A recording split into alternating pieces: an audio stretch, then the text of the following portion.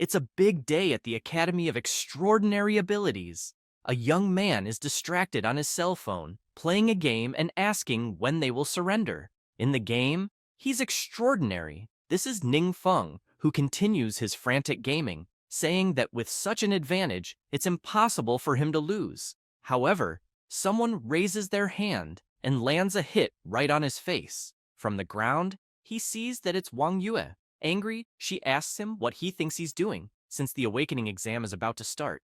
And isn't he going to prepare a little instead of playing games? He, smiling, asks if work and play aren't a great combination. Besides, he's already 18. At most, he'll awaken a common 2-star class.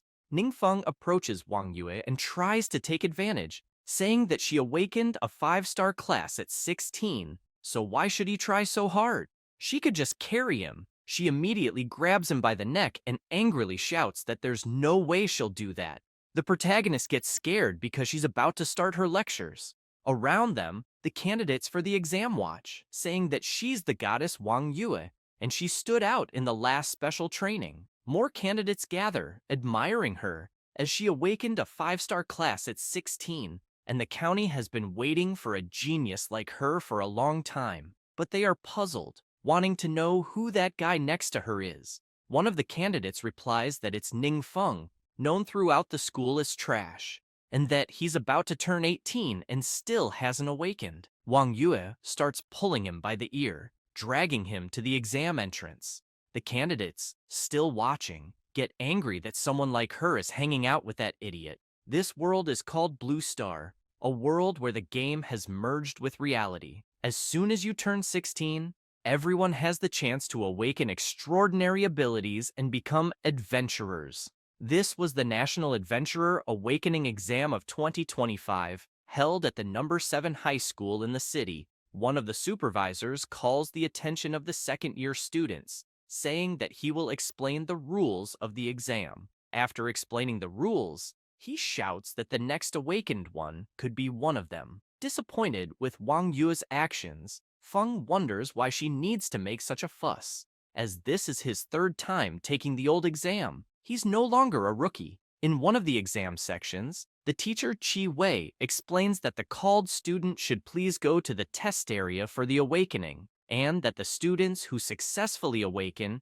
can pick up a set of basic equipment for their class and prepare for the practical test. In line, the candidates start chatting about which class they want, but Feng remains bored until the teacher calls the next 3rd-year student Ning Feng. He steps forward, and all the candidates present start laughing at him. He greets the teacher, and she, smiling, tells him not to worry and to stay calm. In the test area, she asks Feng to place his hands on the crystal and relax his mind. He does, but nothing happens, leaving him worried that he might fail again. However, something catches his attention. The crystal begins to react, surprising everyone present.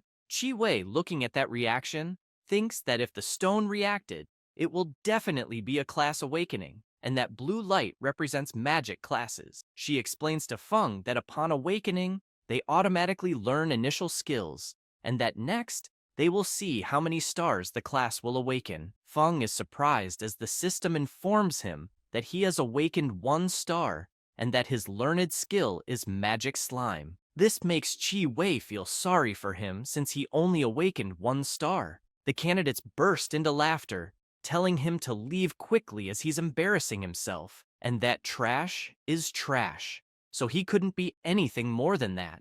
The teacher asks Feng what skill he has awakened, but he remains silent. This prompts the teacher to call him again, and he turns around, unsure of what to say. She imagines he was hit by something big, given how long he's been silent. Looking at him, she still feels sorry for him, as he's still just a 1 star.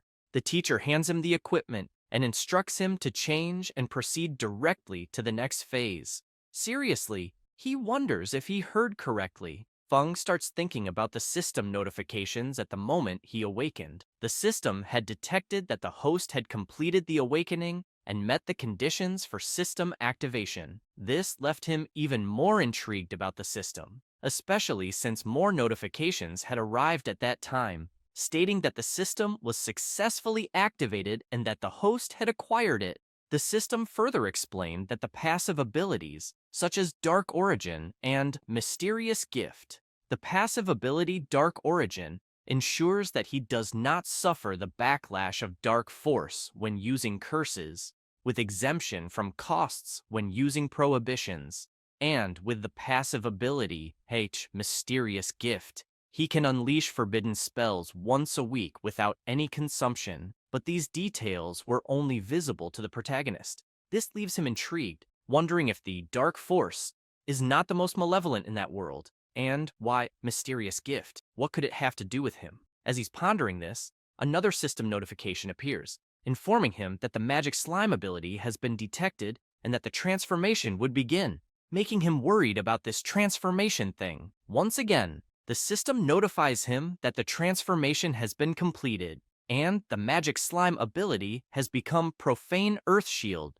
leaving Feng confused. Feng becomes concerned, as this talk of Edtabdet darkening and also forbidden curse seemed quite ominous, especially with the practical test approaching. At the portal to the practical test, the teacher explains that 50 people will form a group and face the monsters in the Denchi Sanctuary, familiarizing themselves with the abilities they've just awakened. However, under no circumstances will the candidates be allowed to form teams with each other. They will not be permitted to attack one another, and drones will supervise the process. Chi Wei asks everyone to check their abilities as quickly as possible and assures them that no one will be able to see. Feng observes on his system that the ability is active and that the Profane Earth Shield, cursed magic, can invoke the dark force from another world to form a barrier capable of crushing any enemy that approaches. He becomes thoughtful about the cursed magic, because those words sounded quite dangerous. And if it's some kind of malevolent magic, he'll be in trouble if someone finds out. While thinking about this, everyone starts entering the portal, but intrigued by the information he had received about his abilities, he keeps asking the system for more explanations, which in turn provides him with nothing. Heading straight to the portal, already in the test area, everyone was already frantically battling, quite excited. Feng watches from a distance, noticing that more and more goblins are arriving. However, he remembers that the entire field is under drone surveillance, so he can't use that curse recklessly. But he also remembers that he doesn't have other means of attack, so he'll only be able to hide and wait for the opportunity. One of the drones starts hovering right above Feng. In the test supervision room, Captain Zhou, seeing those images, gets angry, saying that while others are killing monsters and leveling up, what the hell is that guy doing? Chi Wei, trying to be lenient about the situation, says that the young man awakened a bit late and that, moreover, his health is not very good, and his only activated ability is a defensive magic, so it's not suitable for individual combat. Hearing this makes the captain even more irritated, asking them to call Feng out, as there's no need for him to continue in the exam, since, anyway, he's just a one-star class and won't be a true adventurer. One of the people in charge of supervising the images coming from the drones interrupts him, asking him to take a look at something quickly. Zhou turns around, asking what's going on. Sweating profusely, the guy with glasses says he wasn't sure what had happened. It seemed that one of the drones had been attacked by something, and the transmission had been cut off. To make matters worse, he points to the radar, saying that the monitoring alert detected a power fluctuation far above the average in the sanctuary. Immediately, Captain Zhou shouts,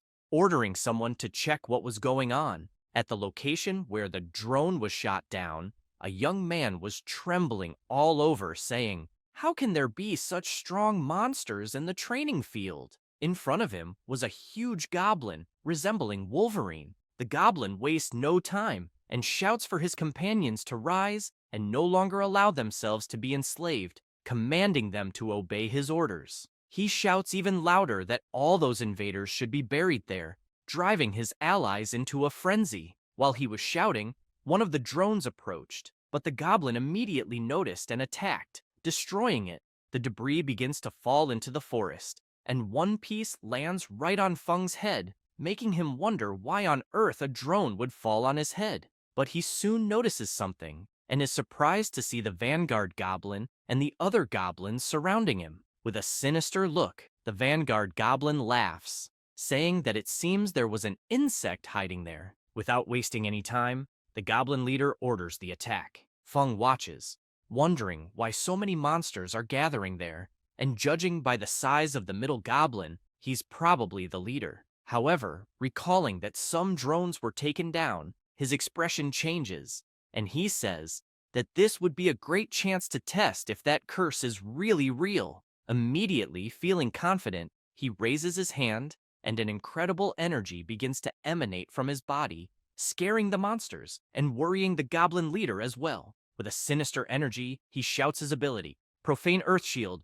causing several terrifying creatures to rise from the ground. Back in the supervisor's room, the guy with glasses informs Captain Joe that all transmissions have been lost, and that suddenly there was a leak of dark force in the sanctuary. It's suspected that a magic beast of king level or higher has appeared. Immediately, Captain Joe orders reinforcements to be called, and for all nearby civilians to be evacuated. This horrifies teacher Chi Wei as well, as she wonders how a magic beast of king level or higher, with the power to destroy an entire city, could appear on the day of the exam. Back at the battle with the protagonist, the goblin leader is terrified by what he's witnessing. As the protagonist is consumed by that ability, a strange dark power envelops him, making his creatures tear through the goblins. Feng begins to look at his hands, thinking that cursed magic works that way. At this moment, the goblins continue to be slaughtered by the creatures the protagonist conjured,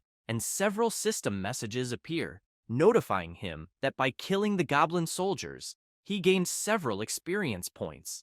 A dark energy begins to approach the goblin leader, leaving him frightened, as he says that the power of the dark force is simply incredible, and he wonders how that human obtained it. As that enormous power approaches, he tries to run, but he feels his movements becoming extremely slow. But it's too late.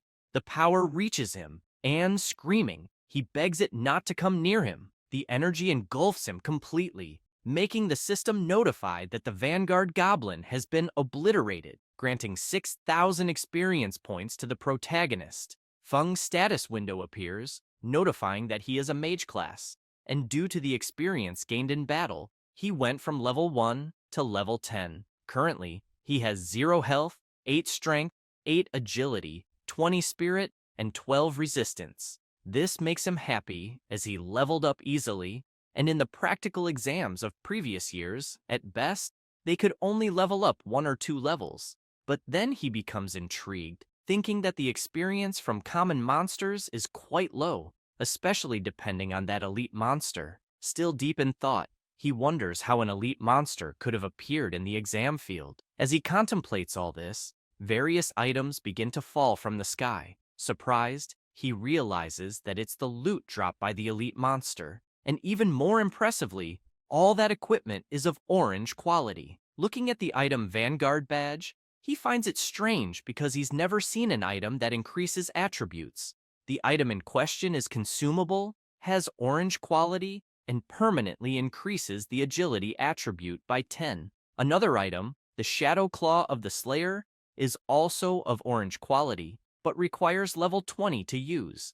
It grants an additional 13 strength, 16 agility, 10% attack speed, 5% critical rate, and 10% chance to activate combo, and it can be used 3 times. Feng is thrilled with the items, even though he can't use the claw yet, but he thinks he could get good money by selling them. Confident, he believes that now he can easily face higher-level monsters and finally start to prosper. Just as he's thinking this, the supervisors announce that all students must immediately abandon the test and use the teleport scrolls to exit, which makes him worry about what's happening. Looking around more carefully, he notices something. Feng turns in all directions, realizing that everything around him has been devastated, and he thinks that all those craters are the work of the dark force, which is terrifying. Once again, the supervisors make an announcement, and immediately he uses the teleport scroll, saying that it's better to get out of there quickly to avoid being discovered. One by one, the candidates start to return, And, finally, Feng as well. The supervisor immediately instructs them to leave the area and go home. Frustrated, Feng keeps thinking about magic beasts of king level or higher. Even if everyone there joined forces, they wouldn't be able to resist. Still worried, he wonders if the reinforcements arrived in time. However, he changes his reaction because, unbelievably, the source of dark energy disappeared. But this makes him suspicious, wondering if it's possible that the monster escaped from the sanctuary. Chiwei continues listening to orders over the communicator, saying that this situation has gone beyond what they can handle and that no one should cause alarm. They must avoid large-scale disturbances and initiate the school's magic seal, leaving only one exit so that unrelated people can leave quickly. Feng approaches, calling for the teacher. She, sweating nervously due to the situation, asks the protagonist if he's okay. Unconcerned with what's happening, he says he's fine, but she shouts for him to return immediately because the school is temporarily closed, and he should not come back unless necessary. Away from the school, Feng and Wang Yue are talking. Wang Yue tells the protagonist that the teacher had a very strange expression, as if they were facing a mortal enemy. She mentions that rumors say a source of unknown energy was detected inside the school, and that the entire school has been isolated. This makes Feng wonder if it's possible that the unknown energy source has something to do with that elite monster. Disappointed, he thinks that just as he awakened, the school got shut down. Wang Yue becomes worried about him, thinking that the event had a big impact on him. She tries to cheer him up, saying that defensive magic can guarantee his survival, but they aren't suitable for individual training. Starting tomorrow, she says, he'll join them as part of a team. Trying to appear strong, he declines and thanks her, saying she shouldn't worry as he can train on his own. With a foolish expression, he imagines himself resolute with his power, but at the same time, he knows he can't expose himself because if they discover the forbidden dark magic, it'll be a problem. Wang Yue, serious, points her finger at him and says she won't accept his refusal and that tomorrow morning at 8 o'clock, they'll be waiting for him at the west gate. With that, she leaves, leaving the protagonist talking to himself. In shock, Feng thinks that woman acts like she's his wife, behaving that way. Sweating nervously, he wonders what he'll do now, and if it would be a good idea to come up with some excuse. But he decides it's better not to, as dealing with her personality is relatively difficult. As he thinks about this, an idea comes to mind, but he's not sure if it will work. Feng decides to head to the Yuancheng trading house. Looking at the huge building, he thinks that some weapons come with built-in abilities.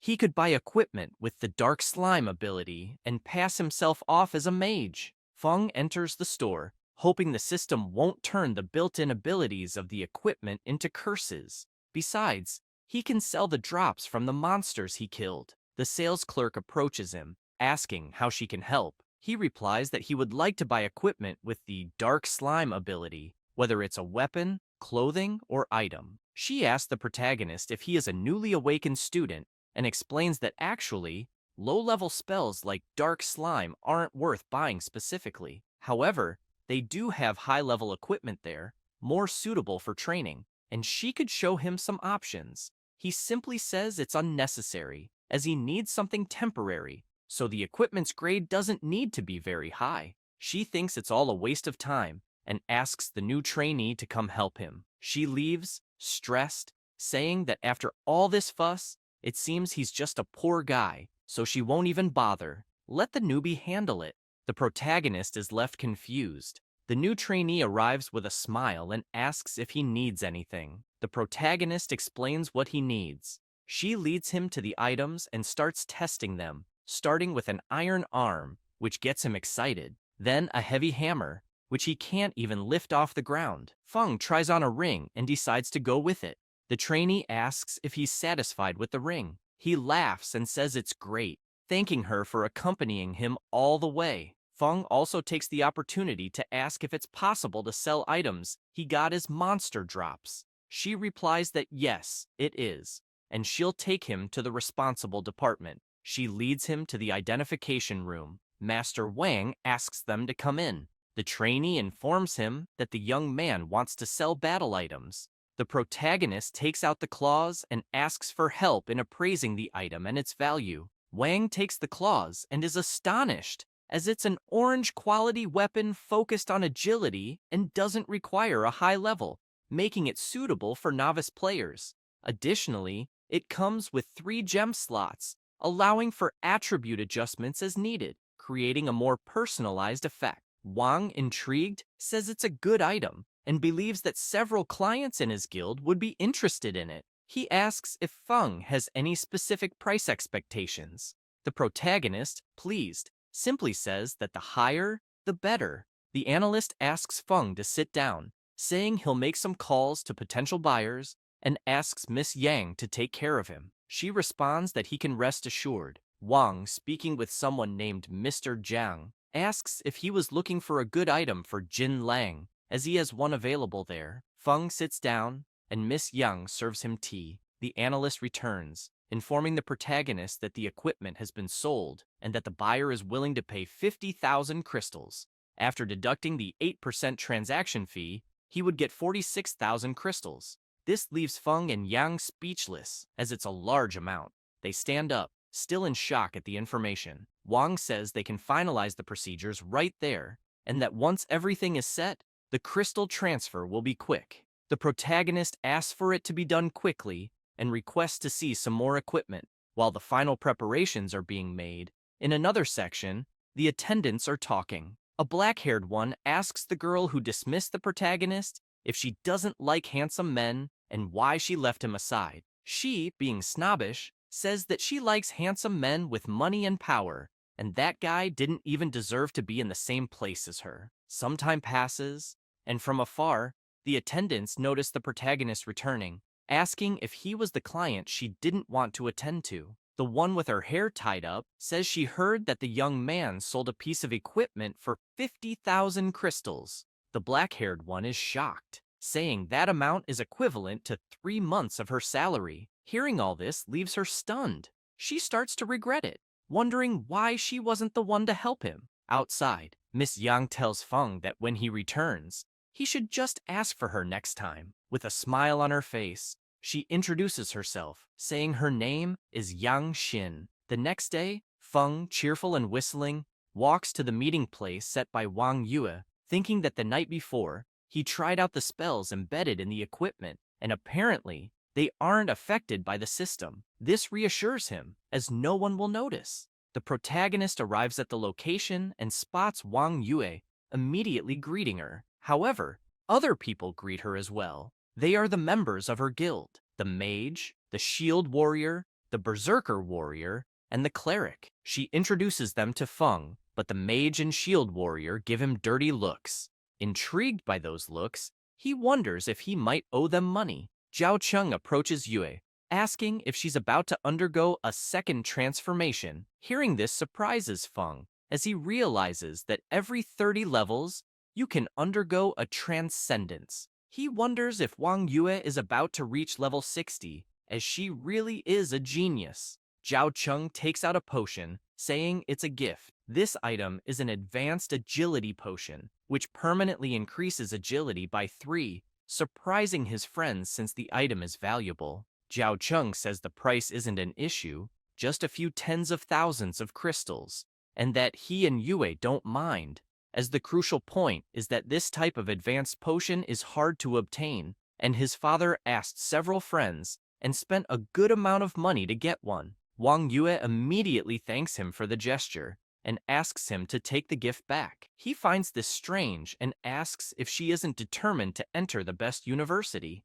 She turns away, saying she doesn't need it, as they have other matters to attend to, leaving him talking to himself. However, he points a finger at the protagonist, asking if she really wants to waste time with that kind of trash. Immediately, she turns with a sinister look, telling him to be careful with his words. He smiles and asks what will happen if a 1-star isn't trash after all. Bored, Feng wonders why this guy keeps attacking him. Does he have some kind of problem? The cleric tries to defuse the situation, suggesting they leave, but Zhao Cheng shouts for them to leave him alone, saying that guy barely has enough money to buy a bottle of attribute potion. Feng mocks Zhao Cheng, saying that it's just a potion that adds 3 more attributes, so he should stop showing off. This enrages Zhao Cheng, and he asks how Feng dares to speak to him like that. The shield warrior intervenes in the conversation, saying that Zhao Cheng was speaking too loudly and asks if by any chance he has something more powerful. Cheng starts to smile, proposing a bet. If the protagonist proves he has such an item, Zhao Cheng will immediately kneel. However, if he can't prove it, Zhao Cheng will kneel and bang his head on the ground. At that moment, Feng takes out his item, telling Zhao Cheng to get ready, and asks Wang Yue to take it, as it was her gift. Surprised, she asks if it's the Pioneer's emblem, an item with an appearance that permanently increases attributes. She's never seen anything like it, leaving everyone there astonished, wondering how there could be an item that permanently increases attributes by more than 10. They suspect it must be a fraud. Confident, Feng simply says that whether it's a fraud or not, she should try it out and find out. Looking at the item, she hesitates, unsure whether to take it or not, but the protagonist reassures her, telling her not to worry because he found the item at his house and that it was destined to be hers. He shouts for her to use it quickly, since everyone there is eager to see. She uses the item, and an energy begins to envelop her arm, leaving everyone surprised. Please, she says that her attributes have indeed increased, astonishing the cleric. Meanwhile, the shield warrior and Zhao Cheng can't believe it. Cheng suggests that the protagonist probably stole it. Smiling, Feng says he'd better keep his promise. Immediately, Zhao Cheng refuses, but Wang Yue asks if he isn't a man, and if he's going to back out. He looks around, hoping for someone to help him, but everyone is giving him dirty looks. Nervously, he begins to kneel, ending up on his knees before the protagonist. Feng, satisfied with this, tells Wang it's time to leave and says goodbye to everyone, saying they'll see each other around. She tries to apologize, but Feng interrupts her, asking her to stop because their relationship doesn't allow for that kind of thing. Smiling, he says that she really doesn't need to accompany him. He would prefer that she achieve the second transformation first and get into the best university, because with her by his side, he can't train efficiently. Concerned about Feng, she asks him not to get discouraged and hands him a book, saying it's for him. Not quite understanding what it is, he asks if it's a skill book. She replies that it is, and when he reaches the appropriate level, he should learn those skills. Feng asks if all of them are purple quality, and judging by the look of them, if they're all expensive. She responds that they don't come close to the value of the item he gave her. He smiles and closes the book, saying he'll accept it. Now, in the dungeon, sinister cemetery, zombies are emerging from their graves and attacking. But soon, 2 attacks are launched in their direction, hitting each one squarely in the head, scattering their remains everywhere. It was Wang Yue with her bow, making the protagonist happy because she had succeeded once again. But soon, he feels sad, thinking that the experience there is very low. However, he can't tell Wang Yue that he's already at level 10. At that moment, she notices her communicator ringing. She answers, and her friend informs her that she just received a message saying that the great boss, Fallen Necromancer, is about to appear. She also says that it's a rare opportunity and asks if Wang Yue is going. Zhao Cheng notices that the cleric is talking to Wang Yue and insists that she must go, because how else would they defeat the boss? He also adds that the Fallen Necromancer might drop rare items for mages, which is very important to him. She tries to downplay it so that Wang Yue doesn't hear those absurdities. Wang Yue thinks for a moment and looks at Feng, who tells her to go ahead, assuring her that everything is fine. After all, they're all in the same dungeon, and she can continue training later. She takes a deep breath and says that it's okay then, but asks Feng to proceed to the safe area and wait for her. He smiles and agrees. Quickly, she heads toward her group. Feng, with a sinister look, says that he's finally alone, and the possibility of that great boss appearing seems to indicate that it's his lucky day. Confident, he affirms that fortunately, he had already prepared for that day and learned 2 new skills. In any case, They can all be used once for free, so it's better to have as many curses as possible. The system notifies him that his passive ability, Mysterious Gift, will allow him to release forbidden spells once a week without any consumption. Feng begins to stretch, saying that with his current level, he only has 3 skill slots, and the skill books Yue gave him can only be used after level 15. In another part of the Sinister Cemetery, there are several monsters everywhere, and a guild observes from a distance. The tank warrior informs them that the great boss is appearing in the deep tower of the dungeon, and they need to kill everything along the way to get there. He asks them to be very careful, as the difficulty of that dungeon is high, and the monsters inside are very dangerous. As he says this, a huge flame passes right in front of them, leaving them frightened. The guild girl urges them to move quickly, because an adventurer team is already ahead of them. The tank warrior is outraged, asking how that's possible. Surprised, the mage says that it's Wang Yue and Zhao Cheng from the Sovereign Lion Guild. Even at the national level, they are considered new talents, truly deserving of their reputation. On the battlefield, they continue destroying everything. Zhao Cheng yells that the boss is definitely his, and asks if those fools think they can compete with him. Wang Yue, with her bow, keeps obliterating multiple targets at the same time, leaving her guildmates amazed. The cleric asks the berserker if he noticed that Yue had gotten stronger, and he replies that he definitely did, especially since her agility had increased by 10 points.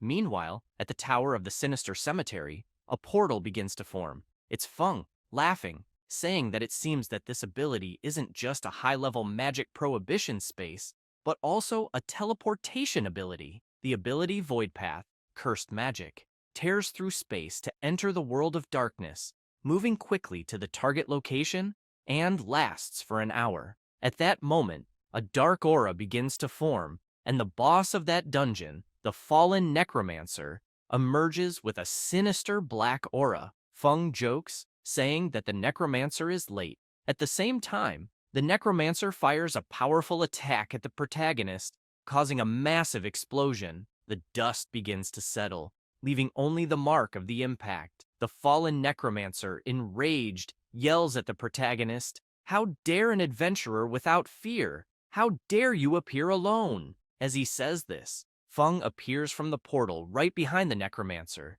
using the Void Path ability. With a piercing gaze, he says that he doesn't want to share the loot with others.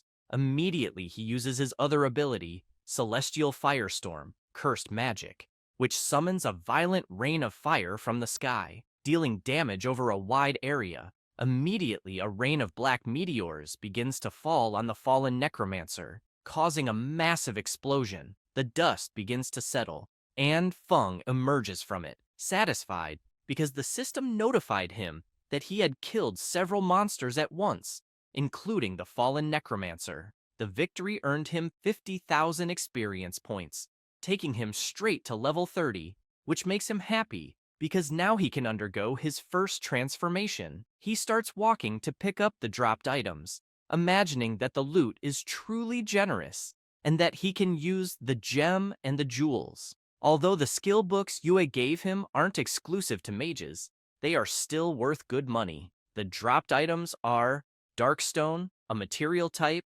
which grants 20% more magic damage and 20% more life drain. Necromancer's Pendant, which grants 15 more strength, 20 more spirit, 100 more mental resistance, 100 more curse resistance, and immunity to toxins, and can be used 3 times. And finally, and most importantly, the Necromancer's Insignia, a consumable item that reduces 3 permanent life points, but gives 15 more spirit permanently. Feng immediately chooses to use the Necromancer's Insignia, thinking it's acceptable even if it reduces his life. The system notifies him that a special item, the Necromancer's Micro Recorder, has been detected. During the transition, it could unlock the hidden profession Necromancer Sorcerer, or activate the prerequisite mission for the hidden profession God of Universal Magic.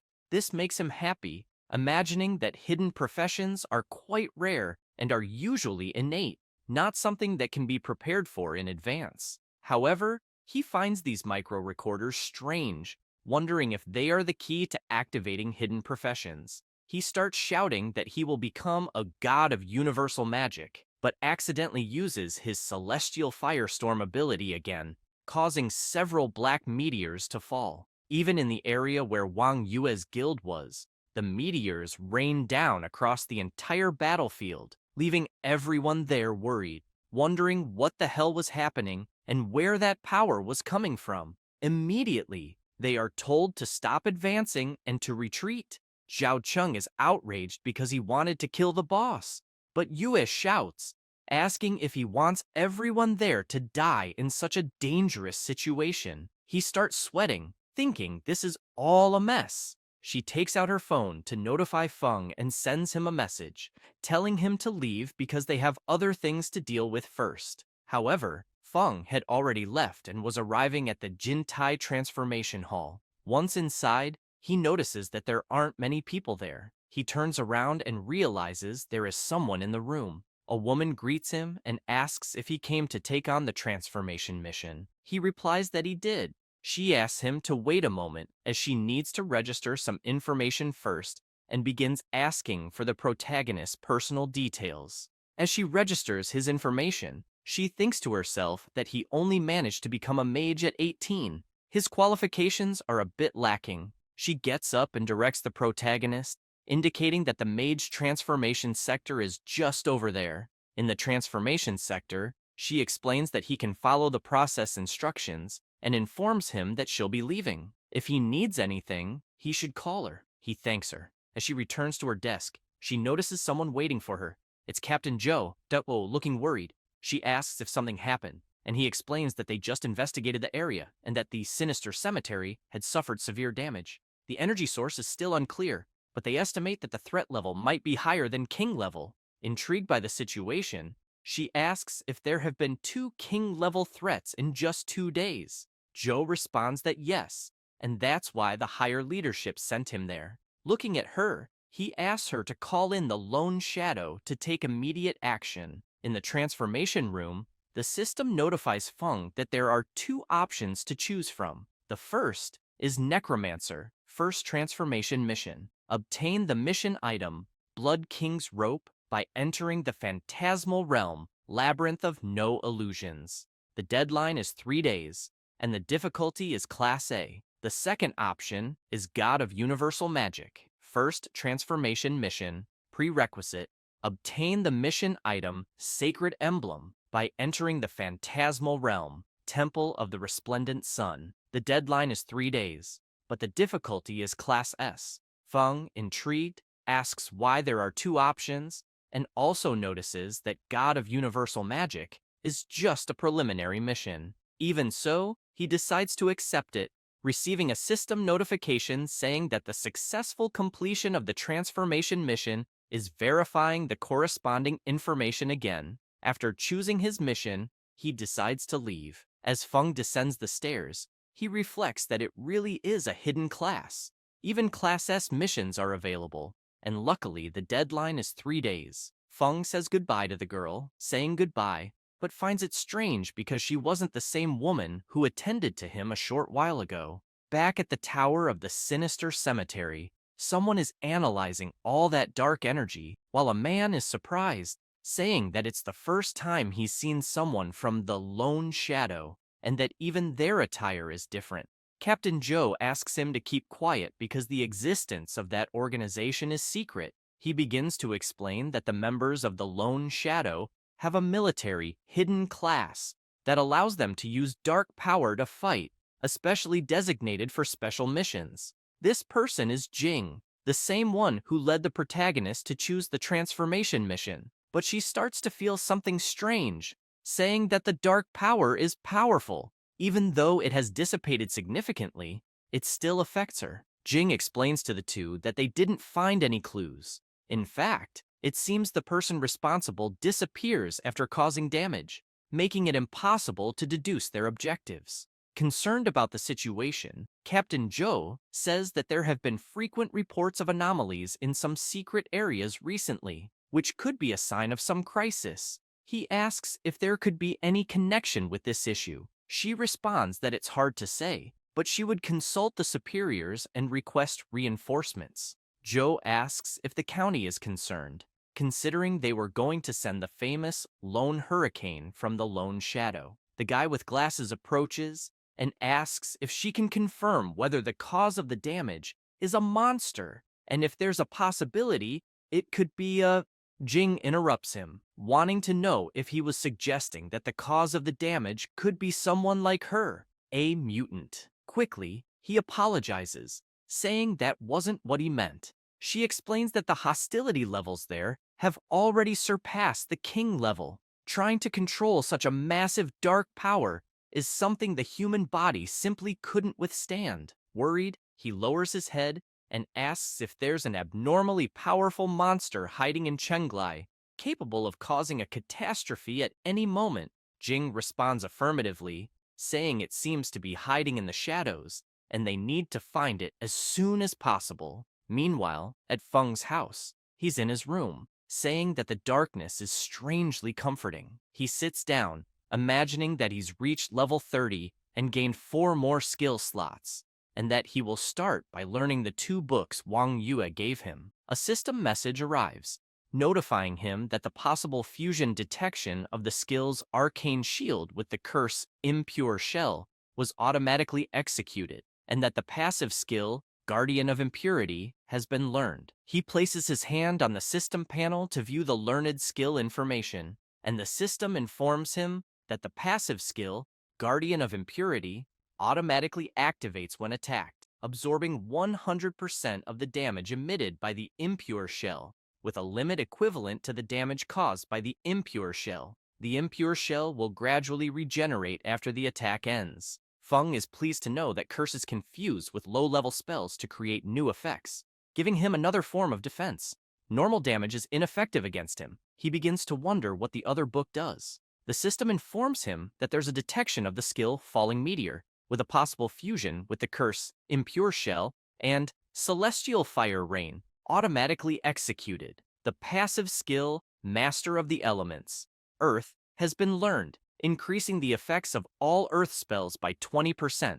Looking at his skills in the system, he imagines that he still has 4 skill slots, so he decides to buy more books at the Yuan Cheng trade market. Day breaks, and the protagonist decides to head to the trade market. He enters and passes by a receptionist who notices him, thinking he's the same guy from before. She stops and greets him, but he says he's looking for Miss Yang Xin. She starts to flirt, saying that Xin is busy with another client and that today she would be the one to assist him. Feng says it's not necessary, as he'll look around by himself. This makes her furious, asking if the protagonist isn't a man and how he dares to refuse her offer. She runs after him, saying not to worry, that it's part of her job.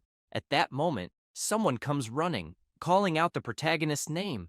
It was Xin. Feng asks if she had finished her work. Tired and out of breath, she explains that she wasn't busy, just eating something, and a colleague informed her that he was there, so she came running. Feng apologizes for interrupting her meal and says he'll invite her to dinner later as compensation. Embarrassed, she says, how could she accept such an offer? The other receptionist just watches the conversation, furious at being sidelined. In Wang's office, he places the 2 books on the table, saying that he'd like to request that they sell them to him, and he'd also like to buy some mage skills. He says there's no problem at all and asks Miss Xin to accompany him. Wang is intrigued by the protagonist, because last time he took an orange weapon, and this time they're purple skill books. He starts to take an interest in his background, thinking it would be best to send someone to investigate. Night falls, and they are dining, having a great time. Feng raises his hand and shouts for the bill, but she says she already paid, leaving him embarrassed. Asking if they hadn't agreed that the protagonist would pay, she smiles and says no, and that she has a reason for inviting him, so there's no need to worry. They stand up, and he, not understanding anything, asks what the reason could be. She laughs and says it's a secret. Feng says he owes her a dinner. Xin tells him not to worry about it, and that they'll talk later, as she needs to head somewhere else and will take a taxi. He responds that it's fine, and wishes her a safe trip.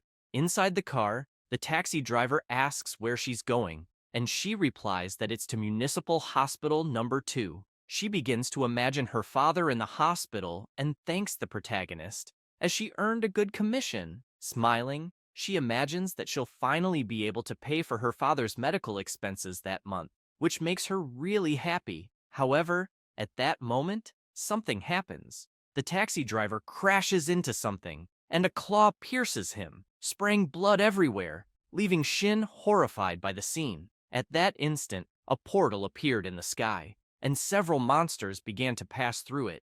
Immediately, she opens the car door and jumps out, falling hard to the ground, not realizing there was a monster on top of the car. Surprised by the event, she asks what is happening and why monsters appeared in the safe zone, but soon she notices there's a monster right behind her. From the portal, someone else emerges, emanating an incredible energy and giving a sinister smile. An explosion occurs, making the monster furious. It was Shin, disappointed with her attack, as that monster was clearly stronger, and she was just a level 1 mage with a 1-star attribute. Without wasting time, the monster charges at her, ready to kill her, but Joe arrives at the last minute and decapitates the monster's head. He asks how she is, and tells her that if she can move, she should find a place to hide. She replies that she's fine, and will immediately look for a safe place. Joe observes the surroundings and asks if everything there is corrupted, explaining that the secret realm has begun to merge with reality, and he had never seen such severe decay before. Looking at the monster's head, he imagines that these creatures aren't something a common person with only 1 star can face. Remembering what the guy with glasses said about there being an incredibly powerful creature hidden in that domain that could bring destruction at any moment, he starts to consider that this might be possible. However, he notices a huge hand coming toward him and dodges at the last minute. Joe finds the attack strange, wondering if it was a mutant. Then a sinister figure introduces himself, saying that he's not that kind of trash, but rather a guardian of darkness called the Spring Observer. Hearing this intrigues him, as he's never heard of the Spring Observer, but he figures it's best to leave that aside for now, since there are more pressing matters. Immediately, he charges at the Observer, striking with his sword, but the Observer counters with a powerful punch, sending Captain Joe flying. He starts to think this is really bad, as he realizes that the Observer has at least the power of the 3rd level. The Observer places his finger on the ground, and dark energy begins to overflow, declaring that this is his territory. With a sinister expression, he says that someone as weak as Joe would never be worthy of being his opponent, and he approaches Joe, landing a full-force blow, causing blood to splatter everywhere. With the impact, Joe is thrown far away. The Observer, laughing, shouts that he has indeed become stronger, and that stepping on this land feels like a continuous flow of power emerging. However, he hears a voice coming from his amulet, saying that he is an insignificant human and should not get caught up in his own vanity. Quickly, he apologizes. A dimensional rift appears above him, emitting a voice that says weakness is his power, and that if it were present, he would be nothing more than crawling trash on the ground, just like all his companions. Hearing this paralyzes him, leaving him in shock. Something begins to emerge from the dimensional rift, gradually taking shape until a sinister entity emerges from it, making the Observer kneel, trembling, as he hears the entity say that he must prove that he still has some value. She orders him to use the people of that city as sacrifices for her dominion in that world. Trembling, he says he understands. At that moment, someone pulls back a curtain. It was Feng, who is surprised to witness something in front of him. He looks around and sees that a battle took place there, notices a monster in front of him, and imagines that he only went to the bathroom, and all of this happened. The monster turns, noticing the protagonist's presence, and leaps toward him. Some cracks begin to appear in the ground. Feng uses his new magic, Stone Thorn Walls, which hits the monster squarely. He explains that fortunately, he paid a lot of money for that weapon, with an additional purple skill, allowing him to take advantage of his type of magic. He opens the door, noticing that the Observer was carrying Captain Joe, and that the entire scene was corrupted. With a sinister look, the observer drops Joe to the ground, bleeding, telling him to wait, as there's still a little worm that escaped. The observer jumps and goes all out toward the protagonist, who wonders what that thing is. He grabs him, but notices something strange. Looking at Feng, he realizes that the protagonist is enveloped in dark magic and finds it very strange. How did he manage to block his attack? The entity that possessed him begins to be fascinated by that powerful black shadow power. And, looking at the protagonist, it notices that his power is far beyond the ordinary and feels drawn to him, because his aura is more terrifying than death itself. Feng imagines that this guy seems strong and wonders if by chance he would use some forbidden curse in the city. He opens his eyes, releasing the energy he was concentrating, completely shattering the shell that enveloped the observer's arm. Immediately, the entity releases its mental control over the observer, causing him to scream for it to return. However, the entity simply says that the user he's calling is out of service and that he should handle it himself. The entity starts to return to the portal. Several creatures awaited it at the portal as they were closing the doors until, finally, they close. The observer says that his strength and power are fading away. Feng notices this with a sinister look and begins to imagine that the mutants are those who, during the awakening process, acquired the hidden shadow class. They are capable of using the power of darkness, possessing much greater strength than normal classes of the same level. However, at the same time, once they lose the protection of the power of darkness, they go insane. Seeing that the observer was about to start losing his mind, Feng uses his stone thorn ability, finishing him off completely, and comments that they are really difficult to deal with. Tired, he takes a deep breath, imagining that, luckily, he was able to focus entirely on his attack without worrying about defense. Worried, he thinks he needs to pick up the items that fell on the ground first, before anyone notices, and then get back home as quickly as possible. In another part of the city, Jing and an assistant are walking through the chaotic scene. The assistant says that the monsters have retreated and that the field distortion has also disappeared. Jing becomes thoughtful as two destruction spells, distortions invading reality, always appearing suddenly and disappearing in the same way. What could the enemies be planning? Jing asks her assistant about the other locations. She replies that, overall, they are safe, except for the squad to the south of the city, which suffered heavy casualties, and that their situation is still unknown. Jing remembers that the area to the south of the city is under Captain Zhou's responsibility and decides to go there to check it out. On site, Du-an is observing the body of the observer that the protagonist killed. Intrigued by it, he imagines that the observer lost everything he was carrying. Jing arrives at the scene, shouting for everyone to stay still, and asks who they are. Duna shows his identification, telling them not to worry, as he is a member of the Illusion Beyond the Clouds. She asks if Illusion Beyond the Clouds is that unofficial organization composed entirely of fighters. He responds, "That's exactly right." Jing mentions that she heard they usually operate in secret, so why would they be there? He turns around, saying it's because of him, pointing to the body trapped by the stone thorns, explaining that the body used to be his companion. However, he betrayed the organization and helped invade reality through the distortion, directing monsters to attack the camp.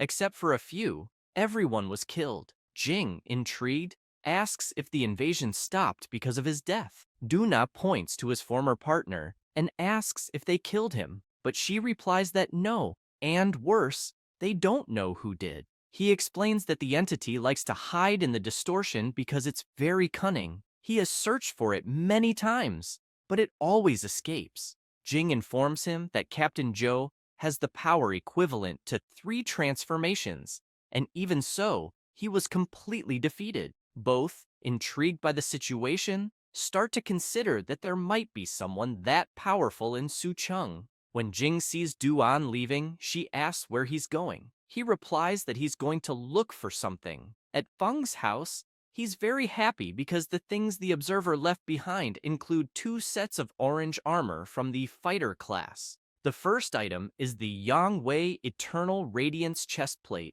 which requires level 120 to use.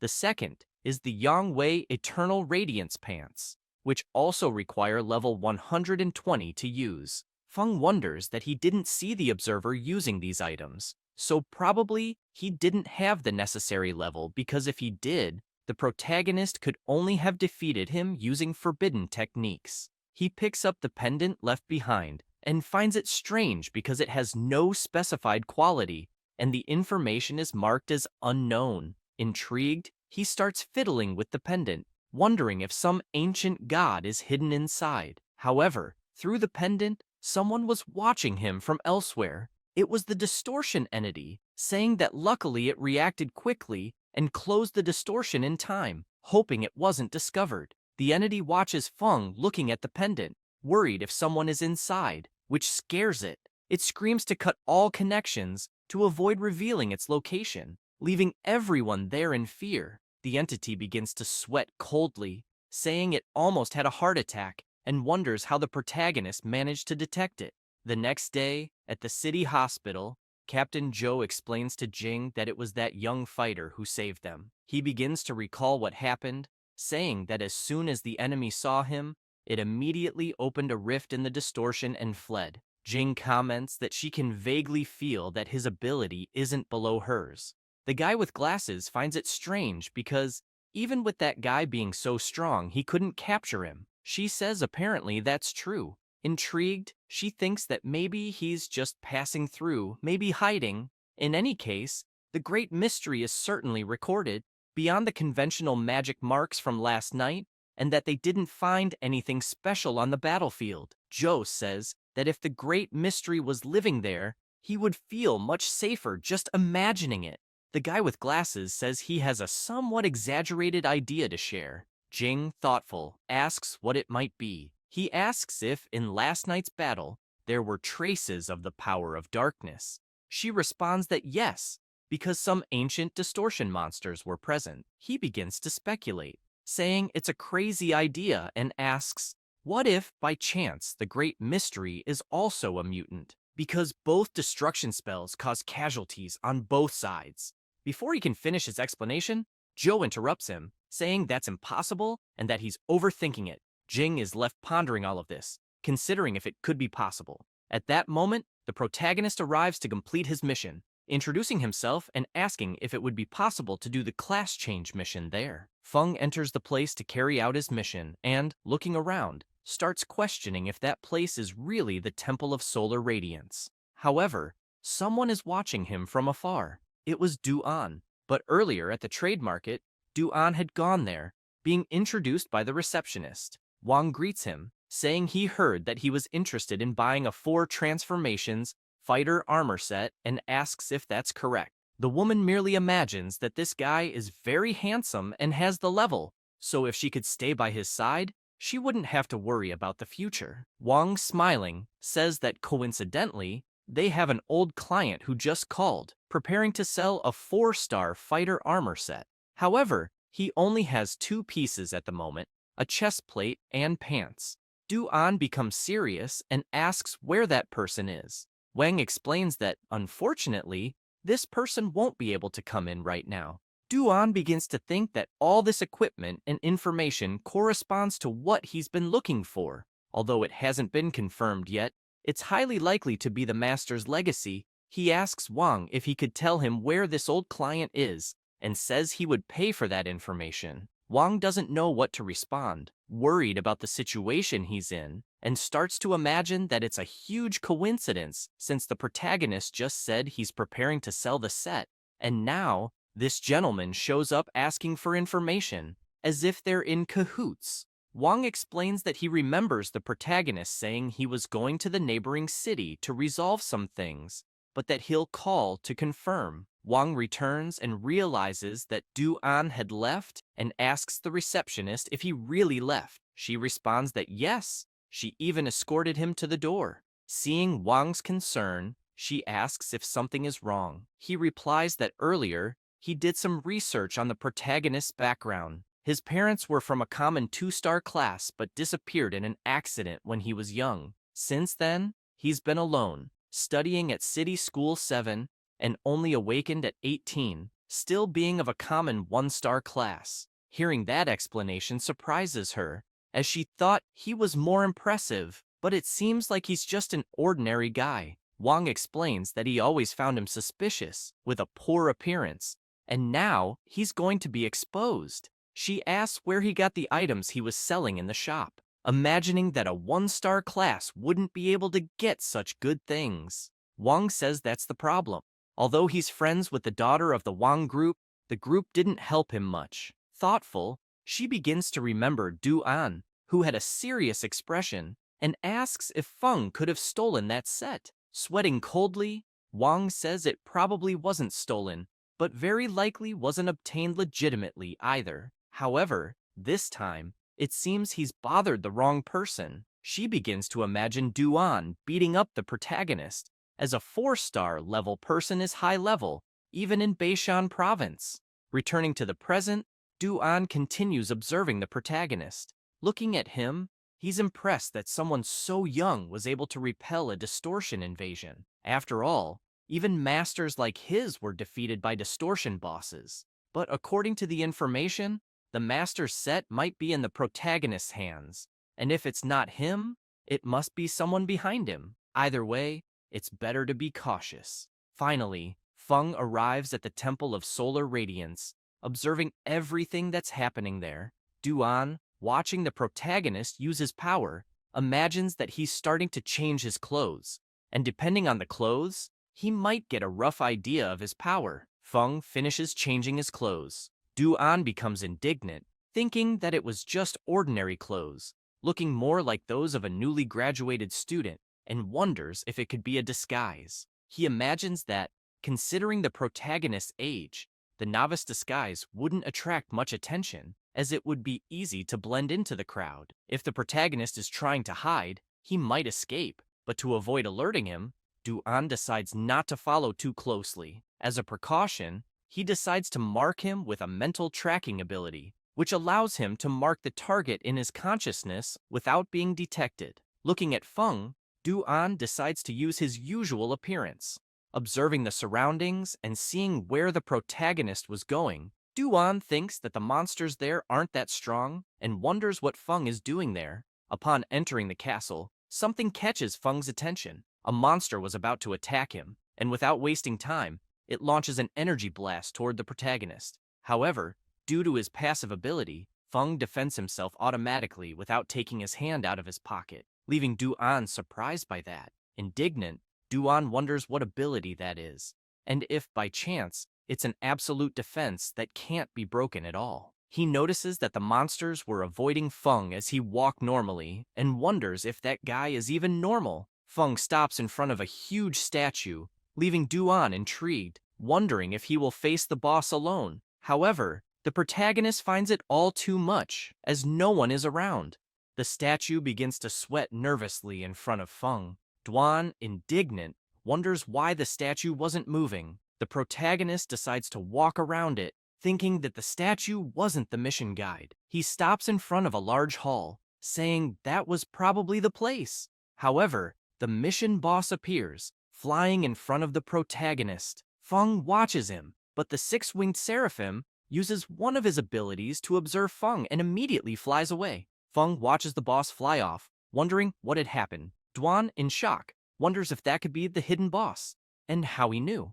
At that moment, the system notifies that the mission Almighty Magic of the First Class Change was to enter the Temple of Solar Light and obtain the mission item Sacred Emblem and defeat the temple's hidden boss, the six-winged seraphim. Feng reflects on the system's notification, but quickly changes his expression, saying that, being an S-level mission, who could handle that during their first-class change? However, the hidden boss, flying away in fear of the protagonist, says that the situation is terrible because he's in his own domain and still has to flee. The atmosphere is tense, with lightning and thunder all across the sky. The boss continues to flee at full speed from Feng, but, without wasting time, Feng raises his hand, using his lightning strike ability, summoning a sinister giant eye in the sky and calling forth a gigantic lightning storm, unleashing a celestial calamity. The lightning strikes down toward the six-winged seraphim,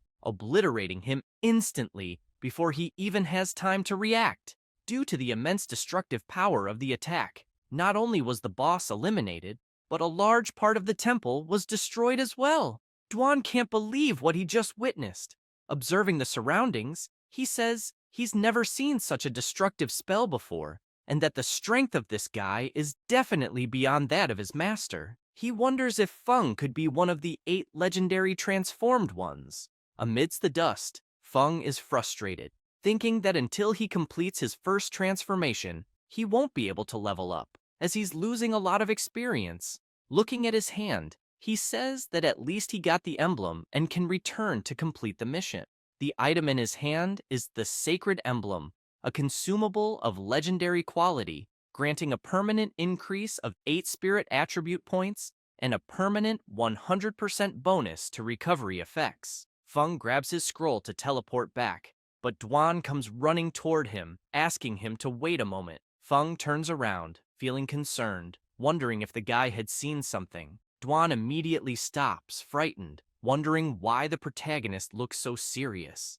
Fearing what Feng might do, he asks him not to get angry, as he will explain everything. However, at that exact moment, they hear an alarm, both becoming concerned about what it could be. Feng raises his arm, asking them to leave first, saying they can talk more outside. Dwan agrees with him. Once outside, the protagonist asks if Dwan had been following him the whole time. Dwan apologizes, saying he had no other intentions and only wanted to confirm something, adding that Feng seems very young, as he doesn't fully trust his vision. Dwan begins to explain that, although his master was strong, he sacrificed his own life to temporarily seal the distortion, but unfortunately, the traitor escaped. Over the years, the traitor has been using humans as sacrifices, trying to undo the seal. Dwan had chased him for a long time, but without success. Feng reflects on that individual, realizing that he was in the 4th transformation, and if it weren't for him showing up on his own, Feng would never have noticed him. But in the end, his level is still too low, and if things continue like this, it's only a matter of time before he's discovered. Looking at the protagonist's sinister expression, Dwan begins to sweat nervously, wondering if Feng had suddenly gone silent to kill him later. Dwan thanks Feng for avenging his master and makes it clear that he is grateful for it, and that if Feng ever needs anything in the future, he should just call him. However, the protagonist remains intrigued, thinking that this guy is not weak and, on top of that, is a loner, and if he can build a good relationship with him, it might be useful in the future. Feng asks him not to tell anyone what happened during the mission, as he prefers to keep it a secret. Dwan assures him not to worry, as he will keep that secret. However, he wonders about the mysterious figure's incredible darkness magic, which didn't harm innocents. In addition, he repelled the invasion of the restricted territory and saved the entire city, and a person so strong and discreet, whatever the reason, deserved his respect. Watching the protagonist, he imagines he will have to stay a little longer in the city of Sucheng. At that moment, Feng's phone rings. He answers, and it's Professor Qi. She asks where he is. Feng replies that he's out of town but about to return, asking if she needs anything. She says there are a few things she wants to ask him when he gets back and that they can talk later. Feng is puzzled as to why she called so suddenly. Jing doesn't understand why the professor hung up so quickly. However, Qi Wei explains that judging by his tone, everything seemed fine, and he was already on his way back. She explains that a student who had awakened a few days ago suddenly reached the 1st transformation, and if it weren't for the coincidence of her investigating, he might have gone unnoticed. The professor says that the protagonist is a good person, as he studies a lot, and that she trusts he's not a bad guy. But Jing explains that she wasn't saying he's bad. However, a few things need to be clarified. She becomes serious, remembering the meeting she had, where the superiors were gathered, and one of them said that, based on preliminary information, they would continue investigating and hope to attract the attention of higher-ups. The old man, with a serious expression, asks if there's anything else to report. Ning remains silent for a few moments, but decides to ask if they think the two destruction spells in the city of Sucheng were caused by mutants. This leaves everyone deep in thought, and the old man replies that she herself is a mutant, so why is she asking that? He explains that mutants use the power of darkness, but must bear a corresponding price. The stronger the mutant, the greater the price they must pay, and they can lose their lives, sanity, or even transform into monsters. Even though it's a common price, if they're careless, mutants can meet a terrible fate, and a mutant equivalent to a king would be impossible. The guy with spiked hair says she's losing her mind, because a king-level mutant, only she could come up with such madness. And, mocking her, he asks if she likes telling stories.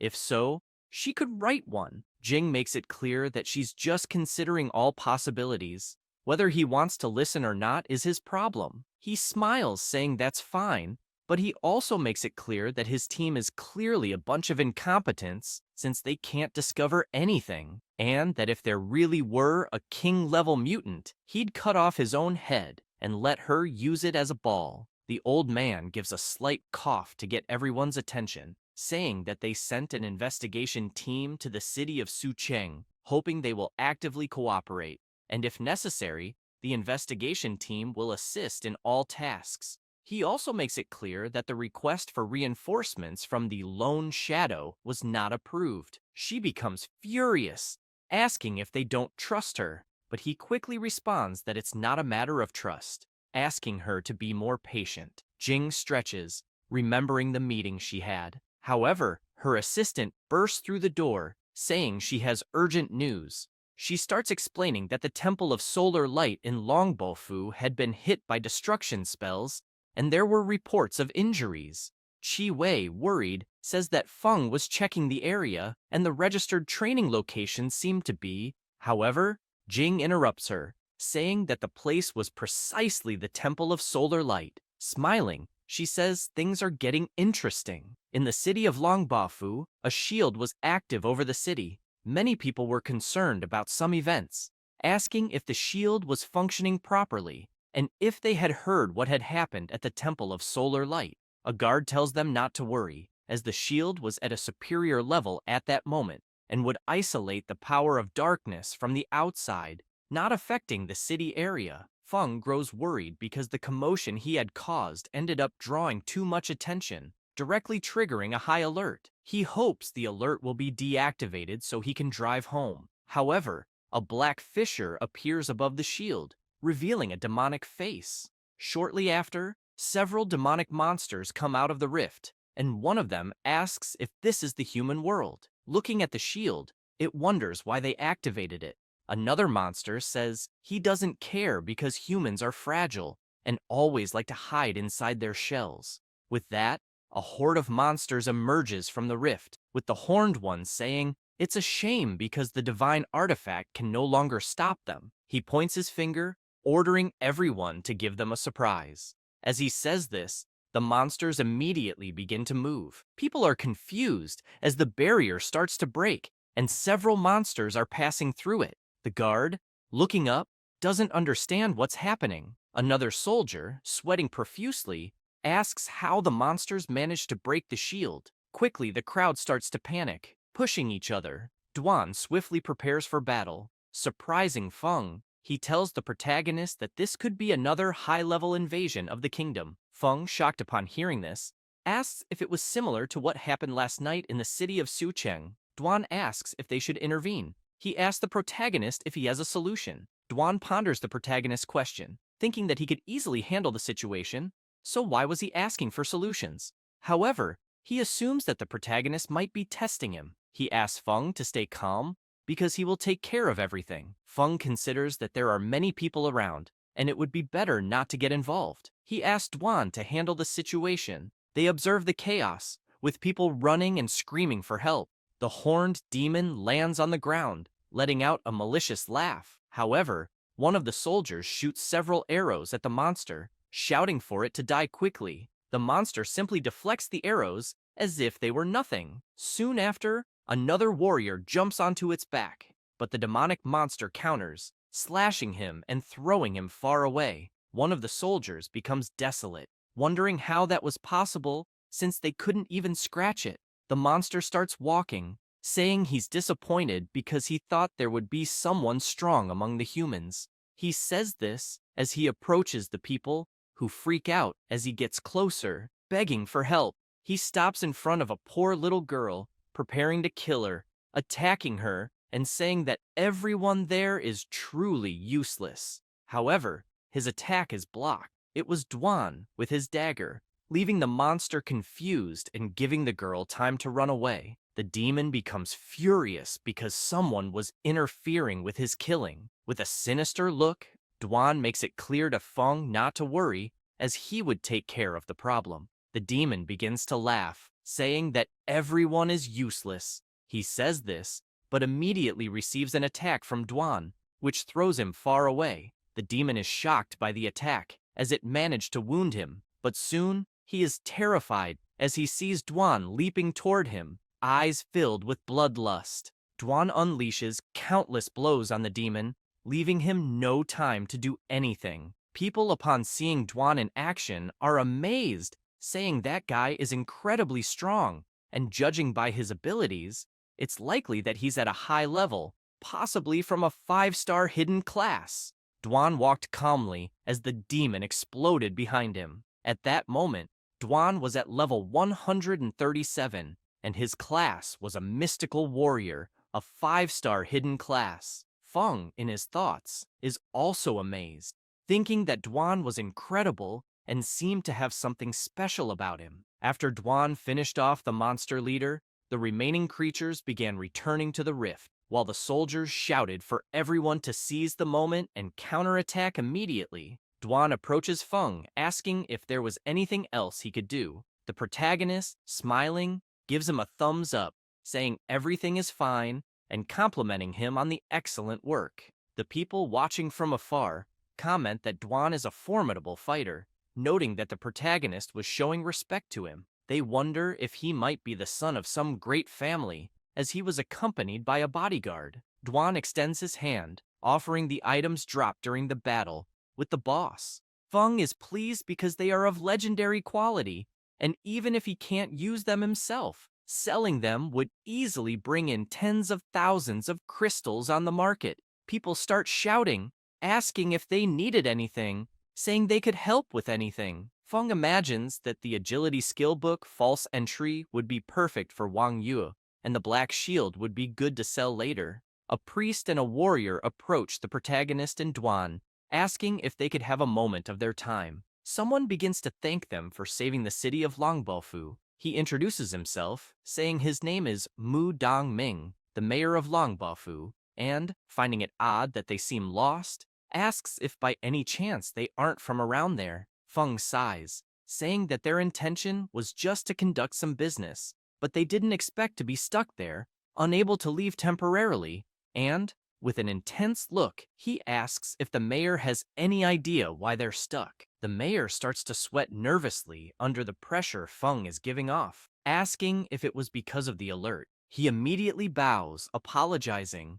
blaming the department for the mistake and for causing them trouble. Feng tries to explain, asking the mayor not to worry, as it had nothing to do with them, and in fact, it was his own fault. Dongming turns and asks for someone to bring the flight scroll he had just bought, saying he would give it to them as compensation for the inconvenience. Feng is surprised by this, as the flight scroll is a great item, being hard to come by, especially in a small city like Longbaofu, and, even though it can only be used once, it provides quick and convenient long-distance travel. The mayor takes the opportunity to say he has a rather embarrassing request. Things haven't been very peaceful there in the last few days, and he asks if they could stay in Longbaofu a little longer, since, as they've noticed, the city's defense is weak. The mayor places a hand on his head, saying he regrets it, but he is out of time and won't be able to grant the request. However, he imagines that the class change mission has a 3-day limit. If they delay there, they won't be able to complete the first change ever again. But, looking at the protagonist, he imagines the crushing look in his eyes and says, it's fine, that they'll leave it for another time. One of the mayor's bodyguards returns, saying that the scroll is ready. Dongming informs Feng that this is the supreme black card of the Yuan Cheng Trading Guild, just a small token of gratitude and respect. Feng, looking at the card, is amazed, thinking that he had heard the supreme black card from the Yuan Cheng Trading Guild is issued only to a very limited number of influential individuals who have many privileges. It's no wonder the mayor could buy the flight scroll, as his position must be quite significant. Duan accepts the gift, and Feng expresses his thanks. The mayor, feeling embarrassed, hopes they accept the gift. If not, he'd worry about being at fault. He emphasizes that if the city of Longbafu is ever in danger, they can ask for their help. The protagonist responds that yes, it's no problem, as long as he has time. Everyone is happy, celebrating, as the city of Longbafu would be safe. Immediately, they use the scroll and fly away, pleased because the scroll was truly effective. Meanwhile, in the class change room in the city of Qinyu, Wang Yue's guildmates are happy, as she and Zhao Cheng were leaving. However, as Yue steps out, she notices something. She sees two trails pass by her. Yue is thoughtful about this, but Zhao approaches, asking what happened. Intrigued, she replies that she just saw two people flying, and she thinks one of them could have been Feng. He starts laughing, saying she must be mistaken, as a flight scroll costs thousands of crystals. How could someone like him afford that? Besides, what would he be doing there, since he had just awakened? Quickly, she turns around with a piercing look, warning him that if he talks badly about Feng again, he'll regret it. Zhao is shocked, wondering what's wrong with him compared to the protagonist. The rest of the group gathers, with the cleric asking them not to worry about those things. She also asks how the second change mission was going. Zhao responds that unfortunately, his was level A, as he couldn't get a level S mission. The berserker says that a level A mission is already very good, as only the lucky ones get a level S. The warrior, flattering Zhao, says that completing the second transformation at 18 already makes him a supernova, coveted by the top universities, and a level A mission is a rare opportunity. The cleric, happy, asks Wang Yue how her mission is going. However, she keeps her head down, not saying a word, leaving everyone worried about her. The berserker comments that Yue looks a bit off, asking if she had gotten a level C mission or lower. Zhao imagines that even the prodigy girl, so highly praised, has her bad days,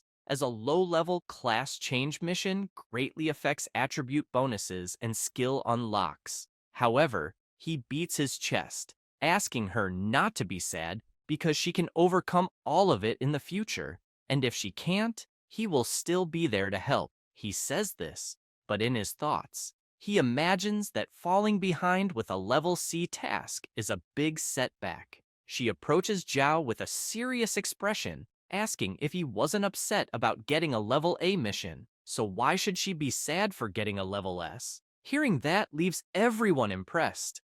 The cleric asks why she didn't mention it before. Yue responds that her situation is different from the others because her mission unlocks a hidden class she had never seen before. Zhao is shocked, wondering how that could be possible, as classes are usually determined upon awakening. He's never even heard of unlocking a hidden class during a class change, thinking Yue must be mistaken. She starts remembering when she was at the class change field. The system notified her that class progression had detected that the player possessed the key item Vanguard emblem, which could advance the initial class Agile Shooter to Shadow of the Vanguard, and the class change mission would also change. In other words, the current class Agile Shooter advanced to the higher class Shadow of the Vanguard, asking if she wanted to advance or cancel. Intrigued, she wonders why that screen appeared and what it all meant. She's surprised to recall that the Vanguard emblem was a gift from Feng, as the item's effect was astonishing. Thinking back, she remembers how confident he was at that time,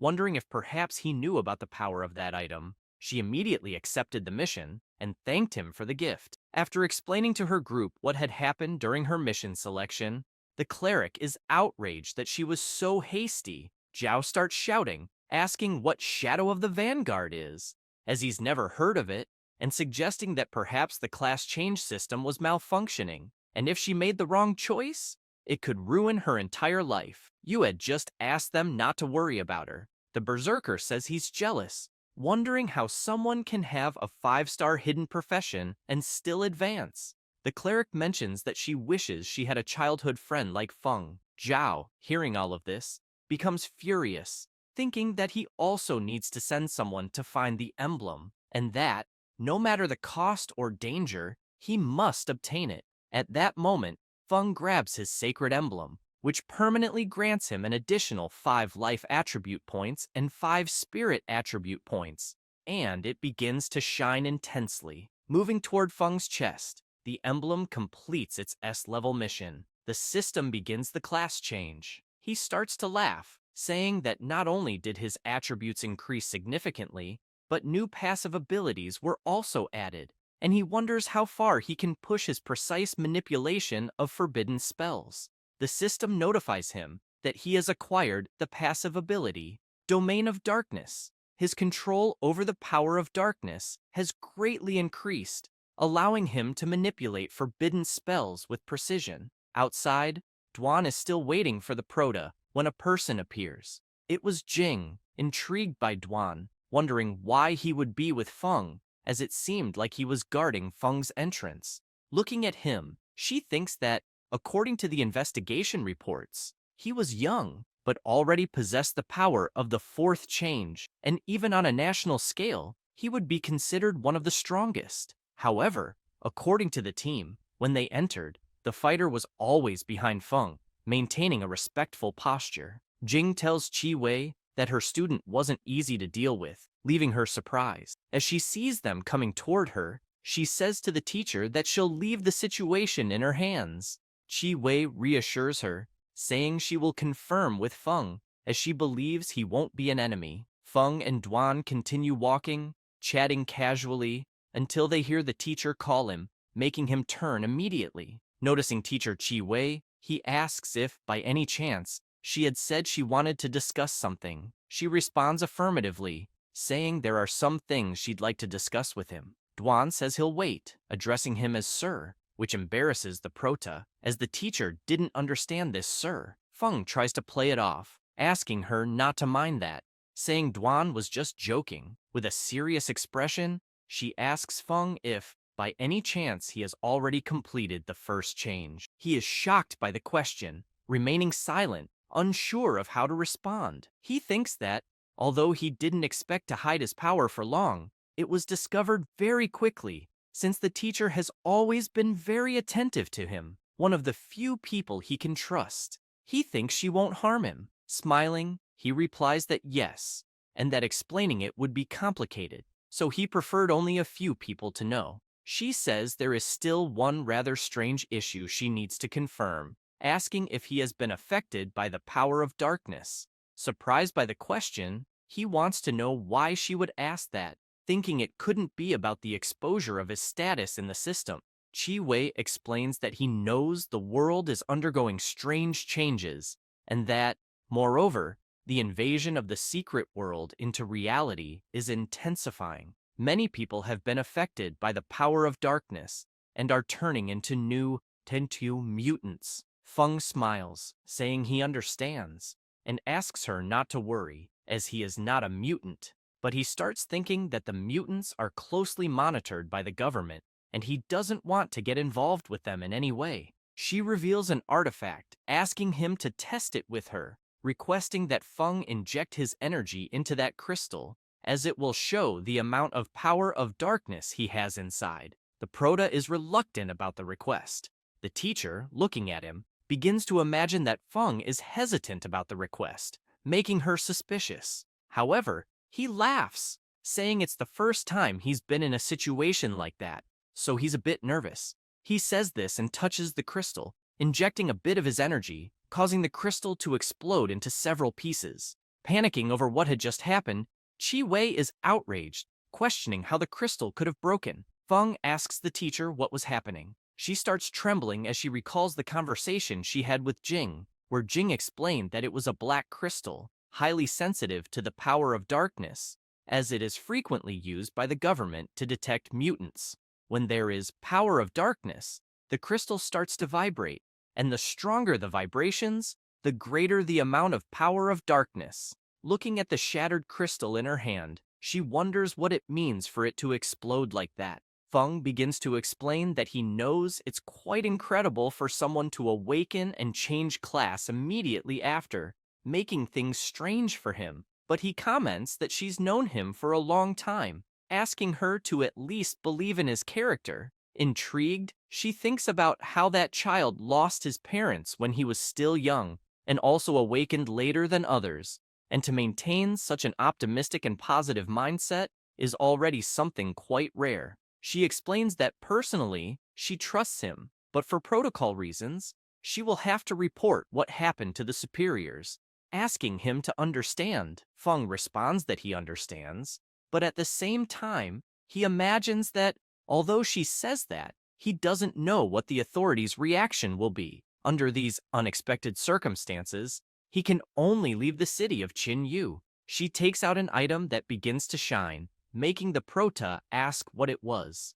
Chi Wei says it's a gift she prepared for him, congratulating him on successfully completing the first change. He accepts it gladly, thanking her for all the years she took care of him. Feng takes out an item, saying he had prepared a gift for her as well. The item is the Sacred Wings of legendary quality, which grants an additional 20 spirit points, 50% more health recovery and healing effects, as well as 100% more resistance to darkness. She is impressed by the quality of the item, as the no need to chant effect can save lives in critical moments. Chi Wei says she can't accept it, as it's too valuable, but Feng insists, saying it's just an item he got during the class change mission, asking her not to be shy and accept it. Feng hands over the item and turns to leave, saying his friend is waiting, and if she doesn't mind, he's going to go now. The teacher watches him from afar, thinking about the legendary gift she had just received from him. Chi Wei heads to the office of the adventurer's examiners to report what happened. After the teacher explains everything, Jing looks at the crystal, saying she has never seen a situation like that, asking if there's any possibility that the superiors might consider Feng a threat. Jing, tired, asks to let it go and end it there. The teacher is intrigued, asking Jing what she meant by end it there. Jing makes it clear that her student might be beyond what they understand at this point, and if he truly is a strong adventurer, they should try to recruit him as much as possible instead of investigating him and needlessly irritating him. Her advisor asks if they should report it. Jing replies no and requests to stop the investigation into Feng immediately. All related information should be kept highly confidential. Chi Wei immediately agrees, thinking that Feng is young and without much background. Protecting him this way is more than appropriate. Jing, still intrigued, responds that since Feng doesn't want to expose his secrets, they should shift their attention to Duan. Currently, they need all the talents they can recruit, and one more strong ally wouldn't hurt. Back at Feng's house, Duan, calling the prota Sir, notices that he seems a bit upset. Feng, slumped on the couch, replies that the teacher just sent him a message saying that they canceled the investigation on him. Duan asks if that isn't good news. Looking like a living zombie, the prota responds that he's worried about how he'll train in the future, as every time he destroys a domain, it always attracts a lot of attention. He's even drawn the attention of the authorities, and if he continues, eventually, he'll face a lot of trouble. Duan becomes irritated, thinking that it's not easy being a great leader, as even his problems seem different from those of ordinary people. He had never imagined that destroying a domain would be like that, and if he hadn't seen it with his own eyes, he wouldn't know how to react. He gets an idea and asks Feng if it wouldn't be possible to train in unregistered domains, which gets Feng a little more excited. Duan explains that recently, with the world's changes, many new domains have appeared. Some of them aren't managed by the authorities due to a lack of resources, while others are occupied by evil forces. Immediately, the prota perks up, saying that could be a great solution, and quickly asks if Duan has information on these domains. Duan replies that he currently has information on 2 of them and can look for more if needed. Relieved, Feng thanks him, thinking that acting like an ordinary person will surely be more effective than acting like a student. And, looking at his supreme black card, He thinks about selling his loot at the trade market and resting a bit. After all, improving his use of curses shouldn't put him behind others. A while passes, and night falls. Dwan quickly returns to the hotel, thinking that he had spent too much time at the Prota's house and didn't have time to look for another place to sleep, so he decides to stay another night there. Upon entering, he is greeted by a man in a suit. Dwan asks who he is. They sit down, and the man in the suit introduces himself as Zhang Ji, the mayor of Qinyu City, thanking him right away for helping during the domain invasion last time. He then asks if Dwan is interested in living in Qinyu City permanently. Dwan responds affirmatively, saying he had been thinking about it lately. Ji is pleased to hear this, saying it's great because it would be an immense pleasure to have a strong warrior like him in the city. Handing over a special adventurer certificate issued by the city with high privileges, he makes it clear that if Dwan ever needs anything in the future, he just has to let them know, and they will do their best to help. Dwan takes the certificate and looks at it. The mayor begins to sweat nervously, worried because he had heard that other cities had tried to recruit Dwan before, but were all rejected. Qinyu City is small, so he hopes Dwan won't disdain it. Dwan puts the certificate away, thanking him right after, saying he will indeed accept it. Quickly, Ji grabs his hand, saying that there is no need to thank him. It is he who should be doing that. Dwan thinks that, in the future, the Prota might use it, deciding to keep the certificate for now. Satisfied with this, the mayor imagines that Dwan is a 4-transformation strong man. With him there, the city will be safer. Trying to gain some favor with Dwan, the mayor asks if by any chance he is looking for a place to stay, as he will arrange one immediately if he is. Dwan just thanks him. At that moment, the Prota continues playing his game, achieving a victory, saying he played so much that he didn't realize it was already late, deciding to sleep. However, he notices that the class group is still chatting at this hour, deciding to take a look to see what they are talking about. Reading the conversations, he imagines that his classmates awakened when they were 16 and wanted to take the university entrance exam, but they first need to reach the 1 advancement level or higher. He never imagined that he would surpass all of them in such a short time. Right after, he notices that they are mentioning his name, saying he is just playing. He is astonished at this, as the guy is another fan of Miss Wang, wondering if he is stalking his feed on his account, because what does he have to do with this? He also notices that the teacher scolded the guy right after, telling them to mind their own lives and not worry about others. Feng bursts out laughing, saying that Teacher Chi is really cool. However, something catches his attention in the group's conversation, noticing several comments about the secret realm invasions. People were worried about it, wondering if they should be concerned. Feng becomes worried upon reading those messages,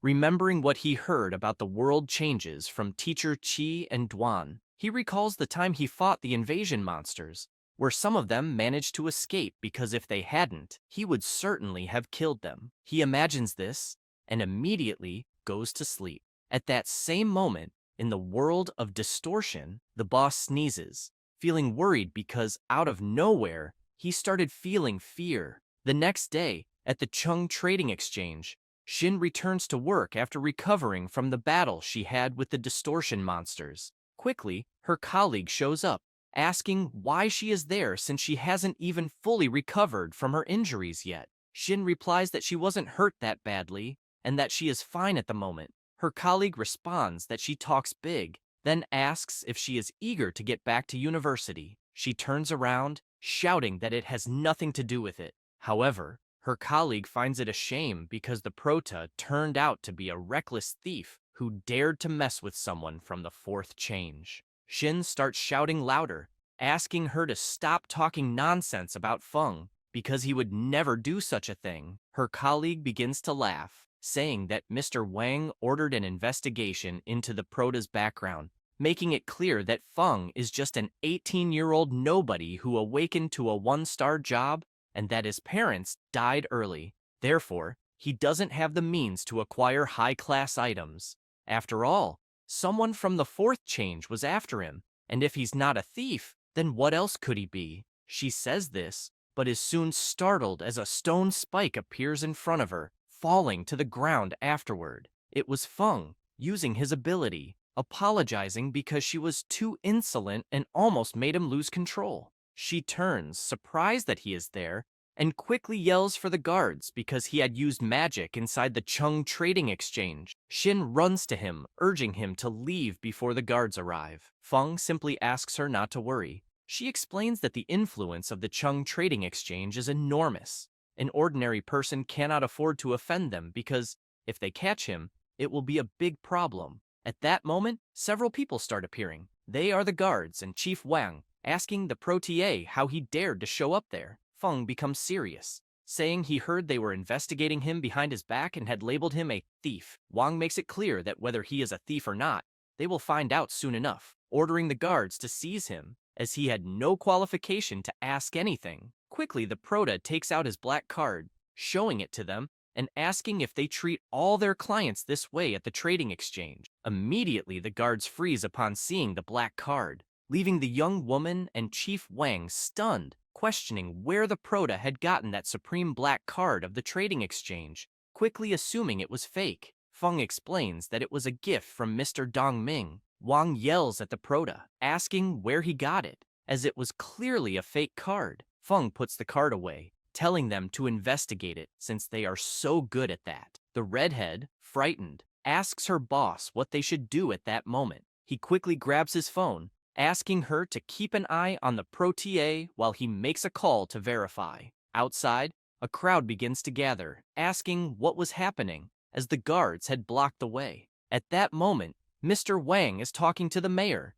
and Dong Ming asks him if, by any chance, someone was investigating the membership card he gave to the prota, and what was going on, leaving Mr. Wang instantly scared upon hearing that. Sweating profusely, he tries to explain that it was nothing, just a misunderstanding. However, he becomes even more worried, imagining that the mayor's father is one of the founders of the trading exchange, so he cannot anger him in any way. He then wonders how Feng met Dong Ming. However, the mayor starts shouting indignantly, asking what he meant by a misunderstanding, making it clear that Feng was a very difficult conquest for him. He asks if, by any chance, Wang had offended him. Not knowing what to answer, Wang explains that he hadn't offended him at all, asking Dong Ming to calm down because he would resolve everything properly. The mayor gets angry, slamming the table, suspecting that Wang had offended Feng, asking how he dared to do such a thing,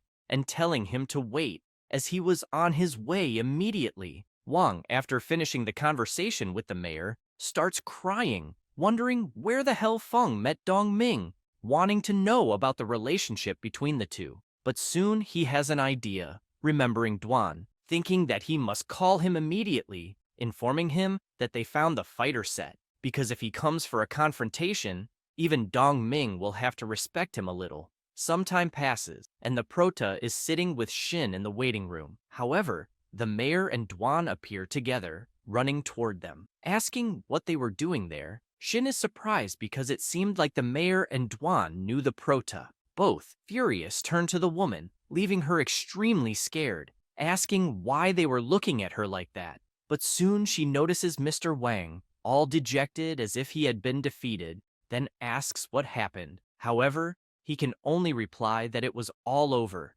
Dong Ming turns to the prota, asking if, by chance, he didn't want them to apologize. Feng thinks it's unnecessary, as neither of them would care to apologize since they couldn't redeem themselves. Immediately, the mayor points his finger at the two, telling them to leave at once. Both are shocked by this. Wang quickly slaps the woman, saying that all of this happened because of her. Dong Ming, outraged at that scene, asks the guards again to remove them. After that, they head to a VIP room. Both sit down, and Shin starts serving tea. The mayor watches her, thinking that Feng has a good impression of the girl, feeling relieved because they didn't completely ruin the trading exchange's reputation. Shin, looking at the prota, thinks that he is amazing because he was smiling and chatting normally with the important people there. Smiling, Dong Ming tells Shin that she was wronged, asking her to work hard because in the future, the trading exchange will compensate her. Embarrassed, she thanks him, saying that she will indeed work hard. Feng apologizes to the mayor because on his account, he came from very far away. Dongming asks him not to say that, as the prota's problems were his too. If it weren't for him and Shin, the city of Longbofu could have been left without the prota to defend it. Remembering that he had noticed Feng looking at the rare items catalog, he then asks if he needed something. He starts laughing, saying that he was indeed looking for something, asking if he had ever heard of the final relic. Surprised by what the prota just said, he asks him what he means by final relic. This also leaves Duan intrigued about this final relic. Feng is surprised they don't know, saying it was nothing, as he saw someone mentioning it on the internet the day before and thought it might be something interesting. Remembering that the day before, he had taken the skill book he had received from the teacher. This skill book is called Spiritual Energy Powder. It is used by mages to temporarily replenish skills during combat. Intrigued by the book, as he doesn't know what kind of forbidden spell it will become, he says this while a glow emanates from the book, but he soon decides to learn the skill from the book, with an intense glow appearing on his forehead. At that moment, the system informs him that he has learned a passive skill, Absolute Darkness Convergence. It absorbs the residual dark energy from the final relic, transforming it into his own energy. He is immediately intrigued, wondering what this final relic is. He has never heard of it, and the system did not provide further explanations, leaving him wondering what he should do. However, he feels tired and sleepy, thinking he should sleep and leave this matter for another time since he won't use it at the moment anyway. Recalling that day, Dongming says that it was a rushed departure that time, asking them to go to Longbofu City as he will cover all the expenses there. He says this, quickly grabbing his flying scroll, using it to return to the city, while the two watch him fly away. Feng invites Duan to eat something, but he asks the prota to eat at his place. At Duan's house, the prota is surprised by the size of the house, asking if the mayor was really paying for it.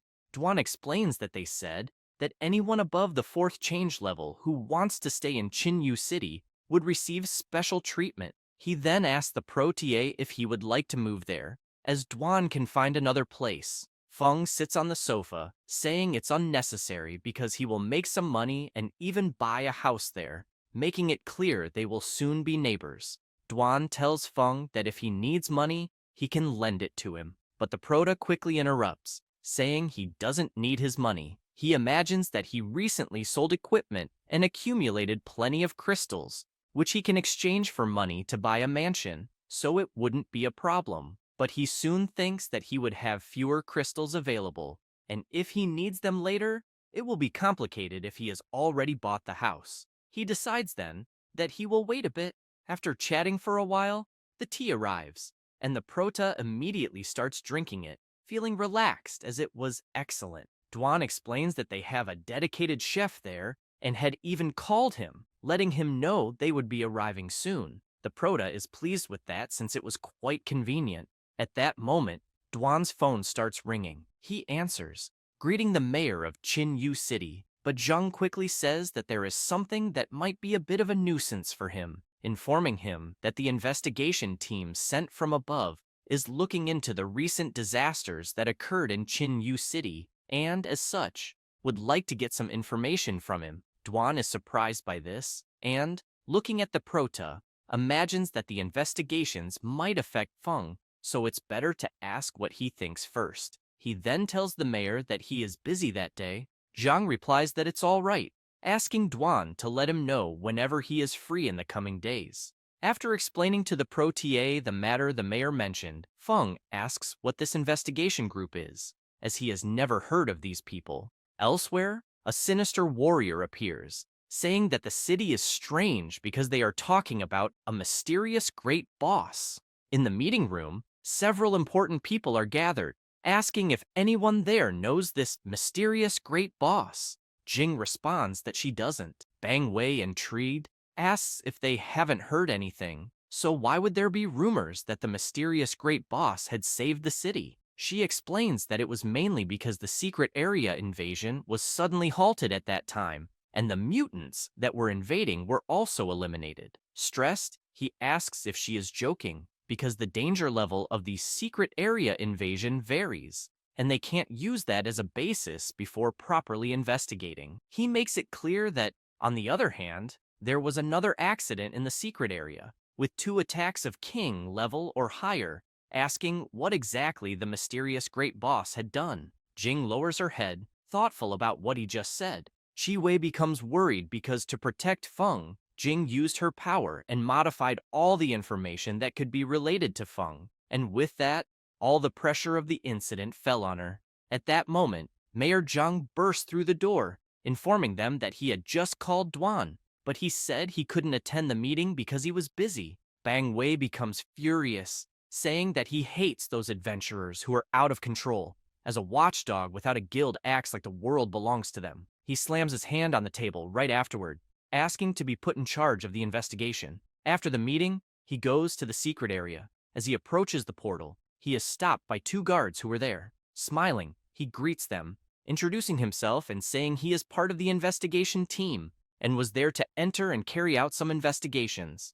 The guards quickly say there's no problem at all, and that with him there, they feel more at ease, asking him to enter right afterward. After passing through the portal, he notices several traces of dark energy, saying that although it's not the first time he's been there, seeing the level of destruction, he can't help but be impressed, wondering what kind of force is needed to completely destroy a secret area. Looking at the remnants, he imagines that even the residual dark energy is so pure and powerful, because no matter what kind of nonsense this mysterious great boss is, in the face of such an existence, it's like an anthill before an elephant. He immediately becomes ecstatic, shouting that this place is truly worthy of anticipation. Saying this, he raises his hand, making a sinister demon appear right in front of him, as if he were controlling it. He then lets out a malicious laugh, saying that it was indeed king level,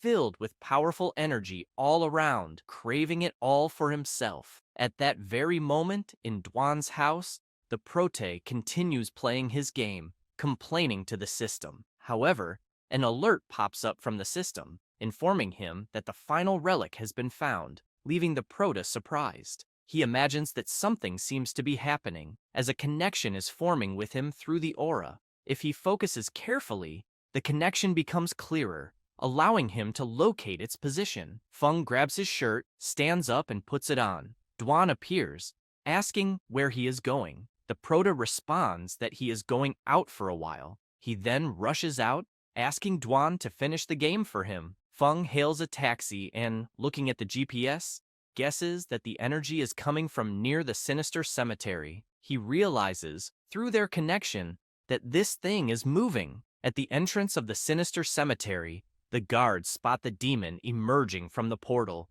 notifying their superiors via radio that an unknown monster has appeared there. They both start trembling, asking what the hell that thing in front of them is, as Bang Wei had fused with the monster, calling for help because they couldn't move. Due to the monster alert, blockades were set up to prevent any accidents. The guards asked everyone to stop, as there was danger ahead. At that moment, the taxi driver tells the Prote that, unfortunately, they can't pass the blockade. He responds that it's fine and that he'll get off right there, paying the driver afterward. He notices that the thing had temporarily moved away. At the entrance of the sinister cemetery, the demon continued its rampage, destroying everything, while Bang Wei called for help. However, Jing suddenly appears, along with Professor Chi Wei and another person, charging toward the monster. But they quickly stop, horrified by what was right in front of them,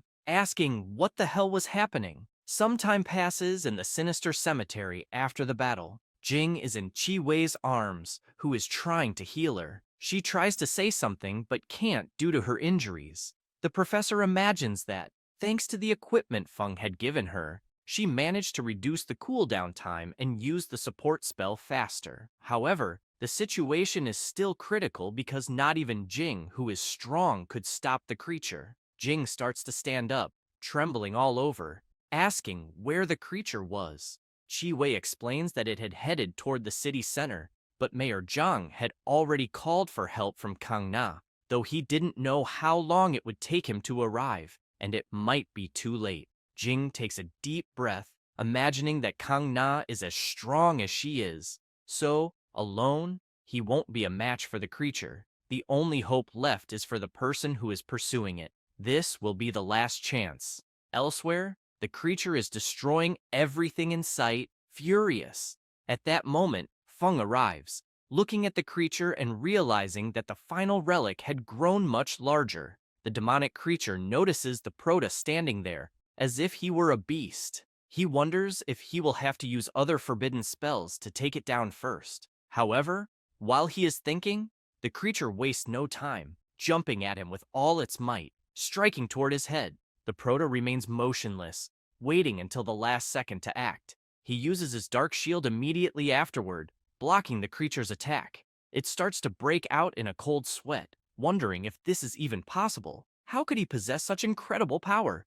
At this moment, a system message appears, informing him that the final relic has been detected and asking if the Prota wants to absorb it. Feng wastes no time, accepting immediately, as he needed close physical contact to absorb it. He releases a terrible power toward the creature, absorbing it immediately while it screams in pain. With the absorption, various memory fragments and places were assimilated, gaining an additional 100 total attributes. Feng is pleased because, even for a 3-star class, leveling up from level 0 to the Buiwi third transformation doesn't grant so many skill points to distribute so generously. However, he grows concerned, as it seemed that, in addition to the absorption, he had taken in something else, since he was seeing some strange images in his head. At that moment, Duan appears, asking the Prota what had happened there. Feng simply gestures toward the fallen creature, saying that it appeared out of nowhere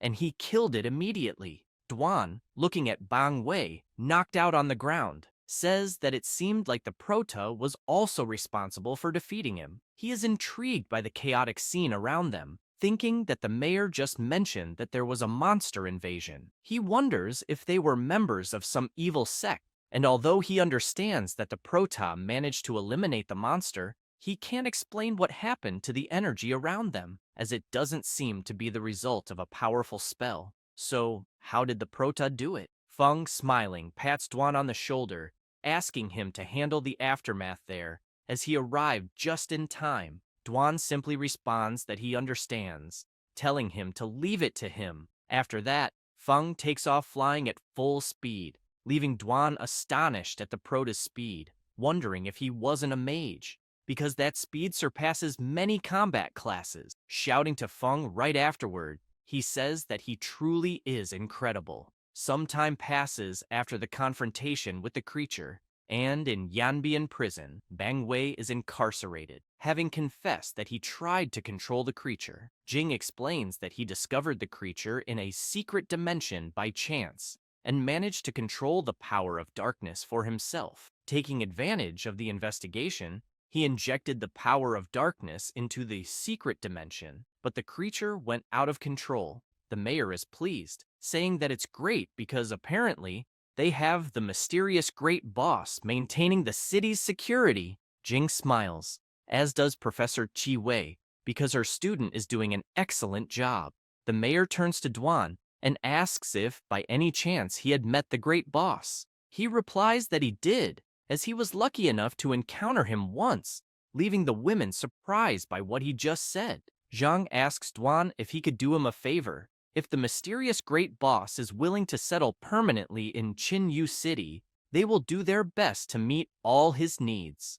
Duan explains that the great boss is discreet and rarely shows up, so it might be better to forget that idea. He recalls that, thanks to him and the Prota, they managed to shift the situation to this mysterious great boss who doesn't exist. In other words, without evidence, they cannot investigate. The mayor laments, as it really is a pity. Strong people like the great boss are admired by many. Duan makes it clear that the mysterious great boss has relatives in Qinyu, so he will take special care of this place, asking them not to worry. However, in return, he does not wish to be disturbed. Jing is intrigued by what Duan just explained, but she understands everything in the end. As for Professor Chi Wei, she wonders if, by chance, The great boss is a relative of Feng. After all this, at the Prota's house, he is taking a bath, thinking that the so-called final relic is actually the remains left by the demon kings who died in these secret dimensions.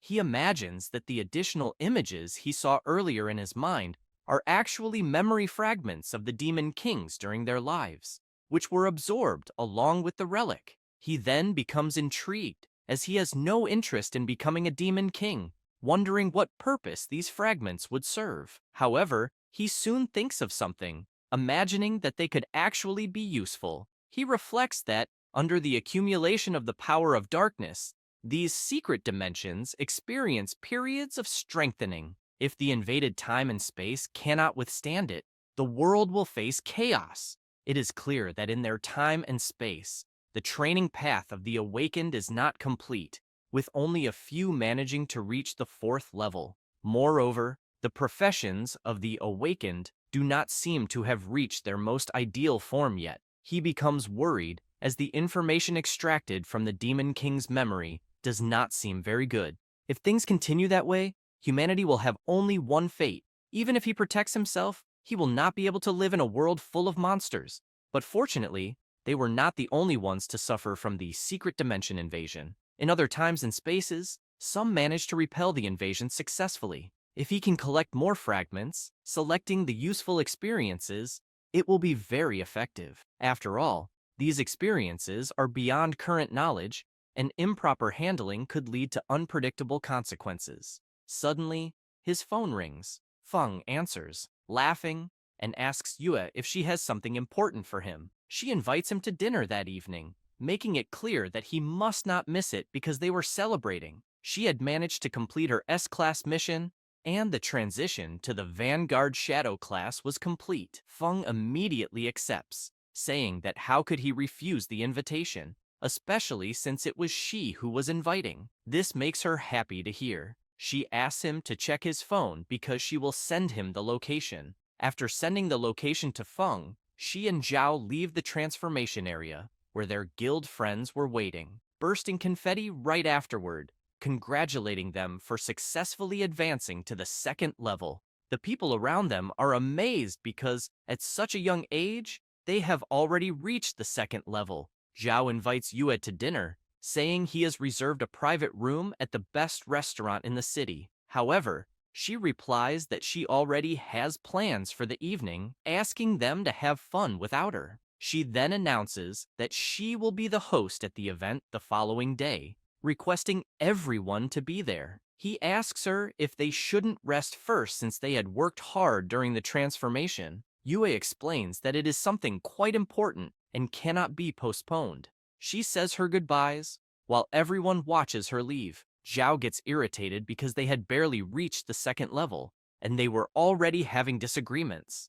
The cleric tries to calm him down, asking him not to speak like that because Yue is that kind of person. She must have something really important to do. Annoyed, he asks everyone there if they aren't tired of running after her, leaving them surprised by his question. Zhao explains that now that she has successfully completed the transition to S-Class, she has also awakened a new hidden class, making it clear that the distance between her and everyone there will only grow. The cleric is shocked by what he just said. While everyone watches Yue walk away, Zhao comments that he fears that one day she will completely disconnect from the guild. Some time passes, and night falls at the restaurant where the protagonist and Yue had arranged to meet for a celebration. Feng is amazed upon seeing the roasted lamb, saying that the restaurant wasn't expensive and that all their food was delicious, urging her to try it immediately. Still delighted,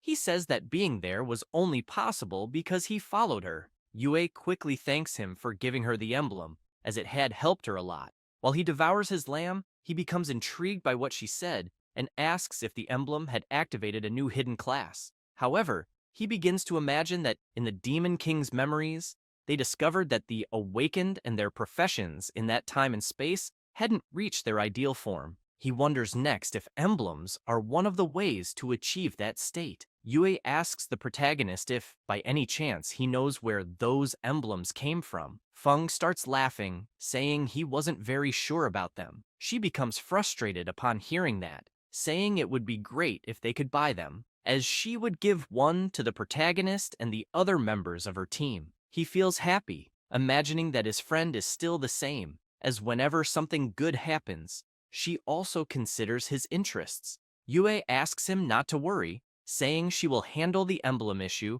and asks the protagonist not to give up on training, as in such a dangerous time, having extra self-defense skills is always useful. She makes it clear that once she finds an appropriate emblem for him, he might also activate a new class. Feng starts teasing Yue, saying that it's hard to train alone, as having her as a friend to protect him was already enough. Quickly, she is shocked, shouting at him to stop joking around, as she was talking about a serious matter. After saying this, she suddenly feels a discomforting pain. Feng becomes concerned and asks what had happened. She puts her hand on her arm, asking him not to worry, as she had gotten slightly injured while completing a mission. Immediately, the protagonist offers to heal her. However, she responds that she had already been healed, making it clear that it was an S-class mission, explaining that the boss dealt a lot of damage, and she would need some time to recover. Feng is intrigued, wondering how difficult an S-class transition is. At that moment, the protagonist's phone rings. He answers, and someone asks if he was Ning Feng by any chance, but he doesn't respond, instead asking the caller what they wanted and who they were. He then imagines that the person had an aggressive tone in the way they spoke. However, the caller says that the protagonist doesn't need to know who he was, just asking him to answer where he had obtained the emblem. Feng quickly becomes fed up with that guy and leaves him talking to himself. Yue notices her friend became stressed and asks what happened. He responds that the caller had asked where the emblem came from. She is startled upon hearing that, explaining that she hadn't told anyone outside about the emblem. The protagonist simply picks up his delicious lamb to eat, asking her to let it go and to eat and drink in peace. However, he notices that the guy still hadn't hung up. Picking up the phone again, he hears the guy shouting, asking how the protagonist dared to leave him talking to himself, making it clear that he would pay for what he had done. Feng listens to all that nonsense, then becomes serious, imagining that Yue is nearby, so it would be better not to do anything to draw attention, and he hangs up the call immediately. After eating and chatting a lot, the two leave the restaurant happy. The protagonist puts his hand on his stomach, saying he was too full and had never eaten such good lamb. She feels happy to hear that, but soon becomes concerned, asking if he wanted a ride. He smiles, saying it wasn't necessary, and bids farewell shortly after. After returning home, he opens the door, feeling drowsy from eating too much. However, he becomes startled, noticing that his house had been ransacked and was completely messy. At that moment, someone calmly approaches, asking why Mr. Feng had taken so long. The protagonist quickly becomes serious, asking if it was him who had called earlier. The blonde guy starts laughing, saying yes, and that he had told the protagonist he would pay, making it clear that if he had answered honestly from the start, none of this would be happening. Feng then asks who had sent him. The blonde guy lets out a wicked laugh, asking the protagonist how a mere lowly awakened dared to speak in such a way, then asking if he hadn't had a teacher to teach him to show proper respect to the stronger ones. However, at that very moment, another guy sneaks up behind the protagonist, ready to attack him, but Feng quickly dodges and counterattacks with an elbow, hitting the guy square in the nose and making him drop his dagger. Feng adjusts himself as the other guy slides down the wall, knocked out.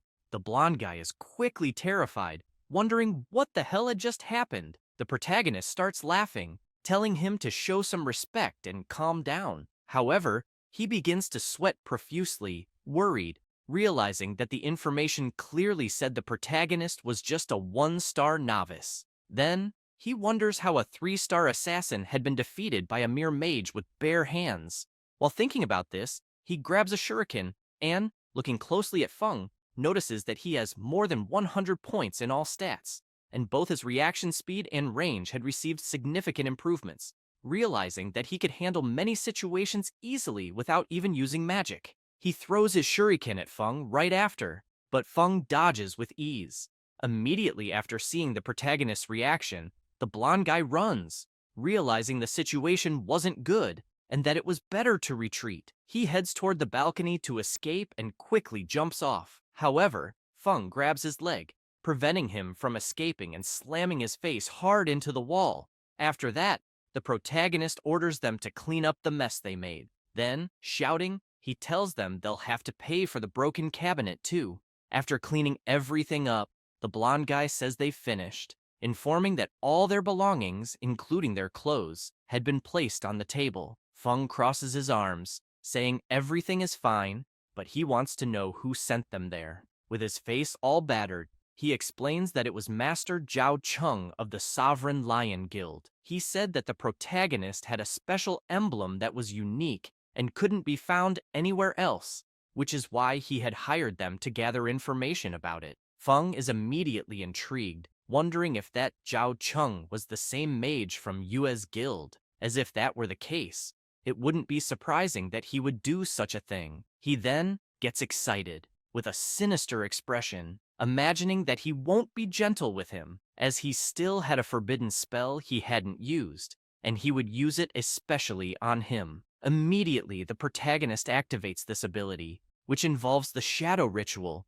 using his mental strength to control the minds of his targets, briefly allowing him to transform into a powerful projection. Targeting the two thugs there, he makes them scream in pain. After that, elsewhere, Zhao Cheng and the shield warrior are walking and talking. The warrior asks Zhao about the emblem, and Zhao, with a serious look, replies that he had already sent someone to find Ning Feng, and if the protagonist didn't cooperate, he would make him experience a fate worse than death.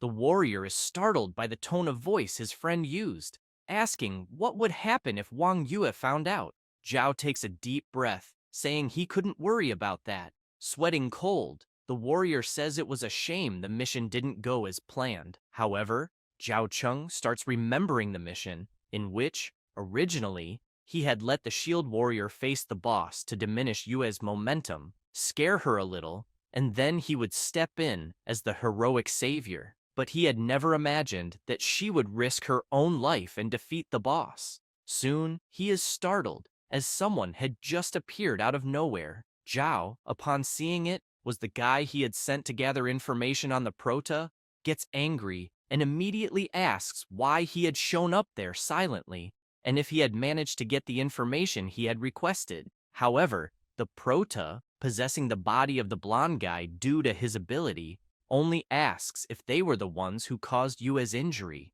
Upon hearing that question, the two are surprised, but Zhao approaches, giving him a pat on the face and asking him not to interfere, then questioning if he had some sort of problem. At that moment, the Prota starts using his power, becoming furious, grabbing their necks with all his might and lifting them off the ground. He then makes it clear that they don't deserve to live in that world for having hurt Yue, but he won't let them die so easily. He says this, invoking black flames immediately afterwards, which quickly begin to engulf them. The Prota emphasizes what they had said earlier, something about a fate worse than death, telling them to enjoy the experience, burning them from the inside out until they turn to nothing but ashes. With that, he starts burning the blonde guy's body too, figuring that if they all turn to ashes, there would be no evidence, making it a good way to disappear without leaving any traces. However, he notes that this time things are a bit dangerous, as his home is in a common neighborhood, and he won't be able to prevent the entry and exit of high-level awakened individuals. Although he doesn't need to worry about them with his power, he can't stay at home 24 hours a day. He reflects that he originally planned to access the Demon King's memories and gather some important information, but luckily, he hadn't started yet. As if he were discovered by the awakened, it would certainly cause major problems. After thinking all that through, Feng starts stretching, saying he will stay at Duan's house first, since he is an awakened of the fourth transformation, strong, and the security in the housing area is of a high standard, much better. After saying that, some time passes, and Feng arrives at Duan's house, explained to him what had happened earlier. Duan becomes furious upon hearing everything, asking the protier to rest as he will investigate to see if there is anyone else conspiring against Feng, as attacking him directly was an unforgivable audacity. Feng takes a deep breath, asking Duan to stay calm, as there was no need to rush into anything, and then asks if he knew any reliable alchemists. Duan is surprised by the prota's question, wanting to know what criteria he had for the alchemist. Feng explains that the alchemist needs to be high-level, trustworthy, preferably independent, and the fewer connections they have, the better. Duan becomes thoughtful, saying he knows a few alchemists of good level, but they have already joined large guilds. The prota replies that it wouldn't be very appropriate, remembering that in the memories he absorbed, the Demon King had already killed a few high-level alchemists, and the potions they had produced were significantly superior to the level of that world. Unfortunately, he didn't understand the specific details, only managing to copy the recipes left behind, needing to discuss them with a professional. He then imagines that alchemists who join large guilds usually have no choice, and the risk of information leaks is high. And, after the lesson he learned, he doesn't want to attract greedy flies anytime soon. After talking, Feng asks Duan if there is any opportunity to help him look, as he will also ask others. Some time passes, and Feng calls Yue, asking if she knew any alchemists. She replies yes, just one, but a reliable one. He is immediately surprised and asks if she was really serious. Yue confirms, explaining that it was their healer's brother, Shu Wei, a good alchemist, and that he was considering joining her guild. But Zhao Cheng and he didn't get along, so they couldn't negotiate. She then asks if the prota is interested because she can introduce them. Feng, after hearing Zhao's name again, imagines that his friend, unfortunately, had the bad luck of having him as a teammate, but at least he solved a big problem for her, and Zhao Cheng won't cause any more trouble. Yue, intrigued, asks the prota why the hell he is looking for an alchemist. He explains that he had found some recipes at home and wanted someone to help him understand them. She becomes suspicious, asking if he had found something at home again. Feng starts laughing, saying he has been doing a good cleaning in his house lately. Yue asks him to wait a moment, that she will arrange everything as quickly as possible. Some time passes, and the prota goes to the place where the alchemist is, introducing himself. The alchemist also introduces himself, saying his name is Shu Wei, asking Feng if he could show his recipes. Outside, Yue and her friend are upset because her friend wanted to get closer to the prota, but her brother kicked her out. Yue, smiling awkwardly, imagines it's because she's too loud. Meanwhile, the alchemist continues examining the recipes, then says that the ingredients are not special, but the preparation method he had never seen before, seeming quite complicated. Shu Wei asks Feng if, by any chance, he knows the effect of that potion. He replies that he heard it would increase experience by 100%. Immediately, the alchemist is surprised to hear that, explaining that common experience potions on the market can only increase experience by a maximum of 40%. And they're still quite expensive. He muses that if there really is a potion that boosts experience by 100%, 1- and 2-star awakened individuals would level up quickly. Feng smiles, saying probably yes, but he's not sure, and it's not easy to ask around, so he came there to clarify his doubts. Shu Wei turns to the prota, asking him to wait a moment because he's going to conduct an experiment upstairs. Time passes as the three continue talking, but soon they hear a strange noise. Everyone becomes concerned, wondering what is happening upstairs. Yue's friend starts climbing the stairs, saying she'll take a look to see what it is. After climbing, she notices something jumping in front of her, soon realizing it was the slime her brother used for experiments. Yue and Feng also go up to see what's happening, but a burst of flame shoots right in front of them, hitting the slime. Everyone is surprised by that, and quickly rush to the alchemist to see what it was, soon noticing the shot came from him, as he was delighted, saying the potion had really worked, leaving the girls completely confused. Shu Wei approaches the prota, saying he drank a little of the prepared potion and tested it on the slime, concluding that the experience indeed increases by 100%. Feng is pleased, imagining that if that recipe worked, the others will too.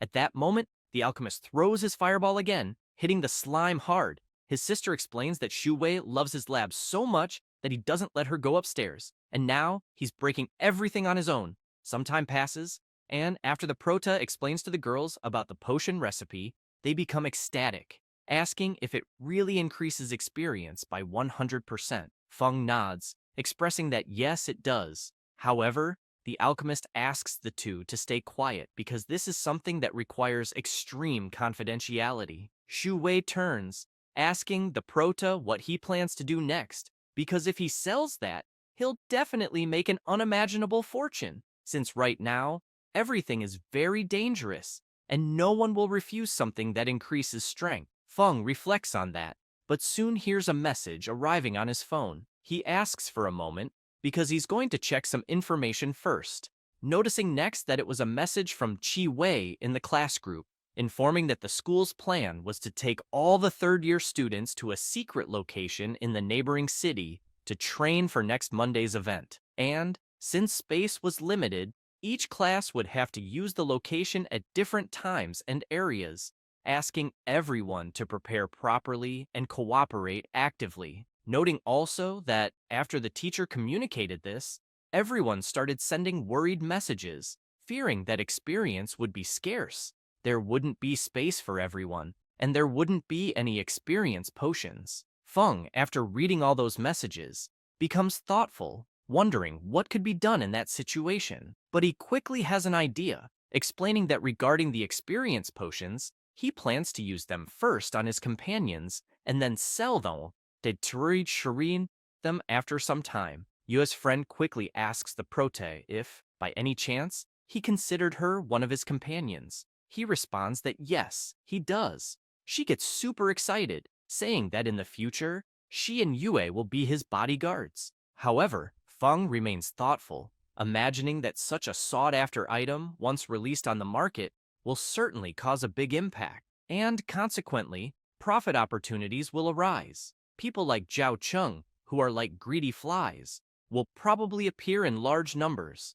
To keep the peace and calm, it's better to first nurture the people around them to support their power, because when someone has bad intentions, it will be time to act. Right after, the prota remembers Yue's guild berserker and asks if his name was really Zhou Jiangshu, as the experience potions could also be considered for him. The two are pleased to hear that. Yue's friend says that, in fact, last night, the berserker was worried, thinking he wouldn't be able to get into the same university, but now he will be reassured. Feng imagines that Zhou Jiangshu is quite talented, and Yue's friend, being a cleric, is also good, so the two will be of great help. Shu Wei approaches the prota, asking if he can call him brother, and if, by any chance, he has more recipes.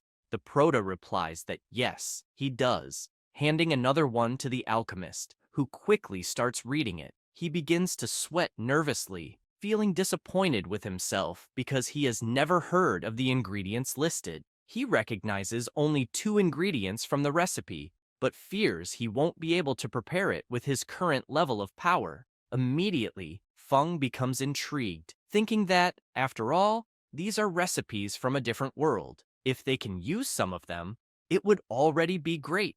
At that moment, Yue suggests that as soon as the first experience potions are ready, they should call the berserker and Shu Wei to train together. She pats the prota on the shoulder afterward, saying he should go too. This makes him worried, and he starts playing dumb, but Yue interrupts him, asking him to relax, as the city just sent out a notice allowing guild teams to go out for training, so he could go with them peacefully. They quickly start discussing which day to schedule the training. Shu Wei makes it clear that he'll calculate because if they want enough potions for everyone, they'll probably be ready by next Monday. Yue says that's perfect, and will schedule it for next Monday, thanking them right after. The cleric replies that there's no need to thank them since her brother wasn't doing anything anyway. Meanwhile, Feng looks a bit clueless because no one had consulted him. Time passes, and Monday arrives. The prota is already at the meeting place,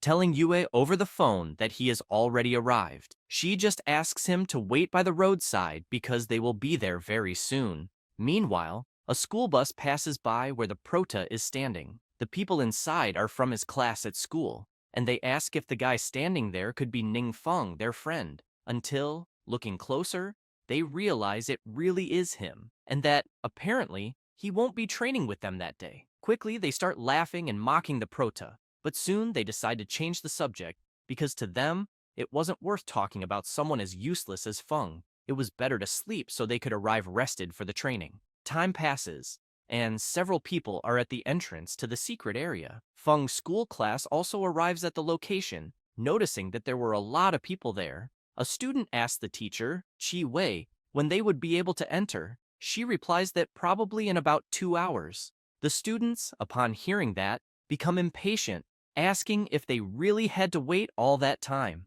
Chi Wei responds that yes, they did, because they were in the second group. However, one of the students notices Feng up ahead and quickly calls his group to see if it was really him. They are immediately impressed, as he was with the goddess Wang Yue and her guild, Sovereign Lion.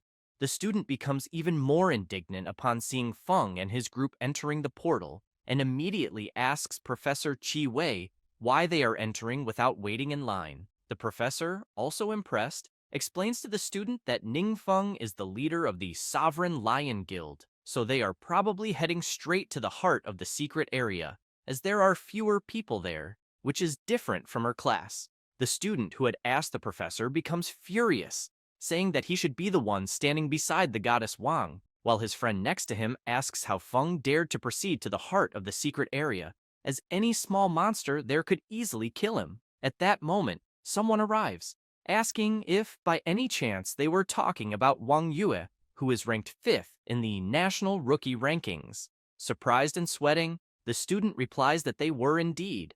The person who had appeared asking about Yue thanks the student and says, "That's great, because they are heading to the right place." Saying that, they head toward the portal, along with 2 other people. Feng's school students just watch them enter without having to wait in line. Once again, that student becomes furious, asking why those guys were also showing off. His classmate beside him asks if he didn't know who those people were. She explains that those 3, like Wang Yue, are all rising stars in the national rookie rankings.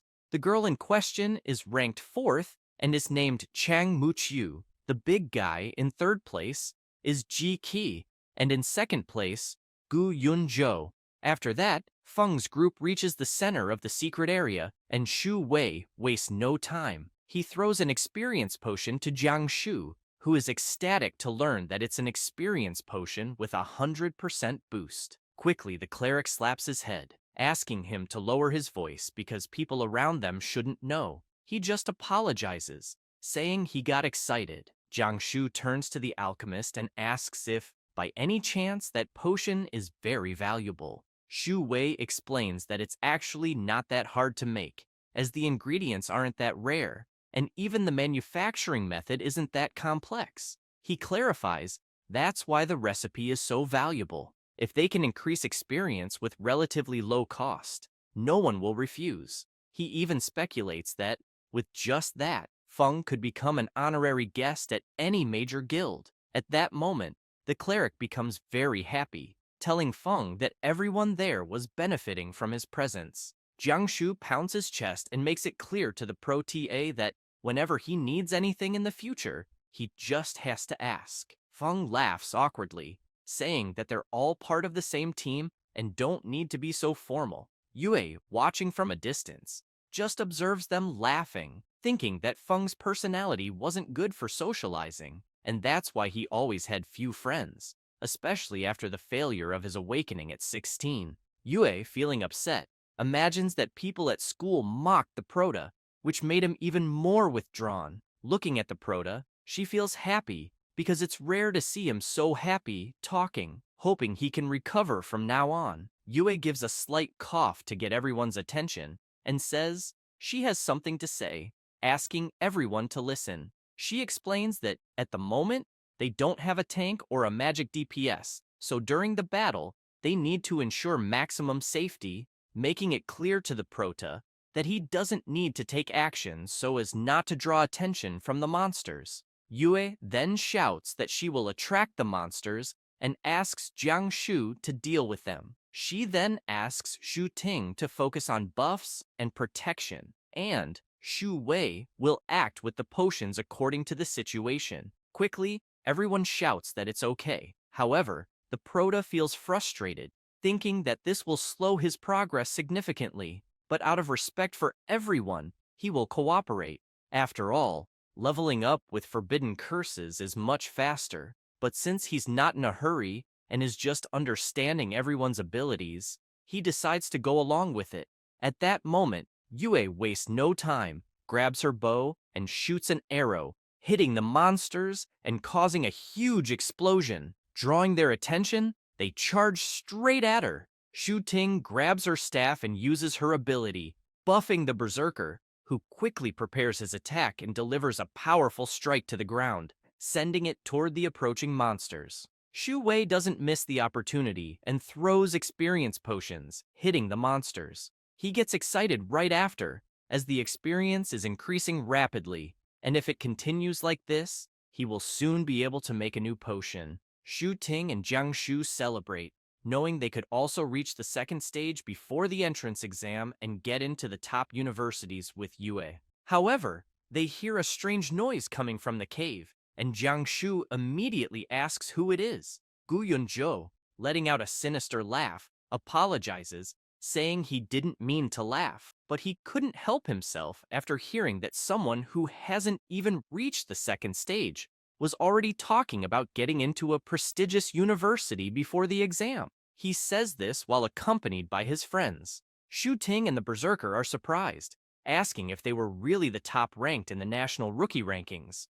Yunzhou, laughing, is pleased to know that their reputation isn't bad, as they were recognized quickly. This leaves the Berserker and the Cleric puzzled, wondering why on earth they would be there since they are from the area near Qinyu.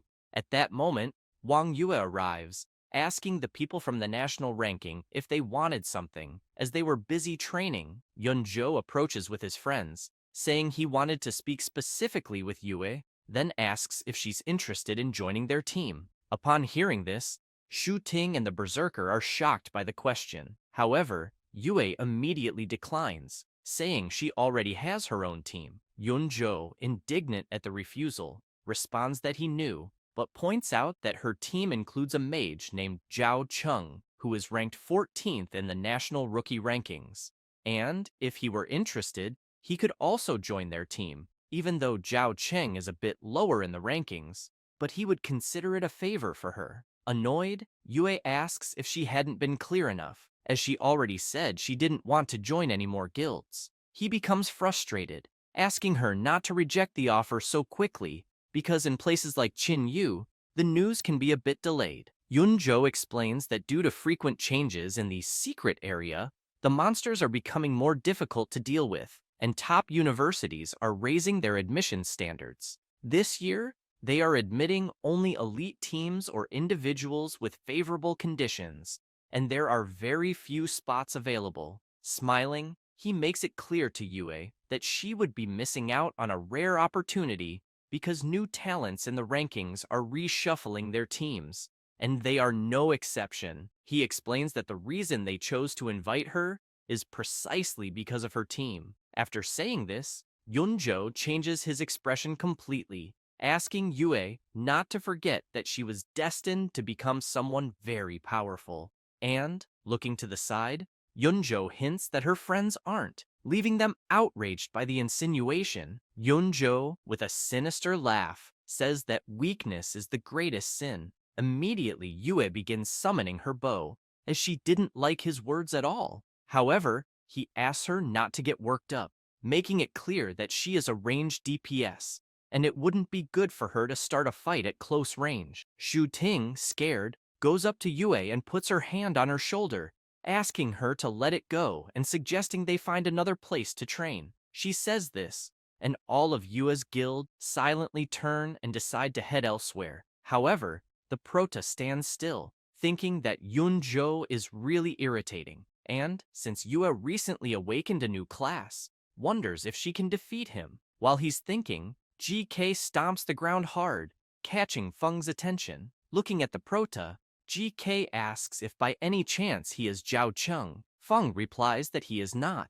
With that, GK lets out a sinister laugh and tells the prota to get out of there immediately, as he's nothing but useless. Hearing this makes Feng furious. However, the berserker steps in, asking GK not to be so disrespectful. This angers GK, who asks if by chance the berserker wants to die here, throwing a punch immediately at him, which the berserker blocks. However, he's shocked by the strength of GK's strike. Soon, Jiangshu cannot withstand GK's punch and takes the full blow. Concerned, Yue runs towards the berserker, asking if he's okay. But Yunzhou steps in front of her, preventing her from passing. She immediately asks him to move, startling him with her expression, but they soon hear the berserker telling them to stay out of it. Kneeling on the ground and in great pain, Jiangshu realizes he's in trouble, as it seems the punch broke a few of his ribs. He thinks that GK must be a cruel guy. He quickly gets up and tells Feng to back off, thinking that he can't let the protagonist get dragged into the fight that's coming. GK, standing near the berserker, simply says that it's all useless, which enrages Jiangshu. He starts focusing his power into his fists, but is surprised by GK's speed, realizing he's about to take another hit and has no chance to block or dodge. At the same time, Yue and Shu Ting prepare themselves, but it's already too late. The blow is about to land on the berserker's face, when suddenly, a hand appears, blocking GK's punch. It's the protagonist, easily stopping the attack, leaving everyone shocked. GK becomes frustrated, even more so when he realizes he can't move, wondering why someone dressed like a useless mage has such a powerful aura. Feng wastes no time, grabs GK's fist, and pulls him with great force, causing GK to scream in pain. Feng throws him far away as if he were nothing, smashing him into several rocks, which all collapse on top of GK, burying him. At the same time, Feng turns around, gives a sinister smile, and calls him useless. Immediately, Yunzhou runs to help his friend, but doesn't notice Yue preparing her bow, and he gets shot right in the middle of his butt. He starts hopping around in pain, unable to believe he just got shot in the butt. Shu Ting bursts out laughing, finding the attack truly hilarious. Muqiu is terrified by the sight of Yunzhou, then becomes frightened as she realizes that a mage defeated an unarmed berserker and that an archer hit the tank at close range. She wonders if perhaps this is a dream, since Gu Yunzhou and GK are part of the elite new talent rankings. At that moment, the prota is breathing deeply as he wanted to be discreet, and he gets frustrated because he didn't want any complications. He turns to Shu Ting, asking her to stop being shocked and go ahead and heal the berserker. She says yes, and immediately starts healing Jiangshu. While she's healing him, the prota asks the berserker how he plans to deal with GK. Jiangshu replies that he doesn't know, but he'll follow the prota's orders. Hearing this surprises Feng, making him realize that his friend's opinions of him seem to be changing. He then asks the berserker to go to GK and take his equipment, telling Jiangshu to see it as compensation for GK having annoyed him. Yunzhou becomes outraged at what he just heard, asking how they dare to do such a thing, as it's clearly theft. Before he finishes speaking, he's startled by an attack that suddenly appears right in front of him. It's the prota, with a sinister expression, asking Yunzhou if, by any chance, he was saying something. Quickly, Yunzhou changes his expression, saying that actually, he also has equipment that could be useful to the prota, and, if it would calm things down, he could take it without any problems. The prota gives him a hug, saying that at least Yunzhou knows when to give in, as he personally doesn't like problems. And he makes it clear that if by chance Yunzhou dreams of planning revenge in the future, they will regret it. Terrified, Yunzhou promises that they won't do anything, as they aren't reckless. At that moment, Muqiu approaches, asking for her equipment to be accepted as well, and hands it over to the cleric. The prota, seeing this, says that she seems to be a smart girl. Then, He asked them to continue training in another area, leaving Muchiu embarrassed since she was without her equipment. Immediately, everyone from Yue's guild gets excited, saying it was a great idea. After that, while walking through the secret area, Yue tells the Prota that she was thinking of taking him for training but never imagined that he would be so strong. He starts laughing ironically, saying that she already knew he had changed classes recently but didn't want to draw too much attention because that would be problematic. Yue gets frustrated with the Prota's attitude, saying that she will just let it go and won't ask any more questions, as he's always like this, never saying anything. The Prota, still laughing ironically, makes it clear to Yue that she always understands him better than anyone. Quickly, she puts her hand on the Prota's shoulder, surprising him. And, very happy, she makes it clear to him that, regardless of everything, she was very happy for him. Feng simply smiles and thanks her afterwards. At that moment, Shu Ting and Jiang Shu approach the Prota, asking if by any chance he had already decided which university he would attend and which guild he was interested in joining. He simply replies that he hadn't thought about either question yet. They continue talking while Shu Wei asks everyone to wait for him. However, Feng becomes intrigued, imagining that both the university and the guild are places with strict management. A mistake could reveal his biggest secrets. Thinking that it might not be a good idea for him to join either. He ponders this, but soon the Prota changes his expression, shouting to everyone that they can still go deeper into the secret area and speed up leveling up, as Yue can simply attract more monsters at once, and he, as the tank and main DPS, will take care of most of them, asking the others to handle the rest, which gets everyone excited by the Prota's enthusiasm. Content, Feng imagines that even though he can't use high-level magic, using attribute buffs and passive abilities might be enough. Some time passes, and the Prota goes to Duan's house, who is surprised to see him, saying that he finally returned. Feng is disappointed because he had worked hard for a few days and only gained 1 level, and if it weren't for the new experience potions, his progress would have been even slower since he got used to killing high-level monsters with forbidden spells.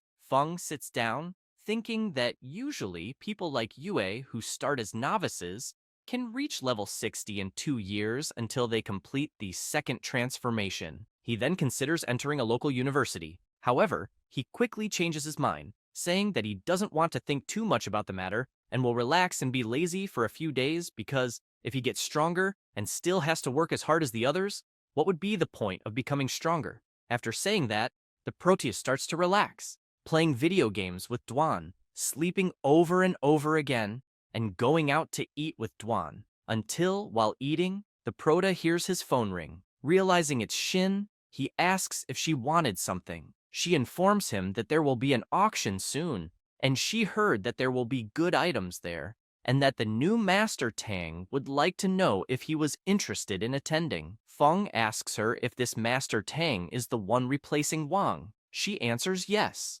Bored, the Prota responds that he hasn't had much to do lately, so it would be a good idea to take a look. She makes it clear to the Prota that she will wait for him with Master Tang to bring the list of items for him to review. He says that's fine, and goes back to eating his food, imagining that the service there had improved, and he wonders if this Master Tang is much better at dealing with people than the previous one. Some time passes, and Feng, along with Duan, goes to the meeting. Master Tang Yikai introduces himself, saying he is an appraiser from the Sukin branch of the Yucheng Trade Exchange. The Prota stands up and extends his hand, addressing him as Master Tang. But Yikai, embarrassed, steps back, saying that the Prota doesn't need to be so formal since he's new there, asking the Prota to treat him like an ordinary person. However, Master Tang is thinking that before he arrived, Mayor Dongming made sure he knew to treat the Prota very well, and in Mayor Ming's opinion, even if the entire market focused on him, there would be no problem. He turns and asks Miss Shin to bring the auction item list to show Feng. Quickly, she hands the list to the Prota, and he starts looking through it, becoming thoughtful, realizing that there were only a few pieces of equipment and potions suitable for mages. none of which would be useful to him. As the Prota rapidly examines the items, Mr. Yiki becomes concerned because it seemed like Feng was reviewing the items too quickly and didn't seem to find anything to his liking. He starts wondering if he might have underestimated the Prota's abilities. Then, something catches Feng's attention, leaving him seriously concerned. Noticing that something had caught the Prota's eye, Yikai approaches, saying that Feng has a good eye because the item he was looking at was definitely something great. Yikai, pointing to the image of the item, says it's an experience potion that can increase experience gains by 100%, a very rare item, perfect for leveling up quickly. Feng remains silent for a moment, remembering the conversation he had with Shu Wei. Duan is also shocked to see what the item was, catching even Master Tang's attention, who is confused by the whole situation. Suddenly, Feng becomes serious, asking Yikai where they obtained that item. Feeling awkward with the question, Yikai responds that the item itself comes from the Blue Sharp Guild, then asks if something had happened to make the Prota so serious. Feng becomes intrigued, thinking that the Blue Sharp Guild is one of the 7 major guilds in the country with significant power. He then speculates that Shu Wei either secretly sold the potion formula to them, or they did something against Shu Wei. Feng turns and asks Yikai if the guild had mentioned where the potion came from. Yikai says he had only heard that they discovered a new instance called Trial of the Gods, which can only be faced individually, and that the instance seemed to be divided into several layers, with a corresponding reward given for every 10 layers completed. With that, the formula was one of the rewards obtained upon completing the instance. Intrigued, Duan says it's the first time he's heard of this instance, then asks if it was also one of the instance mutations, because according to official requirements, before exploring an instance, it was necessary to register with the specialized county, and basic information could be found on the dedicated website. Feng, thoughtful, starts wondering if, by chance, Shu Wei had encountered any problems, then considers that this Trial of the Gods seemed like an incredible place. However, at that moment, a system message arrives, notifying him that he has acquired the mission, Trial of the Gods, asking him to use the power of the Trial of the Gods for personal benefit, with a time limit of 60 days to complete it, and the punishment for not completing it would be the elimination of the host. He becomes excited, as this is the first mission the system has given him, imagining that it will probably be something very interesting. Feng thanks Yikai but regrets, saying that this time he won't be participating in the auction. Yikai simply says there's no need to thank him, but makes it clear to Feng that if he needs anything in the future, he can seek him out anytime. However, he is worried, thinking that the experience potions were already the most highlighted items in the auction, and many guilds were eyeing them. He never imagined that Feng wouldn't be interested in them. At that moment, Duan asks Feng to stay there, as he would quickly check the information on this instance. But the Prota says he will go with him too, as he's interested in finding out. Some time passes, and Duan is researching like crazy about this instance, until he finds something and says that he needs the corresponding login authorization. But then he remembers the special badge that Mayor Zhang had given him. After using the badge, Duan informs the Pro-TA that he got it. Feng, looking at it, says that it looked like a tower. Duan explains that the Blue Sharp Guild has exclusive authorization, meaning they have official permission to manage it on their own, and without the guild's permission, outsiders cannot enter in any way. Feng imagines that these specialized instances of the major guilds are basically like that, but since the mission had already been issued and if he doesn't complete it, he will die, he starts thinking about other possible ways. After talking with Duan, the protagonist decides to head to the location of the god's trial. Using his teleportation ability, he observes the area, wondering why there were still sentinels there so late. He imagines that the Blue Sharp Guild has shared a lot of information about the test instance on their own forum to attract stronger players to join, which helped him understand a bit more. He thinks that if he uses stealth abilities to enter, they will never notice. With this thought, he smiles and then jumps, teleporting behind the sentinels without them noticing, heading straight for the rift. However, an explosion occurs, leaving the protagonist shocked, as the blast throws both him and the sentinels far away. Meanwhile, at another location, one of the people in charge of monitoring the instance area asks if they saw the large explosion that just occurred there. Another person yells that they will immediately inform the president. Elsewhere, at the protagonist's house to be exact, his ability begins to manifest until he suddenly appears and crashes into his bed. Covered in blood and screaming in pain, he wonders what the hell had happened there, thinking that he had only touched the entrance to the instance when suddenly, a powerful energy gushed out, completely breaking the purification barrier he was using. Worried, the protagonist desperately wants to know what had happened until a system notification appears, giving him an important warning that the system resisted an investigation, suffering 3% damage, which accumulated 3%. Then, another notification comes in, informing him that another 4% damage was inflicted on the system, accumulating a total of 7%. Feng can't believe that even his system took damage, wondering what kind of exploration ability that was. However, more and more notifications arrive, one after another, totaling an accumulation of 34% damage. Back at the instance area, several people arrive to investigate what had happened. A priest begins healing the guards injured by the explosion and informs the president that they were only stunned and their bodies showed no signs of injury. One of the guards starts to wake up and calls for the president. He approaches, asking what had happened. This person is He Shiyu, president of the Blue Sharp Guild. The guard explains that he doesn't know for sure, but mentions that the door to the trial of the gods suddenly exploded, and he fainted afterward. Shiyu, concerned, says that there were previous reports of this kind of situation, wondering if there had been any mutation in the instance. A mage, after hearing what the president just said, approaches and suggests that perhaps they should use that to investigate. He replies that it seems they have no other choice. Saying this, the mage quickly begins to use her ability,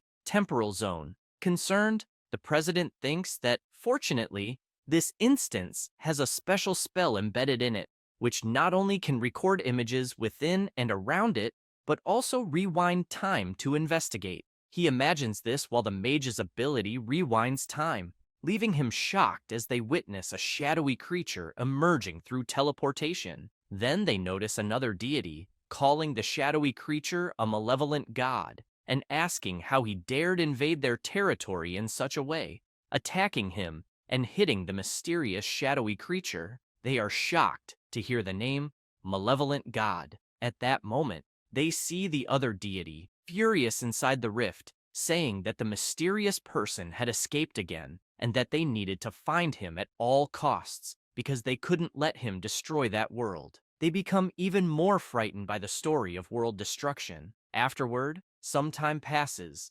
and Shiyu shows the temporal zone abilities images to all the guild presidents present. Liu Yingzhen says that, based on the images recorded by the Blue Sharp Guild, this is their first confirmation of the real existence of deities. He emphasizes that although the identities of the deities are unknown from the spells they cast, it is enough to reach the level of forbidden enchantment from legends.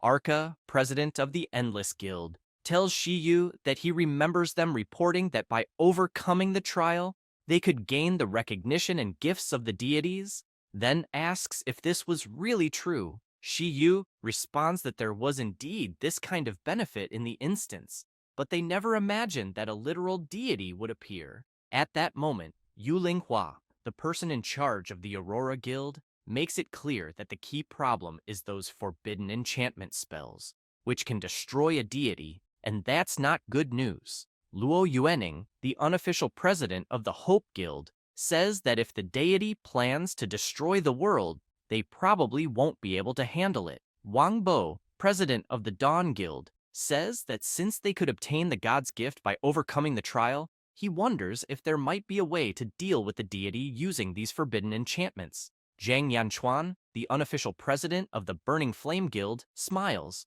saying it might be worth trying. Meanwhile, Shi Yu feels intrigued, thinking that everyone there is always keeping an eye on the trial of the gods, as if they want to take advantage of the opportunity to blackmail him. Suspicious, he says that if they all want to take part in the trial, he won't oppose it, but makes it clear that the creatures and objects in the trial of the gods are extremely powerful, and with everyone's current strength, they wouldn't be able to overcome them. At that moment, everyone falls silent for a moment. Soon, Ying Zhen asks Lao Feng if he has any ideas. He simply responds that what ideas could he have and what could he do, then asks everyone if they weren't supposed to be skilled. Ying Zhen tells him not to get mad, as he was called back because something big had really happened. Furious, Lao Feng says that, in everyone's eyes, besides protecting themselves against them, the mutants, there would be something else to report,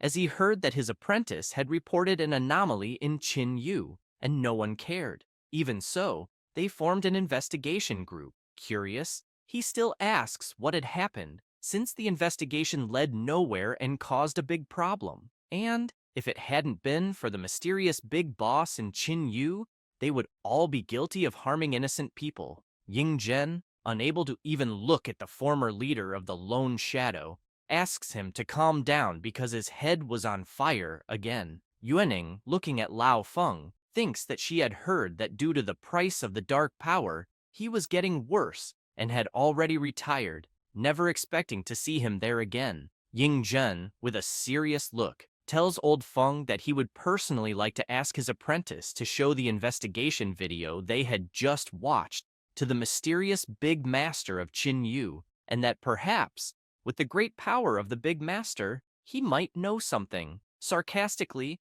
Lao Feng asks if they had only remembered his apprentice now. Ying Zhen responds that he has 2 crates of good wine and will send them to him, and that the commendation for his apprentice's merits will also be approved soon. At that moment, Lao Feng is startled to see how serious Ying Zhen is. Meanwhile, at Duan's house, the protagonist is pensive, looking at his system, imagining that the mission hadn't ended yet, and a new one had already appeared. The mission's name is Don't Worry, it's something small. The goal is to reach the 2nd transformation and complete the system's repair. The deadline is 60 days, and the penalty for not completing the mission is the elimination of the host. He is stunned by the mission's name, thinking that his system might be damaged, but doesn't seem too worried. The protagonist gets out of bed and starts walking, wondering if he had made a mistake. Upon arriving in the living room, he notices several people there,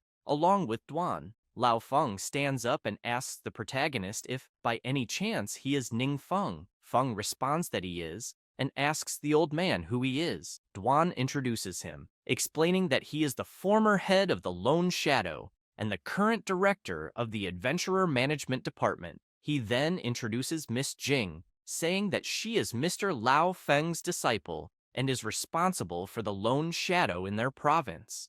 Duan explains to the protagonist that they are there to ask for help from the mysterious Great Master. Wasting no time, Lao Feng asks the protagonist if, by any chance, he is the Scarlet Flame Death God, leaving him startled. However, the old man starts laughing, saying he was just joking. The protagonist, looking at the old man, senses a sinister aura, thinking that he must have many merits, as he had participated in the development of several large secret areas and dismantled many evil adventurer groups. Being called the strongest mutant, almost all members of the Lone Shadow keep their identities extremely secret, but Mr. Lao Feng is an exception, as his presence alone is a threat. For the young, the old man is definitely one of the top 3 idols, and anyone who has a chance to talk to him can brag for a lifetime. Lao Feng says it's a pleasure to meet the protagonist, but he didn't bring anything special for him. He heard that Ning Feng was about to take the college entrance exam and then shows a box, saying it contains 5 million crystals and 200 bottles of advanced experience potions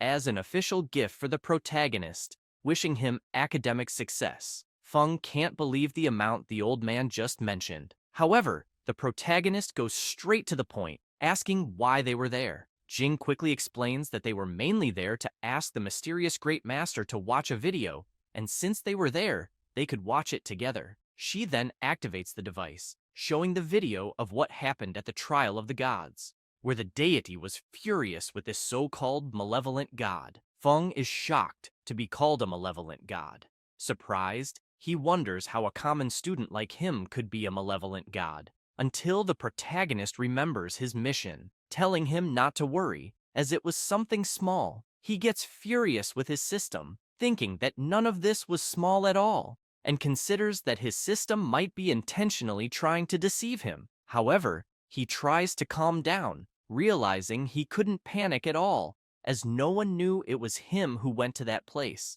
so they would never be able to identify him. Feng, looking at both of them, says he understood and would send the video to the mysterious Great Master, and any news that came up, he would inform them immediately. Lao Feng thanks the protagonist and says they will head back and wait for updates, and that if they need anything, they shouldn't hesitate to contact Miss Jing. She hands her card to the protagonist, and as he takes it, he immediately realizes she was the woman from earlier in the transformation room, feeling frustrated, thinking it's no wonder he was discovered so quickly. After leaving Duan's house, the old man tells Jing that the protagonist is just as they said, a good, polite, and sensible person. He makes it clear that the official intention is to do whatever they can to bring the protagonist to their team if the opportunity arises. Jing, suspicious, asks her master if by chance he thinks Ning Feng and the mysterious Great Master could be the same person. He simply asks her if it would matter, then clarifies that Ning Feng wants them to believe he is a student. Thus, he is a student, and that's better for everyone. And giving 5 million crystals to a student, regardless of who they are, is an unquestionable gesture. After all, if the student becomes the mysterious Great Master, no one knows how they'll treat him in the future. Lao Feng also explains that the enemies are getting stronger, but since Shi Yu had mentioned in the meeting that everyone wanted the gift of the gods, but they weren't qualified to acquire it, the best thing everyone can do is wait for the mysterious Great Master to become their greatest support. Back at Duan's house, the protagonist is deep in thought, drinking his coffee, thinking that earlier, his system had detected damage in the tracking ability, possibly from some god investigating his whereabouts. He then remembers that this being was able to destroy his absolute defense with a single blow, indicating that this being had reached the level of forbidden magic, making them a very dangerous enemy. Feng becomes worried, thinking that his priority at that moment is to complete the 2 missions from his system. Repairing the system is obviously the priority, as he needs it to block the god's search. But the mission past the trial also can't be neglected. If he can't use the enemy's power, they could become a threat. Quickly, the protagonist asks Duan if by any chance Mr. Lao Feng had provided any more information. Duan replies that he had, and that he would quickly organize it for the protagonist. Showing the information from Old Feng, Duan explains to the protagonist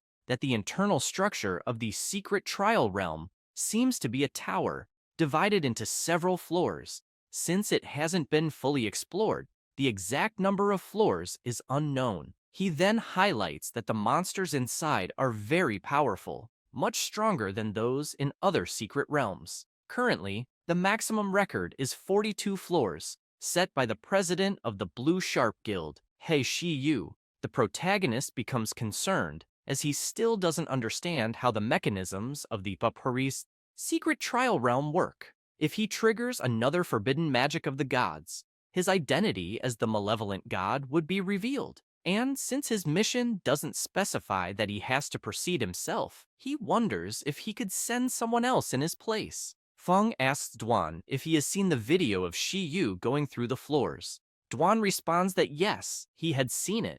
The protagonist, with a serious look, asks Duan how many floors he could reach. Duan, intrigued, says he might be able to get through 35 floors. Feng isn't surprised, as he expected it. Shi Yu is close to the 5th transformation, and his power is greater than Duan's. However, since Duan is someone he trusts, he'll be happy to send him to participate in the trial, and he considers preparing special training for Duan. Some time passes, and Old Feng is shocked, not believing what he's hearing. He asks Jing if the mysterious Great Master really intends to send someone to the Blue Sharp Guild for the trial. She explains that was Dwan's answer, and he also requested to use the Lone Shadow's training room for a special training period. The old man is intrigued, asking Jing because as far as he remembers, Dwan hasn't reached the fifth transformation yet. She confirms this. He begins to laugh, saying this will be very interesting, leaving her confused. But he quickly explains that the day before, the presidents of the 7 great guilds challenged the secret realm of trials, then asks her to guess what happened. She doesn't know what to answer, but he quickly replies that they all failed, making it clear that even old Liu Yingzhen couldn't get through. Jing is stunned, not believing it, saying that President Liu Yingzhen is one of the strongest in the country, and if even he couldn't pass, who could? At that moment, the old man gets so excited that his head bursts into flames, just like Ghost Rider, saying he's eager to see the result of Dwan's trial, as he is trained by the mysterious Great Master, wanting to know how far Dwan can go. However, the old man realizes his head is on fire again, scaring his apprentice. And looking at her master, she thinks those flames are the price he pays, constantly burning away his life. Worried about him, she wonders if there's really no way to help him. Some time passes, and the protagonist and Dwan are gathered in the training room with Jing and old Lao Feng. At that moment, Captain Zhou is amazed at the scene he's witnessing, as he's never seen people from the 4th and 5th transformation. Meanwhile, Jing's assistant says she heard that President Liu from the Guild of Power also wanted to go, but was stopped by Mr. Lao Feng. Zhou starts to recall when he was angry seeing the protagonist for the first time, and begins to cry, relieved that he hadn't offended him back then, knowing he would have been doomed. Jing makes it clear to Dwan that as long as enough information is provided, the training room can simulate various combat environments, but only warriors of the 4th transformation or higher can use it. Dwan hands a device to Jing, explaining that all the information is on it. The protagonist, meanwhile, is happy, explaining to Mr. Lao that it's his first time there. Lao Feng says they have even better facilities. After this, Jing goes to the planning room and immediately connects Dwan's information device. She's impressed because Dwan detailed even the weaknesses of the monsters, thinking the most amazing thing was that the layers President Liu had just cleared were also included. Feng gives an ironic smile, thinking it's obvious since that secret realm was invaded by the Demon King, so all he had to do was extract the information from his memory. And who better than the Demon King to know the monster's weaknesses? The old man approaches Dwan and asks if he would mind if they also watched. Dwan replies that he doesn't, then asks them to feel free to offer advice. Lao Feng simply says they won't give advice because they're also there to learn, then curiously asks if the mysterious Great Master really said that the malevolent god would destroy the world. He asks with a sinister expression, leaving Jing terrified by the question. Dwan remains silent for a few moments, and soon remembers when he was at home, scared, asking the protagonist if the malevolent god really intended to destroy the world. Feng feels awkward with that question, realizing Dwan doesn't know he is this so-called malevolent god. However, the protagonist wonders if he should tell Dwan the truth. Even though Dwan is trustworthy, he couldn't risk being revealed. Wondering what to do, Dwan responds to old Lao Feng that he had asked the chief that same question, and he had answered with only 8 words. Both of them are curious to know what it was, asking what the chief had said. At that moment, Dwan repeats the chief's words, saying, "As long as I'm here, that won't happen." Lao Feng starts laughing, saying that was simple and full of confidence, very much in the chief's style. Jing, sweating nervously, asks what kind of awakened being the chief is to not even worry about the gods. Meanwhile, the protagonist is quite pleased, thinking he had used the right words without leaving any hint of suspicion. The old man shakes Dwan's hand, thanking him, and telling him that from that moment on, the secret realm of trials depended on him. After that, Feng and the old man go to a room to watch Dwan's training. Some time passes in the training area, and at this moment, Dwan is forcefully thrown against the wall, surrounded by several monsters. He lifts his head and prepares again as the monsters advance toward him. Dwan shouts, gathering energy, and then finishes off the monsters, though he is left quite exhausted. The protagonist, noticing this, asks Dwan if he'd like to rest for a bit.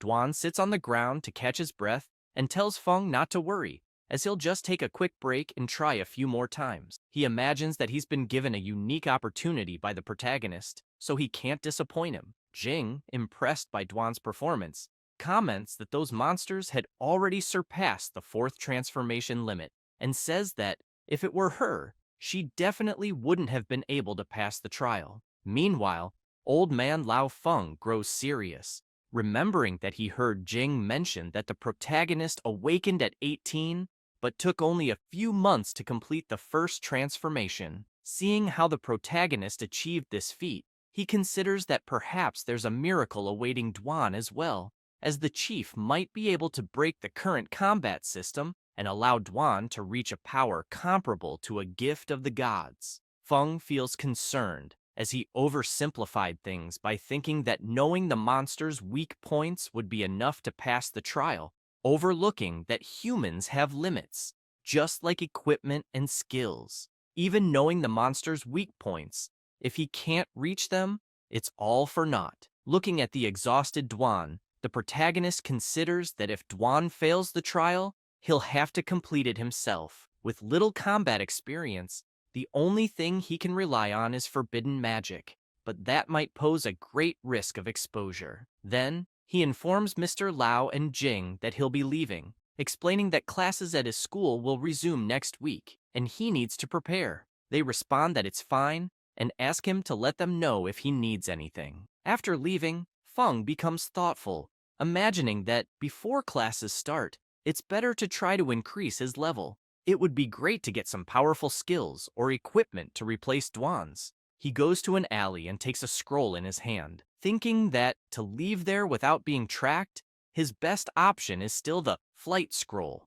The protagonist raises his arm to use the teleport, recalling that he had asked the trade market to buy a batch for him, thinking that this will suffice for a while. Then, he flies off. Upon arriving at his destination, Feng looks around for the rift until he locates it and feels pleased, as it's one of the two wild secret realms Dwan mentioned and is not yet under official control. However, upon closer inspection of the area, he notices signs of battle there, but the protagonist quickly brushes it off and heads towards the portal to see what awaits him. Meanwhile, near the portal entrance to the secret area, someone was stepping on the head of an adventurer. It was a group of mutants from the evil clan. The big guy asks his chief if he saw the flash that appeared nearby. The masked man remarks that it might have been a flight scroll. One of the clan members wonders if, by any chance, the person with the scroll was there to exterminate them. The masked man, chief of the evil clan,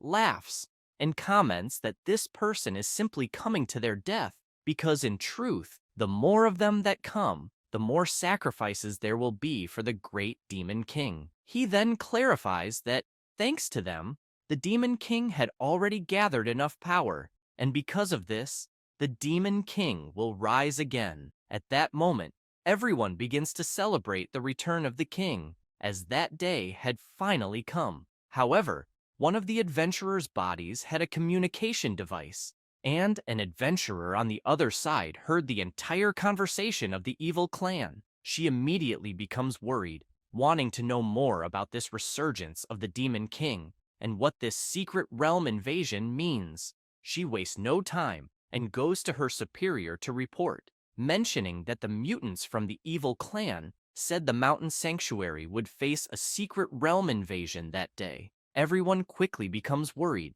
commenting that the invasion of the secret realm will immediately corrupt the nearest city, meaning it will be in mortal danger, and they ask what they should do. The captain, sweating nervously, clarifies that Squad 4 had already been completely annihilated, and even if they went to them, they wouldn't be able to stop the invasion. He grows even more concerned, imagining that the monsters inside the sanctuary are very powerful, and that the magical shield won't be able to contain them. He turns and orders everyone to return immediately to warn the authorities so they can evacuate the population as quickly as possible. One of the adventurers, worried about his captain, asks what he will do. He explains that he'll stay to inform them of the situation in advance, because even with plenty of monitoring equipment, they won't know the exact time of the secret realm invasion. A member of the captain's squad remarks that they can't leave him there alone, but he shouts,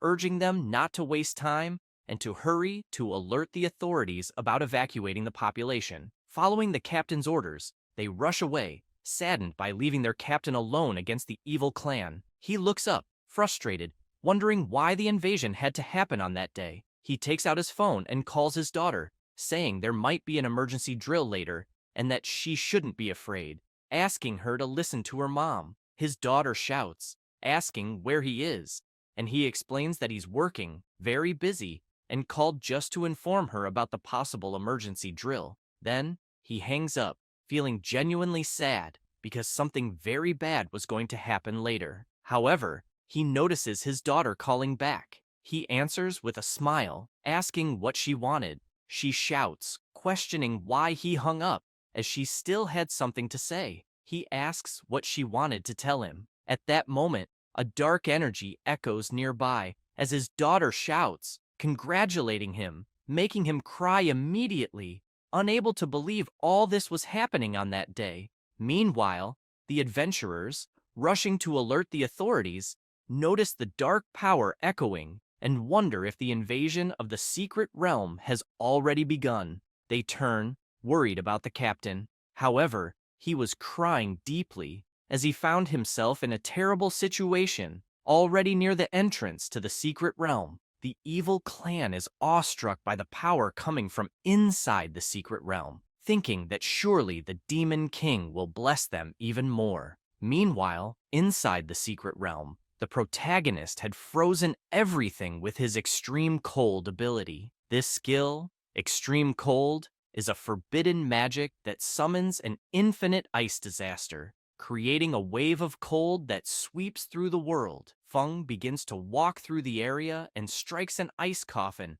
laughing and commenting that the monsters here yield a lot of experience, and that, with this, he quickly leveled up to 37 and can now learn a new skill. However, the protagonist hadn't noticed that one of the monsters he had frozen with his ability was precisely the Demon King the evil clan was waiting for. He opens his system and observes the skills he could learn, making his decision shortly after. Some time passes, and something begins to emerge from the portal of the secret area. The entire evil clan kneels and salutes the great Demon King. A person begins walking out of the portal. It was the protagonist, with his carefree manner. However, both the protagonist and the evil clan stare at each other, and Feng quickly becomes startled, wanting to know what the hell was happening there. Meanwhile, the evil clan leader is even more frightened, asking where the Demon King was. Little did he know that the Demon King was already dead, completely frozen. The clan leader observes Feng and, seeing that the protagonist doesn't recognize them, dismisses the idea that Feng could be an incarnation of the Demon King, let alone a blessed one. He's intrigued, noticing that all of Feng's equipment is that of a beginner. So, how could he dare to appear there alone? Then he recalls the flight scroll from earlier, wondering if Feng is an opportunist trying to ally with the Demon King, but got terrified by the powerful dark energy and got lost. Thinking this, he shouts, asking the protagonist if he was there to join the Demon King. Feng, not understanding a thing, simply replies no and says it's none of their business. The evil clan leader becomes furious, asking if the protagonist knows who he is, and introduces himself as Gu Zhao, an A-level wanted criminal with over 100 lives in his hands.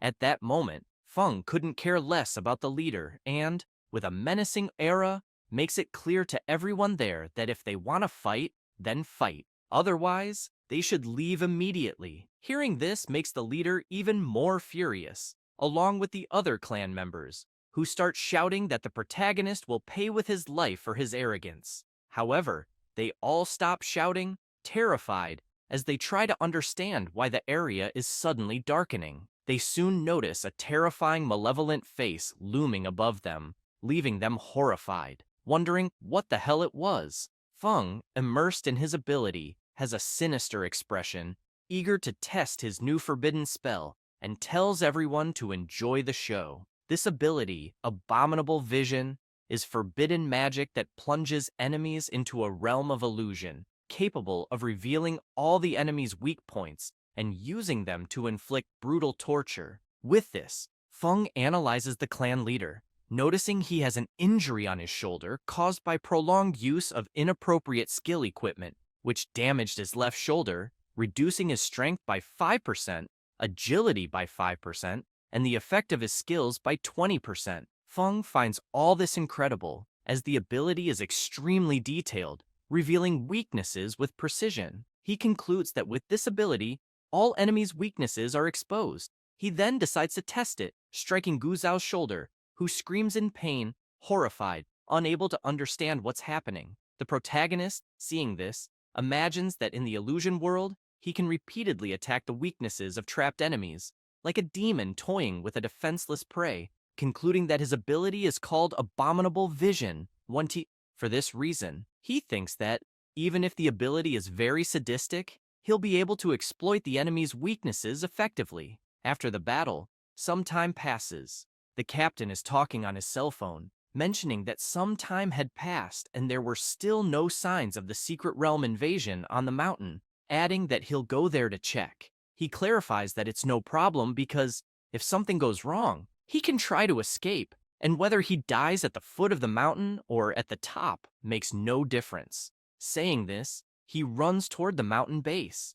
Upon arrival, he's incredulous, wanting to know what happened there, noting that Gu Zhao, the Blade of Silence, an A-level wanted criminal, and his henchmen were completely eliminated.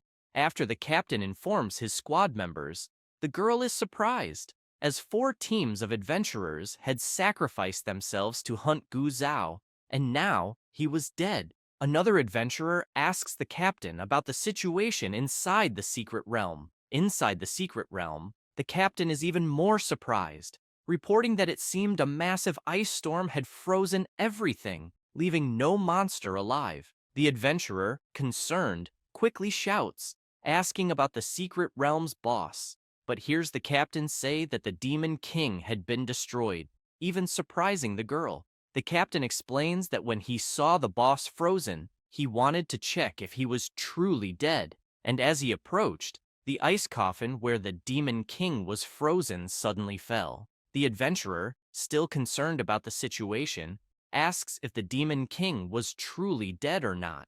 The captain explains that no item had dropped, and he didn't receive any experience, concluding that the boss was already dead. The adventurer, still confused, asks if, by chance, the secret realm invasion might still happen. The captain kneels next to the Demon King's body, observing it, and thinking that, given the current situation, it's out of the question. He reflects on this, while the Demon King remains silent, terrified by the protagonist's power. After that, the protagonist returns to Duan's house and, noticing he wasn't there, immediately calls him, asking if he was still in the training room and telling him to come back and rest a bit. After Duan returns, he is frustrated, telling the protagonist he's stuck at level 45, explaining that his abilities aren't enough and that he feels he's disappointed him. Feng smiles and tells Duan not to worry, asking him to rest for a few days, explaining that the primary objective was for him to understand the situation in the Sanctuary of Trials. He adds that next week he'll arrange a grueling training session for him. Duan feels relieved, seeing that the protagonist hasn't given up on him, and excitedly asks what the protagonist would like for dinner, offering to prepare it immediately. But before the protagonist can respond, Duan runs off, thrilled by the upcoming intense training. Feng just watches his friend's enthusiasm. Afterward, he sits down, feeling cheerful, as he plans to take advantage of the break to play a bit. While gaming, he notices a message from Old Man Lao Feng. In the message, Lao asks if they could level up together, requesting an invite to the game, mentioning that he's great as a tank. Feng can't believe it, wondering if someone hacked the old man's account. But then another message arrives, This time, an audio where Lao Feng confirms it's really him. The protagonist is delighted to know it's indeed the old man, never imagining he enjoyed games. After playing together and winning the match, Feng tells Lao that he played very well and was skilled. Lao Feng explains via audio that he usually plays with his grandson, though now he doesn't play much since his grandson is busy with university entrance exams, adding that the protagonist and his grandson are the same age. Feng sends an audio message to Lao Feng, suggesting they play as a trio when they get the chance. The old man agrees, saying it's a deal. The protagonist smiles, thinking that Lao Feng is an honorable person with a high position in the authorities, and imagines that a relationship with him could make things much easier in the future. Lao Feng also tells the protagonist that soon, 3 major universities will organize a training camp to select excellent students for participation. In the end, they will be chosen for admission based on performance and receive abundant training resources. He adds that there are still 2 spots available and asks if the protagonist would be interested in one. Feng reflects on the audio, realizing that at first, he thought possessing a forbidden spell would be enough, not caring much about university. However, if he has to face the so-called gods without any combat experience, he might be at a significant disadvantage. Thinking this, he promptly responds to Lao Feng, saying he's interested. Lao Feng says he'll reserve both spots for the protagonist, and mentions that if he has a teammate, he can register them as well. The protagonist thanks Lao Feng for his kindness. Lao Feng looks at his grandson's portrait, thinking that they are very similar and might even become good friends. Time passes, and classes resume at Chinyu City's No. 7 high school. In the 3rd year, Class 2, the students mention that this year, neither the common universities nor the top ones raised their standards for the combat course. They also heard that many university students failed the assessments, leading to delayed graduations or transfers to non-combat courses. One of the protagonist's classmates gets angry and asks if, by any chance, 3-star awakened individuals are the same as 1 or 2-star ones. He says this while pointing at the protagonist, who was drooling in his sleep at his desk. Just then, teacher Chi Wei enters the classroom, announcing that they'll have a new classmate and asks everyone to get along with her. All the boys are instantly fascinated and smitten by her. Chang Muqiu, feeling embarrassed, greets everyone and introduces herself. Feng immediately wakes up, remembering that Muqiu was the girl who caused trouble in the secret realm last time. After Muqiu's introduction, everyone becomes excited, asking if she isn't ranked 4th in the national rookie ranking, and if she didn't come from a prestigious school in the big city. She approaches the teacher and asks if she could sit next to the protagonist. Teacher Chi Wei thinks it's a great idea and agrees. Feng watches as Muqiu comes to sit with him, then looks ahead, noticing everyone was furious with him. Meanwhile, in the principal's office, Zhang is furious, asking Principal Fang what trick he used to pull Chang Muqiu from his school. Fang tries to calm him, asking Zhang not to get too worked up, claiming he knows nothing about it. Stressed, Zhang points out that not only did Muqiu leave, but she also took the training camp spots, explaining that this could impact his school's approval rate. Fang, slightly embarrassed, considers that this year, the training camp has only 4 slots across the entire province, and 2 have gone to his school. He then muses that, with Chang Muqiu's addition, they might gain another slot. Quickly shifting his expression, he realizes it's no wonder Principal Zhang rushed over to complain he's in serious trouble. However, they hear someone knocking at the door. Director Fang calls for his assistant, who opens the door, announcing that someone wanted to see him, as they couldn't reach him by phone. The principal asks who it is, but clarifies that he's in the middle of an important discussion with Principal Zhang, which is why the person couldn't reach him, as his phone was on silent. Jin Jing informs them that the visitor is from the Adventurer Management Department, Mr. Lao Feng. Both principals are stunned to hear who it is. The old man enters the room, greets Principal Fang, and introduces himself. Both principals are still in disbelief at the visitor's presence, thinking that Lao Feng is a significant figure they'd only seen on TV. Lao Feng turns and introduces his grandson, saying his name is Feng Rui, who steps forward and greets everyone. Fang, sweating profusely,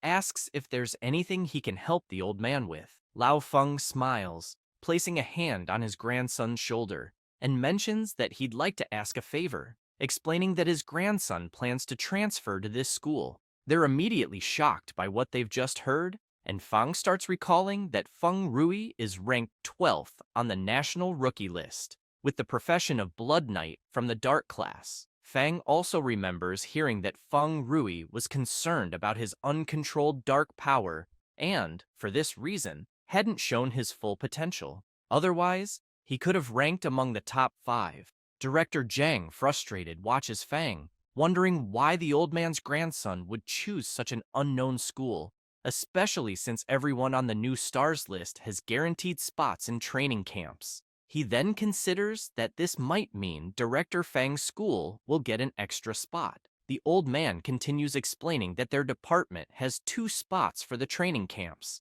which they intend to assign to outstanding students.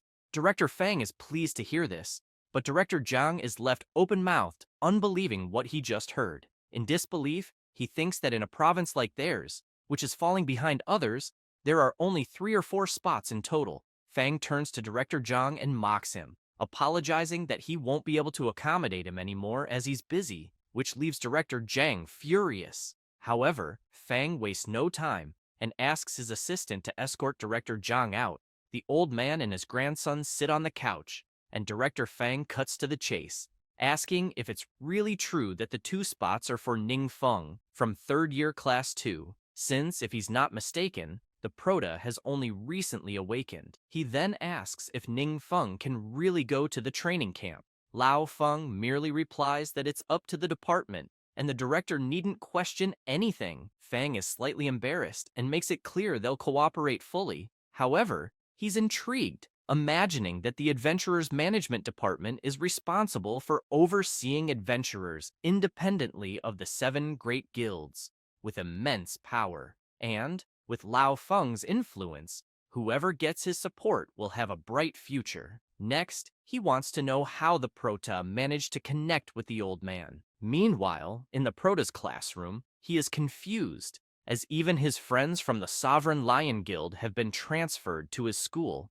and he immediately asks them why on earth they were transferred there. The cleric, as cheerful as ever, mentions they just wanted to be closer to him. She explains that she heard the school tried to contact Zhao Cheng too, but he turned down the spot. She adds that's why the spot was given to her, and that the big boss also gave a spot to her brother. At this point, Wang Yue and Mu Qiu exchange intense glances. The berserker is excited to meet Lao Feng's grandson, and Rui smiles, saying the pleasure is his, and that he hopes to have the support of the Prote and everyone. Mu Qiu, feeling concerned, realizes she's not the only one drawn to the Prota, and thinks she needs to try even harder not to be overlooked by him, recalling she had prepared a gift for him, but needs the right moment to give it. At that moment, the other students observe the Prota's group with indignation, wanting to know what kind of relationship Ning Feng had with these people, because even without the Prota, this group was impressive for any high school in the country, and everyone really wanted to be talking with them. The protagonist feels pleased, thinking things suddenly got a lot more exciting, but he soon grows curious, wondering why Zhao Cheng turned down the spot and why no one seems to care about his disappearance. Meanwhile, at Zhao Cheng's house, his father sits pensively, and one of his guards reports there's still no news of the young master, asking if they really shouldn't contact the police. He takes a deep breath and says he's already contacted an experienced investigator to help with the case, and that they should have news soon, requesting they wait a bit longer. When asked about the situation at the school, the guard explains that he managed to secure an extended leave for the young master, stating he would be attending a special training. The director thought it would be a waste to give up the spot at the training camp, but didn't ask many questions.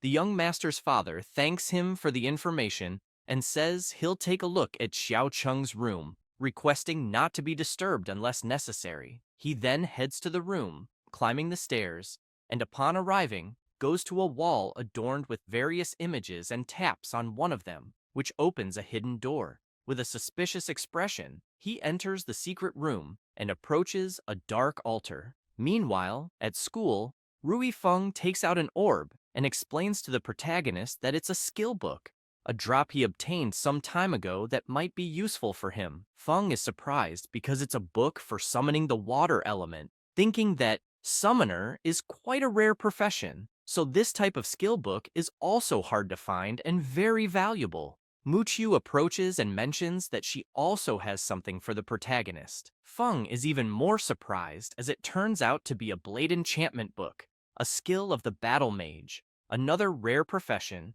Realizing that these skill books are challenging to come by, he then thinks that both skill books are excellent, but he still can't learn them. As before classes started, he went to the secondary secret realm to level up. When he tried to enter, the system barred him, notifying that the realm required a group of at least 5 people. Due to a lack of information at the time, he ended up wasting the trip and couldn't unlock a new skill bar. On the other hand, he considers that both books he just received are more appealing than school, since he also needs to form more alliances as future information sources. Feng smiles and thanks them both for their kindness, mentioning he doesn't have much to give in return. He then takes out some experience vials, explaining that there are 40 advanced experience potions, half for each of them. Muqiu comments that she heard it's an exclusive treasure of the Blue Guild, and that only carefully trained internal members have priority access. Rui Feng imagines that item fetches a high price at auction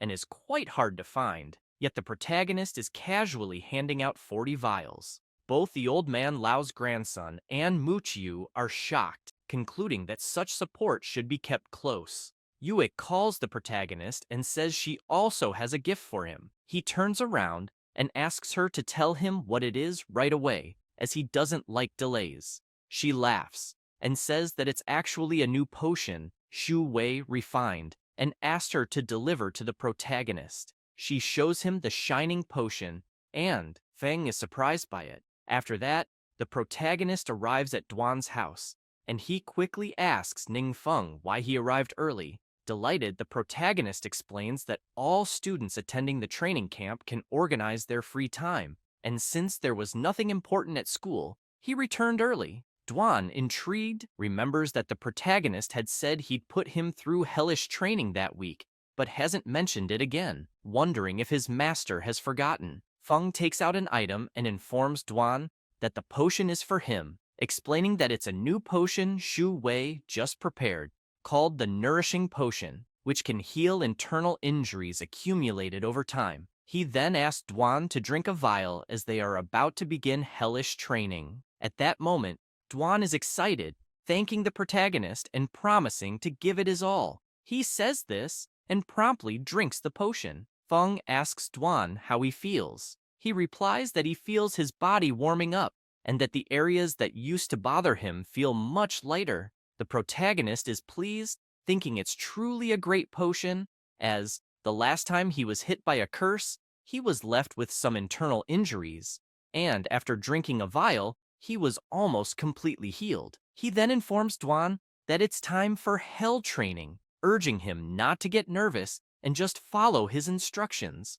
Duan, excited, shouts that he understands and can't wait to start. Feng asks him to let him know immediately if, at any moment, he feels he can't go on. The protagonist begins observing Duan, making him nervous, and then Feng uses his skill Abominable Vision. He can see all of Duan's weak points, noticing that his lung injury is in recovery, and wonders if it's the effect of the nutrient potion. He also notes that after Duan used the skill Energy Overload, he accumulated internal injuries, resulting in lung damage, a 2% loss in strength and stamina, and an 11% reduction in skill effectiveness. Feng makes it clear to Duan that he will first show him his weak points and then conduct specific training to address them. Duan, listening attentively to the protagonist, thanks him for the guidance. Feng explains that the energy overload skill isn't suitable for him as it causes lung damage. He further explains that the combination of skills was incorrect.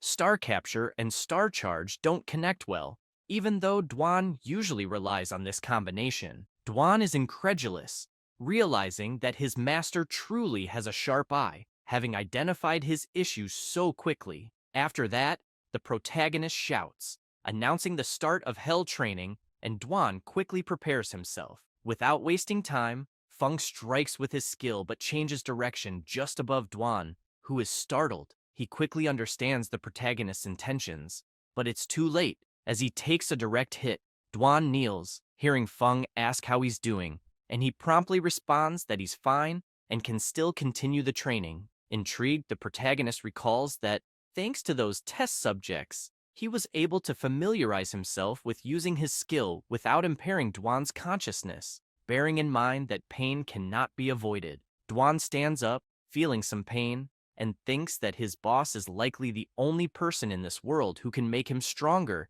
and that he certainly won't waste such an opportunity. Then he gets ready and asks the protagonist to continue. After training for a while, Duan finds himself back in the training field. At that moment, a demon is furious with him, and he just stands, waiting for an opening. The demon attacks. He dodges effortlessly, leaping onto the demon, spinning in the air while concentrating energy in his dagger. Then, he drives the dagger into the demon's back, which roars in pain. With this, Duan easily finishes the demon, and brimming with excitement, smiles and asks for the next stage. The old man and Jing are surprised, and she comments that there are no more stages, as all the monster information he had provided was used up. At that moment, Duan takes a deep breath and falls to the ground. Overwhelmed with happiness, he begins to cry, commenting that thanks to his master's training, he was able to finish the monsters in the training field. Lao Feng can't believe it, remarking that in just half a month, he was able to elevate a fourth transformation warrior to such a high level, calling it simply a miracle, and noting that the agency will definitely need to maintain a good relationship with the great, mysterious boss. Saying this, his head starts to feel hot, and Jing, noticing, quickly calls his attention. He starts laughing, asking her not to worry, explaining that reaching his age as a transformer is already a blessing. Jing, intrigued, imagines that Mr. Feng sent his grandson to study in the city of Qinyu with the intent of passing the torch. Still worried about the old man, she asks if perhaps the great boss has a way to ease the price of the dark power. Lao Feng, thoughtful at Jing's question, observes Duan lying on the ground and comments that they'll discuss it later, because first, they need to take Duan to participate in the Realm of Challenge. After this, at the Sharp Blue Guild, Lao Feng and Duan arrive and are soon welcomed by Liu Yingzhen, who introduces himself and mentions he's the leader of the Xianyu Guild. He adds that everyone behind him are presidents of the 7 great guilds, and that it's a pleasure to meet him. Duan imagines that all the presidents present are either fifth transformation warriors or close to it, and that not even his master could gather them all for a reception. He also considers that the divine apparition incident really left everyone disoriented, and that the only person capable of staying calm before the divinity is his master, which is why he's worthy of his title. Shiyu imagines that Ying Zhen has just surpassed the fifth transformation, and wonders why he's making such a fuss to welcome a fourth transformation warrior. Observing the others present, he feels stressed, thinking that all those old foxes are just using this opportunity in the secret realm to benefit themselves and make connections. After that, everyone heads straight to the portal. Upon entering, Shiyu comments to Duan that everyone admires the presence of a strong person there and hopes he can use the opportunity to show his strength in the secret realm. Duan, not paying much attention to Shiyu, replies that he certainly will. At this moment, Duan sets up his phone on a tripod towards the battlefield so the protagonist can watch everything. Everyone stands in front of the phone, wanting to know if it's true that the great mysterious boss would be watching them. Meanwhile, at Duan's house, Feng is quite relaxed until he notices that the battle has begun there and comments on Duan's impressive speed. Saying this, Duan continues delivering several fast attacks. All the guild leaders are impressed. Yingzhen remarks that Duan's abilities are truly incredible and that his speed has multiplied several times. Shiyu asks if Duan is really only in the fourth transformation. Still observing Duan's movements, he shouts that he has already surpassed President Liu. At that moment, Duan stands before a massive demon, but he isn't phased and quickly finishes the demon without much trouble. With that, he receives a notification from the system congratulating him for successfully completing the trial. Everyone is in disbelief that he actually did it. Duan, astonished, looks up and sees a very bright light. The system informs him that he received the blessing of the gods, a reward for the first completion, granting him a forbidden spell from the gods. Immediately, all the leaders are shocked to learn that the blessing of the gods is actually a forbidden spell. Shiyu, frustrated, realizes that the blessing of the gods is a reward for the first completion and wonders if, after someone completes the trial, there's no more chance to obtain it, since as it's his secret realm, the reward should belong to him. Meanwhile, the system scans Duan's body and informs him that his profession level isn't advanced enough to learn the forbidden spell. Duan, upon learning this, is surprised, as is the old man, who wonders what it means. Feng, watching this through his phone, thinks back to the memories of the Demon King, which showed that professions in that world haven't yet reached their ideal form, considering that this might be why he couldn't receive the reward. At that moment, the system informs that the reward has been adjusted to Emblem of Divine Grace. Duan is confused by this notice, wanting to know the reason for the sudden change. After this, the system informs Duan that he has 3 different paths for his profession's progression, and that his profession belongs to the Strength category, blessed by the primordial Holy Spirit of the 12 gods. He wastes no time and selects the sword path symbol, and with that, the system presents 3 options. The first is the professional path, Spiritual Sword Master, where the master controls the sword with life energy, being decisive and deadly, capable of unleashing uncommon force against powerful enemies. Next, there is also the professional path, Supreme Combat Saint, a profession that never uses external items, always pushing the limits of one's own strength, with each punch and kick possessing considerable power. And finally, the professional path, Celestial Warrior, specializing in using various types of weapons to defeat opponents and capable of observing and understanding enemies' skills during battle. Duan, after analyzing all options, considers that, since his weapon is a short sword, a type of dagger, it would be better to choose the Spiritual Swordmaster path. After selecting it, an emblem begins to appear, and the system quickly informs him that he has obtained the Emblem of Divine Grace, a high-quality consumable item, granting him an additional 4 points of permanent strength and 4 points of permanent endurance, as well as permanently increasing his vital energy recovery speed by 80%. The system further explains that the Emblem of Divine Grace is formed by divine power, containing the fundamental rules of the universe, and asks him not to fear and simply focus on absorbing it.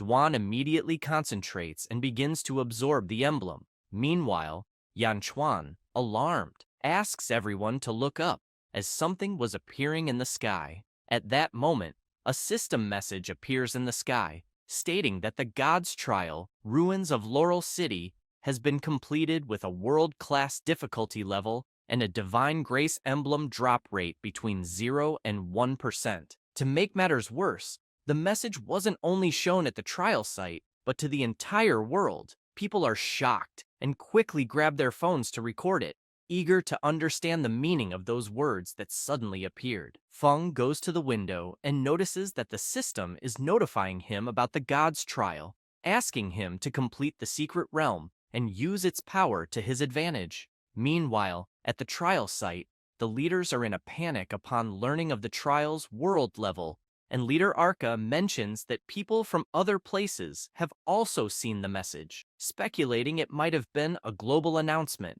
Soon after, Duan exits the portal and everyone rushes toward him. Ying Zhen thinks Duan's strength can no longer be measured as a 4th transformation, believing that the entire global evaluation system will be revolutionized because of him. He promptly asks Duan if, by any chance, he'd be interested in joining the Xianyu Guild. Elder Arka comments that the Jiwu Guild offers extremely advantageous condition, guaranteeing total satisfaction. Not wanting to be left behind, Wang Bo asks if Duan would consider hearing the terms of the Xianjue Guild. However, Duan only smiles and apologizes, explaining that, at the moment, he isn't interested in joining any guild. After that, he returns home and, delighted, tells the protagonist that he succeeded and didn't disappoint his expectations. Feng laughs and congratulates him, commenting that Duan's own effort was also very important in completing the trial.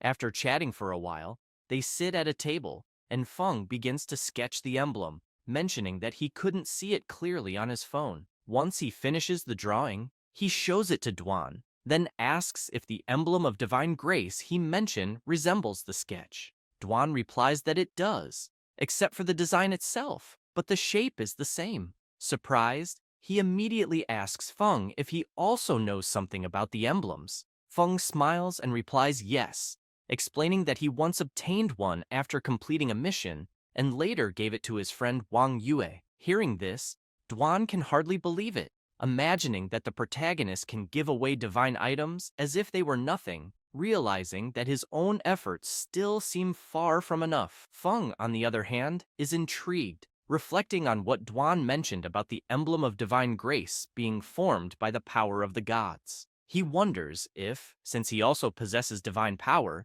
he'll be able to obtain an emblem in a common domain. However, he remembers another pressing concern, the matter of the 12 gods. Wondering if he will have to face them all, Duan further explains to the protagonist that, in order to obtain the divine emblem, the Guild of the Dead had already begun taking action, searching for more secret realms of trials, and that it would take a long time for all the guilds to become involved in this matter. Feng, intrigued, speculates that the system considered Duan's trial results as a mission completed, and then wonders if he could control those who pass the trial, thinking he could use that power for himself. However, he fears a potential issue, as the person who completes the trial might become an enemy. Feng also considers that the divine emblem is not his biggest concern. The real threat is that after passing through the realm of trials, one can learn forbidden magic, and if that magic falls into the hands of an enemy,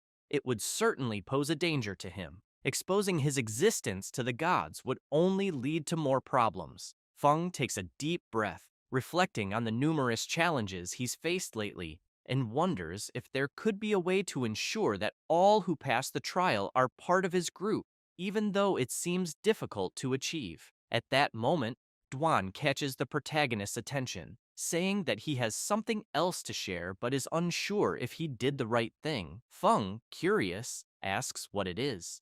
Duan reveals that while he was at the Sharp Blue Guild, something happened. Shi Yu mentioned that it was somewhat embarrassing to say, explaining that according to their contract, the rewards Duan obtained in the Realm of Trials were to be handed over to the Sharp Blue Guild. Following this, Duan handed over the drops to Shu Yi, commenting that he couldn't hand over the divine emblem because it had already been absorbed. Upon hearing this, Shu Yi was furious, shouting for Duan to leave the divine emblem behind. Otherwise, he would not be allowed to leave. However, he quickly calmed down, realizing he only had the courage to say that in his mind. Soon after, all the leaders were astonished by the rarity and high levels of the items. Shu Yi, thrilled with the forgetfulness potion formula in his hands, realizes that it can remove a specific skill, leaving the skill slot empty again. As leveling up is difficult, skill slots are highly valuable,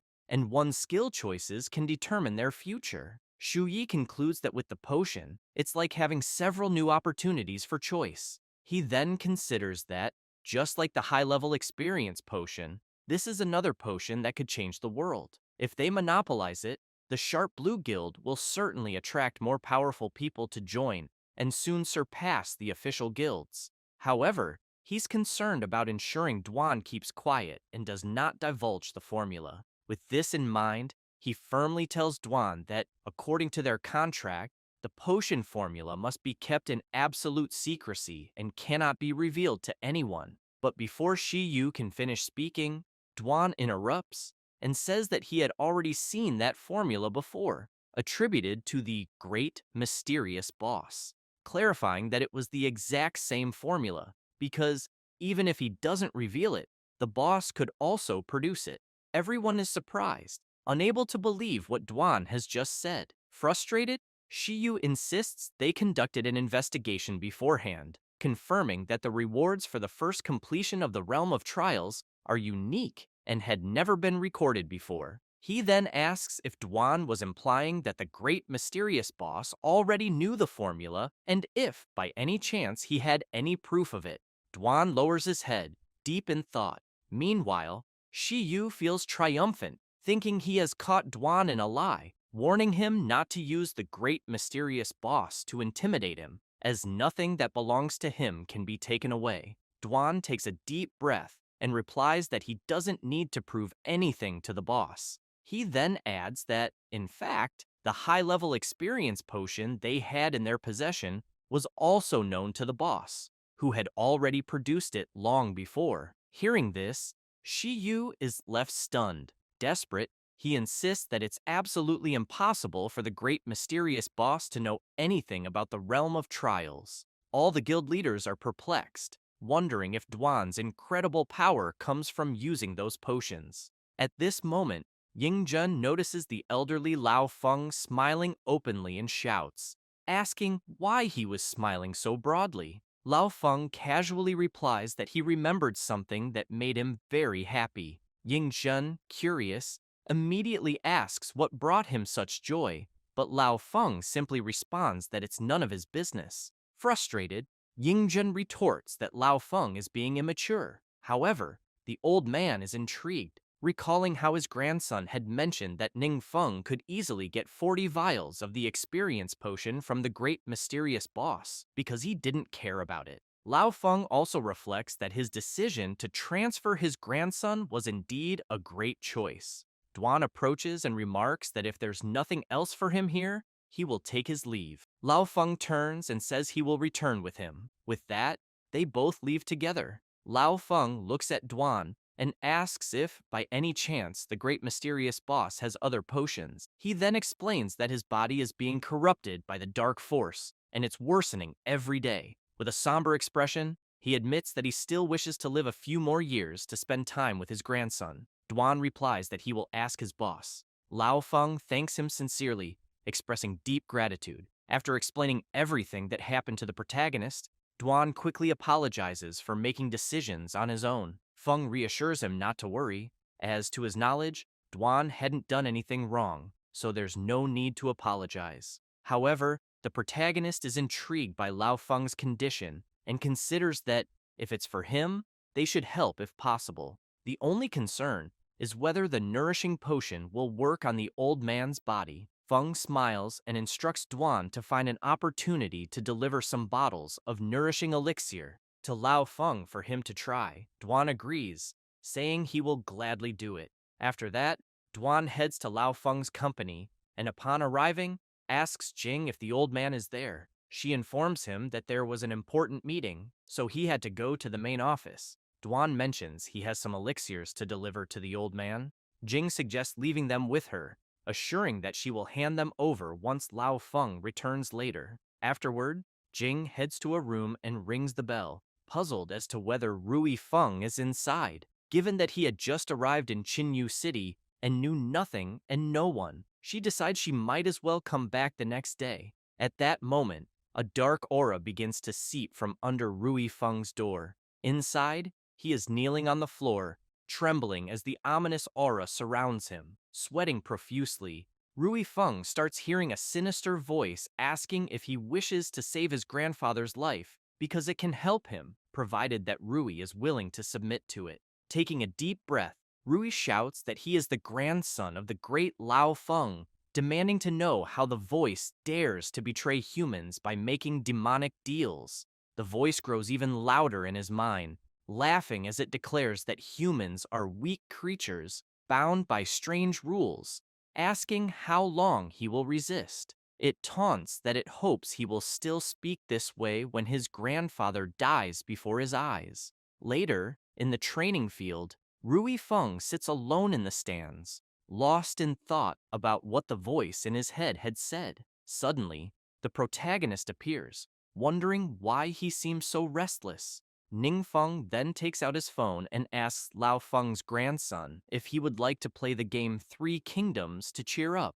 Embarrassed, Rui Feng apologizes to the protagonist, explaining that his grandfather doesn't allow him to play games at school. Feng smiles, reassuring him that it's fine and that they can play together when his grandfather returns. He also comments on how impressive Lao Feng's skills are. Rui then explains that his grandfather learned to play the game because of him. The protagonist, confused, asks, "What do you mean?" Rui Feng explains that when he was a child, his parents died on a mission, leaving him deeply shaken. He became withdrawn, spending all day locked in his room, becoming somewhat antisocial. Because of this, his grandfather, Lao Feng, didn't know how to console him until he remembered that Rui used to enjoy battle games. Lao Feng secretly learned how to play them. In Rui's darkest moments, it was his grandfather who stayed by his side, helping him emerge from his shadows, which is why Rui is deeply grateful to him. Then,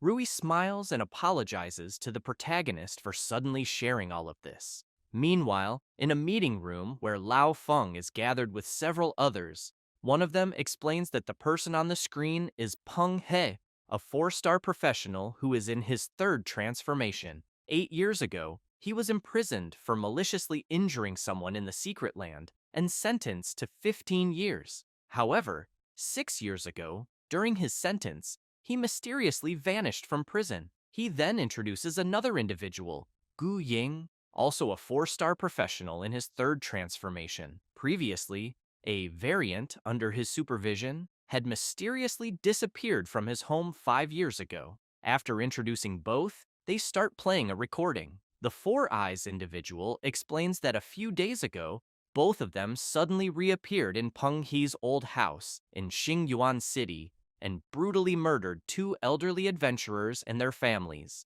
leaving no survivors. He hands some documents to Mr. Feng and explains that the two slain adventurers were members of the team that had captured Peng He in the past, suggesting that Peng He's motive might be revenge against Lao Feng's team. Worried, another person exclaims that, according to the records, the two dead adventurers were both fourth transformation experts. How could they have lost to two individuals in the third transformation and been helpless while their families were slaughtered?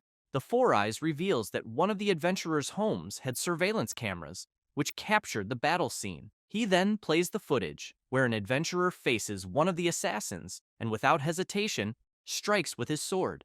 However, Ying effortlessly dodges and with a dagger in one hand, stabs the adventurer. Witnessing this leaves everyone there concerned and incredulous. To make matters worse, Ying delivers several additional blows, piercing the adventurer's entire body, giving him no chance to counterattack. Nervously sweating, the person next to the old man comments that it's clear Ying has already surpassed the power of the fifth transformation. Lao Feng, seeing this, is also apprehensive, remarking that in a direct confrontation, he would probably not be a match for Ying. After all, this person had disappeared for years while still in the third transformation, making him wonder what Ying had done and endured to reach such a level of power. Meanwhile, at the Chung household, Mr. Cheng is restless. The door suddenly opens, and Ying and Peng He enter. Cold sweat dripping, Chung comments that they've worked hard and asks if they've found any clues about his son's whereabouts. Peng He replies that they haven't discovered anything about the young master's disappearance, but while searching, they sensed an extremely powerful dark force. Shocked, Mr. Chung asks what that implies. Peng He explains that lower-level favored ones can only use the dark force with the blessing of a demon lord, mentioning the man who previously died in Chinyu City, who was merely a pawn for a certain demon lord. With a sinister smile, Peng He clarifies that true favored ones, like themselves, are personally summoned and trained by the demon lord, meaning they lose contact with the outside world and undergo training in the secret realm for a long period. He then elaborates that the young master's situation bears some resemblance to theirs in the past, so he suspects that the young master may have caught the attention of a demon lord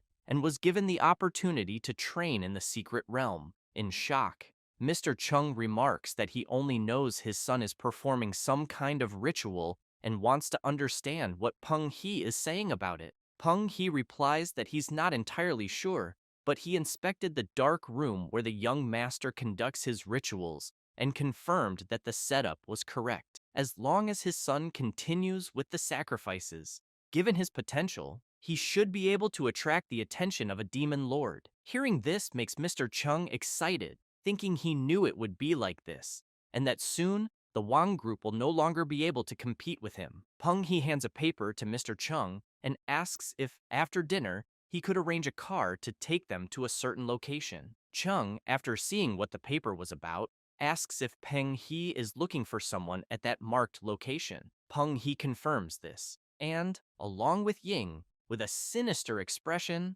makes it clear that they are going to visit a future disciple. Some time passes, and Rui Feng is thinking back to the time when someone informed his grandfather that his parents sacrificed their lives to seal the uncontrollable entrance to the secret realm, and that, thanks to them, the entire city avoided disaster. On behalf of all the citizens, they expressed their deepest gratitude and heartfelt condolences.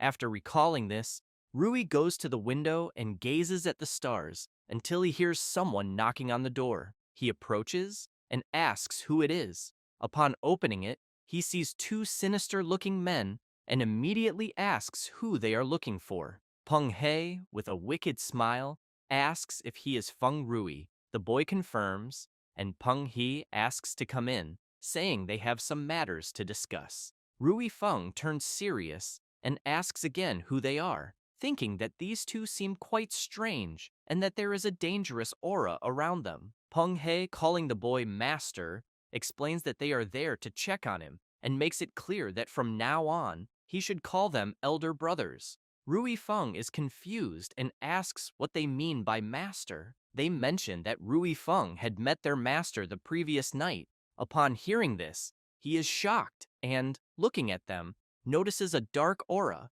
It's the same aura that had spoken to him the night before. Without wasting any time, he equips his armor and prepares to strike them. However, he barely has time to react as his head is forcefully grabbed, and he is thrown against a wall, which shatters easily under Peng He's strength. Furious, the blonde one asks Rui how he dares attack his elder brother. The boy, equally enraged, struggles to remove Peng He's hand from his head, but he is soon struck hard in the stomach. Feeling intense pain and coughing up a lot of blood, Peng He lifts the boy's body and comments that the master had said he was being irrational and asked them to speak with him, explaining that their master holds him in high regard and is willing to grant him great power, which could even save his grandfather's life. Peng He tells him that if Rui agrees, he could become a great expert. Rui makes it clear to Peng He that there's no way he would ever accept that. Peng He shows disdain for the boy, but soon hears Ying reporting that he had searched the house and that Director Feng was not there. The blonde, frustrated, remarks that it's a shame because he wanted to greet the veteran. Trembling with rage, Rui begs them not to harm his grandfather. Peng He then releases the boy's head, causing him to fall face first onto the floor. Peng He says he's heard that sacrificing a loved one can unleash even greater dark power, and that old Lao Feng's life is now in the boy's hands. He gives him 3 days to think about it, stating that if he agrees to become their disciple, they will leave the past behind. With a sinister expression, Peng He explains that if he doesn't agree, in 3 days, it will be the date of his old man's death. Looking at a picture of Rui and his grandfather, he comments that it would be quite fitting for a gravestone. Meanwhile, in the dungeon of the savage tribe, a demon is furious and about to unleash a powerful attack with his axe. The protagonist, brimming with confidence, awaits the demon's attack and then uses his staff to effortlessly obliterate the monster, leaving no trace behind. Feng is frustrated, as he currently can't find a suitable place to level up, so he's left with no choice but to gather practical experience in regular dungeons. Just then, He notices his system prompting him not to worry about the mission, assuring him it's a piece of cake. The system then instructs him to reach the second transformation and complete the repair, giving him 43 days out of a maximum of 60 to do so. The penalty for failure would be the host's death. Feng realizes that at this pace, he'll have to focus on the nearby dungeons to complete the mission. Just as he's pondering this, his phone rings. He answers, asking Duan what he wants. His apprentice informs him that old Lao Feng wanted him to ask the protagonist something. Feng, intrigued, notices Duan's slightly hesitant tone, but quickly tells him to spit it out. Duan reveals that old Lao Feng wants to have the great mysterious master as his own master. Later, at the city's second hospital, the protagonist visits Rui Feng, who thanks him for making the effort to come. Feng gets straight to the point, asking how he's feeling. Rui explains that his body is fine, but he needs to be monitored to check if the dark power is under control, so he'll have to stay in the hospital for a few more days. He mentions that this is the special ward for mutants, and that he's never seen anything like it before. The protagonist laughs and comments that no normal person would ever be admitted there. Meanwhile, at the hospital reception, Lao Feng shows photos of Peng He and Ying, explaining that these two are extremely dangerous and pose a serious threat to public safety. The country has placed great importance on the case, but so far, there's no viable solution. Lao Feng then reveals that he held a glimmer of hope, but didn't expect the mysterious great boss to actually agree to the proposal. Duan explains to the old man that his boss clarified that it wasn't about accepting the old man as a disciple, but rather about finding an opportunity to help him train. After all, his boss prefers a peaceful life and doesn't want to see evildoers getting away scot-free. The old man understands and asks if the boss has any requests. Duan explains that his boss wants an independent training space. It doesn't have to be large, just secret, discreet, and convenient for his use. Additionally, he mentioned that the old man could also undergo special training there. Lao Feng agrees and promises to give the mysterious boss a satisfactory answer as soon as possible. However, just then, they hear a noise, and Lao Feng turns around startled, immediately rushing towards his grandson's room. Meanwhile, Rui is fuming at Peng He and Ying. The blonde, holding a basket of fruit, smiles apologetically, saying it was all his fault for being rude that day and for putting Rui in the hospital, so he felt guilty and came to check on him. At that moment, the old man bursts in and immediately recognizes the two intruders, his fury igniting like Ghost Rider. Peng He, suspicious, asks if the old man is thinking of attacking him. Lao Feng stands there silently, saying nothing. Peng He smirks and tells the old man that if he's not going to make a move, then they should say their goodbyes. He reminds Rui Feng that he only has 2 days left to think over their proposal. With that, they walk past the old man, who remains silent. As they approach Duan, Ying spitefully spits on him. After that, they leave as if nothing happened, while Duan simply watches them go. The old man calms down and apologizes to Duan for the embarrassing incident, but Duan reassures him to stay calm, saying it wasn't his fault and there's no need to apologize. Meanwhile, the protagonist is excited about the basket of fruit Peng He left behind and quickly asks Rui Feng if he'd like some, noting that they look fresh and shouldn't go to waste. After that, on the same day, Peng He, Ying, and Zhao Qing's father are enjoying themselves, drinking with a few women. The blonde man comments that he heard Miss Wang Yue from the wine group is quite interesting. Mr. Chung laughs and says that his son originally planned to use her as a sacrifice, then makes it clear to Peng He that if he wanted her, he was welcome to take her. Peng He starts laughing, but at the same time, the wall behind him suddenly shatters. Amid all the dust, 2 shadows could be seen. It was Ningfeng and Duan. Mr. Chung, furious, immediately asks who was there. Duan orders everyone to leave immediately, except for Peng He and Gu Ying. The blonde man looks at his friend and smiles, commenting that finally they had come for them. Ying wastes no time and leaps toward Duan with his lightning sword, striking immediately. However, Duan also acts quickly, drawing his dagger and effortlessly blocking Ying's attack. leaving him puzzled. Duan realizes that Ying has surpassed the 5th level, and thinks that, without the special training from his master and the blessing of the gods, he would have been defeated instantly by Ying. Peng He's friend is shocked, wondering how Duan managed to block his attack so easily, but he quickly considers that Duan only needed to block for a moment, giving the protagonist behind him the opportunity to strike. However, when he turns, Ying notices Ningfeng calmly sitting, opening a snack and eating it leisurely. This drives him mad with rage as he tries to understand why the other guy was standing there eating something. Duan doesn't waste time and strikes, telling Ying not to get distracted in a fight. Furious, Ying summons his battle outfit and charges at Duan.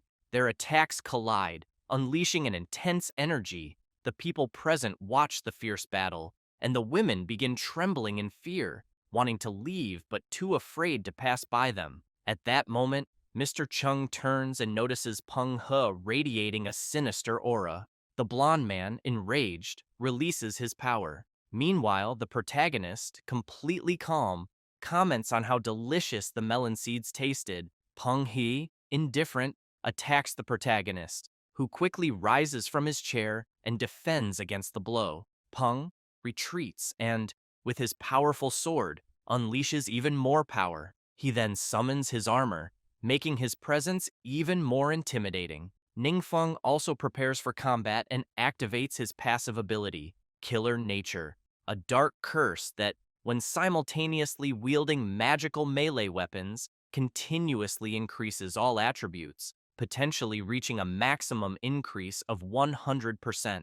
Peng He, seeing the protagonist's aura, wonders if Ningfeng might be a battle mage, and how such a powerful battle mage could exist. Then, the blonde man notices a crack forming on the ground beneath him and leaps back, dodging the protagonist's blackthorn attack. However, he is startled to realize that Ningfeng is attacking from behind, and that the first attack was merely a distraction. Peng He manages to block the attack at the last second, but quickly thinks the protagonist's techniques aren't that impressive, making him seem like an inexperienced novice. He changes his mind though, suspecting Ningfeng is doing this on purpose, and that there must be some kind of trick, prompting him to stay even more alert. With this in mind, Peng He, furious, delivers another powerful blow toward the protagonist, who merely waits attentively. He defends against the first attack, the second, and the third, and upon noticing an opening, strikes at the blonde man's neck.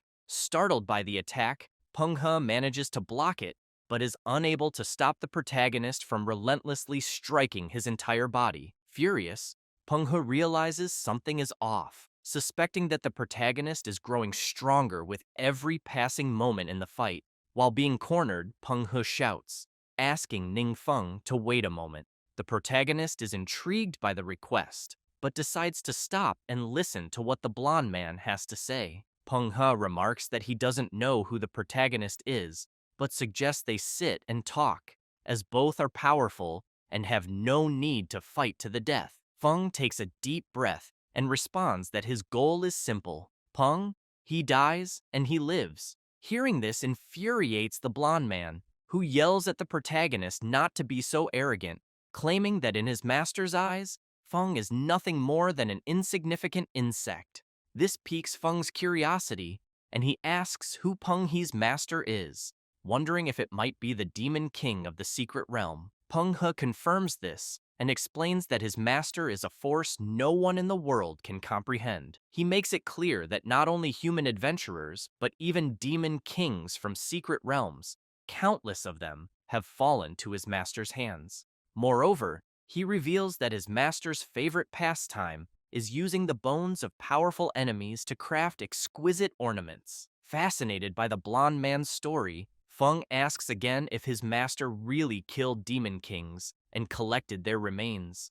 Peng He laughs and confirms. Hearing this excites Feng, who eagerly asks where Peng He's master is. Meanwhile, outside the building where the fight is taking place, Lao Feng's group is present. Jing comments that the battle is happening on the top floor, a property of the Zhao Corporation. He adds that witnesses who saw photos identified the residents as likely Peng He and Gu Ying. Lao Feng wastes no time and uses his detection magic, casting it toward the building and reaching the floor where the battle is underway. The old man observes the scene and soon notices the protagonist fighting Peng He. He confirms that it really is Peng He and notes that he doesn't seem to be doing well. He also explains that the other man, wearing a mask, has visible magic and must be using some kind of camouflage magic. The blonde man begins to sweat as the protagonist pressures him. As the battle continues, Ning Feng's attributes increase, reaching 60%.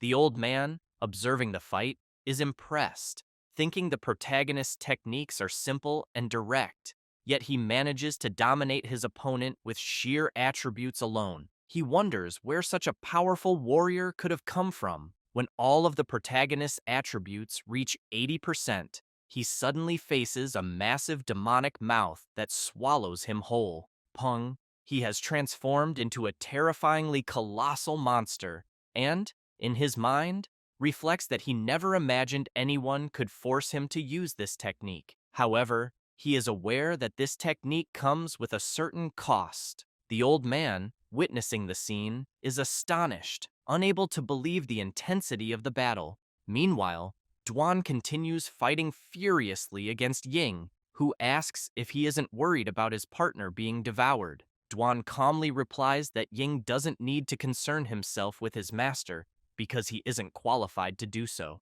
He says this and slashes Ying, who is startled, unable to dodge Duan's quick attack. Duan then makes it clear that Ying, apparently, is also unqualified. Worried about the attack he just received, Ying begins screaming in pain. Peng He hears something and quickly turns, noticing it's Mr. Zhao, shouting that he is amazing and that these small fry weren't even opponents for him. Without mercy, Peng He slices Mr. Zhao's body in half, leaving the women nearby trembling with fear, unable to believe what they just witnessed. Furious, Peng He comments that Mr. Zhao was the one who was useless.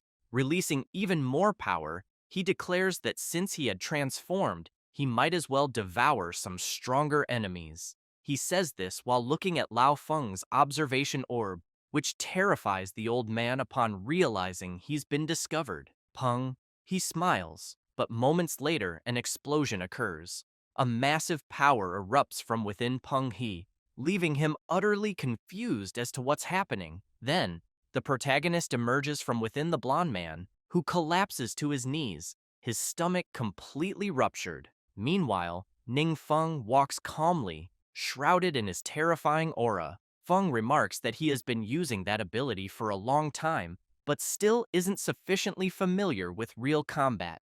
Seeing his partner's broken body on the ground, Ying screams in concern, but fails to notice Duan preparing to strike. Duan then delivers a blow that pierces Ying's body, causing blood to gush out from the devastating attack. Taking advantage of the opportunity, the women flee in desperation. Feng approaches Ying and tells him not to die just yet, as there is something he wants to know. Time passes, and in the secret realm of the Blood Mist Valley, a servant reports to his master that intruders have been sighted at the entrance to the secret realm. The Demon King orders him to inform everyone to stay away from the enemy, as he suspects they have come specifically for him. Confused, the servant asks for clarification. The Demon King extends his hand, revealing a shattered gem, and explains that the soul artifacts of Peng He and Gu Ying have been destroyed, meaning both are dead. However, before Gu Ying died, he activated his soul artifact. Because of this, the Demon King explains that he managed to vaguely hear a few words. He recounts that the words he heard were someone asking Ying where his master was, and that Ying revealed his master was in the secret realm of Mount Yuzu, and that he would take revenge. He says this, and then orders his servant that he himself will handle the enemy, as if the adversary was capable of killing Peng He and Gu Ying. Then his servant would stand no chance. Frustrated, the servant acknowledges the order. The Demon King, observing his servant's worry, reflects that, although his subordinates are loyal, they can only rely on his power, as only special races like humans can level up on their own and gain more power through sacrifice. Then, One of the skulls on his armor begins to react. Picking it up in his hand, he recalls that many years ago, he was just a regular demon king who stumbled upon the legacy of a high-ranking demon king. Through it,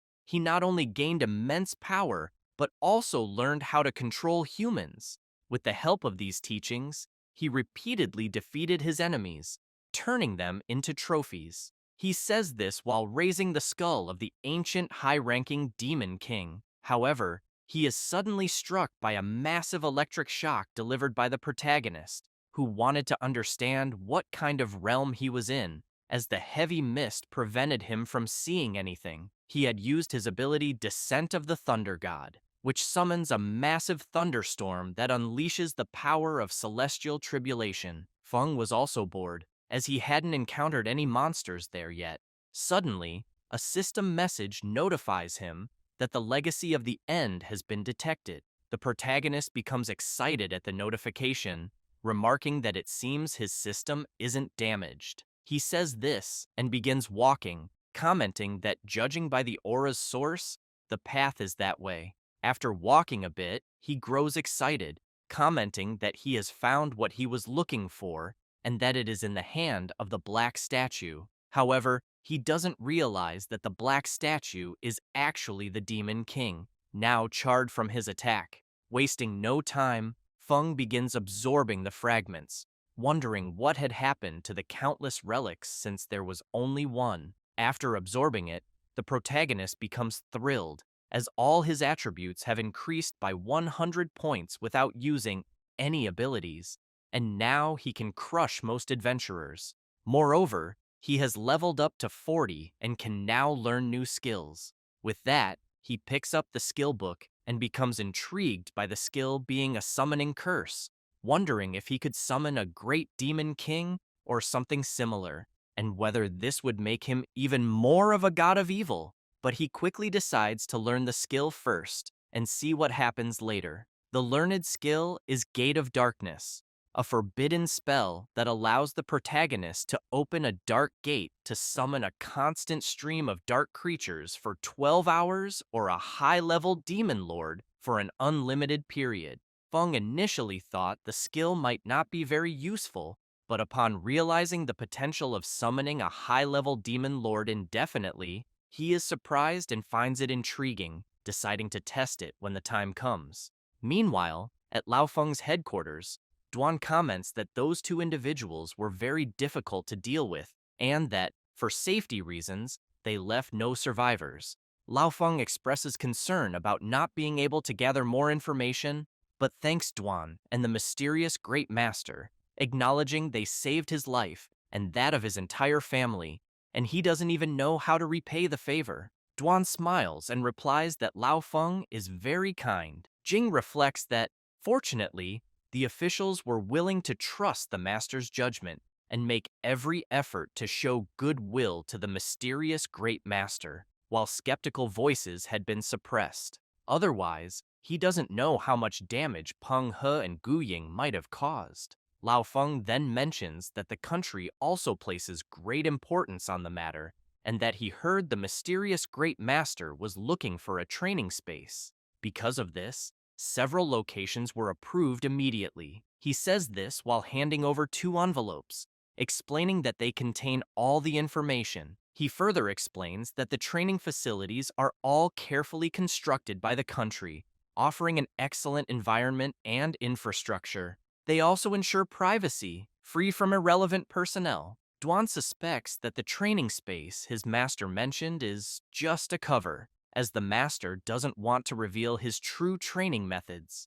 With that in mind, he retrieves the information and decides to let his master choose for himself. Afterward, Duan and the protagonist visit the training base. Feng is impressed by the size of the facility. As they enter, Duan explains that the location is a newly built adventurer base in the country, codenamed Area 51, which hasn't yet been put into use. He adds that Lao Feng made it clear that if the mysterious Great Master liked it, the base could be assigned directly to him. Feng, in disbelief, asks if all of this is truly his. Duan confirms it. While touring the training area, Duan explains that the building has 10 floors, with internal spaces that include training zones, office areas, leisure zones, and common areas capable of accommodating about 2,000 people. Upon reaching the rest area, Dwan points out that the infrastructure is highly complete, featuring an advanced set of intelligent control systems. Passing through the dining area and reaching the rooftop garden, Dwan assures his master that if he wishes, there's no issue with staying there for 1 or 2 years. Feng becomes excited, imagining that he can finally cultivate his own forces, as the location is perfect. Afterward, they meet with Lao Feng to finalize the arrangements. The old man laughs, commenting that it was expected for the mysterious Great Master to choose Base 51, as he also finds the place excellent. He emphasizes that since the protagonist has saved Chinyu City twice, Longbow City once, and eliminated the two main threats, Peng He and Gu Ying, the country is willing to provide strong support for heroes like him. For this reason, the base will not charge any fees, and he only needs to sign the documents to confirm everything. Feng smiles, thinking he hadn't expected the officials to be so friendly. While signing, Duan mentions that his master doesn't like dealing with mundane matters, so the base management will be entrusted to him and Ning Feng. Lao Feng adds that if the Great Master has any intention of forming a guild, he can also assist with that matter. Then, Duan asks Mr. Feng if there's a way to access all kinds of information readily without having to create a guild. He explains to the old man that his master isn't very skilled with things like the internet. Lao Feng smiles and says that's easy to solve, explaining that for a national-level expert like the Great Master, their office can arrange a dedicated information channel. As long as the information isn't highly confidential, it can be synchronized and shared with the agency. Feng gets excited upon hearing this, realizing they're treating the mysterious Great Master as a national-level expert. Compared to him and Duan painstakingly gathering information, the agency's information channel will indeed be much more efficient. However, he keeps in mind that he won't rely on a single source of information, knowing he'll need to develop multiple channels in the future. Regarding the establishment of a guild, Feng feels there's too much to manage. Instead, he believes it would be better to transform the base into another model, especially with no shortage of high-quality resources. After finishing their preparations, they start walking, and Duan tells Lao Feng that the Great Master has organized his special training for the following week, promising to notify him in advance. The old man is pleased, thanks Duan, and also asks him to express gratitude to the master for his efforts. At that moment, Lao Feng hears his phone ringing. Upon answering, one of his staff members reports that they've uncovered some mysterious disappearances during their investigation, very similar to the cases of Peng He and Gu Ying. Furthermore, they fear that similar individuals might appear again in the future. Hearing this makes Mr. Feng deeply concerned, thinking that even with the Great Master's special training, he cannot fight the enemy alone. Taking a deep breath, he wonders if there's a way to train strong people quickly. That same evening, the old man visits his grandson's house. When Rui Feng sees him, he is delighted. Lao Feng notices a suitcase and immediately asks where his grandson is headed. Rui Feng, excited, explains to his grandfather that since the supernova training camp is about to begin, Ning Feng has organized special training for them. He mentions that he just received a call saying he needs to be at the training base in 2 days, so he's packing to avoid being late. His grandfather, intrigued, asks how many of them there are. Rui Feng replies that, including himself, there are 5. Without realizing it, Lao Feng gets excited and once again transforms into Ghost Rider, startling his grandson, who warns him that his head is on fire again. However, the old man reassures his grandson not to worry, explaining that he took some medicine Duan gave him. He insists he's clearly improving but admits that the power of darkness is still not easy to control. Noticing his grandson hadn't understood his earlier question, he rephrases it, wanting to know what kind of people Ning Feng had invited. Rui Feng explains that it's just a few good friends and that, aside from himself, The others have known Ningfeng for a long time. The old man gets excited upon hearing this, thinking that the great master will look after those close to him. Quickly kneeling down, he offers to help his grandson pack. Then, he advises him to listen carefully to Ningfeng when he arrives at the training camp, as it's a rare opportunity that shouldn't be wasted. He also tells his grandson to control his pace and not forget to call when he's ready to form a team for ranked matches. Rui Feng is left confused by his grandfather's sudden flurry of excitement. After that, at the training base, Wang Yue's group arrives, and she quickly becomes intrigued, commenting that this seems to be the place Ningfeng mentioned, but there is nothing there except forests. Soon, they notice something strange, and are immediately teleported to where the Proto and Lord Laofeng's grandson are. Everyone greets each other, and is amazed by the place, noting that even the main bases of the 7 great guilds are nothing compared to this location. The blonde girl quickly wants to know how the Proto found such a place. He smiles and explains that it belongs to one of his older friends and that he borrowed it. Wang Yue thinks to herself that she has never heard Ningfeng mention them before, and that he has become increasingly mysterious since his awakening. Next, the Proto introduces Duan, saying that he will be the one in charge of them during training. Everyone immediately greets Duan. He turns to the group and announces that he will lead them to the training room.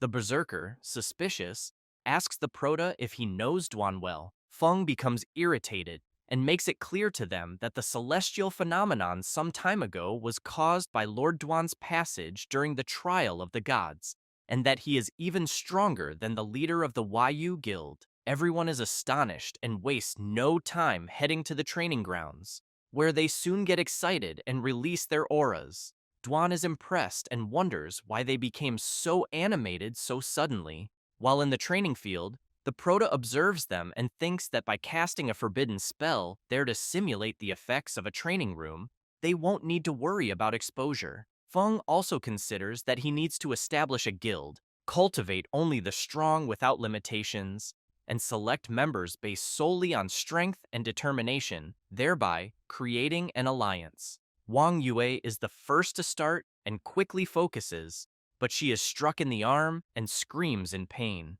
She feels a sense of dread and oppression, everything seeming very real, and realizes that if this weren't training, it would definitely break someone's will. She wonders if her friend Ning Feng endured such a cruel trial to become stronger. Jiangshu also feels the power, and reflects that neither he nor the cleric are supernovas, and they never dared hope to surpass others' talent through hard work. However, he knows the Proto has shown them there is hope. Rui Feng thinks that he cannot rely on his grandfather's protection forever, and therefore also wants to protect the people he cares about. Meanwhile, Xu Wei remains silent, saying nothing. Ningfeng smiles and says they are all doing very well. After a while, everyone is exhausted, commenting that it feels as if they have been tortured for centuries and are nearly dead from the training. Duan enters the room and declares that it is enough for the day. He asks everyone to rest and announces that he will lead targeted training the following day. Afterward, they head to a VIP room where they all gather. Wang Yue comments that although the special training is just beginning, the gains they have already achieved far surpass previous years. She emphasizes that it's simply impossible to identify weaknesses by relying solely on one's own understanding. Rui Feng reflects that the power of darkness in his body felt strange that day. Even when he gave his best effort, there were no signs of this power going out of control. At that moment, Xiaoting begins to cry, and the Proto asks what is wrong with her. Wang Yue explains that it's due to the stressful situation she and Jiangshu are experiencing. Since there are more spots for their school to participate in the supernova training camp, skepticism has been spreading online. The Proto is intrigued by this and picks up his phone, saying he will check if it's true because he can't believe something like this exists. The blonde girl shows Ningfeng her phone, and soon, everyone sees various toxic comments about the school, Xiaoting, and Jiangshu. The Proto notices a different comment and remarks that it seems someone is defending them. They then discover that the person protecting them is Chang Mukyu.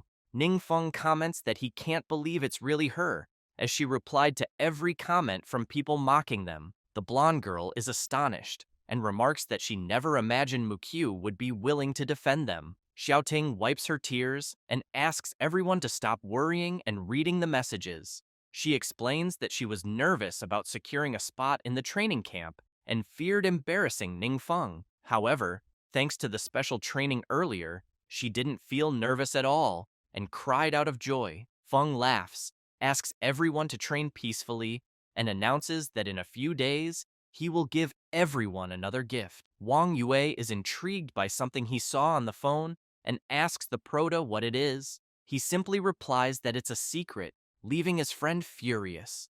Night falls. In his room, Ningfeng reflects. He recalls that the memories of the Demon King he absorbed last time brought information about him, the evil god. He discovers that, in fact, there are 7 evil gods born of darkness, who are the common beliefs of monsters in the secret world. However, he, the evil god, does not belong to these 7. On the contrary, he holds the title of one of the 12 lords, the Almighty God of Law. Alongside 11 other gods, he led their families to destroy a legitimate evil god, ensuring that all dark entities dared not invade the world of light again. Unexpectedly, the Almighty God of Dharma, free from the threat of darkness, began to study the power of darkness and became obsessed with it. Fortunately, the other 11 gods noticed this in time and fought against the Almighty God of Dharma, who managed to escape and became an evil god. Feng reflects that this legend circulates in the world of light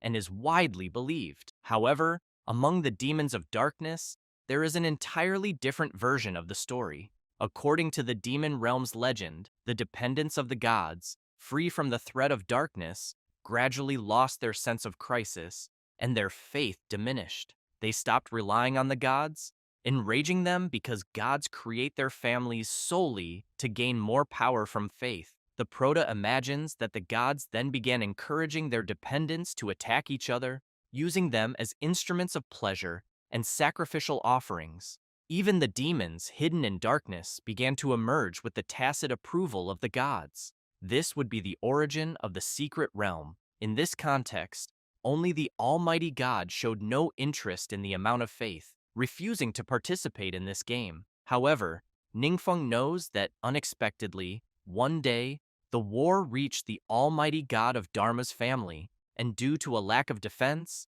nearly the entire family was massacred. Furious, the god of Dharma demanded that the other gods stop this senseless farce, but he was insulted and ridiculed by them. Feng explains that the conflict between the two sides escalated until it culminated in a great battle. The Almighty God of Dharma, who had always been indifferent to the rest of the world, became involved in a fierce battle. It took 2 deaths and 6 injuries among the 11 main gods to force the god of Dharma to retreat. After that, no one knows exactly where the Almighty God went. Rumors suggest he entered an unknown dimension, neither of light nor darkness, and disappeared there. Fearing retaliation, the gods did everything they could to tarnish the image of the Almighty God while searching for his whereabouts. Ningfeng reflects that this god is truly on another level, as he fought against 11 gods at once, killed 2 of them, and still managed to escape unscathed. He understands why the system told him not to worry, considering that this confrontation seems small by comparison. The proto speculates that the title of evil god might be entirely fabricated. However, he regrets that his memories end at that point, and that he still doesn't know the final fate of the Almighty God.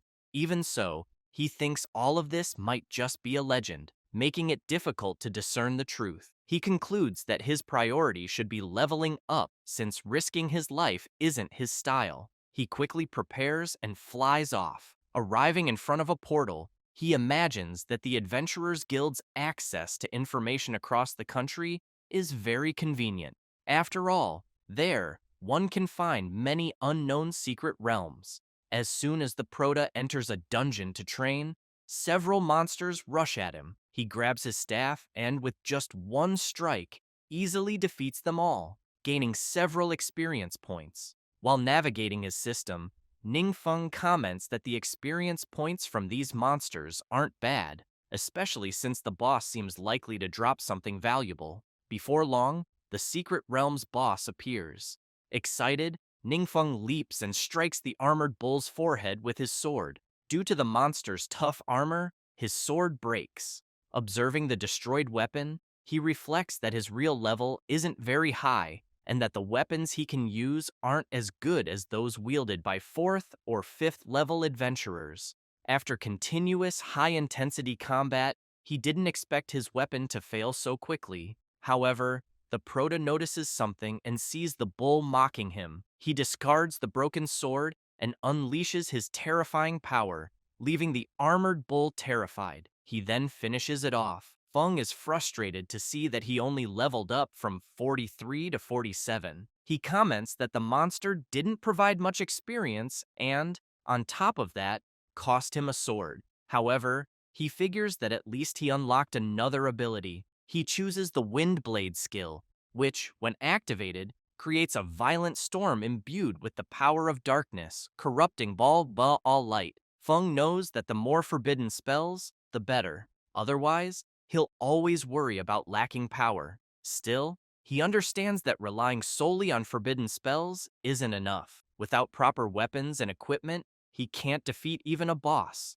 let alone a god. Turning around, he wonders where to find the next secret realm. He decides to head to the nearest city to buy some new weapons, just in case. Upon arriving, he visits a shop. A saleswoman quickly approaches him and informs him that all the legendary quality long swords in the shop are there. Ningfeng asks if there are only 7, but says it doesn't matter. He orders all of them and asks for their price. The saleswoman is stunned, trying to figure out who he could be. After all, he's so young, yet not only does he possess the shop's supreme black card, but he's also buying 7 legendary quality long swords at once. She also notes that Heaven's Vault, with the highest stats, is among them, but he looks at them as if they were a pile of common, low-level equipment. At that moment, someone knocks on the door, and the saleswoman asks them to come in. Another saleswoman enters, asking for her colleague's help, but she responds that she's attending to an important guest and that everything else can wait. The other saleswoman returns to inform the other client that her manager is busy, leaving him indignant, wanting to know why someone else should take priority. They decide to investigate who it is. It turns out to be Gu Yunzhou, accompanied by his friends. The saleswoman is terrified, realizing it's Gu Yunzhou, and fears that if a conflict arises, her job as manager will be at stake. Gu Yunzhou enters the room, and upon seeing that the Prota is receiving the manager's attention, is surprised. Feng, sipping his tea, asks who he is. Internally, Yunzhou is furious, as the Prota had once stolen all his equipment and doesn't even seem to remember. Yet, he introduces himself politely. Without much interest, the Prota remarks that he remembers him. Yunzhou smiles, calling it a great coincidence. However, he reflects that he once sent someone to investigate Ningfeng's background, but always encountered inexplicable resistance, as if someone were deliberately interfering. The information available online is all confusing. Some say Ningfeng is 18 years old and has just awakened his profession. Others claim he's the reincarnation of a god. Yunzhou thinks every comment is more exaggerated than the last, making it impossible to believe any of them. Feng looks at the swords and asks Yunzhou if there's one he likes. Yunzhou laughs and says he was just joking, then tells the Prota to use whatever he wants. The people around are surprised to see one of the national supernovas being friendly, as he's known for looking down on everyone. Yunzhou then comments that he's leaving and tells the Prota to take his time choosing. He heads to the bathroom, furious, and imagines how humiliating that encounter was, and that he needs to do something to deal with his anger. He takes out his phone and starts posting about the Prota in the community, suggesting that there's something suspicious about Ningfeng and calling for a full investigation. Shortly after, he sees Chang Mukyu defending Ningfeng, stating that she doesn't understand what Yunzhou is insinuating. Yunzhou becomes even angrier, realizing it's his old friend, and remarks that he can't believe even she is defending the trash Ningfeng. He then resolves to find the secret realm of judgment and take revenge on the Proto. After Ningfeng finishes his purchases, the saleswomen thank him. He leaves, takes a deep breath, and heads to a secret realm. There, he easily defeats the boss. From realm to realm, he continues defeating bosses until he reaches level 60. Exhausted, he comments that he's finally reached level 60 and can now transfer his class. He reflects that he didn't expect leveling up without using forbidden spells to take so long. While walking through the dungeon, he finds an altar and reflects on how these monsters once worshipped various evil gods, all of whom were eventually destroyed by the 12 main gods. However, monsters are now constantly invading the human world with the goal of reviving the 7 true evil gods. The Proto knows, though, that some powerful monsters aspire to become evil gods themselves. Despite this, he also recognizes that the so-called main gods haven't protected humanity. Instead, they treated him, a false evil god, as a mortal enemy. Thinking this way, he considers that the monster's legend about the almighty god is likely true. To most gods, both humans and other races are merely toys for their amusement. Feng concludes that neither monsters nor gods are good. At that moment, the Proto's phone buzzes, and he sees it's a message from Shu Wei. He decides to return and complete his class transfer mission while he's at it. Back at the training base, Xiaoting and Jiangshu meet Shu Wei. She picks up a vial and remarks that the potion looks delicious. Her brother, alarmed, stops her and warns her not to drink it. He explains that this is called the Forgetfulness Potion, and says the potion will make anyone who drinks it completely forget a skill, just as he did. He warns his sister not to be greedy unless she wants to become an idiot.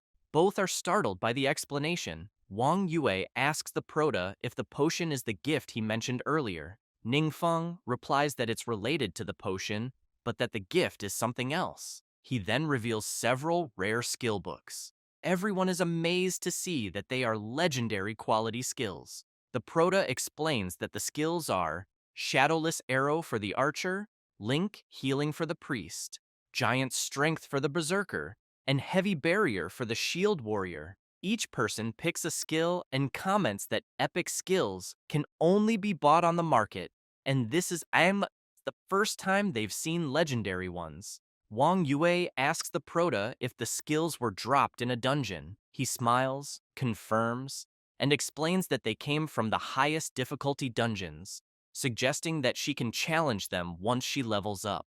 Rui Fang, intrigued, wonders about the difficulty of the dungeons that drop legendary skills. He then comments that the Proto's strength has already surpassed everyone else of the same age.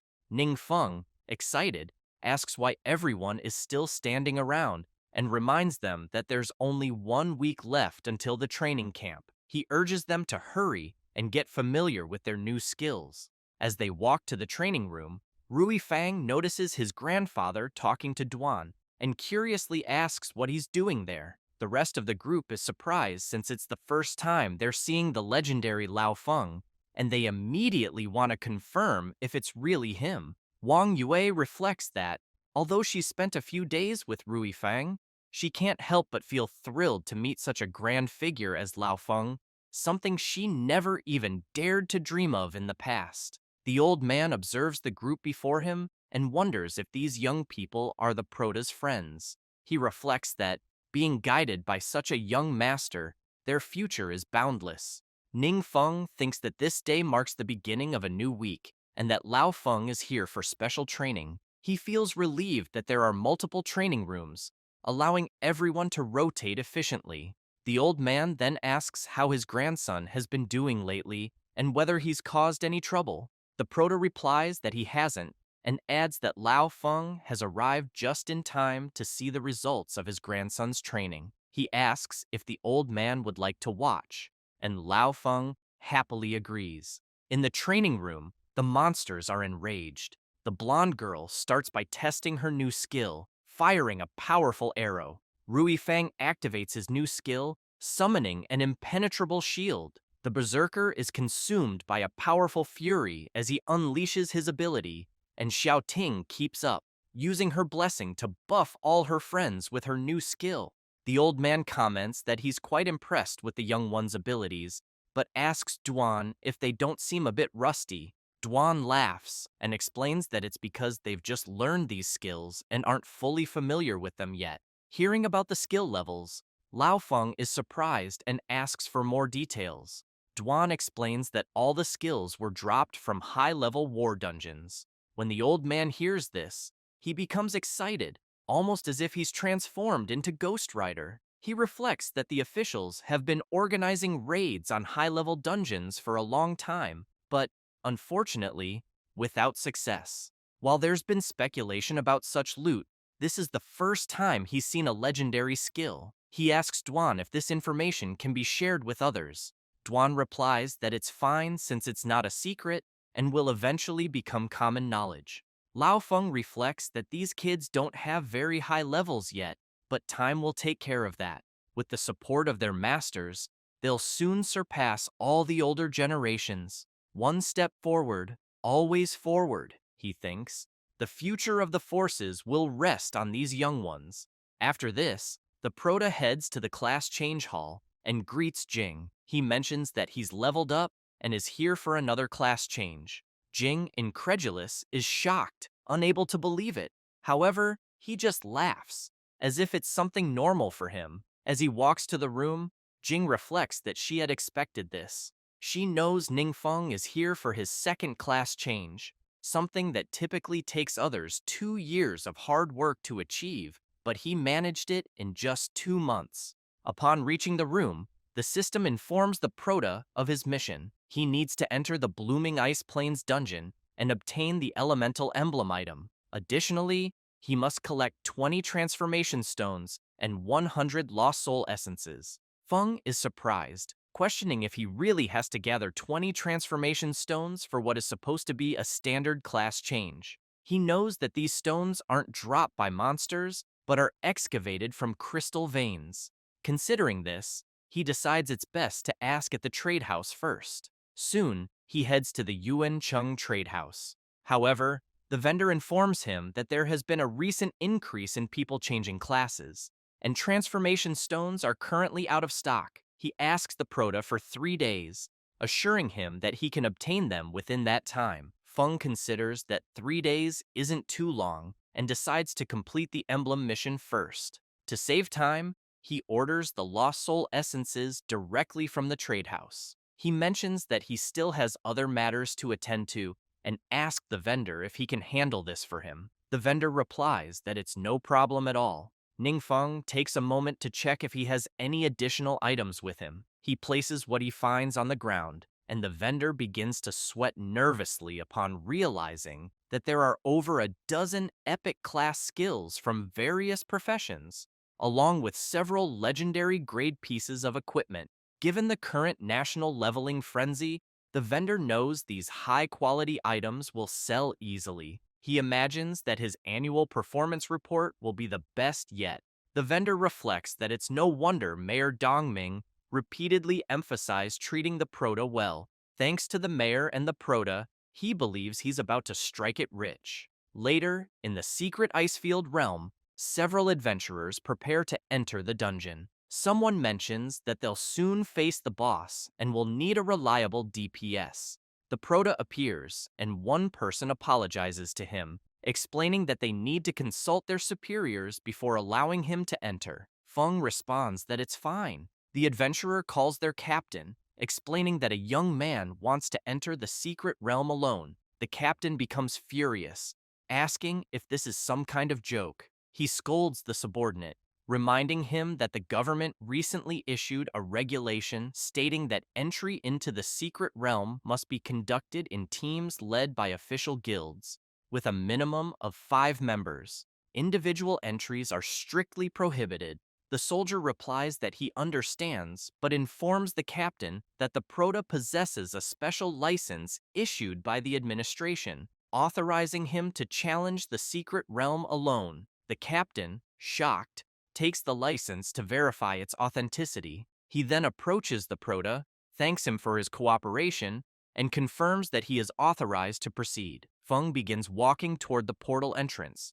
as the captain asks his colleague about the prota's background. The soldier mentions that the license was issued very close to the time the new regulation was published, almost as if it had been prepared specifically for him. The soldier then suggests that perhaps the prota is a special commissioner sent from above to inspect their work. Hearing this, the captain becomes extremely nervous. Shortly after, the soldier apologizes, saying he was just joking. However, the captain shouts, ordering everyone to cooperate with the prota and treat him as if he were indeed a special commissioner. He also demands they check for any issues and resolve them immediately. After crossing the portal, Ningfeng reflects that he was fortunate to have mentioned this to Lord Laofeng beforehand, which secured him the special permission to enter the secret realm alone. After walking a bit inside the dungeon, he stops before a bridge with a warning sign. He observes the sign, leaps off the cliff,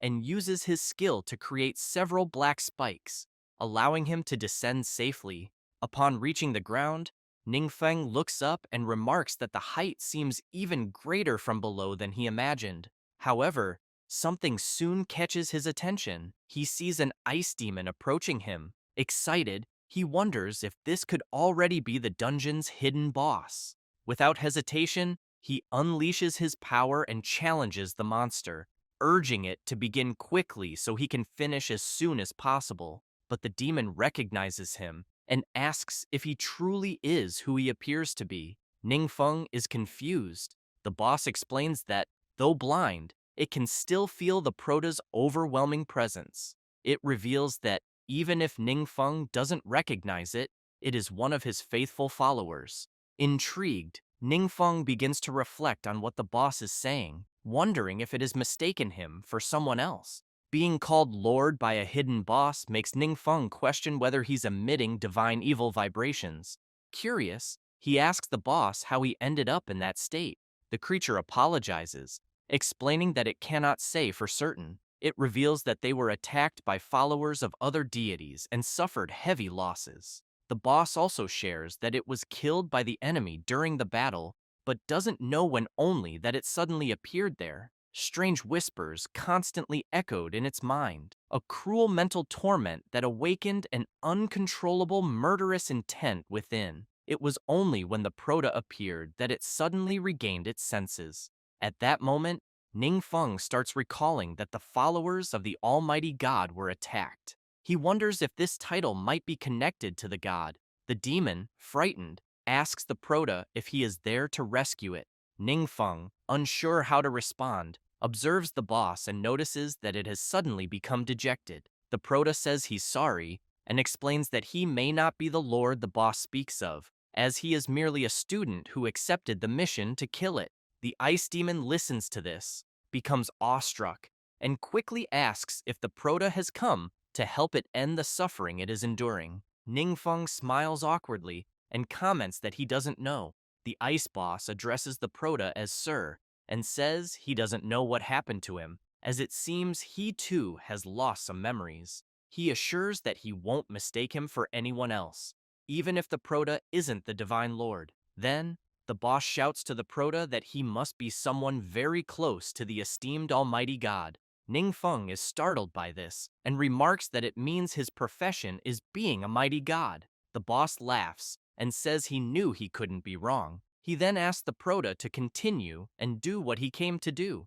Ningfeng explains that he needs to obtain an elemental emblem and wants to know if there's any other way to get it without eliminating him. The ice boss apologizes and says he doesn't know, but makes it clear that if the prota is worried about eliminating him, he shouldn't be. For him, death might be a form of relief. The prota reflects on this but asks the boss if there's anything he would like him to do. The ice boss responds affirmatively, saying it has been a long time since he last saw him. If the prota could talk with him for a bit, he would die without regrets. Ningfeng agrees, and the two sit down. The prota soon asks the boss to share more about what happened before. The boss recounts that, back then, the prota often transformed into a human and visited the mortal realm to play with them. They knew he was the Divine Lord, but everyone pretended not to and endured the pain of withholding the knowledge. Feng comments that it doesn't sound like something a god would do.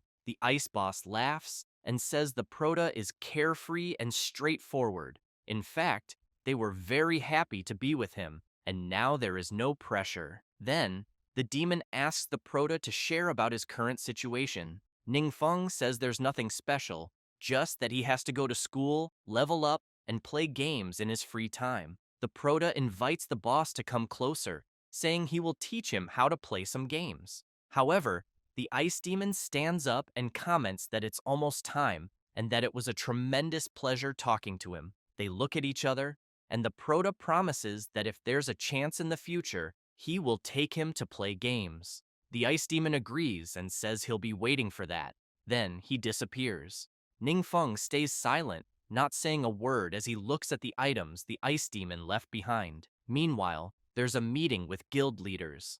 Zheng Yanchuan comments that the mutant secret realm indeed seems to contain high-level abilities. However, with everyone's current strength, they haven't been able to conquer it. Arca asks if, in this case, it's possible to hire the mysterious expert to lead everyone in conquering the secret realm. Lao Fang clarifies that he already asked, and the expert has no intention of cooperating. Arca is intrigued and questions if, at such a time, the expert shouldn't stand with everyone, pointing out that he seems to act entirely in his own interest, without any restrictions. He then asks Lao Fang if he thinks that's acceptable. The old Fang firmly states that it is, and makes it clear to Arca that he will soon resign, allowing Arca to become the director. As for how to manage the mysterious expert, that will be entirely up to him. Arca feels embarrassed and tells the old Lao Fang that wasn't what he meant. However,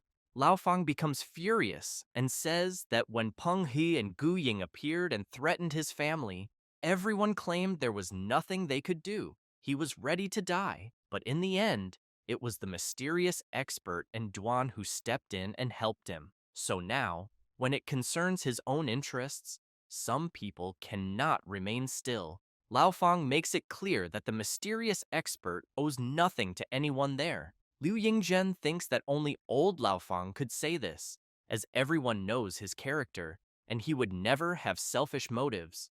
Otherwise, the room would be in chaos. Yingzhen asks Lao Fang if he's planning to face a high-level dungeon in a few days. The old man replies affirmatively.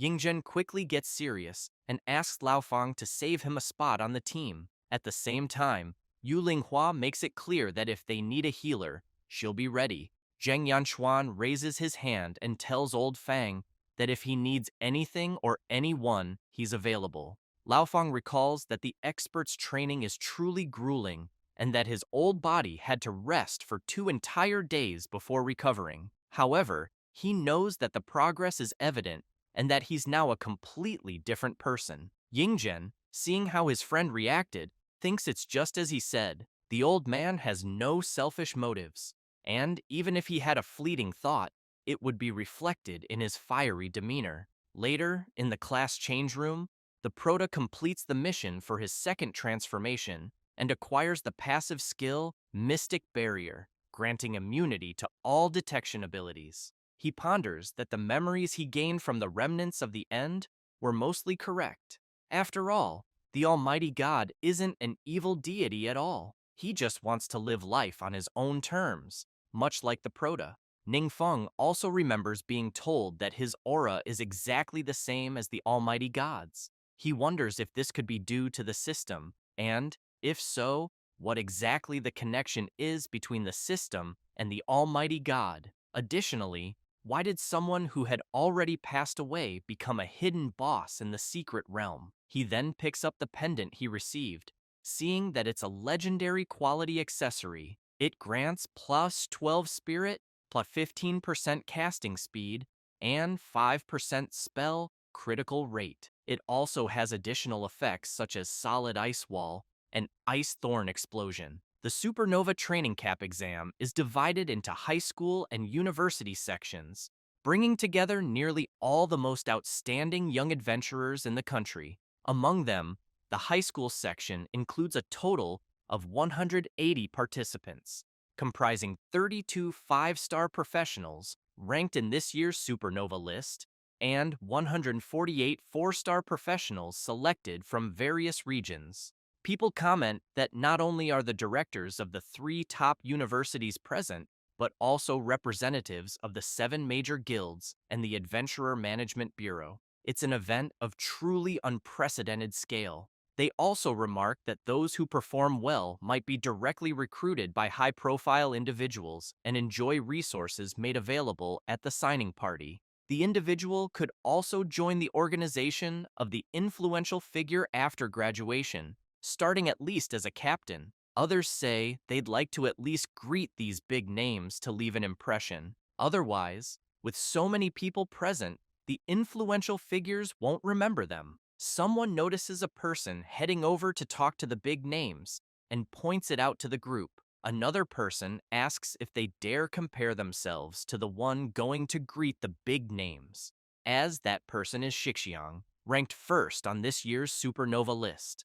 His brother is Shiyu, the leader of the Blue Sharp Claw Guild. The boy laughs and says he was just joking. He mentions that ever since Shixiang awakened, he hasn't leveled up alongside his peers, as everyone accompanying him has been elite members of his family's guild. The girl comments that comparing people can cause envy and notes that everyone there knows the god's judgment secret realm was conquered some time ago. Looking at Shixiang, the boy comments that the one who completed the conquest has the martial artist profession, the same as the blonde boy. He adds that it's said Shixiang received guidance from that strong individual, enabling significant progress. Furthermore, he had access to the high-level experience potion exclusive to the Blue Sharp Claw Guild, and his strength is probably beyond everyone's imagination. At that moment, a bus arrives, and someone shouts that the team representing Chinyu School has arrived. The boy immediately wants to know if they are the ones everyone is speculating about online. Ningfeng descends alongside his director, and finally, his team. The students are impressed with the Chinyu School team, commenting that their auras are very strong and that they look like an experienced group.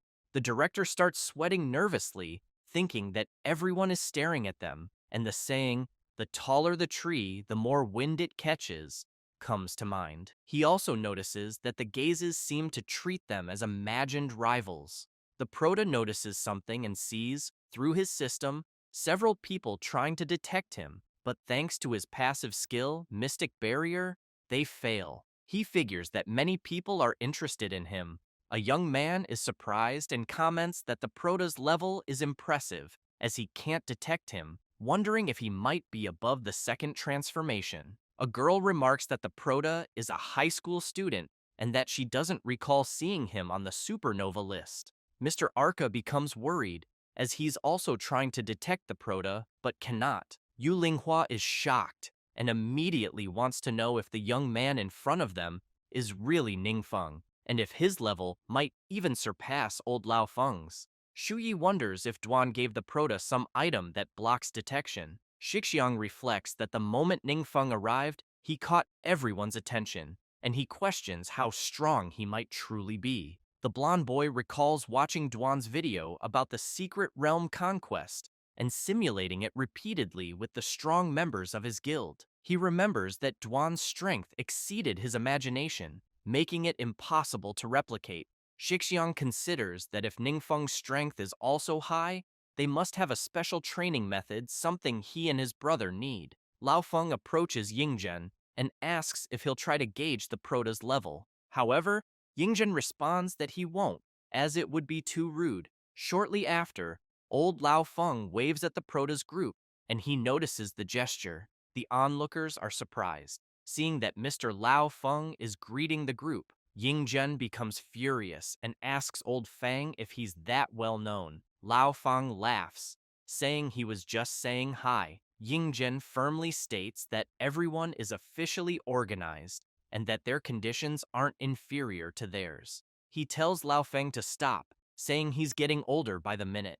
In the exam organization room, one of the organizers asks team leaders to bring their team members forward to register in order. While the Prota fills out the document, the organizer shouts, instructing team leaders and students to head to the designated location after completing their registration and wait for a unified introduction to the training camp preparations. Later, in the auditorium, someone announces, "As you all know, secret realms have undergone unprecedented changes in recent years.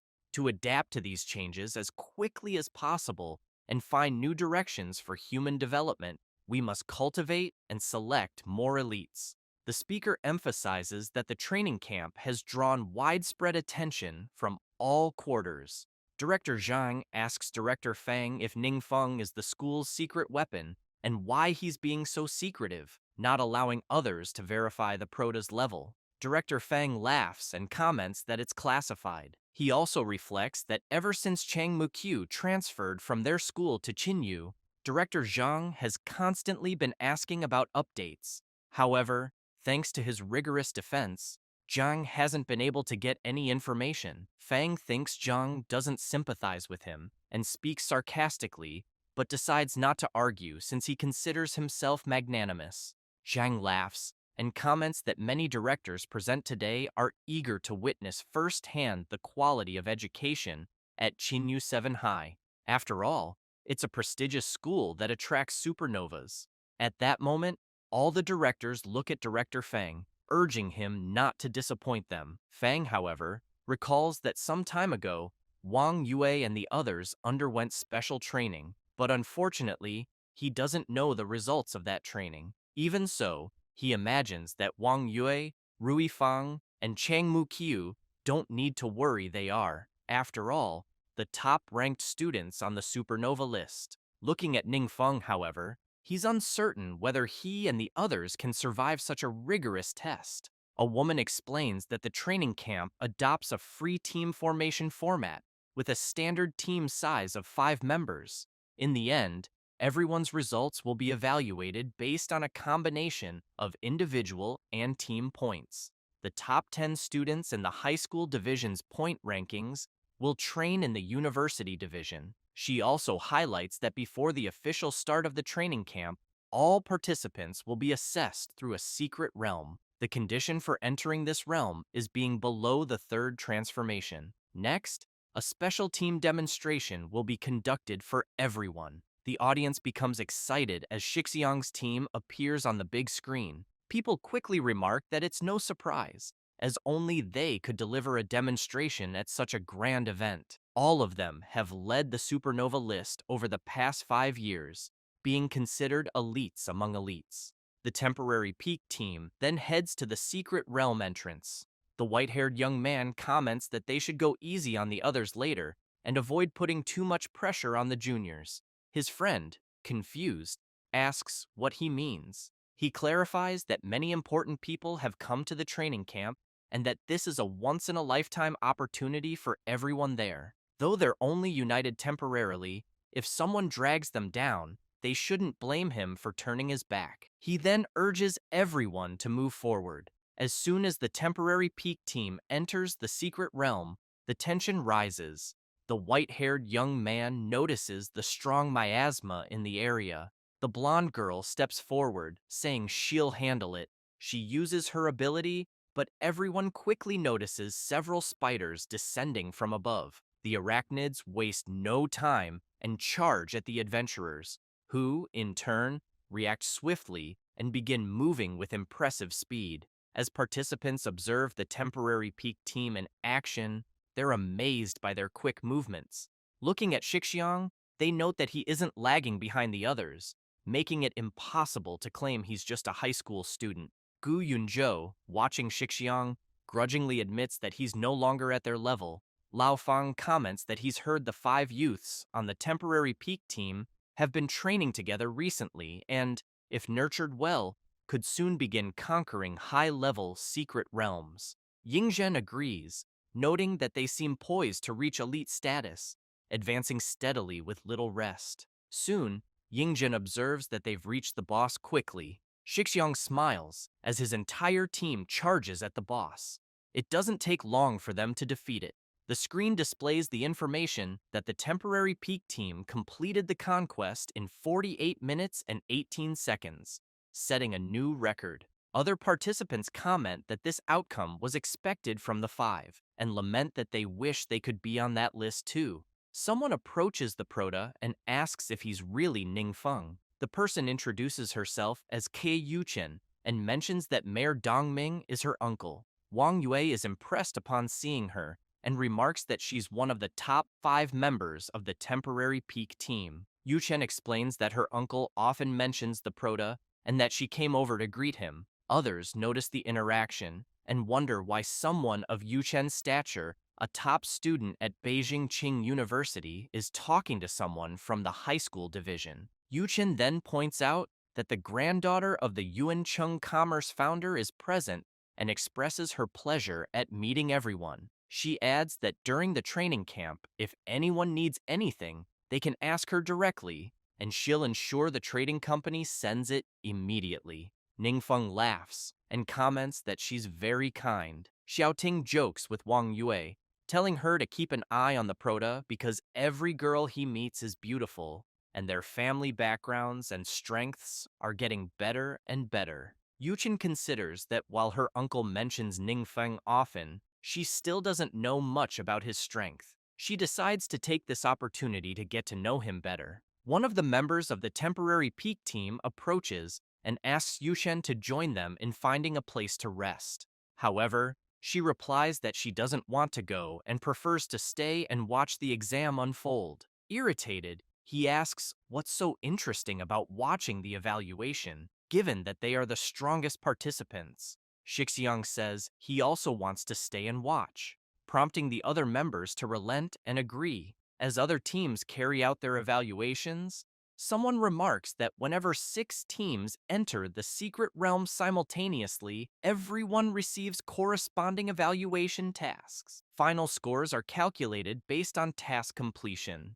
At this point, it's clear that the teams are struggling with the evaluation. Director Fang shouts that the secret realm is too difficult for high school students and fears that, at this rate, there won't be a single team in the high school division able to pass. He adds that since Shixiang, no team has made it onto the leaderboard. They can't even reach the boss and are already struggling with the small fry. How can they even dream of making it to the leaderboard? Fang reflects that student morale is dropping and many are clearly underperforming. This cannot continue. One of the temporary peak team members yawns and comments to his friend that he already said there's nothing interesting to watch because everyone is too weak. The Prota's team approaches. He greets the instructor and says they're up next and are here to receive their evaluation task. After entering the secret realm, Iron Jaw Swamp, they open the system to check their objectives.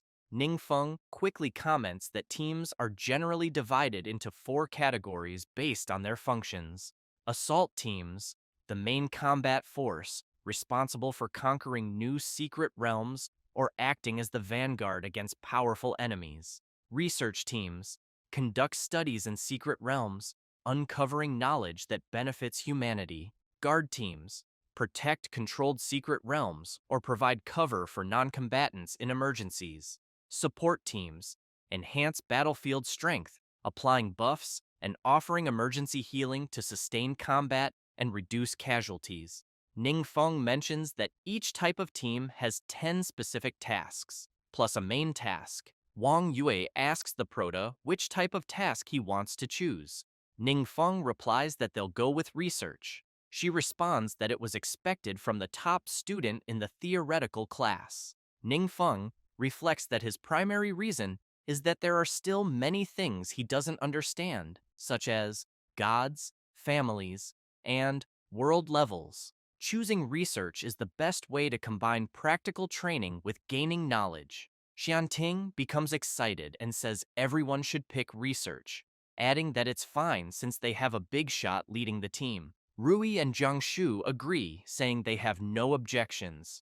The blonde girl asks everyone to wait and comments that at the end of Research Task 1, there are 2 live captures. If they have to handle the specimens while fighting the boss, it could become very troublesome. The system informs them that Research Tasks 1 through 10 are worth 10 points and require capturing a terrifying crab from the deep swamp alive and meeting research criteria. Ningfeng smiles and says it's fine since they can simply fight the boss first. Meanwhile, the directors, initially disheartened, are suddenly alerted when someone shouts for everyone to look at the screen. They're astonished by the speed of one team's progress. Students comment that it seems to be the group from Chinyu 7th High School and wonder how that's even possible. The members of the temporary peak team are surprised, commenting that the Protoss team's advancement speed is simply absurd and obviously several times faster than theirs.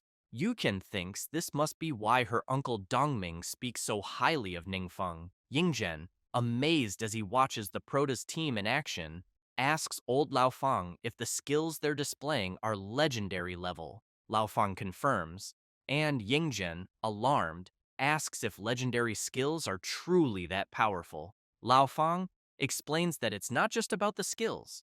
The kids themselves are exceptionally strong. Yingzhen remarks that the combination of abilities, timing of movements, and team coordination are all top-notch. Sweating nervously, he observes Ningfeng and notes that he doesn't seem to be using any high-level skills. Yet even with a simple attack, he completely incapacitates his enemies, demonstrating incredible strength. Director Zhang tries to talk to Director Yang, but Yang tells him to be quiet, saying there's no time for chatter since the Protoss team has already reached the elite monsters. They attack swiftly, and as soon as they defeat them, they advance to the next stage. Before long, the team regroups and reaches the final boss. Without hesitation, Wang Yue and Jiang Shu leap forward. The blonde girl prepares her powerful arrow, while the berserker wields his mighty axe. They attack the final boss and easily defeat it. The screen announces that the Protoss team has broken the temporary peak team's record, completing the task in 8 minutes and 14 seconds. The crowd is astonished by the result. Ningfeng asks everyone if they completed their missions. They all smile and shout that they did. The Proto then calls for everyone to leave and report back.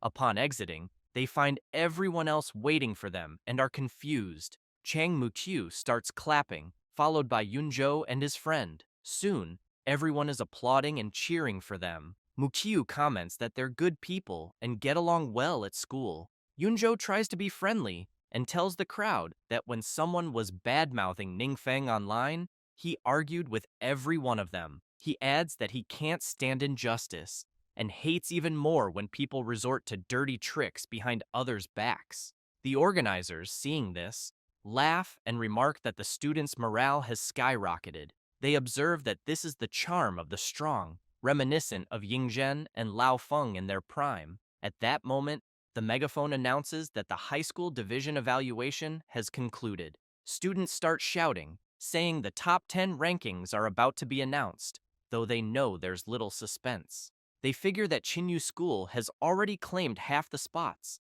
and with Shixiang included, only 4 spots remain. The organizers begin calling names: Shixiang, Yunzhou, Li Qi, and Chang Muqiu. The crowd is confused not to hear Ningfeng's name. Yunzhou asks the teacher if Ningfeng and the others weren't selected. The teacher explains that they don't take up the regular student slots. He reveals that the organizing committee decided to grant them the status of teaching assistants. After this, the Protoss team follows one of the organizers, who asks Ningfeng if they're really the Sovereign Lion team, as he's there to escort them. He explains that the professor responsible for the research group will be absent for a few days, so he'll arrange for them to stay at a specific location. He adds that it's a lodge designated for teachers, offering an excellent environment, meaning they won't need to return to the student dormitory. When they arrive at room 604, everyone enters and starts settling in. At that moment, someone knocks on the door. It's old Laofeng. The blonde boy is shocked and wonders why a big shot like him is there. Then he sees President Yingzhen, followed by the other guild leaders, and starts losing his mind. Wang Bo thanks the blonde boy, who says it's no problem at all, but keeps wondering if he's dreaming, as he's seeing all the country's top figures gathered in one place. Deng Yuanhu grabs everyone's attention and introduces himself as the director of Beijing University. He then asks the Prota if he's interested in studying at his university. Tongxi follows, introducing herself as the director of Western Union University, explaining that her university has the best research team in the country and inviting the Prota to join them. Next, Wu Chen introduces himself as the director of Chongwu University, mentioning that Qinyu, the Prota's city, is closest to his university. Ningfeng is shocked, thinking he's terrible at handling situations like this.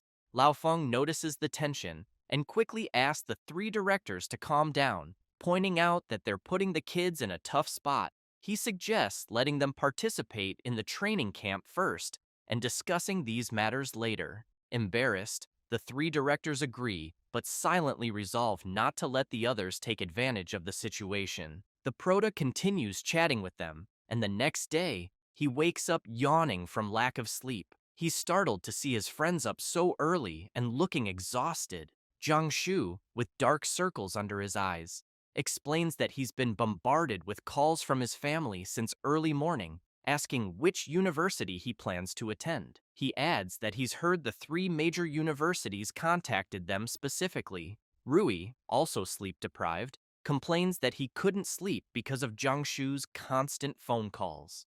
Ningfeng turns to the girls and asks if they had any issues. Xiaoting, lazily, responds that Wang Yue is still on the phone. She shares that her father is so thrilled he's planning a 3-day banquet. Jiang Shu smiles and says his relatives and friends have been visiting non-stop, and his parents are finally receiving some recognition because of him. Rui comments that his grandfather supports him, so things aren't as chaotic, and he'll simply follow Feng's lead. Hearing about families, Ning Feng feels a pang of sadness, having no family to rely on. Just then, his phone rings. Answering it, he realizes it's Professor Qi Wei. She asks how he's doing in the training camp and whether he's adapting well. Qi Wei mentions that 3 major universities contacted her to inquire about Ningfeng's university plans. He laughs, commenting that she's the one who's been taking the calls. Qi Wei confirms and jokes that she knows he likes staying up late, so she decided to call at that time. Ningfeng is touched by her care and asks for her opinion on the matter. Later, the training camp organizers greet all the university students and the 10 high school students. The students begin murmuring about how monstrous this year's high school division is, with 5 students at the instructor level. What's even more shocking is that 3 of those 5 aren't even on the supernova list. The professor announces that the first stage of special training, Secret Realm Rating, will begin that day. He emphasizes that the secret realm they're entering hasn't been fully explored and may contain all kinds of lurking dangers. He urges everyone to follow orders and act within their capabilities. Before departure, he asks everyone to confirm their group tasks with their respective professors. Additionally, he informs the group that each of the 10 high school students will join a university team. Chang Mukyu approaches the professor, introduces herself, and asks which team she's assigned to. The professor points to the side and tells her she'll be part of that team. She turns to see she's assigned to Ning Feng's team. Later, inside the unknown secret realm, creatures begin advancing toward the Prota's team.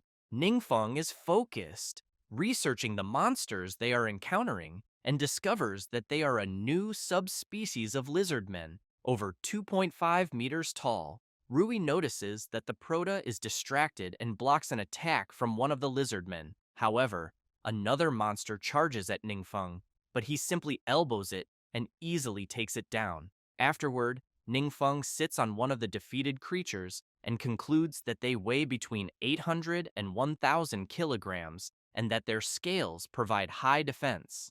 Chang Mukyu reflects that they are already in the depths of the secret realm and have surpassed the fastest assault team. She also thinks that the group has fought exceptionally well so far, with experience points accumulating rapidly, as if Ning Feng is carrying everyone. Watching the group fight, Chang Mukyu notices that, compared to their first encounter, Wang Yue and the others have significantly improved. She wonders if by earning their recognition, she could reach the same level of skill. Ningfeng mentions that Professor Chi Wei said the research team at Western Union University is indeed very strong, but the management there is very strict, which might make it hard for him to adapt. On the other hand, the research team at Beijing University offers more freedom, which could be better suited to him. Wang Yue feels happy for her friend and comments that this level of consideration was to be expected from Professor Chi Wei's student. At that moment, Xiao Ting asks everyone to check the class group chat. They quickly become surprised by the content. It's a message where some students ask where Professor Chi Wei is, and someone replies that she is still in the secret realm and hasn't come out yet. The proto notices an audio message and clicks to listen. A student screams desperately, saying the entrance is also changing and pleading for someone to quickly rescue the people in the secret realm. Meanwhile, chaos breaks out in the city. An adventurer reports through the communicator that the training secret realm has suddenly changed. The monsters' levels have drastically increased, and almost 100 people are still trapped inside. He also mentions that the magical fluctuations at the entrance are highly chaotic, making entry impossible. At that moment, several students appear, running in panic. The adventurer gets startled and tells one of the students not to run there. The boy points toward the realm and screams, saying his teacher is still trapped in the secret realm and pleading with the captain to save her quickly. The adventurer hesitates and shouts back, saying there's no way to save her. He asks the boy if he has seen how the secret realm has become and explains that support has already been requested and all they can do is wait for the rescue teams to arrive. The student insists, yelling at the captain to do something because it was due to him saying there weren't enough support classes that Professor Chi Wei entered the secret realm. Now, the captain is hesitating and leaving the professor behind. Furious, the adventurer clarifies to the boy that it's her responsibility to get out. He asserts that if she cannot escape, it's her fault and no one forced her to participate in the rescue. The students are terrified by the adventurer's decision. At that moment, someone arrives calling for the students. They soon realize it's Ningfeng. The proto wants to know where his professor is. Zhang Luo comments that she is still trapped in the secret realm and that the school organized everyone to train there. But the secret realm suddenly changed. Zhou Nana starts crying and says many people are still trapped inside, adding that Professor Chi Wei barely managed to protect them to escape.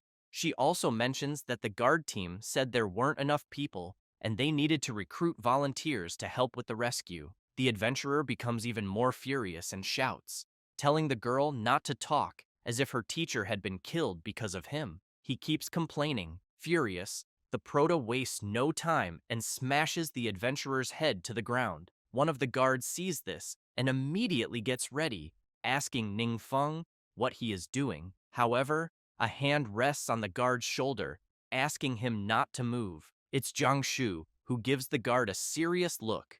Ningfeng drags the adventurer's body. Another adventurer sees this and starts sweating nervously, wondering who will stop the proto from acting further. At this moment, Ningfeng notices a man standing in front of him. Two adventurers appear. The proto realizes it's the vice president of the ERA Guild and immediately wonders why he is there and if he came to help with support.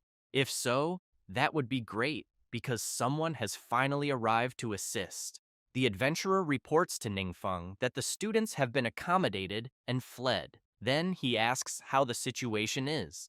The proto replies that it's still unclear. The adventurer asks if he needs more people, but the proto responds no, saying they can handle the situation themselves. The proto continues carrying the adventurer's unconscious body, and the vice president of the ERA Guild asks what's wrong with the man on the ground. Ningfeng explains that the man lying there came out of the secret realm and that they need him to show the way. As they reach the portal to the realm's entrance, the guards shout, saying they cannot enter because the secret realm is closed. Lu Ping immediately takes out his identification, introduces himself as the vice president of the ERA Guild, and declares that he has the authority to handle emergencies, asking them to cooperate. The guards are impressed and think Lu Ping is a powerful man from the 7 great guilds.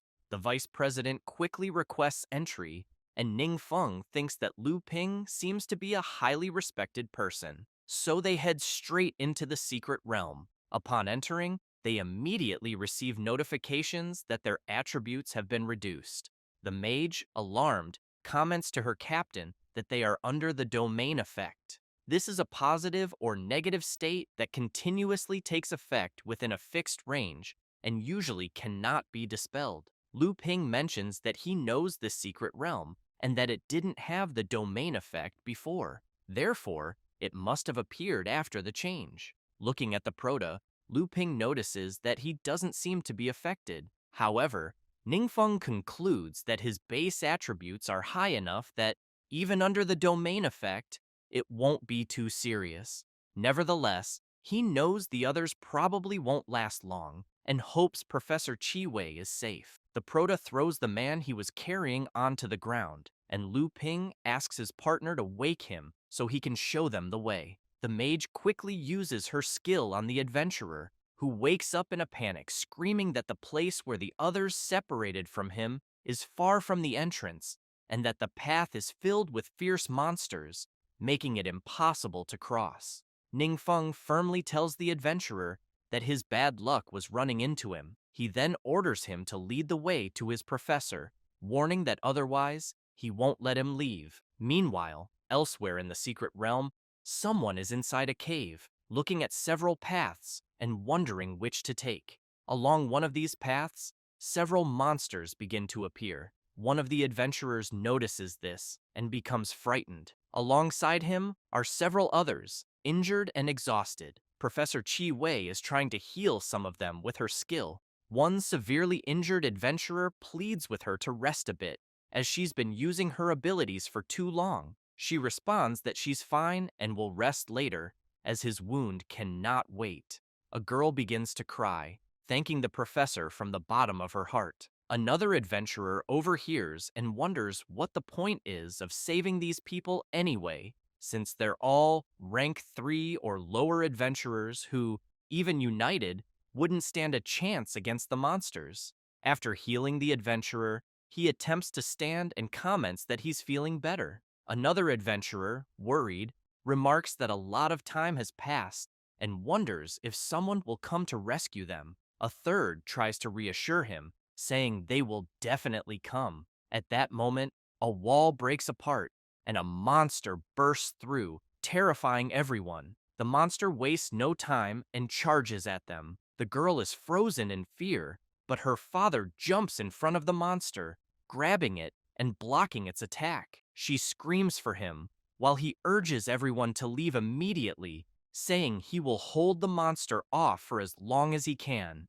At that moment, more monsters appear and start pursuing them. One of the monsters leaps toward the girl, who remains paralyzed in fear. Suddenly, a magical shield forms, protecting her and the professor. Chi Wei is astonished, as is the man the Proto dragged into the secret realm. This was the work of Ning Feng, who arrived just in time with his team, Lu Ping, and his partner. The mage and Xiaoting quickly use their skills to heal the injured. The Proto and the professor remain silent, watching the little girl sob over her father's body. The mage informs Lu Ping that, including the dead, there are only about 20 people here, and that the others haven't been found. At that moment, everyone feels an intense tremor. Soon, a massive creature emerges from the depths of the dark cave. Zhang Shu wastes no time and strikes the creature, but something strange happens. The monster's skin regenerates rapidly. The berserker is stunned to see the creature's tentacle heal in seconds. They realize the creature is blocking the exit. One of the monster's tentacles quickly advances toward the professor and the girl, but Ningfeng effortlessly slices it apart. He then shouts, ordering everyone to follow him. Ningfeng continues striking the monster, blow after blow, without tiring. Lu Ping notices that the tentacle cut by the Proto has completely lost its ability to regenerate. At that moment, the adventurers see a light and shout, saying they're close to exiting the cave. They run desperately, but soon freeze in fear as the demonic octopus leaps in front of them. Lu Ping is shocked and shouts that the monster is enormous. Wang Yue is also stunned, but the Proto charges forward, telling her not to move. As he advances, he considers that the monster might be the source of the anomaly in the secret realm, and that defeating it will make things easier. However, he quickly spots a tentacle rushing toward him, forcing him to block it with his sword, which breaks as a result. Lu Ping remarks that the monster's attack damaged the Proto's sword. Ning Feng grabs another blade, focusing intensely and unleashing a massive power through it. He resumes cutting the creature's tentacles, further enraging it. Then, he uses his ice explosion ability, creating multiple icy spikes that pierce the giant octopus.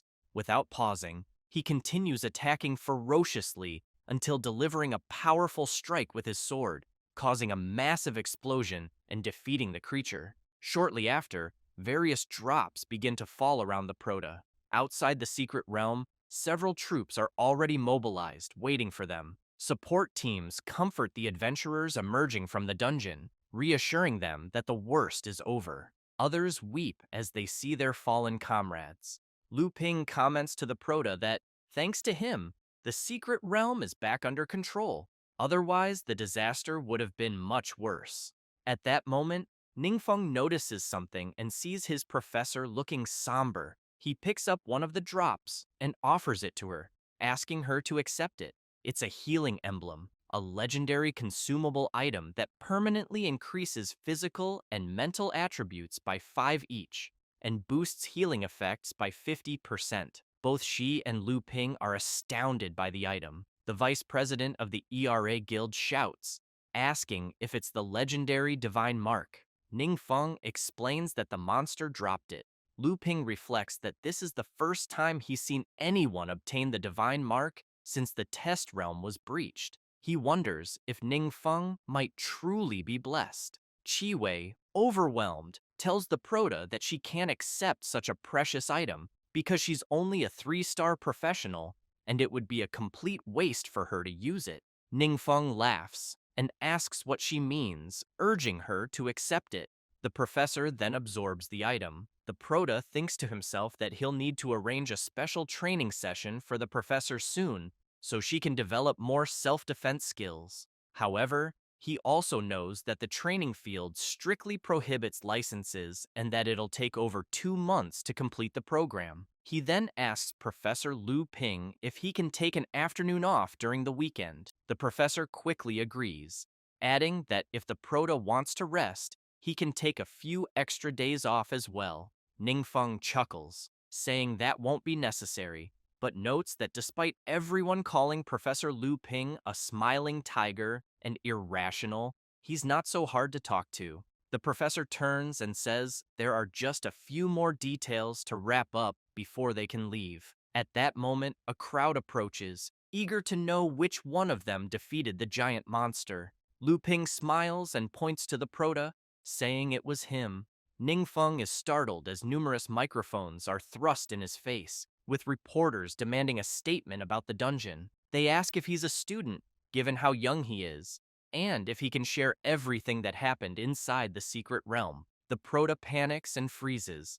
Rui Fang, noticing his friend's state, remarks that he seems quite nervous. Wang Yue smiles and explains that Ningfeng is not good at speaking in formal situations, especially during interviews. She adds that, as a child, the Proto always avoided school interviews whenever he could. Watching him now, all embarrassed, she feels confident he will get used to such situations in time. Later, in the teacher's apartment as Horin at the training camp, the Proto lies down, still flustered by the unexpected interview earlier. Suddenly, he remembers something important. He retrieves his skill book, which he recently acquired, and discovers the skill Soul Guardian, allowing the user to block a fatal attack. However, the skill has a very long cooldown. Ningfeng is thrilled with the skill, knowing it could save lives, but he wonders what kind of forbidden spell it could evolve into. He then absorbs another skill,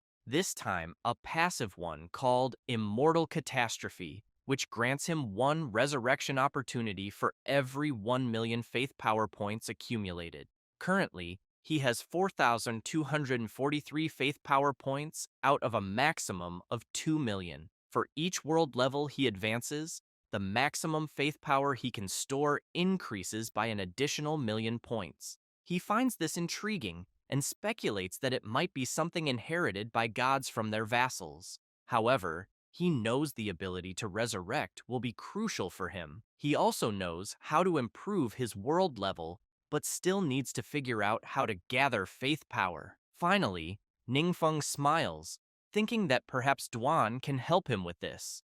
Meanwhile, in the city, many people are being attacked by a strange substance, and the perpetrator is sitting atop the victims. Two adventurers arrive, but quickly show fear. The old man Lao Fang also arrives and asks about the situation. The adventurers explain that the man ahead is named Tian Yu, who mysteriously disappeared 5 years ago and recently resurfaced.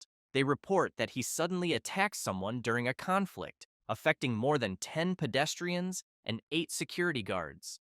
Based on a preliminary assessment, they say his strength clearly exceeds that of someone in the 5th transformation. Lao Fang steps forward and comments that Tian Yu resembles Peng He and Gu Ying. The old man approaches Tian Yu, who immediately becomes excited upon realizing he's facing the infamous Lao Fang. He declares that Lao Fang has been his idol since school days, and that it's an immense honor to meet him in person. Just then, Lao Fang's phone rings, and he calmly answers it. Tian Yu grows furious, accusing the old man of not taking the situation seriously by answering a call at such a crucial moment. While continuing the phone conversation, Lao Fang asks the person on the other end if they are looking for him. He then says he'll come as soon as he finishes something first. Tian Yu, now enraged, prepares to attack and questions how Lao Fang dares to ignore him so blatantly. He launches his attack, creating a clawed hand laced with venom that rushes toward Lao Fang. Lao Fang ends the call calmly and unleashes his ability Flaming Serpent Frenzy, obliterating Tian Yu's attack with ease.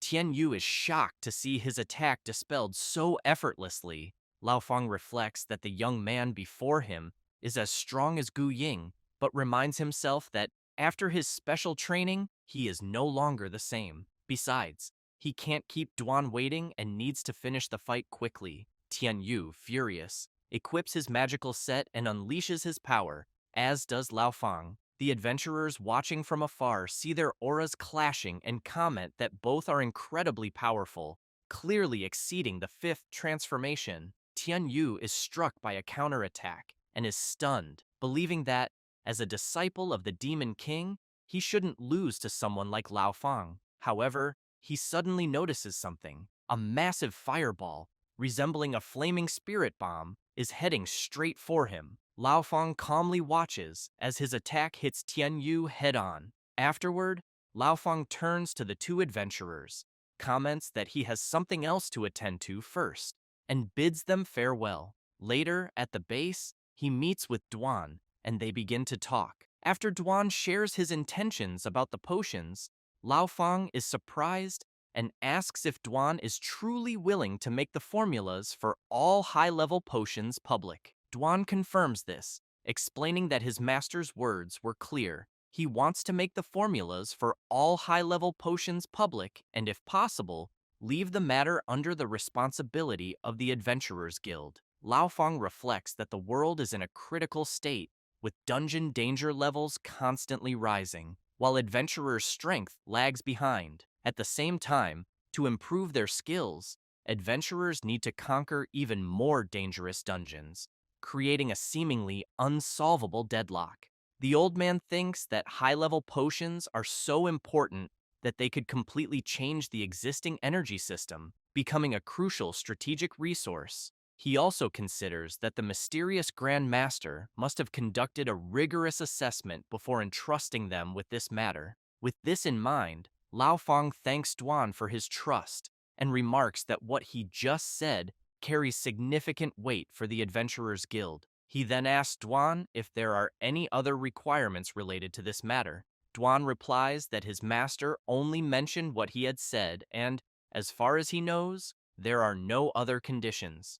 Lao Fang becomes enthusiastic and emphasizes that focusing solely on contributions rather than benefits, this demonstrates the mindset of a truly great person. To him, in the eyes of the mysterious Grand Master, empowering more people is more important than anything else. Duan reflects on his master and tells the old man that this is precisely what his master believes. That's why he deeply admires him, because even when something seems insignificant, it always ends up becoming a heroic act that saves many lives. Lao Fang notes that while the master is noble and selfless, one cannot take advantage of his kindness. He adds that he will report what they discuss to their partners later and develop an appropriate plan to avoid placing the entire burden on the master. Later, at the Blue Blade Guild, an adventurer reports to Shiyu that high-level experience potions and memory-erasing potions have been found for sale on the black market.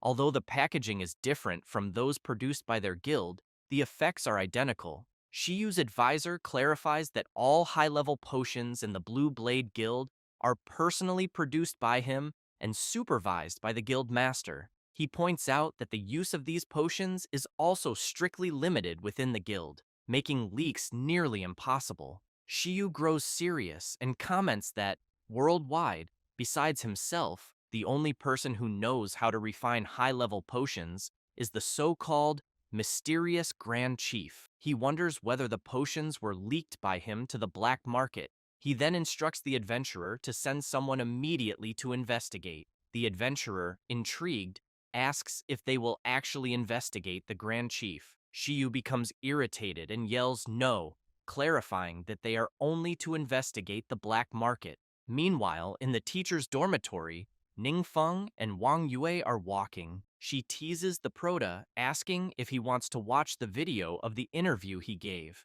Embarrassed, he replies that he doesn't need to. The blonde shows him the comments and remarks that the interview wasn't so bad after all, as many viewers praised him. Ningfeng sees that several people were asking if he needs a spokesperson, and that, to them, someone who can fight and save lives is a true hero. However, the Proto notices that his faith power has recently been growing rapidly and suspects it might be related to the interview videos, as people feel grateful toward him. He considers that he will need to adapt to future interviews.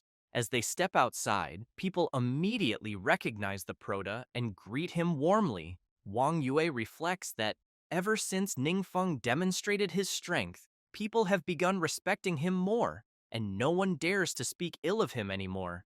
Currently, even the senior students call him Instructor Ning. As he walks, several students shout, addressing him as instructor, and wherever he goes, people follow. Everyone looks at him and comments that they wish they could be like him, an impressive person, and that they would love to have even half of his strength. Meanwhile, in Chinyu City, Captain Zhou is surprised to see that the city has also gained fame thanks to Ningfeng. Mayor Zhang takes a deep breath, visibly sweating.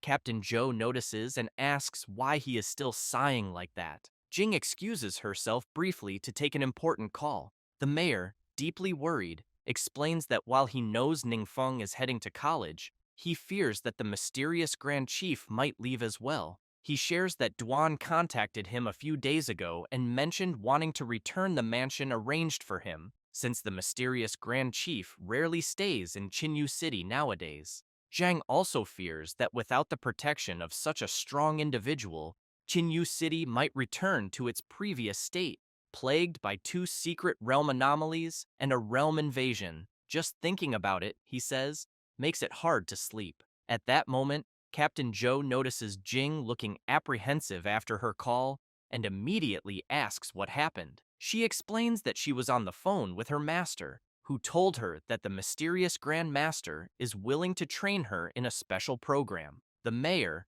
thrilled, shouts to Jing, saying they will be counting on her from now on. Zhou jokes that dinner will be on her tonight and asks her to take care of him in the future. Embarrassed, Jing asks what on earth they're talking about.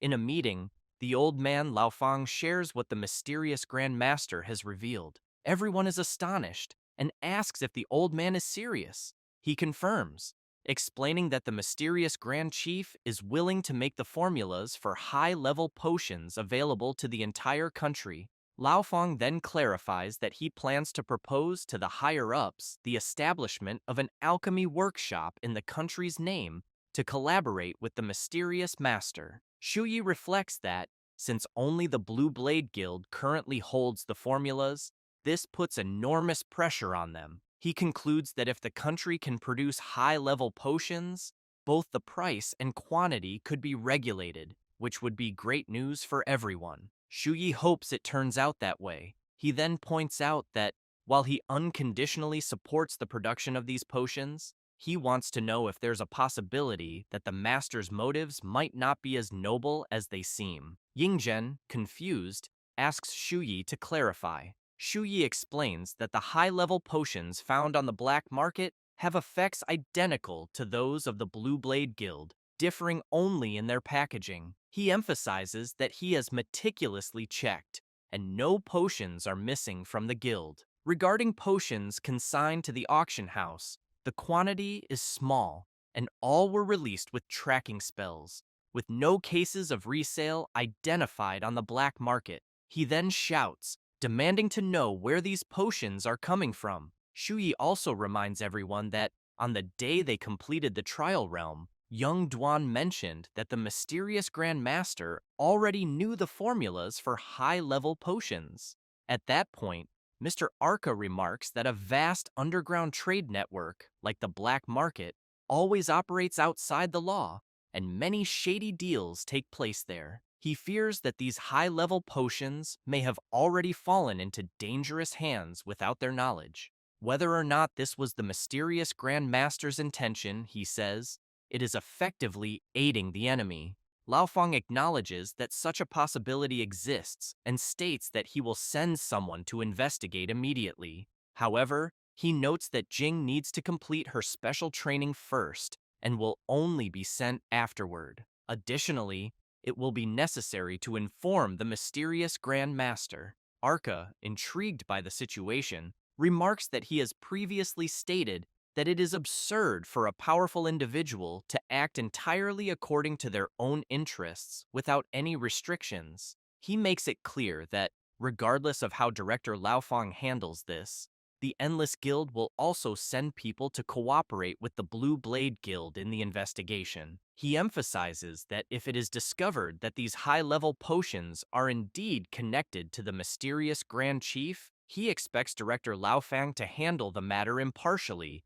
and refrain from saying things like, "I'll do whatever I want." Lao Feng assures Arca not to worry and declares that if it is confirmed that the case is related to the mysterious Grand Chief, he will take full responsibility. Meanwhile, within a certain secret realm, the Prota's team is gathered. Xiaotian comments that his brother is extremely strict about potion management and that all received and dispatched potions are meticulously recorded. He asserts that no anomalies or leaks have been detected. Rui Fang adds that the potions from his family are managed by him and his grandfather, and they frequently review everything together to prevent mistakes. Ning Feng, concerned, reflects that he never gave much importance to potions and didn't expect everyone else to value them so highly. However, he acknowledges that thanks to such diligence, it's possible to confirm the whereabouts of the potions. Ning Feng then remarks to the group that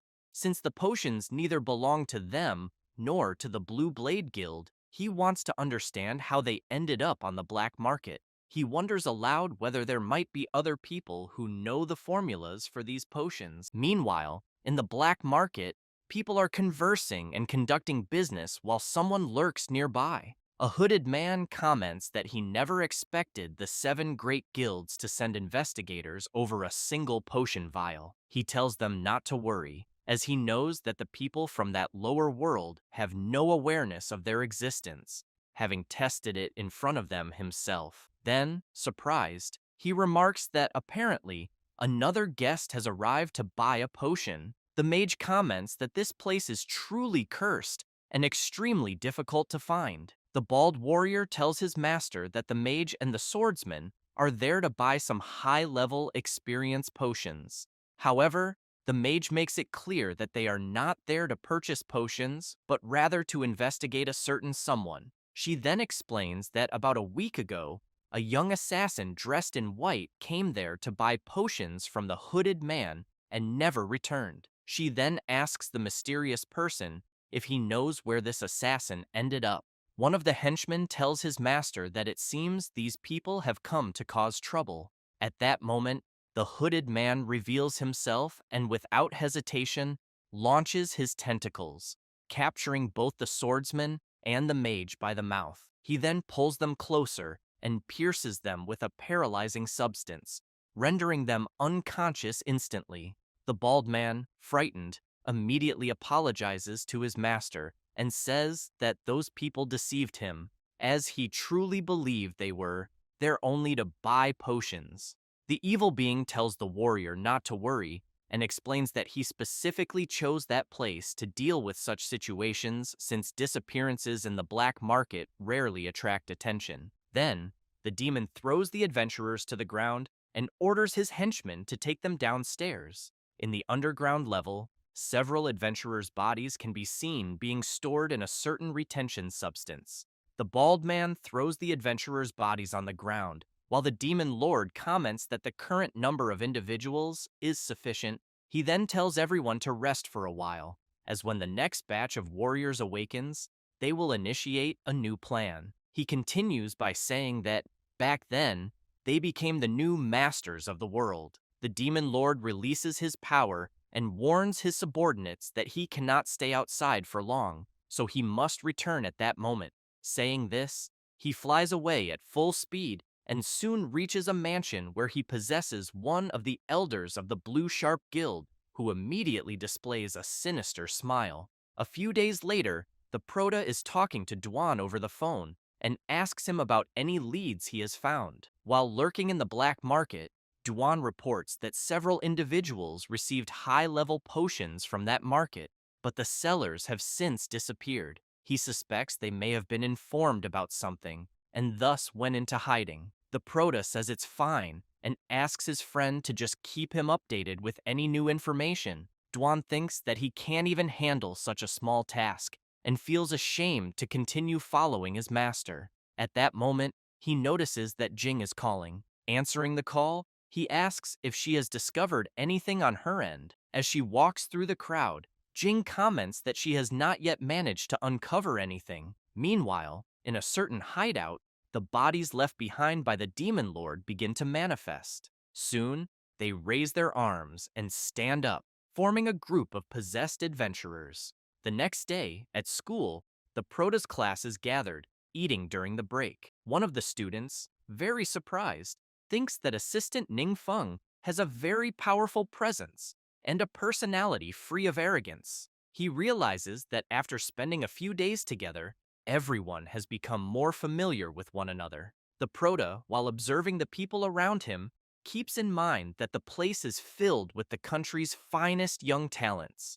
Since his goal is to achieve world-class status and harness the power of faith, he knows he must secure their full support. At that moment, a girl asks the Prota if he has ever considered joining a guild, and whether someone as exceptional as him has already received many invitations. Feng smiles and makes it clear that, for now, he has no plans to join any guild. Taking advantage of the girl's question, an adventurer quickly asks the Prota if he is planning to create his own guild or if the Sovereign Lion Guild is already part of his. The Prota explains that the Sovereign Lion Guild belongs only to a friend, and that, for now, he is merely using it. One of the students hears this and thinks that, apparently, the Sovereign Lion Guild is just a small local guild with no national recognition. However, he knows that with such a group of elite talents, the Prota's future prospects are limitless.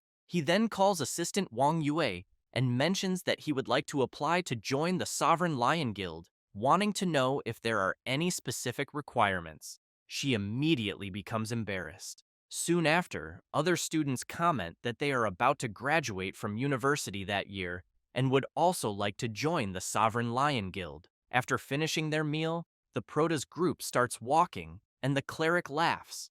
commenting that after analyzing everyone's impressive resumes, she realizes that each one is more incredible than the last. She wonders if they might be becoming famous, just like the seven great guilds. Yue, still embarrassed, comments that what was supposed to be a simple, ordinary lunch somehow turned into a recruitment event. Ningfeng and Ruifeng laugh about it. The Prota then thinks that he had planned to scout for promising talents at the training camp, but the results have far exceeded his expectations. With Zhao Cheng out of the picture, Wang Yue now has full control of the guild, which could easily become his reserve guild. He also reflects that Zhao Cheng's disappearance is just his bad luck. Moreover, he recalls that first, Zhao Cheng's father was involved with Peng He and Gu Ying, and during the investigation, the authorities found an evil ritual altar in the homes of Zhao Cheng and his followers.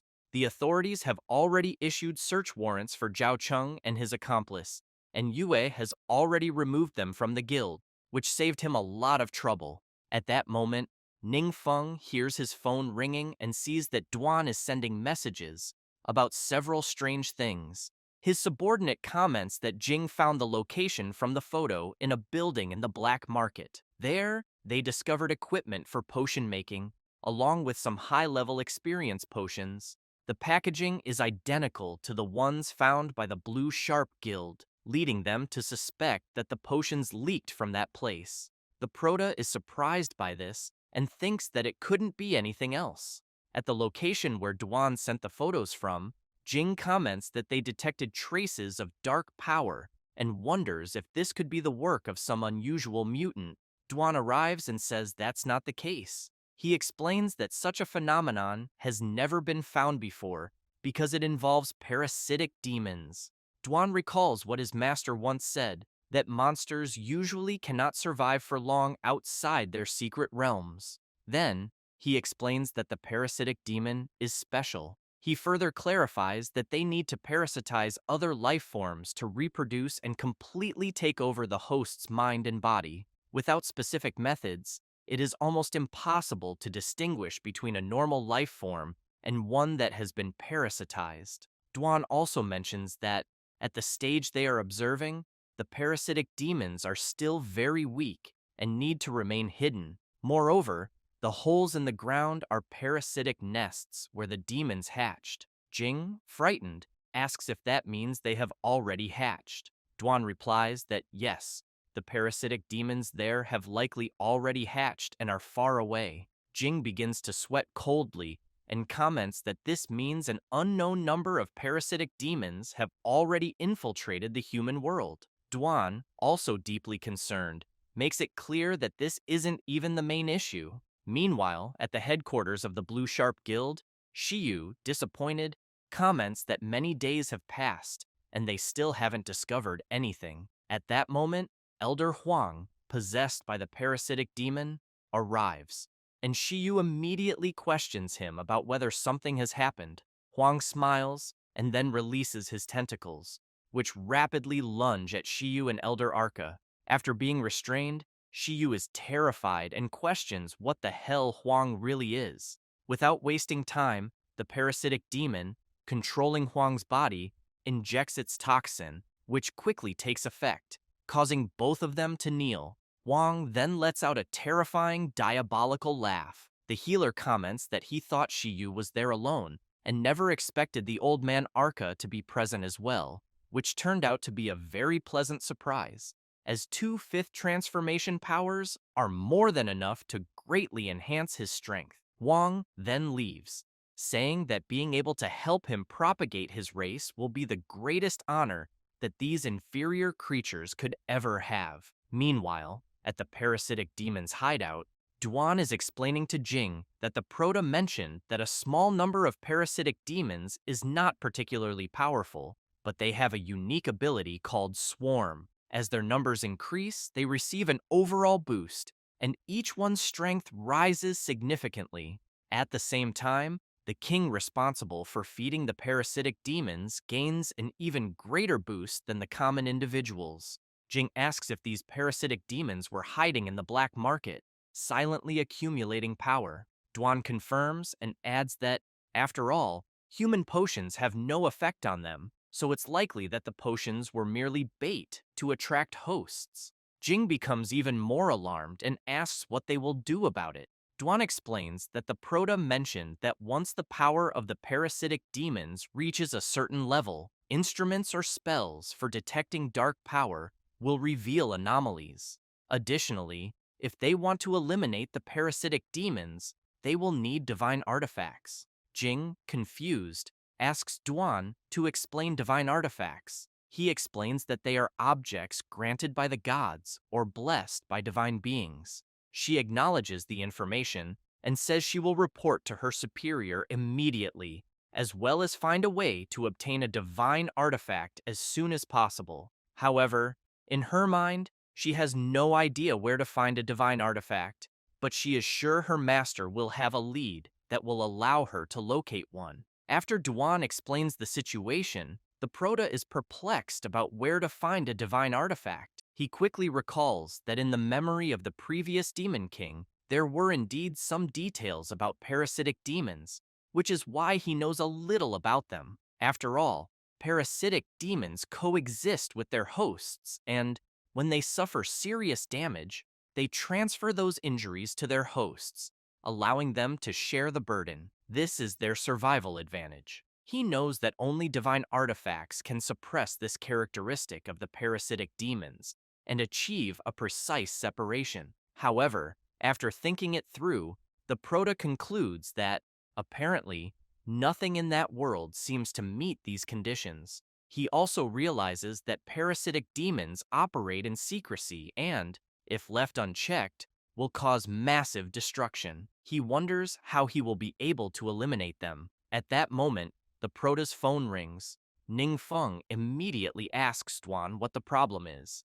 Duan reports that there has been a massive surge in dark power at the Blue Sharp Guild, just as he had mentioned. Duan also states that everyone in the guild has lost contact, including President Shiyu, and, furthermore, some adventurers with strange behavior are gathering at the Blue Sharp Guild. Ningfeng quickly grabs his coat and tells Duan not to let anyone get close to avoid danger, saying that he will check out the situation himself. Later, at the Blue Sharp Guild headquarters, Huang comments that, finally, they no longer need to remain hidden. He says this as he observes all the parasitized adventurers standing before him. Arca and Shuyi, now possessed, scream to their leader that all the clan members have gathered. At that moment, Huang senses a strange presence and turns to see what it is. Everyone watches as someone approaches. It's the Proto, standing before all the parasitic demons.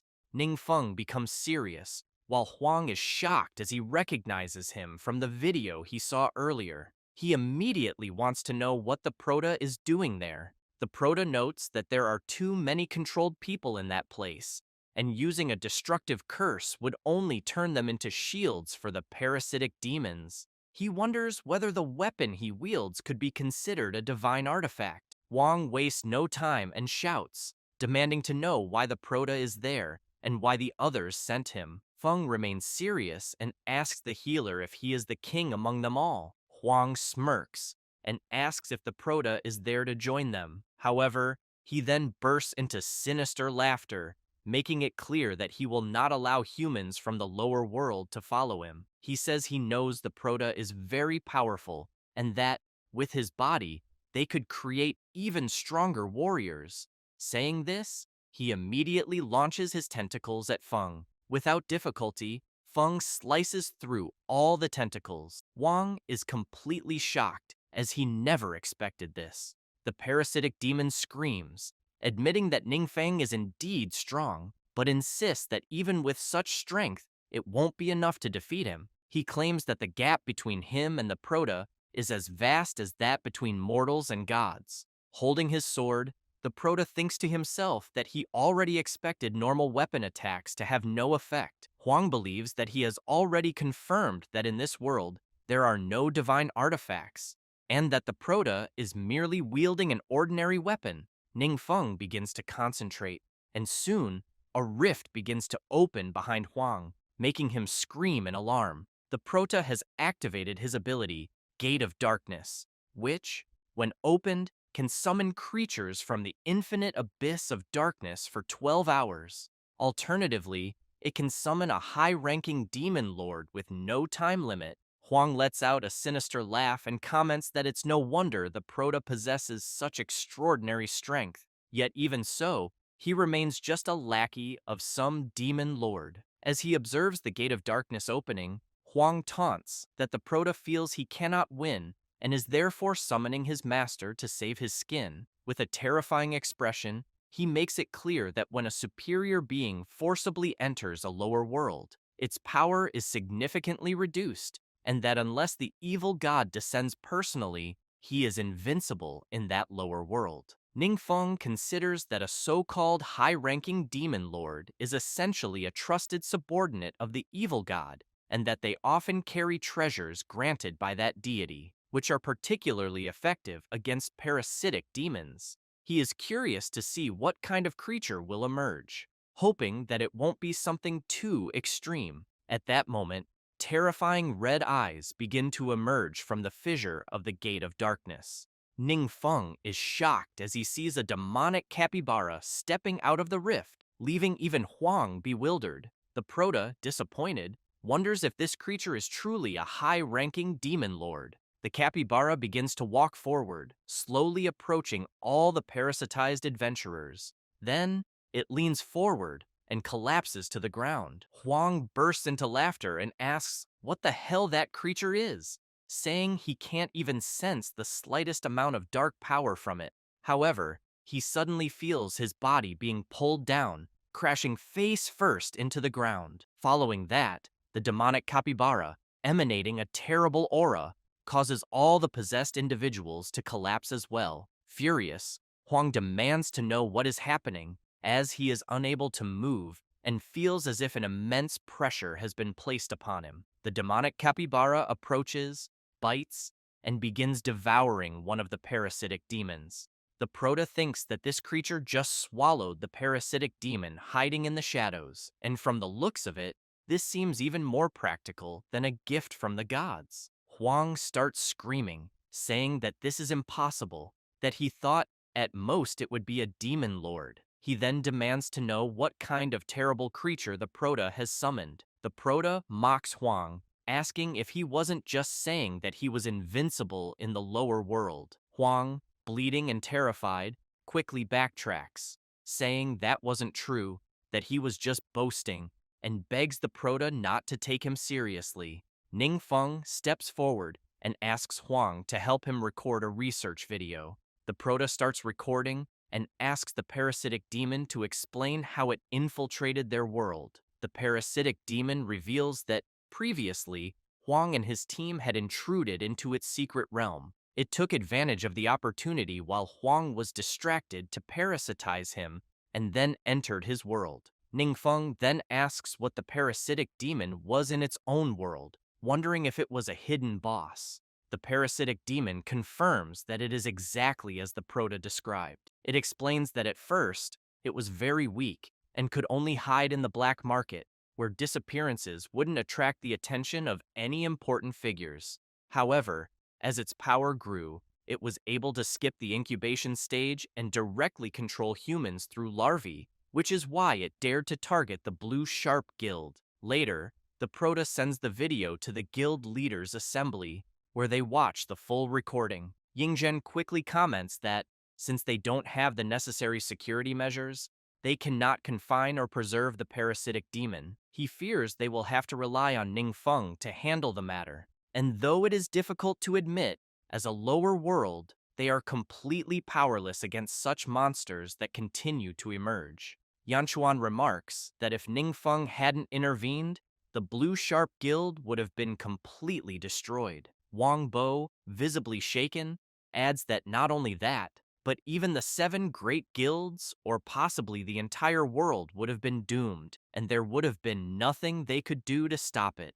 At that moment, Elder Lao Fang asks everyone not to be so discouraged, reminding them that, in the end, the mysterious Grand Master and Ning Feng have always been on their side. Now that the issue of the high-level potion has been resolved, and it turns out to have no connection to the mysterious Grand Leader, they can rest easy. Immediately, everyone raises their hands, stating that they have no objections and fully agree with Elder Lao Feng. Later, at the training center, Lao Feng informs the Proto that the government will establish a company dedicated to the production and sale of various high-level potions, with 80% of all profits allocated as shares for the mysterious Grand Leader. Feng is surprised by such a generous split and realizes he has nothing to worry about, as it is a very sincere offer. Lao Feng adds that, in addition, the nation will publicly commend the Proto for his recent heroic acts,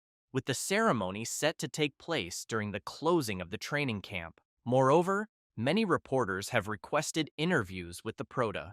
Ningfeng is excited, thinking that this opportunity is perfect for accumulating the power of faith and that he absolutely cannot miss it. The Proto then signs the document, agreeing with Elder Lao Feng. Later, Ningfeng mentions that he still needs to return to the training camp and will leave the demonic capybara in Duan's care, since the creature seems to only eat monsters. Duan replies that it's fine and that he will take it to a secret realm to find some food. Duan reflects that the Proto's demonic capybara was able to easily defeat a parasitic demon and that its strength might even surpass his own. This realization motivates him to train harder and become even stronger. The Proto places his hand on the demonic capybara's head and contemplates its ability, which seems to be some sort of demonic effect that completely crushes the fighting spirit of enemies. Under normal circumstances, it has no effect, so he sees no need to deliberately hide it. At that moment, the creature notices something on the Proto and begins sniffing the pendant he is wearing. Ningfeng notices this and thinks that the small creature seems to always be sniffing the pendant left by Hanin. He wonders if there could be some connection between them. While petting it, Ningfeng comments that since the creature is always so slow and lazy, he will call it Momo, meaning slow. Later, at the training camp, in the teacher's dormitory, the Proto is with his friends. Suddenly, he hears someone asking where the great hero is. Turning around, he sees a child approaching him. The girl immediately questions whether he is truly the great hero Ning Feng. He feels a bit confused about being called a hero. Rui Fang laughs and greets the girl, calling her Professor Ji. She looks surprised and says it's been a while since she last saw the grandson of old Lao Feng. Ning Feng and Jiang Shu are surprised to hear Rui Fang call the girl a professor. Rui Fang explains that Xie Yan is a distinguished guest professor at Peking University and an honorary advisor to the 7 great guilds. She was also a colleague of his father in the past. Many of today's theories and technologies regarding secret realms are based on her research. The Proto is quite impressed and comments that this is truly remarkable. Jie Yan clarifies that if they are talking about something impressive, Ning Feng is the one who truly deserves that title for having saved so many people. She also explains that she was conducting research in a secret realm, couldn't return in time, and only just arrived at the training camp the previous night. Having already heard about the Proto's heroic deeds, she rushed over to see what the great hero is really like. Ning Feng, feeling embarrassed, comments that she flatters him too much. At the same time, he recalls having seen her name in the camp's presentation. He remembers that Xie Yan is the head of his research group and had assumed she would be an elderly professor. However, he never expected her to have such an enthusiastic personality. Xie Yan takes the Proto's hand and asks if he has already had breakfast, immediately inviting him to join them. She then presents the food and explains that all the dishes are delicious delicacies she personally prepared using monster materials. After trying the food, everyone comments that it is truly delicious and that they didn't expect it to taste so good. Zhang Shu is surprised, noting that Professor Li didn't wake them up that day. Rui Fang is also curious, as the professor usually wakes up much earlier. Meanwhile, Professor Li looks exhausted, thinking that as soon as Professor Jie Yan returned, she put them to work all night. However, he knows that she deliberately didn't summon the Proto and his friends, claiming that Ningfeng deserves proper rest since he is a hero. Thinking about the Proto, Professor Li concludes that the treatment between them is absolutely unfair. Xie Yan, laughing, comments that she watched the evaluation exam video and praises the Prota's performance, saying it was perfect for someone his age. Yue tells the professor that she might not know this, but Ningfeng is the best student in their class and has always been #1 in theoretical performance. Jie Yan approaches the Prota and comments that it has been a long time since she has seen someone with such a solid theoretical foundation who also knows how to fight. Coincidentally, she brought some special items from the secret realm and tells him he can take a look. The Prota is surprised and asks what she means by special items. Later, they arrive at the research lab, where Professor Li is working. Shi Yan asks the Prota if it's his first time in a research laboratory, and then apologizes for the mess, explaining that it is just a temporary facility. The professors there are immediately surprised to see Jie Yan, but she asks them to continue their work and explains that she is just showing the place to the Prota and his friends. Lee is shocked and thinks that the Prota's group clearly consists of just a few teaching assistants, yet they are receiving attention from the higher-ups. As Professor Lee handles some crystals, everyone gathers around him, making him feel a bit uncomfortable. Then, the Prota's pendant begins to glow, and he quickly notices a faint energy fluctuation coming from Hanan's pendant, questioning what could have influenced it.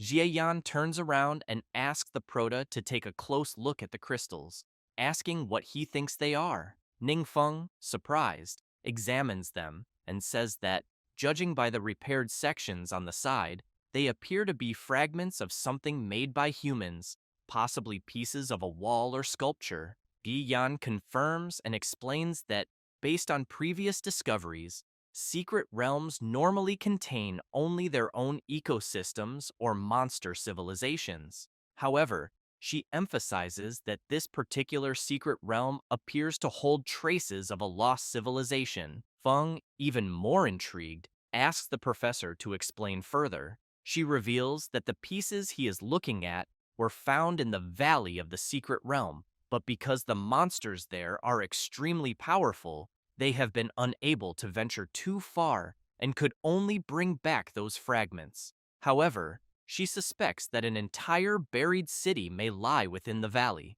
Ningfeng begins to wonder if Professor Jie Yan has discovered the world where Hanan once lived and what the chances of that could be. The Prota points to the items and asks the professor if he can take a closer look. She grants him permission. As he picks up one of the items and analyzes it, the Prota senses energy fluctuations coming from the crystal in his hand, and Hanan's pendant seems to be absorbing its essence. He immediately wonders if there is truly a connection between them. Si Yan then asks the Prota what he thinks. He replies that it is still difficult to say, but suggests that they will need to explore the secret realm themselves to uncover more information. She agrees and says she will make the necessary arrangements immediately. Sometime later, inside the secret realm, Jie Yan introduces her research team, stating that they will fully cooperate with the Prota and his friends while they are there. The researchers quickly become excited and express that it is a great honor to meet Ningfeng,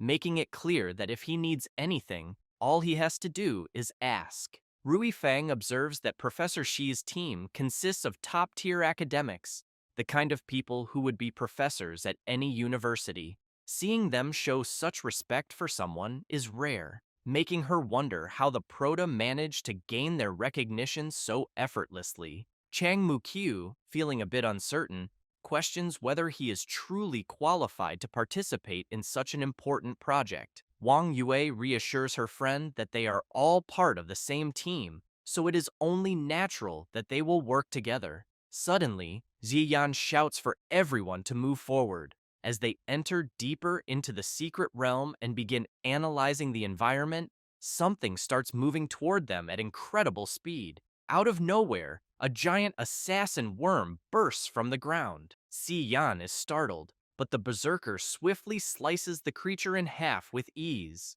The Prota calmly tells the professor not to worry and urges everyone to keep moving forward. Jie Yan's team is shocked to see that the terrifying assassin worm was defeated with a single blow. Meanwhile, Zhang Shu, standing near the hole where the worm emerged, calls out to Professor Ji and comments that he has found something. Inside the hole, they can see constructed structures. Quickly, everyone descends to investigate.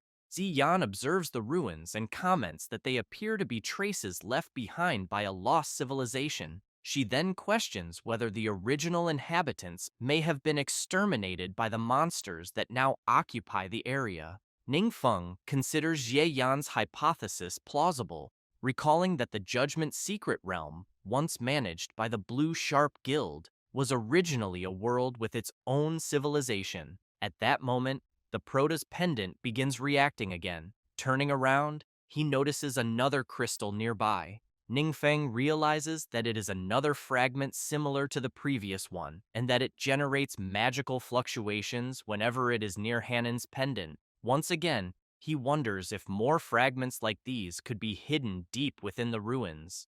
Suddenly, someone informs Professor Jie Yan that they have detected a strong fluctuation of dark power ahead. Upon arriving at the source of the fluctuation, everyone is met with the sight of enormous crystals reacting with incredible intensity. Xi Yan shouts, stating that the dark power is emanating from the top of the platform they are seeing. Ningfeng notes that the sensation he is feeling is very similar to that of the magic circle used to summon the evil god, yet even more oppressive than anything he has ever encountered before. Suddenly, a being with a monstrous aura appears, accompanied by several terrifying creatures. The demon lets out a roar, and immediately the goblin soldiers charge forward with full force. Zhang Shu tells Lao Fang's grandson that there are many monsters and that they are extremely fast, so they must be careful. Rui Fang responds that he understands and says they don't need to worry because they have the Prota covering the rear, so they can treat this as a test. The Berserker and Lao Fang's grandson begin effortlessly destroying all the goblin soldiers, preventing them from advancing. The demon chief notices this and becomes furious. Meanwhile, near the battlefield, the teacher and her subordinates are walking through the terrain, and she comments that the monsters seem endless. Xi Yan imagines that his subordinates must be under immense pressure, and that this might be too much for them. Wang Yue tells the Prota that she wants to try killing the demon chief, who is watching the battle from the peak. Ningfeng replies that there's no problem and asks her to advance with the others, leaving the rest to him. Then, he unleashes his power and easily eliminates the creatures charging at him. The teacher's group, seeing this, is impressed and questions if what they are witnessing is real, as Assistant Ningfeng is managing to hold off the endless wave of monsters all by himself. While unleashing his power, the Prota thinks that letting Yue personally command the battle is simply perfect, because Chang Muqiu, Professor Qi, and Lan's sister have all undergone his special training, and their strength should not be underestimated. He also knows that even without his presence, the team will not suddenly fall into disorder. Meanwhile, the monsters around the Prota begin trembling with fear and hesitate to advance. Teacher Ji's team sees this and comments that even the monsters seem afraid to face the Prota. Yue and her team charge toward the demon chief, shouting that he is right ahead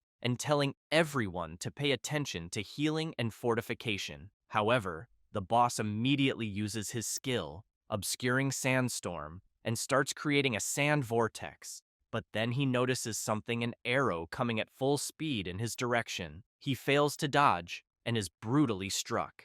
A few minutes earlier, at the entrance to the secret realm, someone arrives and sees the dead assassin worm on the ground. They immediately comment that, apparently, there are more people inside the realm besides them, and that these people may have found the entrance. Then, someone shouts, ordering everyone to advance quickly and find these people before they discover the heart of the world. At that moment, a voice announces that a life signal has been detected at the exit ahead, possibly belonging to enemies, and instructs everyone to prepare for battle. The voice tries calling for the Prota, and something begins to happen in the secret realm. The mysterious voice comments that this is bad because the secret realm is being violated, and it is starting to reject them. Several magical circles begin appearing throughout the secret realm. Wang Yue is surprised and asks the Proto if he heard something, as it seemed like someone was speaking. Ning Feng replies that he didn't hear anything,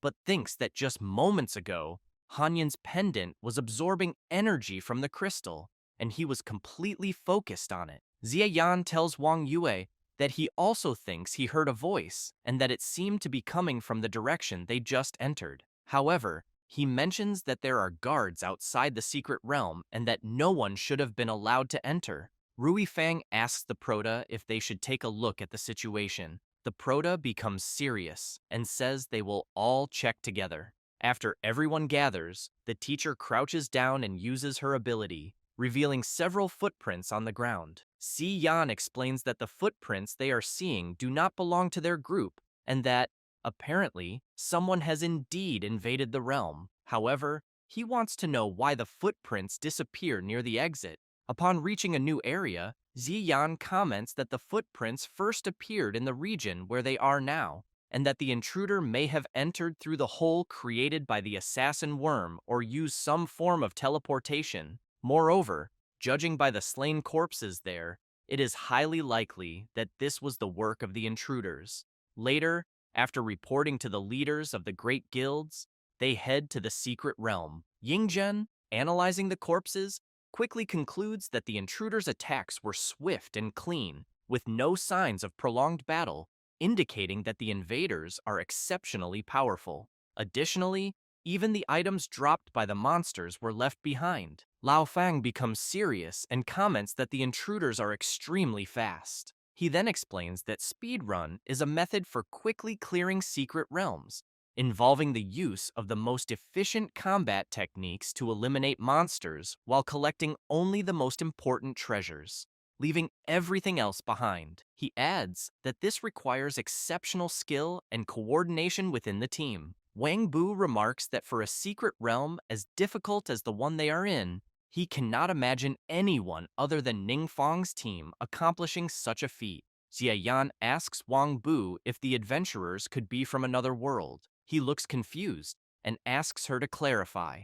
The teacher explains that, although this is just speculation, it might not be impossible, as relics from other worlds have already been discovered within the secret realm they are in. So there could be more worlds like theirs, or even higher-level worlds capable of traveling between each other. Ning Feng is intrigued by this hypothesis and thinks that Zi's words might be true, as he has at least seen a different world in the memories of the Demon Lord, and simply never considered that worlds could cross into each other. The Proto also comments that if the other party arrives with friendly intentions, or if it is just a brief encounter, that would be great. Xie Yan comments that if they have malicious intentions, then they will have to face new enemies in addition to the monsters that already exist. Furthermore, the teacher points out that the sudden disappearance of the intruders was suspicious, and that she has no idea what their goal was or whether they will return. Wang Bu becomes nervous and comments that, unfortunately, one problem is appearing after another. Yingzhen and Lao Fang exchange glances, and then approach Wang Yue, saying they would like to ask her opinion on something. Yingzhen asks if the Sovereign Lion Guild would be interested in replacing the Blue Sharp Guild as one of the 7 major guilds. Wang Yue is quite surprised by the request from the president of the Power Guild. He takes a deep breath and states that he is not ashamed to admit it, but he knows that due to the recent incident with the parasitic demons, both the Blue Sharp Guild and the New Era Guild have faced serious problems. The president of the New Era Guild is voluntarily resigning, so they have not yet officially appointed a new president. As for the Blue Sharp Guild, a large number of members are leaving, and they are already requesting the guild's demotion. Wang Yue feels awkward and says that she is just a high school student and that the Sovereign Lion Guild is only a small guild. Yingzhen comments that there is nothing for her to worry about, as they have already discussed the matter, and all the presidents of the great guilds are happy to welcome her. Yue then turns and sees the Proto giving her a smile. Then, Ningfeng tells her to make whatever decision feels right for her and makes it clear that no matter what happens, he will always support her. The leaders understand that the Prota's promise alone is enough to solidify Miss Wang's position among the 7 great guilds, and that, given their relationship, issues such as being a high school student or having a small guild will simply not be a problem. Overjoyed, Wang Yue comments that she is willing to try and asks that if she does anything wrong, they guide her. The leaders laugh and tell her not to worry about that. Jiang Shu quietly comments to the cleric that he is confused as he went on a mission in the secret realm and suddenly ended up becoming part of one of the 7 great guilds. Ningfeng smiles and thinks that his friend's entry into the 7 great guilds has also greatly advanced his power-building plan, and that, thinking about it, he feels a sense of accomplishment. At that moment, the Proto hears someone calling him Master. He is startled and confused about what it could be. He then turns to his friend and the others present and notices that no one else seems to react to the voice he heard. He wonders if he is the only one who can hear it echoing in his head. Looking at his necklace, he considers that it might be Hanyan's voice. After settling the pending matters, the leaders of the great guilds ask everyone on the teacher's team to speed up their work process and warn that no one should act alone, as they do not know if the intruders will reappear. They instruct everyone to remain on high alert and to report anything unusual immediately to Z or Assistant Professor Ningfeng. One of the team members asks if this Assistant Ningfeng is the hero who was recently interviewed. Another member confirms and comments that having such a strong figure in command provides a sense of security. Meanwhile, inside a tent, the Proto is with teacher Jie Yan. He notes that the necklace has stopped absorbing energy from the crystal, but does not know why. However, he is relieved that the crystal has not changed in appearance. Otherwise, it would certainly attract attention. As for the voice he heard, he wonders if he was just imagining things. At that moment, the voice calls out to him again. In his thoughts, Ningfeng asks the voice if it is Hanyan. The voice responds affirmatively, calls the Proto Master, and says that it is truly Hanyan, adding that he is very happy to be able to speak with him again. The Proto asks the demon to calm down and explain what is happening. Hanyan says that he is not sure either, but it seems that he suddenly regained his consciousness. Ningfeng asks if this has anything to do with the necklace he left behind, which has been absorbing the energy of the crystal. Hanyan explains that the heart of the world is the core of a world, formed through the fusion of the universe's laws. Even if a world faces a calamity, as long as the heart of the world remains untouched, it will slowly restore itself. However, if the heart of the world is destroyed, the world will face complete obliteration. He continues explaining that the power within the heart of the world is actually the source of the gods' power. In the past, the gods used the heart of the world to revive their trusted followers. However, Hanyan then apologizes to the Proto, saying that his memory still seems incomplete and that, no matter how hard he tries, he simply cannot remember. The Proto smiles and tells Hanyan that it is fine, asking him to take all the time he needs to recover. However, he soon grows serious, worried that Hanyan's inability to recall everything is concerning. He wonders if this resurrection method might have serious side effects. At that moment, the research team arrives and reports to teacher Xie Yan that they have nearly completed the excavation and that the abandoned buildings contain nothing of value. Meanwhile, the leaders are conversing with Wang Yue. Yingzhen comments that, considering the possibility of unknown intruders being drawn to the realm, he proposes sealing it completely. Wang Bu agrees, stating that they should evacuate everyone as soon as possible and then permanently close the secret realm. Lao Fang smiles, calls Wang Yue president, and asks for her thoughts. She is startled by the question and is unable to respond. The old man Feng makes it clear to Yue that she is now part of the 7 great guilds, and that decisions like sealing secret realms require the approval of at least 3 presidents. She agrees with sealing it, and says that she shares the same opinion as Lord Yingzhen. After the decision from the presidents of their respective guilds, they proceed to seal the secret realm they are in. Sometime later, at the training grounds and in the teacher's dormitory, the Prota is taking a bath and singing a song. Suddenly, Hanyan tells Ningfeng that he is starting to remember the rest. This startles the Prota. As he leaves the bathroom and dries himself, Ningfeng asks the demon what he remembered. Hanyan explains that long ago, the gods used the heart of the world to revive their loyal followers. However, since the heart of the world contains dark power, the gods, through their connections with their resurrected followers, suffered a terrible backlash, potentially turning into evil gods. In the end, the gods had no choice but to personally execute their resurrected followers. Hanyan then becomes distressed and comments that he is not afraid of dying, but he cannot allow himself to become a burden to the Prota. Ningfeng imagines himself telling Hanyan that he is already an evil god, but he reflects that if he were to say that, Hanyan would be even more devastated. Hanyan asks the Prota if he is feeling any discomfort or anything unusual. The Prota replies that apparently he is not. Then, a system message arrives, informing him of his new passive ability, Origin of Darkness, which makes him immune to the backlash of dark power and exempts him from all costs when casting forbidden spells.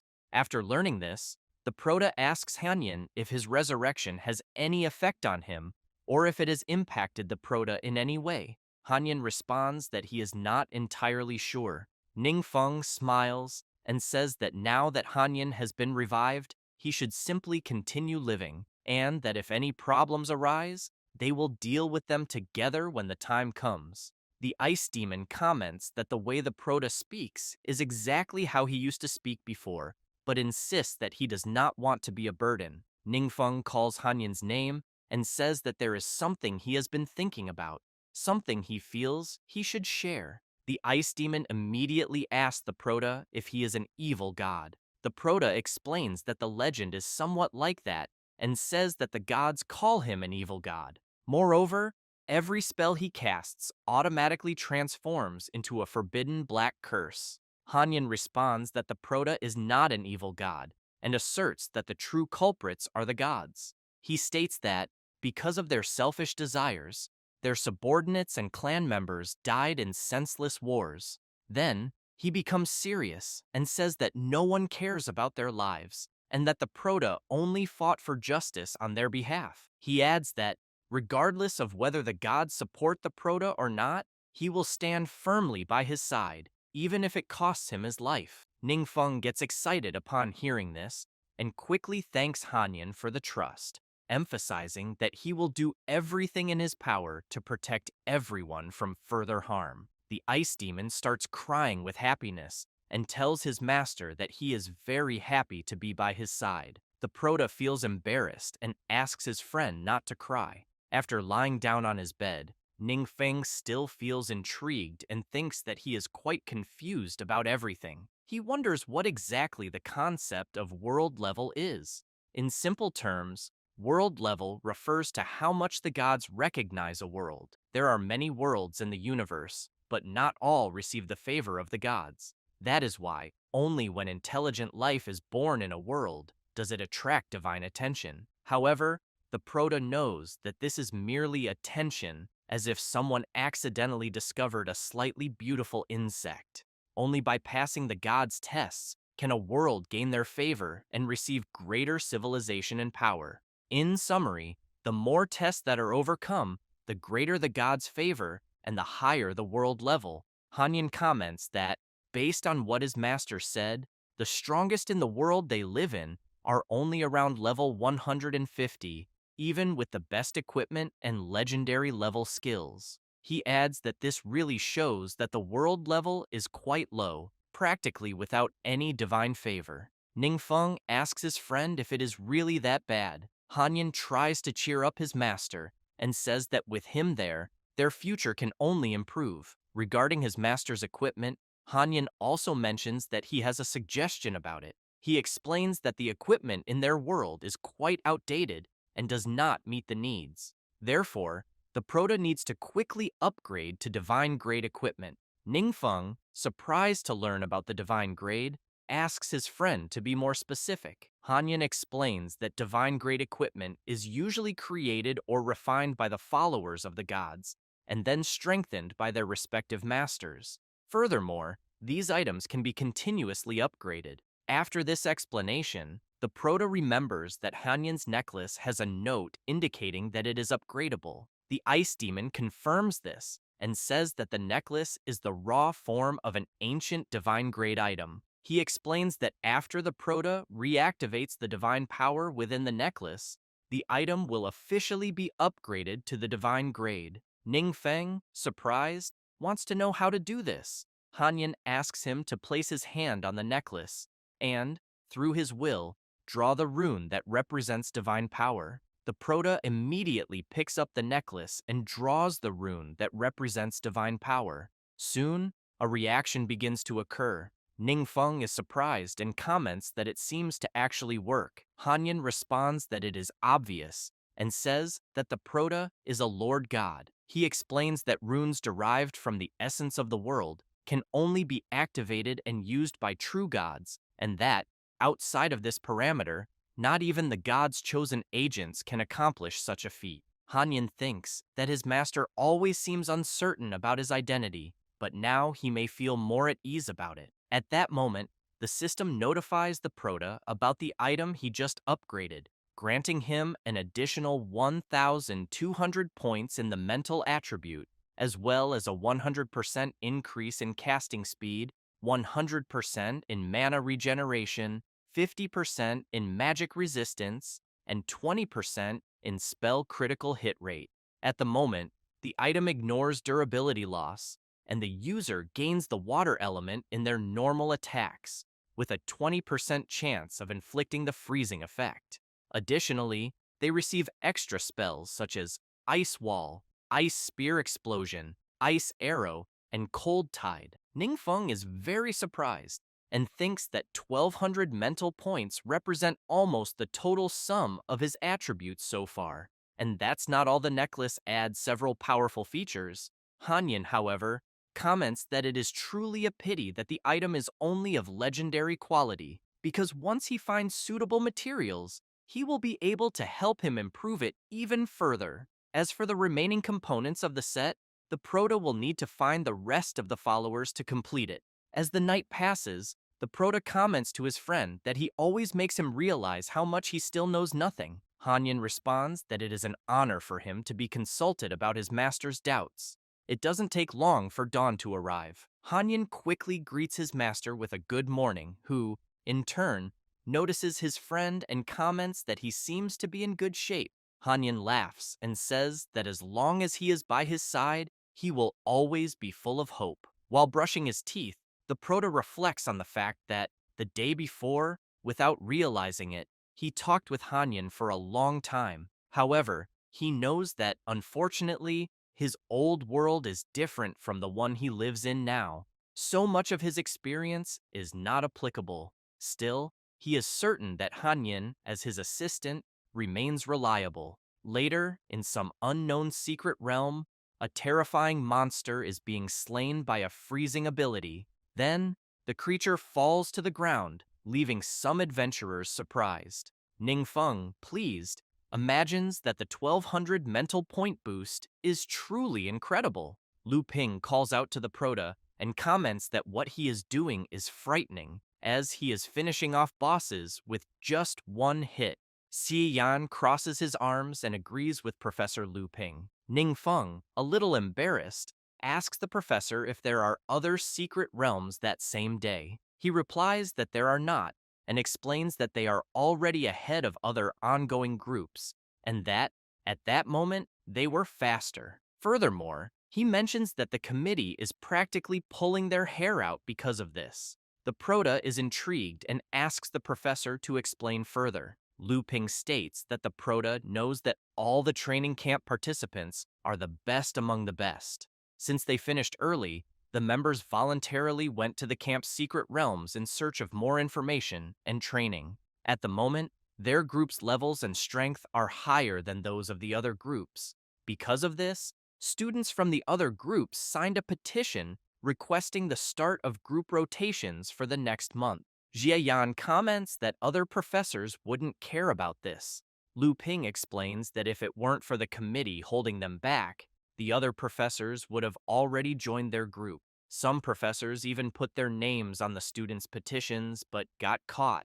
Yan starts laughing and says that it's okay, guaranteeing that no one will steal Assistant Professor Ning Feng. At that moment, Hanyan calls his master and talks about his magic. The Prota is startled and quickly asks if something is wrong with it. Hanyan, a bit embarrassed, replies that there is no problem at all. He just thinks that his master's spellcasting techniques seem to use various ideal conditions to control the spell's effect within a necessary range. The Prota laughs and says that with a few more nighttime conversations with him, he will be able to improve them even further. The next day, the Prota is in the classroom. The professor explains that, according to the problem's description, the total damage caused by ability 1 can be divided into two parts: fixed damage and continuous damage. The fixed damage is expressed as MA. Meanwhile, the continuous damage component needs to consider the successive triggering situation. The total damage of the first continuous trigger is MIBT. With each subsequent trigger, the continuous damage after the second activation increases by C points per second.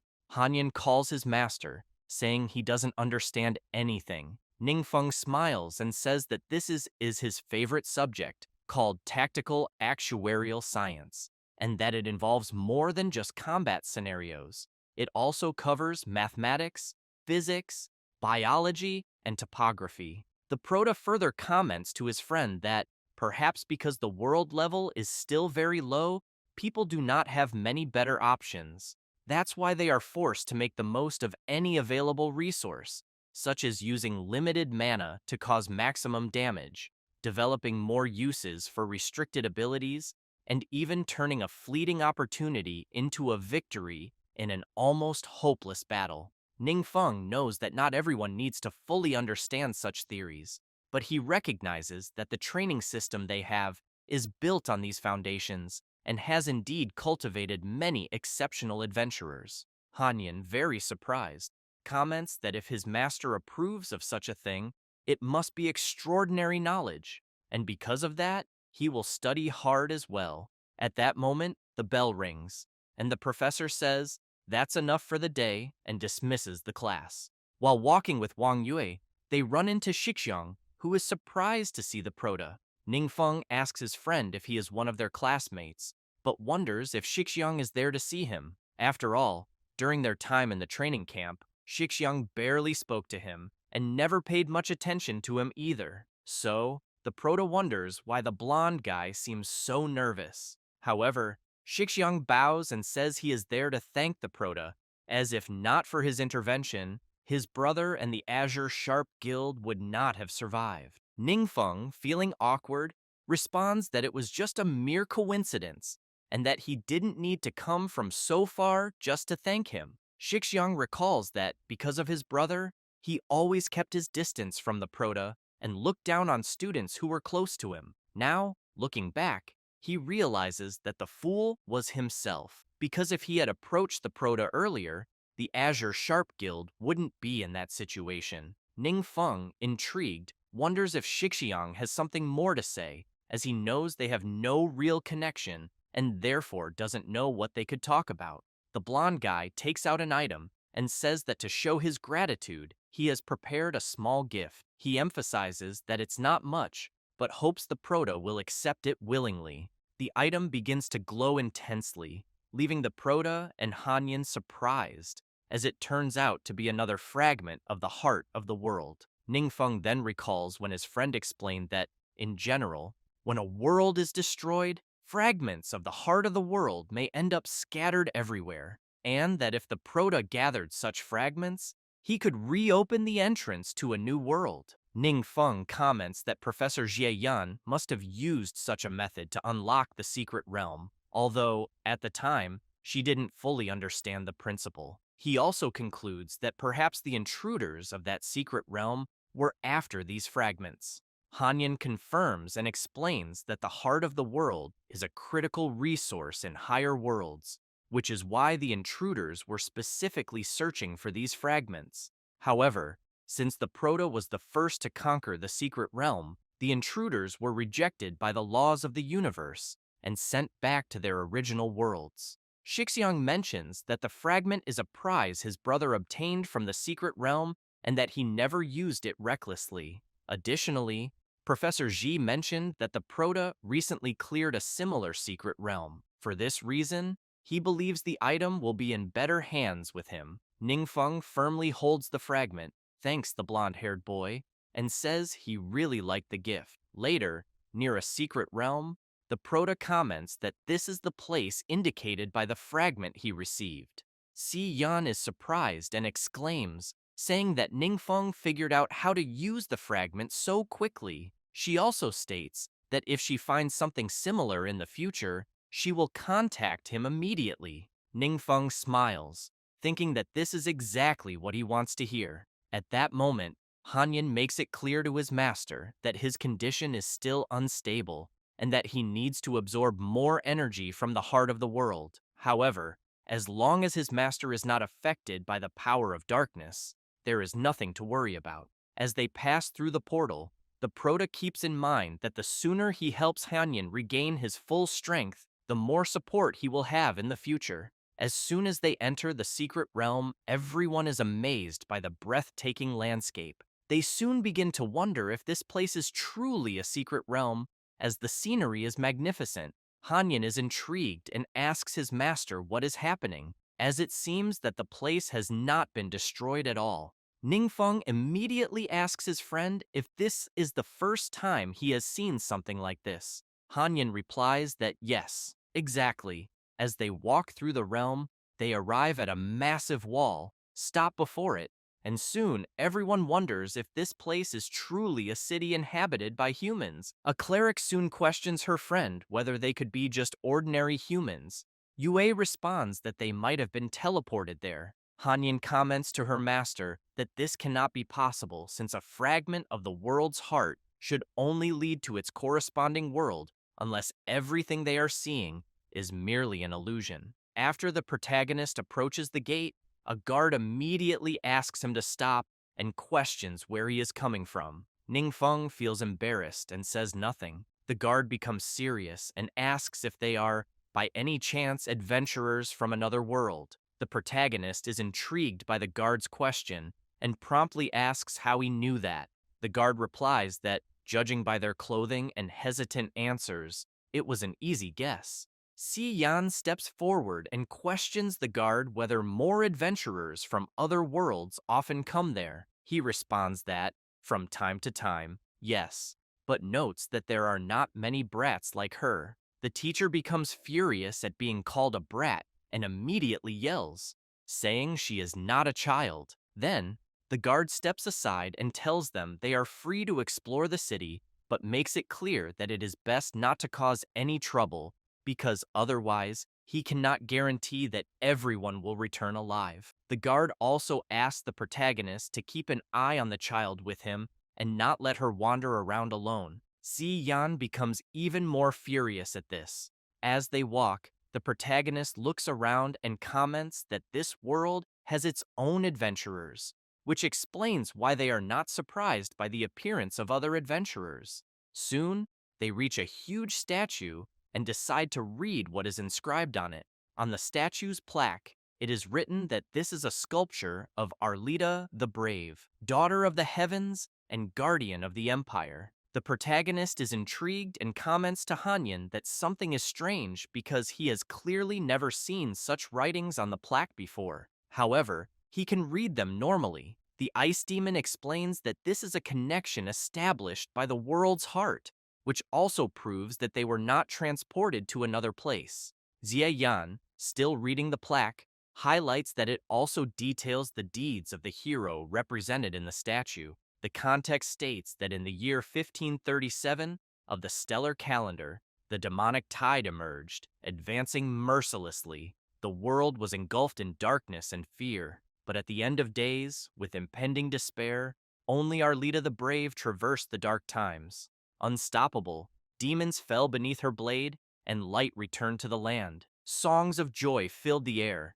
Arlita's heroic deeds were carved in stone so that future generations would remember. Her glory shines through the ages, never fading with time. Yue comments that the world they are in was indeed attacked by monsters, but thanks to the person represented in the statue who fought alone, the invaders were defeated and peace was restored. The teacher remarks that it seems so since that is what is written on the plaque. The cleric, impressed by the heroine who defeated an entire army of monsters alone, comments that it is something incredible and worthy of a true hero. Meanwhile, the berserker wonders if the adventurers of that world are really that powerful. At that moment, Ruifang looks at a tree and asks everyone to wait a minute. Quickly, Jiangshu rushes to his friend and asks what happened. Lao Fang's grandson says that while everyone was looking intently at the statue, a word appeared on the tree, telling everyone to run, and then it disappeared. The protagonist also approaches and asks Ruifang if he really saw the word run appear on the tree before simply vanishing. He replies that he did and insists he is not seeing things. Suddenly, the protagonist realizes something. Observing the people of that world, he senses that something is not right. At that moment, something starts happening to the statue, and then several monsters appear. The protagonist immediately makes it clear to everyone that everything they had been seeing was merely an illusion, but wonders how they managed to do such a thing since he did not sense the presence of any undead. The creatures waste no time and charge at him. He grabs his sword and without much difficulty slices them in half. Jiangshu blocks one of the undead's attacks, but is soon shocked to see his axe shatter. He realizes that this monster is no ordinary enemy and fears he might not be able to handle it. The undead takes advantage of the opening and charges at the berserker. However, the attack is blocked, and Jiangshu sees the undead completely frozen. This was the work of Hanyan, who, moments earlier, had commented to the protagonist that the undead adventurers present there seemed to be from a higher level world and feared that the protagonist's companions would stand no chance against them. Ningfeng quickly questions his friend about what they should do at that moment. Hanyan says he can use the remaining energy to temporarily manifest and help them defeat the enemies. The protagonist is pleased and says he will leave everything to him. His friends are startled upon seeing the ice demon. However, the protagonist quickly asks them not to be afraid and explains that Hanyan is an ally of his, summoned from another world. Hanyan waves and says it is a pleasure to meet everyone and that they will be working together for a while. He then moves to the front line of the undead adventurers, raises his staff, and uses his ability, creating several ice stakes that immediately start striking the undead. Yue is impressed and comments that the ice demon's magic is simply incredible and that his power is far beyond legendary level abilities. However, someone with a dark energy appears and easily shatters the ice stakes. Arlita the Brave emerges. Ziyan quickly shouts and warns everyone that the person who just arrived is none other than the woman from the statue.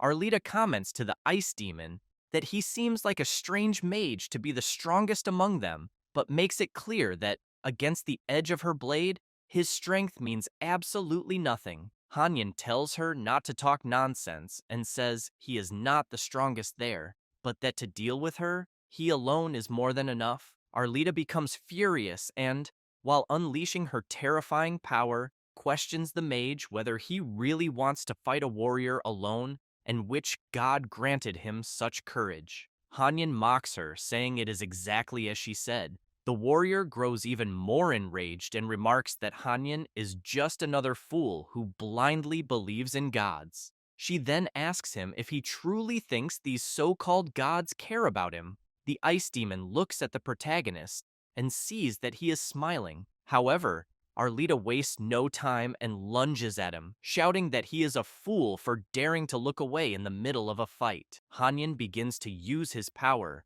and an icy aura spreads through the area. As she advances, Arlita notices that her speed has slowed and wonders if it is some kind of water magic-based deceleration effect. However, she does not allow herself the luxury of pondering and quickly channels her power into her weapon, breaking Hanyan's ability. While questioning whether the weapon on the warrior's arm is the source of her power, the ice demon channels his freezing magic. He then unleashes his ability Endless Ice Ray, combining it with Glacial Explosion and Frost Fusion, launching everything at Arlita. She, in turn, thinks it is impossible since she wields the divine weapon Godfall. However, upon feeling a mark on her chest, she finds it strange. Hanyan snaps his fingers and an explosion begins to erupt from within the warrior outward, causing her to scream in pain. Her divine equipment then falls to the ground. Both Wang Yue and Xie Yan are left speechless, utterly shocked, thinking that the protagonist's friend's attack was simply terrifying. Hanyan approaches the weapon left behind by the warrior and thinks that such equipment is indeed very powerful, but he realizes that it was clear she was still not fully capable of controlling it. The moment he touches Godfall, an energy begins to emanate from it, and Hanyan immediately becomes alarmed, wanting to know what is happening with the weapon. Then, Hanyan disappears. Inside the divine weapon, Arlita laughs and calls the mage an idiot, saying that he has no idea how terrible Divine Doom is, as it will absorb his power and help her be reborn. Arlita believes that as long as Divine Doom exists, she will be immortal. Ningfeng, realizing that his friend has disappeared, becomes serious and calls out for Hanyan. However, Hanyan asks his master to remain calm, says that he is fine, and explains that the warrior's weapon suddenly absorbed his energy, which is why he could no longer maintain his physical form. The protagonist says he understands and decides to take a closer look at this so-called divine weapon. After picking it up, he observes it carefully. As the protagonist holds the weapon, Arlita is pleased, thinking that everyone there seems to be fools, as they are simply offering their energies to the divine weapon, meaning she no longer needs to absorb energy from the undead. Ningfeng begins communicating with the warrior through telepathy and immediately questions her happiness.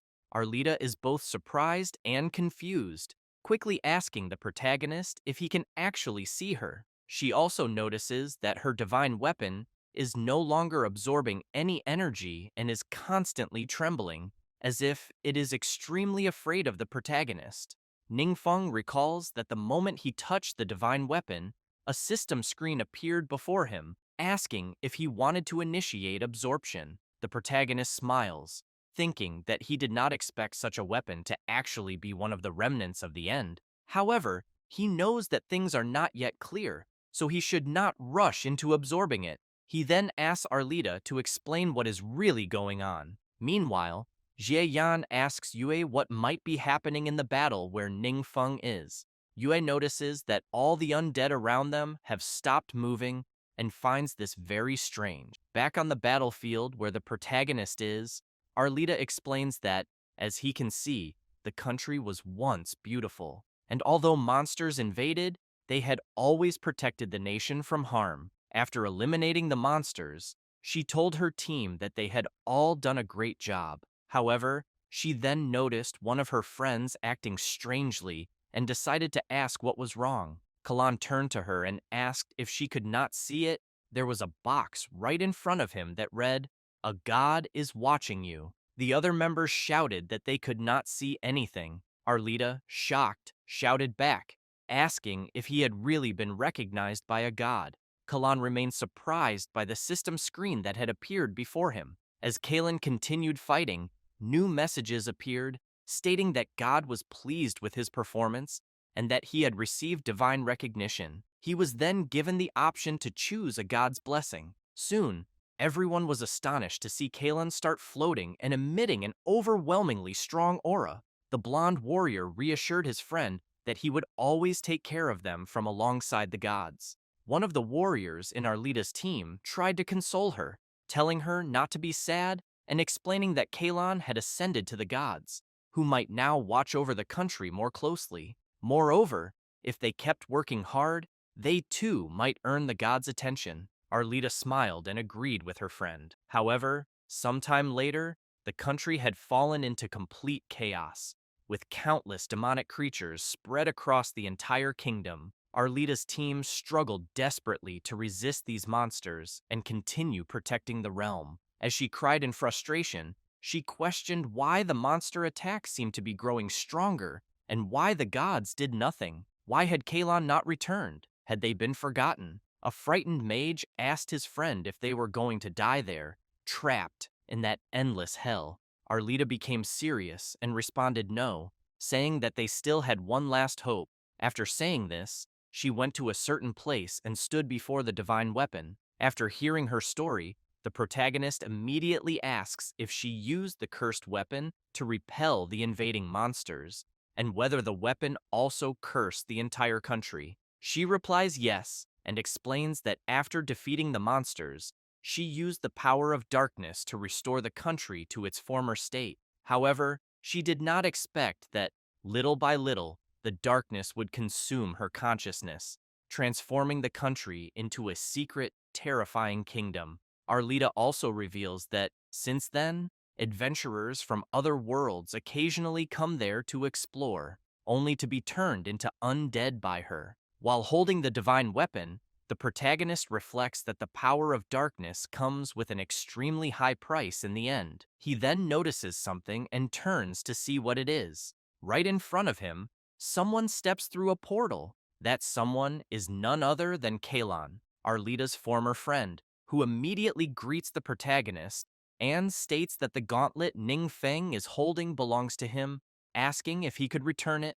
Arlita, realizing it is her old friend, is surprised and wonders if it could really be him. Ning Feng smiles and makes it clear to Kalon that the gauntlet he is now holding belongs to him. The blonde warrior laughs and says that it seems there has been a misunderstanding. He emphasizes that the weapon was left there intentionally by him for a refinement ritual. Both Ningfeng and Arlita are intrigued, wondering what in the world this refinement ritual that Kalen mentioned could be. The blonde remains silent for a brief moment. Then, radiating a terrifying aura, he asks the protagonist if he is deaf, stating that he has already made it clear that the gauntlet belongs to him. He then asks if the protagonist is planning to become material for his refinement process. At this moment, Hanyan senses Kalen's aura and comments that the power he is feeling is, without a doubt, the true essence of the Holy Spirit.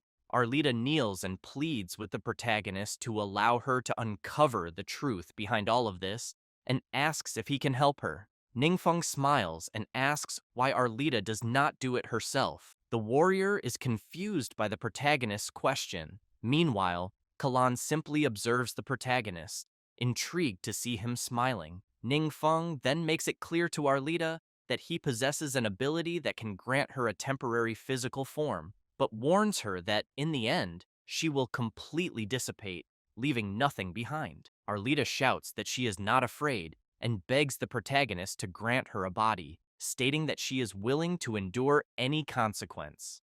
Ningfeng then asks her to lift her head and uses his ability Dark Ritual, Soul Seizure, which employs spiritual power to control the target's mind, transforming them into a temporary but powerful clone. As the effect of the ability manifests, Arlita gains a physical body, leaving even Kalon startled. Arlita begins examining her own body and comments that the power of darkness is truly impressive. Ningfeng explains to the warrior that he will not control her mind and that she will have full control over her own body. She turns and thanks the protagonist. Kalon, still shocked, demands to know how his old friends suddenly reappeared. Arlita immediately begins channeling power through her divine weapon and tells her friend that she did not fully understand what he said before, so she asks him to explain it properly this time. Kalan asks Arlita if she is being controlled by some evil god and what the protagonist has done to manipulate her. However, Arlita wastes no time and charges at him with full force. Kalan tries to defend himself, but due to his friend's overwhelming attack, he coughs up blood and is sent crashing into the ground. Arlita points her weapon at Kalan and demands that he explain why he did not appear when the monsters invaded the kingdom. why he decided to show up only now, and what he means by refinement ritual. Still on the ground, Kalan yells that he did not abandon her and begs her to trust him. He then explains that, at that time, he was in the middle of another trial, something crucial for him. When he realized what was happening in her kingdom, it was already too late. The blonde emphasizes that Arlita would not understand the hardships he has faced since leaving the world he once lived in. Even though he is currently one of the most powerful beings in the world, before a god, he is nothing more than a mere failure. He tells Arlita that she must understand this pressure and helplessness.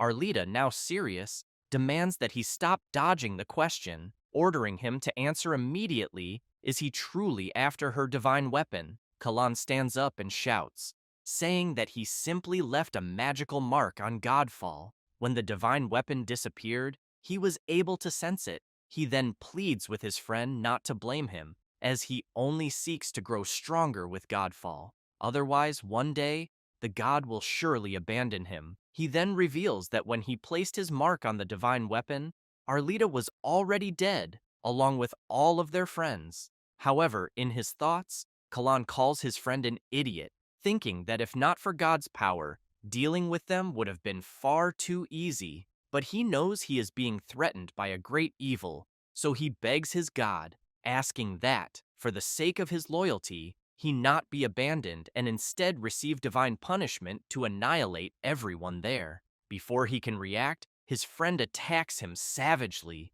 making him cough up a great amount of blood, leaving Wang Yue and Xia Yan utterly shocked by the sudden turn of events.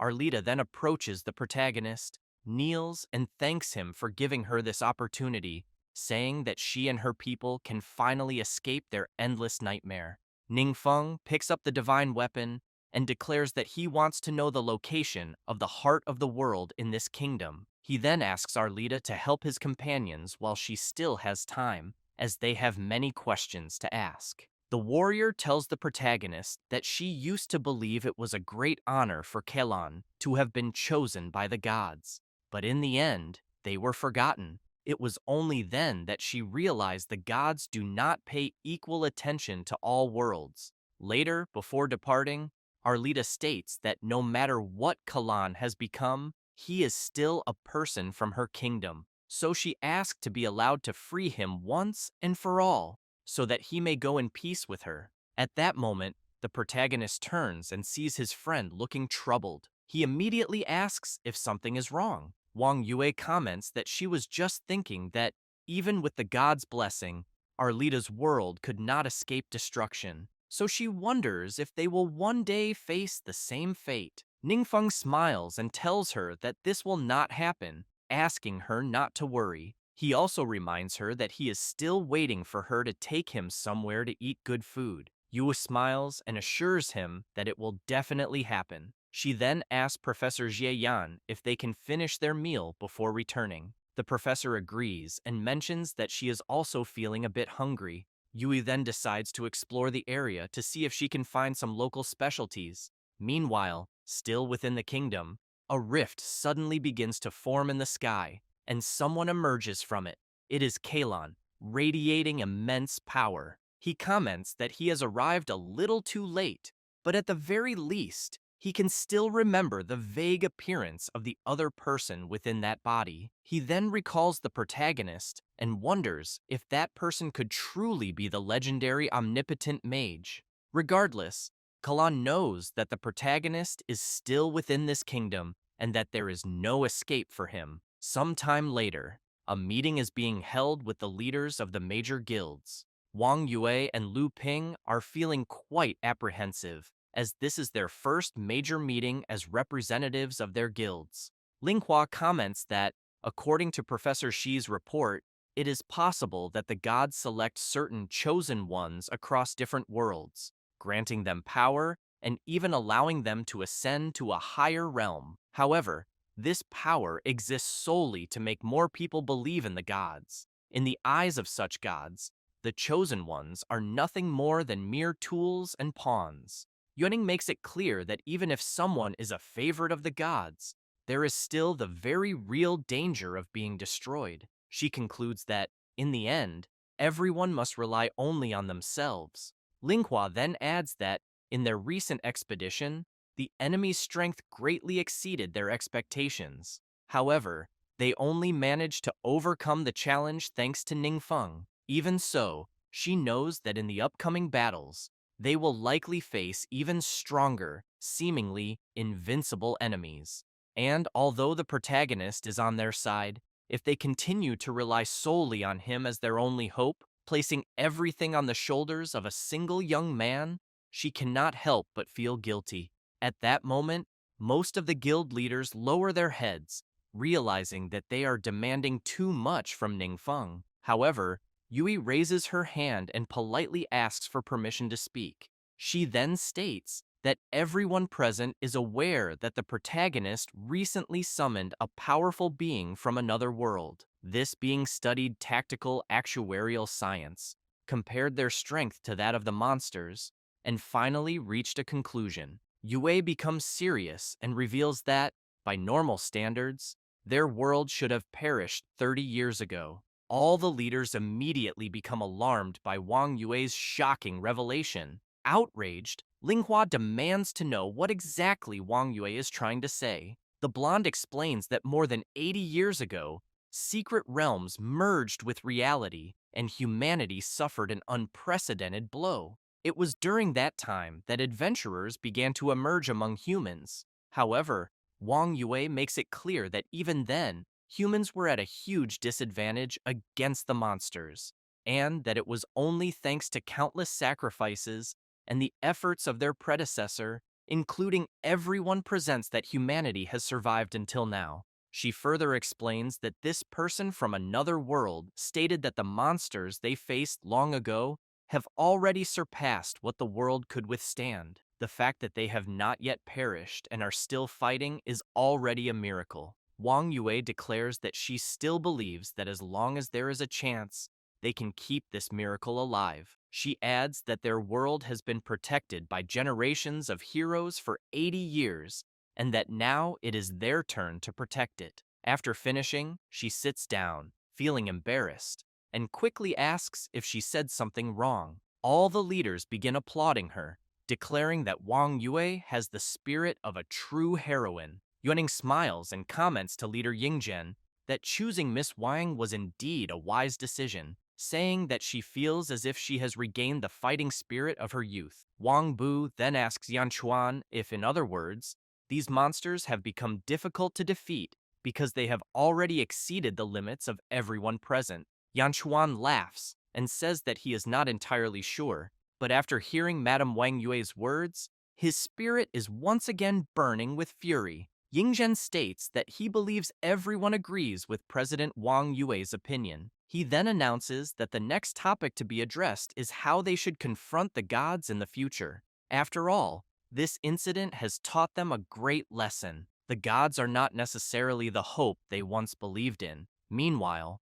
Kalan is now in the protagonist's world, wondering how an omnipotent mage could possibly live in such a place, a lowly world that rarely attracts attention. Soon after, Kalon realizes that he can sense the presence of the secret realm of judgment within this world. He then decides that he needs a place to stay, and that this location will be perfect for establishing his sanctuary. Meanwhile, at the Blue Sharp Guild, Shixiang is thinking that the guild his brother carefully built collapsed overnight.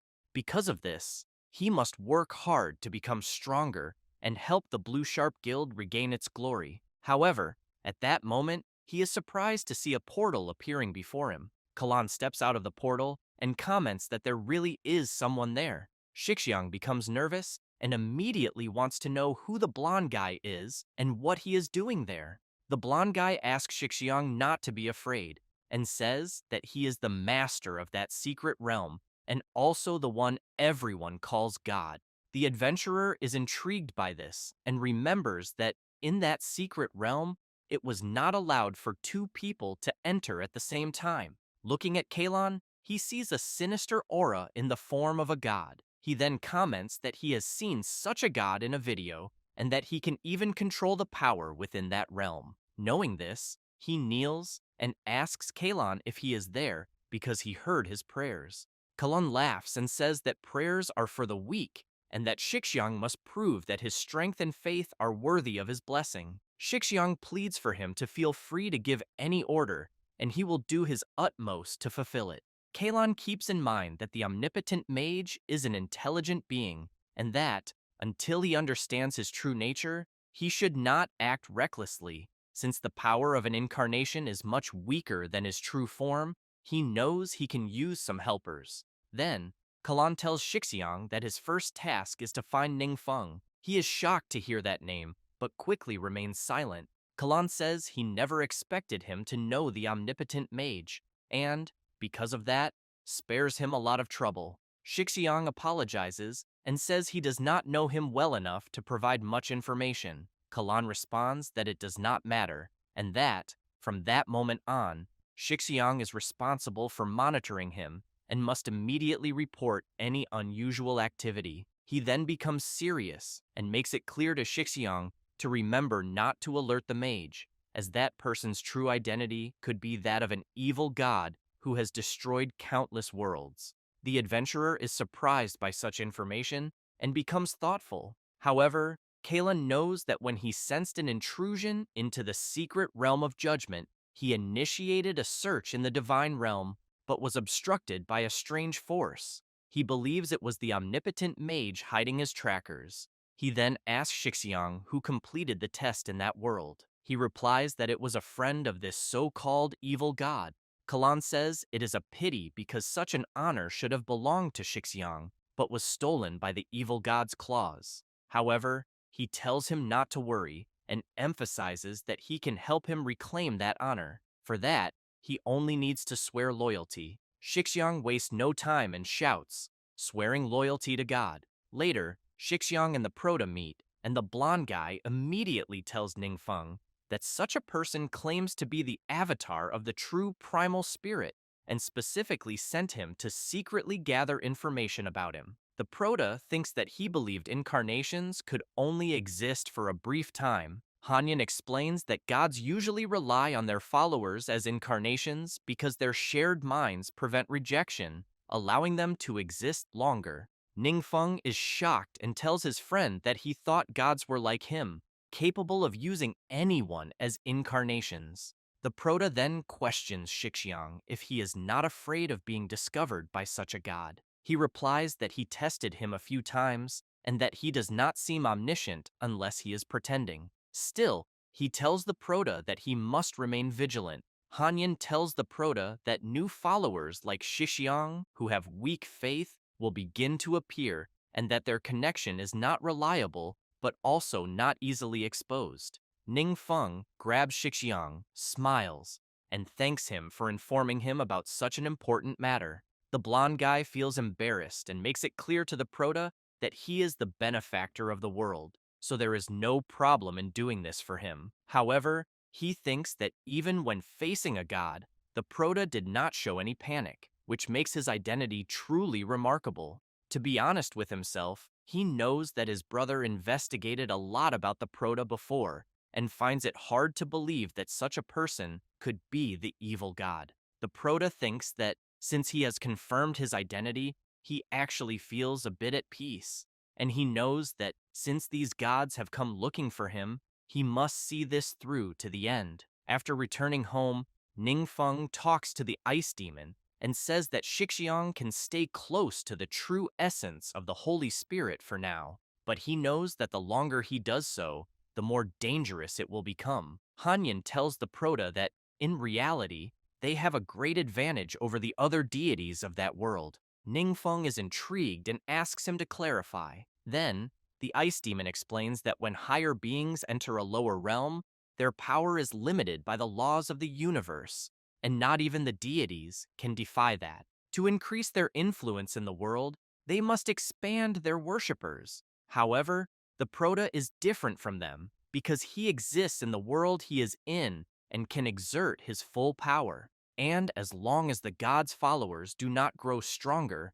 they will not be a threat to the Proto. He emphasizes that the secret realm of judgment is under divine protection, and that the attack the Proto experienced there actually crossed time and space. directly colliding with the divine realm of the true essence of the Holy Spirit.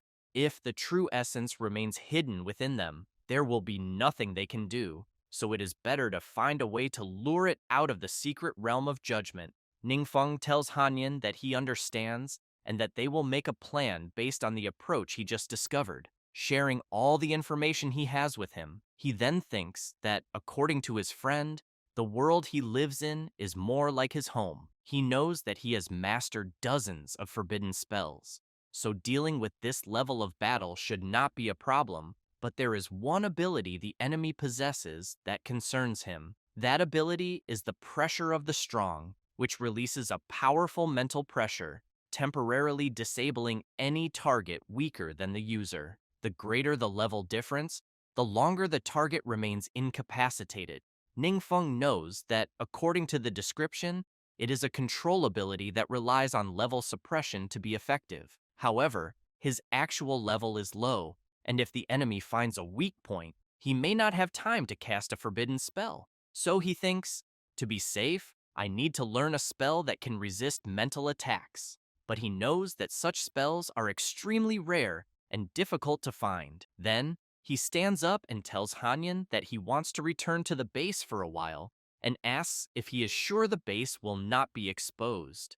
The ice demon walks over to the capybara, pets it, and tells Duan that such a creature is a demon from the dark world, known as the chaotic terror beast. He explains that this creature can create a powerful chaotic field around itself, blocking all forms of detection. Duan is surprised by the information and then says that it is quite terrifying. Hanyan responds that yes, affirming that the creature is a high-level demon lord with power surpassing most realm bosses and capable of easily destroying that world. Duan becomes even more frightened upon hearing this. However, Hanyan takes an item and asks Duan not to worry, because since the creature was subdued by the Proto, it has remained very stable, to the point that its aura of dark power has disappeared. He then throws the item over the beast's head and says that his tribe used to have many hot springs, so the creature enjoys it when he helps it bathe. In this way, they have become very close, and perhaps Duan could try the same later. The adventurer, still frightened, thinks about how he could also achieve such a thing. He had the feeling that he was strong, but upon learning such things, he completely changes his line of thinking and realizes that Hanyan clearly possesses a formidable presence as well. At that moment, the Proto arrives and tells Duan that the item he is holding is a reward he received from the test realm, so he asks him to use it. It is a skill book containing the technique Shadowblade Storm, which allows the user to instantly enter a rapid state, spinning 2 daggers like a storm and delivering multiple high-damage strikes to surrounding enemies. During the skill's duration, all of the user's resistances increase by 100%.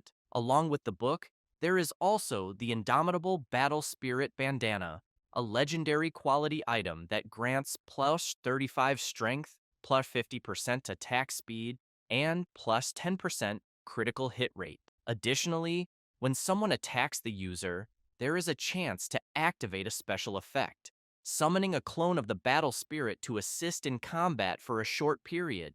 Duan becomes excited and shouts, thanking the Proto for his kindness. He then makes it clear that he will strive to become stronger and turn into an unstoppable weapon for his master, and that, if such a deity dares to oppose him, he is willing to lay down his life to protect the Proto. Ningfeng thinks that, thanks to the precedent set by Arlita's secret realm of judgment, everyone's attitude toward the deities has changed. For example, when Duan heard about the arrival of the true Holy Spirit of Essence, he did not show any hesitation. Thus, Ningfeng knows that, in this way, it will not be so easy for the gods to confront him. The Proto picks up another orange and places it on the beast, thinking that the dedicated line of the base has the best security measures, and he will check if he can find any spells to resist mental attacks or related information. Meanwhile, in the secret test realm,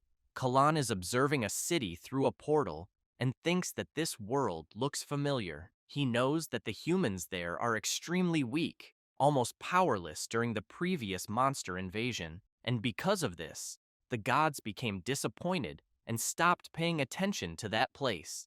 After observing for a while, he is certain that no deity has provided any assistance to the humans, including the omnipotent mage. And he knows that this means humanity in that world has some unique characteristic that gives it the ability to resist the monsters. He then smiles and says that this is quite interesting. He wonders if the omnipotent mage has also seen potential there and plans to develop this world as his own domain. But Kalon knows he will not allow him to get what he wants. At that moment, Shixiang arrives trembling, completely wounded, and struggling to speak. Kalon immediately questions him about how his mission is going. Shixiang apologizes and says he is still stuck on the 15th floor. No matter what he does, he cannot get out of there. Kalon becomes serious and asks if he really died 100 times on the same floor. Shixiang responds that he has and apologizes. He then feels fear due to Kalon's aura, who in turn turns away and tells Shixiang not to be afraid, saying that he is not blaming him. He explains that, in reality, this is a test for him. Shixiang is impressed with the ability of the immortal spirit that he acquired, continuously dying 100 times on the same floor in the test realm. Now, when the user's health falls below 15%, he ignores all negative effects from injuries for 10 seconds, and his attack power increases by 30%, along with his defense also increasing by 30%. Kalan laughs and explains that those noticed by the gods can take on test missions given by them, and if the mission is completed, it grants a permanent achievement that can enhance oneself. Some unique achievements can even lead to a complete transformation. He then lets out a sinister laugh and tells Shixiang that this is just the beginning and that he can grant him things that far exceed his imagination. Hearing this leaves the adventurer very surprised, and he thinks that he must inform the Proto as soon as possible. Meanwhile, in the secret realm of the labyrinth of the spirit's thought, the Proto thinks that according to the information he found, there are 2 or 3 secret realms in China that have abandoned spells capable of resisting mental attacks, and the realm he is in is one of them. Several creatures are desperate at this moment, screaming and warning their lord that the battle mage is acting alone and attacking again. The creature becomes furious and thinks that if it does nothing, this person will really believe they can intimidate him. Ningfeng grips his sword tightly and as he walks, releases his terrifying aura. The enraged monster screams, calling the Proto to face him. However, as he jumps, he falls to his knees and immediately begs Ningfeng to let him go. The Proto is disappointed by such an action and wonders if this could be a new type of mental attack. The desperate creature responds that it is not, pleading not to be attacked and just to be allowed to speak. Then, it begins to cry and explains that the Proto's mental attribute is so high that, as a mere low-level demon king, its attacks have no effect. Moreover, when others attack it, they still form a team and need at least 2 hours. Ningfeng apologizes and says he only wants to obtain a skill book. The creature responds that it cannot control what it will drop and then asks the Proto what will happen if it gets depressed, and this affects the drop rate. Ningfeng feels awkward and wonders if he mentally collapsed a mind attack boss. After returning, he thinks that this is like searching for a needle in a haystack and that it will not work. He then remembers that, in the end, there is only one skill book for mages, and when activated, teammates using magic flow within a certain range are blessed with a magical aura. Additionally, after each skill release, there is a 35% chance of restoring a certain proportion of mana. Keeping this in mind, the Proto thinks that it is time to level up as quickly as possible and that he will learn the skill. When activated, the Divine Scroll Apocalypse ability allows designated believers to receive the blessings of the gods, breaking their limits and greatly increasing their strength. While observing the system screen with his new ability, the Proto comments that not only can he see all his believers, but he can also choose how to bless them and visualize the effects of the blessing. Then, Hanyin begins to be enveloped by a dark aura, which quickly transforms him into a sinister creature. The Prota is quite surprised and thinks that his friend definitely does not want to transform into this ghostly appearance. So he starts clicking frantically on the options, saying that Shadow Protection, Grace Alliance, and Sacred Artifact Awakening are not useful for now, until he is surprised to see the Judgment Conquest option. Hanyin explains that Test Conquest is a power possessed by all deities, used to activate the hidden potential within the target's body. He also mentions that the Prota had once said that conquest itself is part of the cosmic rules, and that the role of deities is more like that of a guide. Therefore, deities generally grant achievements to the people they favor, even if they are not their believers. So he wants to know if the Prota's conquests would not directly infuse his divine power into them. The Prota replies that they would and asks what Hanyin's plans are, as when he visualized the test conquest at that moment, he saw something in Chang Mu-Q's information bar, Lucky Magic, a skill that accumulates 100 luck points for teammates, granting an additional 5 points in the luck attribute. Additionally, after using a luck-based skill, the target receives an additional state in which enemies have a 30% increased chance of dropping rare items upon death. Hanyin is surprised and asks his master if he can really see achievements from other professions. Ningfeng is also surprised and asks if there is something wrong with that. Hanyin explains that, generally, deities can only see achievements related to their own careers.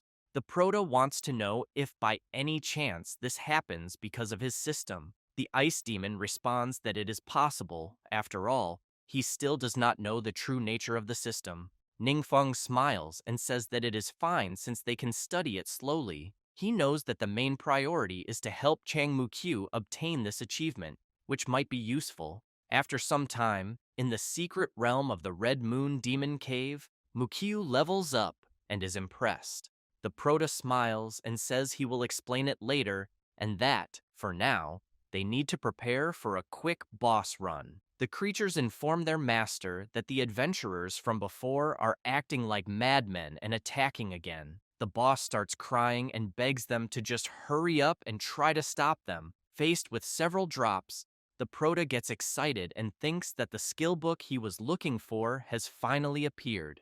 After some time, in the classroom, Xie Yan shows on the big screen that this is the secret realm they explored last week, and that it was also their first encounter with the legend of the gods. She then thinks that the 7 great guilds have decided not to make any public statements about the gods, and will only inform everyone about the harvest from that secret realm. With Arlita's experience, she believes that people will now have more thoughts about the gods, and, afterward, they need everyone to understand that humanity has already overcome incredibly powerful enemies on its own. Hanyin comments to his master that allowing believers not to rely solely on the gods, but to have faith in their own strength, is something that only he, his master, could do with such magnanimity. Shixiang observes the Prota and becomes concerned. At that moment, the teacher informs everyone that they can take a 15-minute break. Shixiang immediately calls the Prota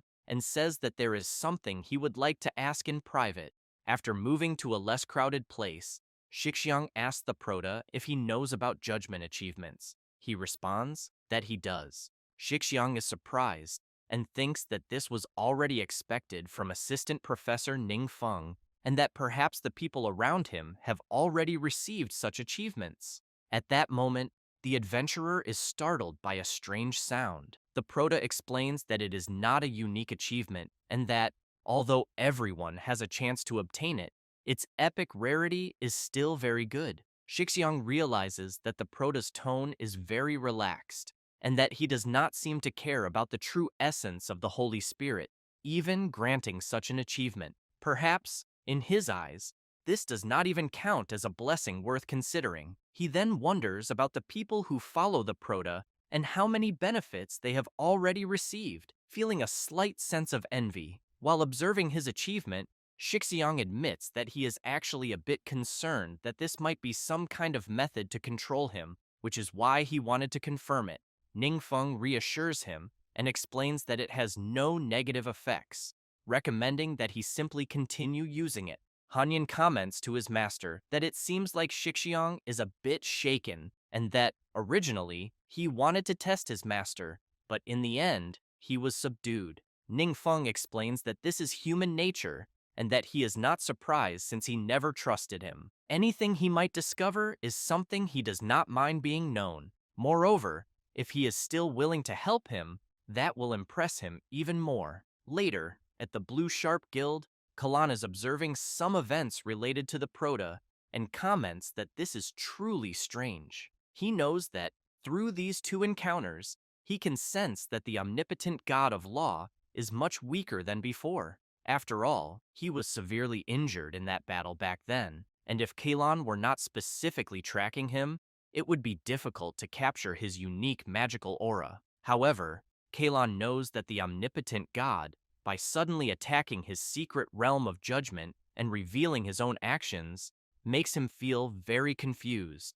Additionally, every move the Proto makes is becoming increasingly difficult to understand. Then, he recalls when Shixiang mentioned that Ningfeng's strength is truly powerful, yet he has not used any ability that goes beyond common knowledge. In many cases, he simply uses normal attacks, and even the benefits he brings to the people around him are considered low-level methods in Kalan's eyes. Then, Kalan says that, with all due respect, after experiencing divine power, it is hard to imagine how Ningfeng can even be mentioned.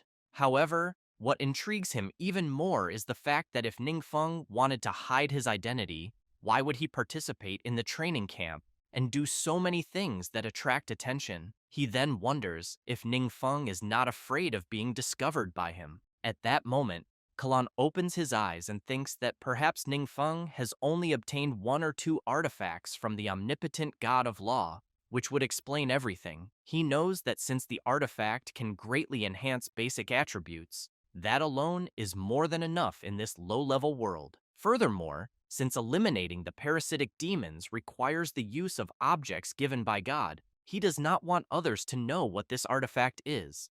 Shixiang questions Kalan about why the Proto would still participate in the training camp. He replies that it is because, without the artifact, Ningfeng is not that strong, and therefore must rely on the training camp to gain more benefits. Kalan becomes excited and comments to his god that Shixiang mentioned that Ningfeng has a mysterious supporter. Even if that supporter is not the omnipotent god of law, they must be related to him. Moreover, this person is hidden in the shadows, pushing the Proto forward as a decoy. Meanwhile, at the Proto's house, Hanyan wants to know if he thinks the true divine essence will take the bait. Ningfeng replies that a lucky person who obtained an artifact should be a very reasonable disguise, although he knows that many of the things he did were unintentional. With a little guidance, people can be led to believe they have uncovered his secret. And given the unclear situation, the true divine essence of the Holy Spirit may not act rashly. However, when it reaches a reasonable conclusion through its own analysis, it may break the stalemate. That is why he concludes that it is worth trying to lure it out. At that moment, someone calls the Proto and tells him that dinner is ready. He turns and responds that he is on his way. After grabbing his food, the Proto walks through the cafeteria and passes by Shixiang, who says that the fish has taken the bait. The adventurer tells him that Kalan asked whether the Proto sometimes acts alone. Ningfeng then questions Shixiang whether Kalan intends to make a move while he is alone. The adventurer then thinks that this will be a confrontation between two gods. After some time, in a secret realm, the Proto prepares himself and says that, to make things easier, he specifically chose a remote secret realm and hopes that guy will be able to find the place. Hanyan comments that perhaps he is hiding in the shadows, waiting for the right opportunity. The Proto responds that he made as many arrangements as possible and that nothing can go wrong. Kalan thinks that, although he has made deductions based on the information he gathered, he still cannot completely rule out the possibility that Ningfeng is the omnipotent spellcaster, and that it is still somewhat risky to rely on the avatar he is using. He knows that if he still wants to act, he will need to make more arrangements. But Kalan also knows that the Prota's weakness is his friends, so he goes to where they are gathered in a realm and thinks that he does not intend to go directly to meet Ningfeng for a fight without a guaranteed victory. However, he knows that while the Prota is busy, he has still been tracking his friends. He also keeps in mind that the Prota values his friends too much, to the point of making enemies because of them. Then, Kalan becomes excited and thinks that the people he is watching are the Prota's closest friends, and that he will capture them first as bargaining chips. Even if Ningfeng is the omnipotent mage, there is still a chance for a fight, and when Ningfeng reacts, it will be too late. With this in mind, Kalon leaps forward at full speed toward the Prota's friends.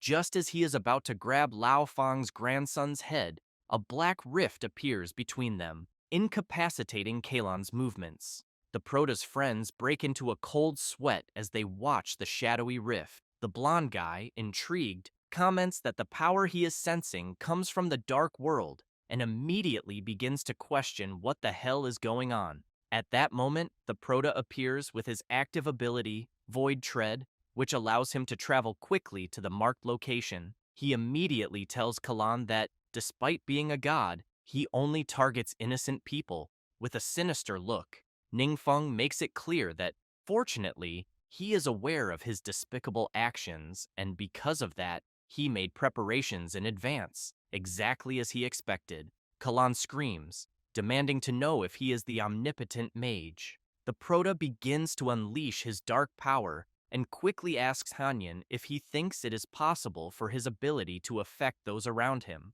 The ice demon responds by asking if he is referring to exactly what happened to him that one time. Then, Hanyan admits that he does not know, as he only did it once.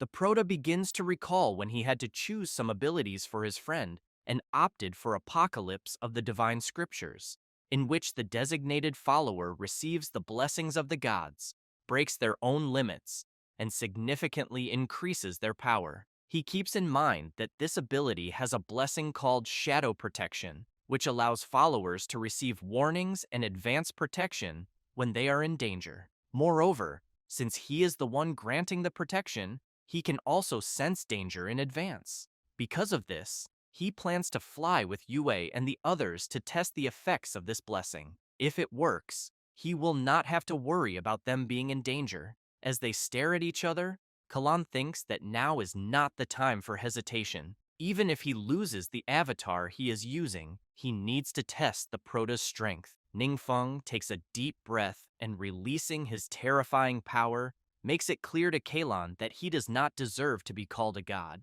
However, by the time the blonde guy realizes something, it is already too late. He is struck by the Prota's dreadful ability, Eye of the Storm. As he watches Kalan being consumed by his ability, the Prota wonders if he will truly be defeated, knowing that this was his first time fighting in the world of darkness. Since he was worried about unexpected situations, he did not hold back at all. Hanyan, surprised by his master's attack, says that even a god would not be able to withstand such a direct hit. The ice demon still recalls witnessing something similar once in the secret realm of judgment, where he was caught off guard and directly struck by a forbidden curse from the true Holy Spirit. Incredibly, he merely drank a healing potion and fully recovered. At this moment, the Prota seems to have become an incomparably powerful god. The Prota comments that he never expected the true essence of the Holy Spirit to borrow Kalan's body and directly invade his world. Therefore, he hopes that this time he can suppress it and buy some time to continue growing stronger. Meanwhile, at the glorious monument in the divine realm, controlled by the true essence, the soul of the Holy Spirit returns to its original body, which immediately lets out a scream and falls to its knees. The guards rush to his side, asking if he is well and if something has happened. Furious, he yells and orders everyone to leave immediately. The being of true essence believes that what just happened is impossible and wonders whether the omnipotent mage can truly control the power of darkness, as he had never sensed any trace of such power in him before. He then reflects that not even the seven evil gods had used the power of darkness on such a scale. The true essence of the Holy Spirit grows worried and considers whether the omnipotent mage has mastered what they have been relentlessly pursuing. If that is the case, he knows he must contact the other gods immediately. However, he is also aware that he cannot let them see him in his current state, as some may take advantage of the situation. Aware of this, he grows even more furious and begins to destroy everything around him. Later, at the Blue Sharp Guild, Aglium steps out of the carriage. It is Shiyu who looks around and comments that, after being isolated in the hospital for so many days, he can finally return. Then, he turns and asks Shixiang if anyone provoked him while he was away. He replies that they did not, and mentions that, although many people have indeed left the guild, most remain subdued. As they walk inside the guild, Shiyu makes it clear to his younger brother to ignore those who left, as, in any case, the secret realm of judgment still exists. Therefore, he asks Shixiang to work hard, as they will grow again in the future. The blonde boy begins to sweat coldly and wonders if he should tell his brother about the appearance of the true essence of the Holy Spirit, knowing that he would likely love the idea of earning a god's favor and becoming his most trusted warrior. Shiyu is surprised to see what happened to the secret realm of judgment and immediately wants to know what the hell occurred. Later, Shixiang calls the Proto and tells him what happened. He, in turn, asks if the secret realm of judgment has truly been sealed. The blonde boy, upset, says that his brother has just returned and suffered a major blow, as he was counting on that realm to rebuild the guild. Hanyan tells the Proto that the realm of judgment is an extension of the divine realm, the main base where gods spread their faith across different worlds, and that abandoning the realm of judgment voluntarily likely has only one reason. After the true essence of the Holy Spirit fought against the Proto, it completely severed its connection with this world. In other words, it admitted defeat. Shixiang is surprised by the explanation and says that, in that case, the Proto is the true essence. Ningfeng responds that, for now, it seems so, and he believes he has won. The blonde boy begins to sweat coldly and feels a certain relief, knowing that, thank God, he did nothing to betray Assistant Professor Ningfeng. Thus, he believes that the professor will think well of him. Then, the Proto tells Shixiang that he has helped him a lot, and that if he ever needs anything in the future, he just has to let him know.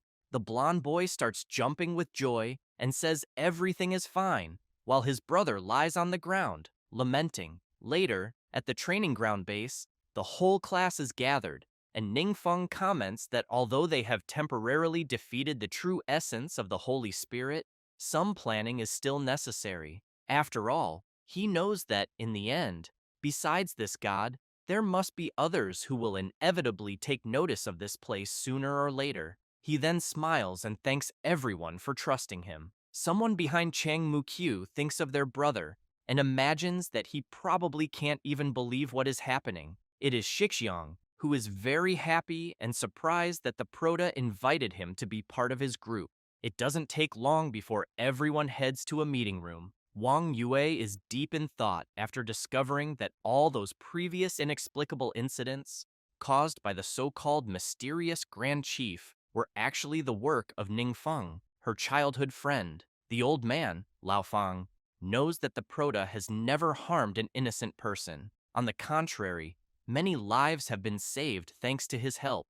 Compared to those unpredictable and reckless gods, Ningfeng is much more worthy of respect and trust. The Proto smiles, realizing that he has seemingly reached a consensus with everyone. Moreover, the reactions of some people exceeded his expectations. Then, he looks at Shixiang and sees that he is in awe. He knows he has had that expression from the beginning, with such fanatical excitement in his eyes that it is almost overflowing. However, Ningfeng states that he believes no one there wants to see the world turn into a slaughterhouse for the gods to trample at will, and that the top priority is to grow stronger quickly and protect Earth themselves. He then makes it clear that since their world is relatively low level and lagging in many areas, everyone must find ways to improve in comparison to other worlds. He knows that although he has already found some potion recipes in other worlds, it is still far from enough. Wang Yue wants to know if, besides potions, emblems, achievements, and high-level skills, there is any other method. Ningfeng recalls that a few days ago, he absorbed Arlita's magic weapon, God's Doom, and gained new memories. In them, he found something useful once again. Rui Fang wonders if, by any chance, it could be enhancement and enchantment. The Proto confirms and explains that these two options are ways to improve equipment. Enhancements can increase the base attributes of equipment, while enchantments can grant equipment special attributes and effects. Mr. Fang thinks that until now, everyone has always chosen equipment randomly, without flexibility in selection. For certain special professions, it is incredibly difficult to find equipment that fits perfectly. He knows that if they could modify their equipment and combine it with tactical actuarial science, many powerful combat techniques could be developed. However, the Proto comments that the problem is that both enhancement and enchantment require special materials such as mountain copper, mithril, and adamantite. Rui Fang looks at the berserker, and both comment that they have never heard of these materials before. Ningfeng makes it clear that this is precisely the issue because, to them, these materials are completely unknown and can only be found in secret realms. At that moment, someone calls Lao Fang, and he apologizes, saying that he needs to take the call. Yue is intrigued and asks if the materials mentioned by the Proto are metallic minerals and what their appearances are. Meanwhile, the old man, concerned about the call he received, responds that he will leave immediately. He then informs everyone that there is a disturbance caused by a mutant in the city of Shijiang and that he needs to take care of it. The Proto responds that it's fine and urges him to go quickly. In the city, the scene is chaotic, with several explosions across buildings and streets. A mutant warrior laughs and declares that no one there can stop him. After the old man arrives at the scene, he is informed that the person causing such an uproar had mysteriously disappeared a few years ago and only recently reappeared. To make matters worse, attacks have no effect on him. Lao Fang walks up to the mutant warrior and makes it clear to his assistant that he is going to run a test. He then summons his chaotic flames and hurls them at the mutant warrior. As the dust settles, he remains unscathed. The old man is shocked, unable to believe that his attack had no effect. The warrior begins to laugh and says that it seems the old man's magic doesn't work against him. Lao Fang wastes no time and uses his infernal dragon flames ability, attacking the warrior, who easily dissipates the attack completely. He then laughs again and says that he already warned that the old man's power has no effect on him.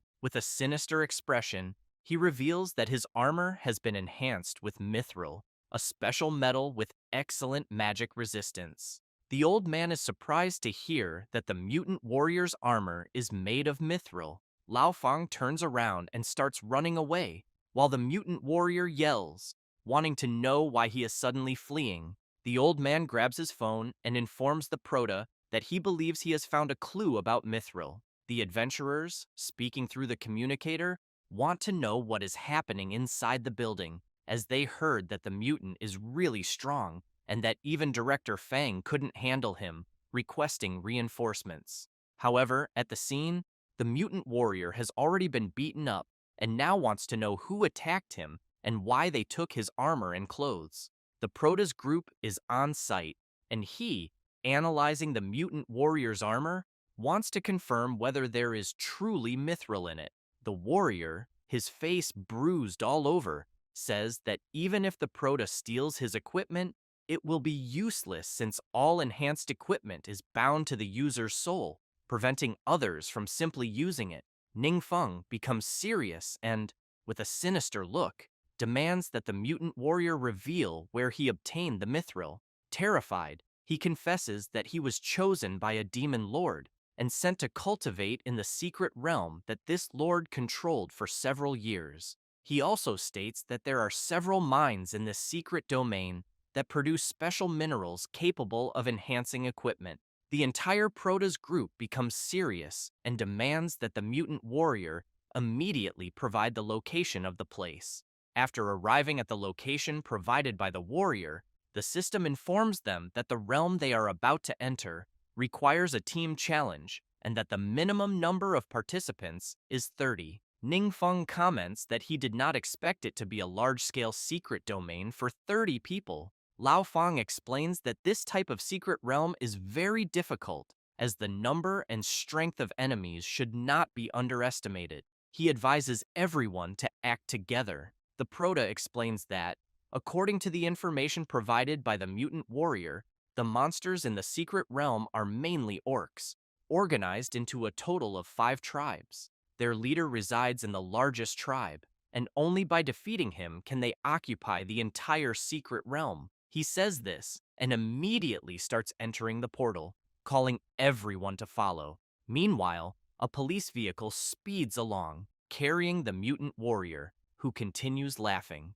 The guards immediately question him about why he is laughing. He replies that it's nothing, he just thought of something funny. However, in his mind, he wonders what their expressions will be like once they enter the secret realm. Inside the realm, a sacrificial ritual is taking place, with multiple sacrifices being made. The orcs are ecstatic. As the Proto enters, he wonders if this place is some kind of arena. Suddenly, the system informs them about the bloody arena, explaining that only one will remain standing and that they must eliminate the beasts inside the cage. The cleric becomes worried and asks if they will have to fight each other. Wang Yue wastes no time, equipping her bow, just as Lao Fang quickly conjures his flames.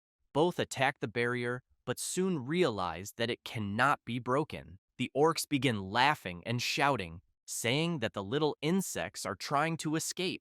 At that moment, some orcs observe them with a sinister gaze.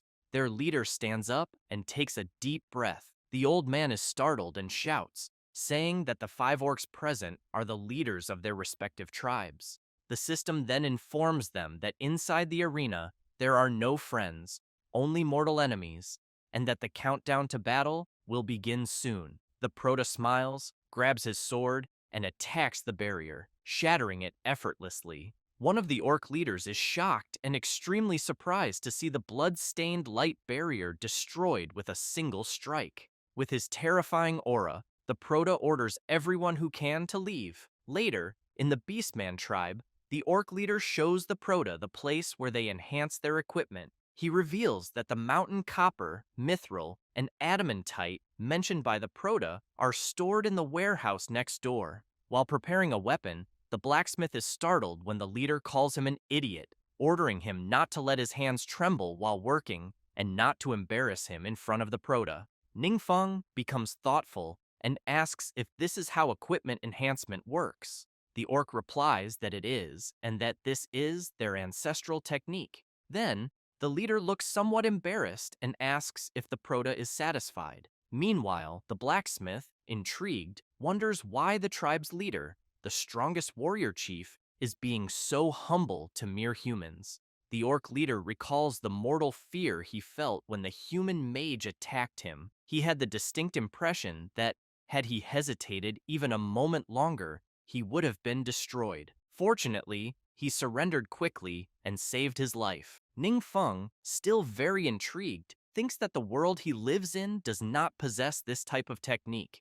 Due to differences in levels and race, they will also not be able to learn it. He then wonders if it wouldn't be better to discuss cooperation with the orcs instead. Suddenly, the orc leader smiles and says it would be a great honor for their tribe to provide equipment enhancement services. He then asks the Proto to leave that matter in their hands from that moment on. Everyone is surprised by the orc's decision, and the Proto thinks that they agreed too easily, without even negotiating a price. However, he makes it clear that usually, when they occupy a secret realm, they eliminate the chief and place some seals. But since their chief was so cooperative, he cannot simply eliminate them. Nonetheless, he emphasizes that monsters are still monsters and that they cannot trust them completely. The leader pounds his chest and asks the Proto not to worry about that, suggesting they sign a blood oath contract. With that, the Proto raises his hand, and so does the orc leader.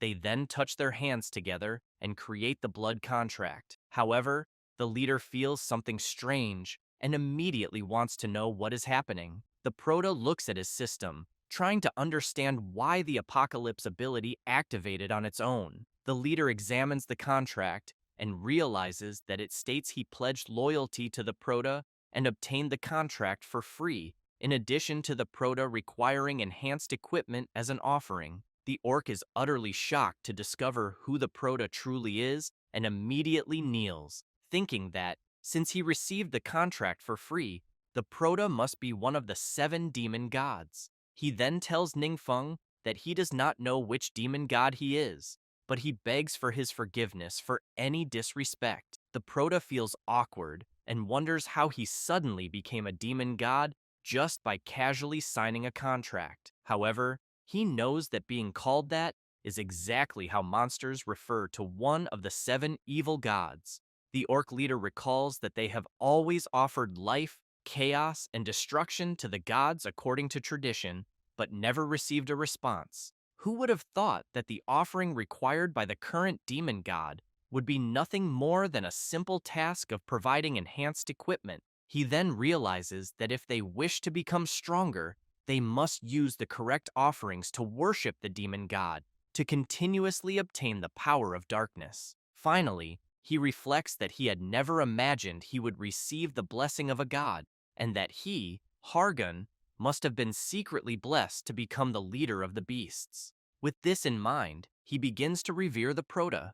Ningfeng is surprised and wonders why the orc leader continues to worship him. However, he knows that fortunately, the dimension they are in is different, and people outside cannot see what is happening. The Proto asks Hargun not to tell anyone about him once they leave. The orc agrees, saying that he will do everything his master commands. Then, the Proto approaches the leader and begins to undo his ability. After they return, the leader smiles and says that the equipment enhancement process will take some time. Therefore, since it is everyone's first time there, he asks if they would like to stay for a welcome banquet. The other orcs, seeing how their leader is acting, start to wonder if something happened. Night falls, and soon a bonfire is lit. The cleric is quite pleased, eagerly waiting for the food to be ready. Meanwhile, the old man, Lao Fang, is excited, drinking alongside another orc. However, he soon reflects that he never imagined humans could coexist peacefully with monsters. Meanwhile, the Proto observes Shixiang and notices that his expressions are always exactly the same. The orc leader thinks that, at first, he wondered how such weaklings were qualified to stand beside such a powerful figure, but he eventually understood that the gods must have a much deeper plan. Because of this, he decided that he must become the Proto's most loyal servant, no matter the cost. Later, the blacksmith informs them that the first batch of enhanced equipment is ready. The system immediately asks whether those who wish to wield the weapons want to perform the soul-binding process, as once bound, the item will become exclusive to the user and cannot be altered. Wang Yue picks up the bow, feeling impressed, and comments that the enhanced equipment stats are 10 times higher than before. She adds that such a level of improvement is something most people cannot achieve in a lifetime of cultivation. At that moment, the orc leader senses a sinister aura of dark power and suddenly shouts, saying that he can feel the power he has always longed for. However, the energy begins to surround Ningfeng, and he soon hears a voice asking who awakened him. The Proto becomes serious and wonders why someone is speaking inside his mind. The voice continues echoing in his head, and this time commands him to submit. However, Ningfeng tells the voice to shut up and channels his power within his mind, wondering who the hell is screaming inside his head. A strange creature takes form, and inside the Proto's shadowy dimension, it begins to question what happened and where it is. the Proto appears in the dimension, and the furious creature demands to know who he is.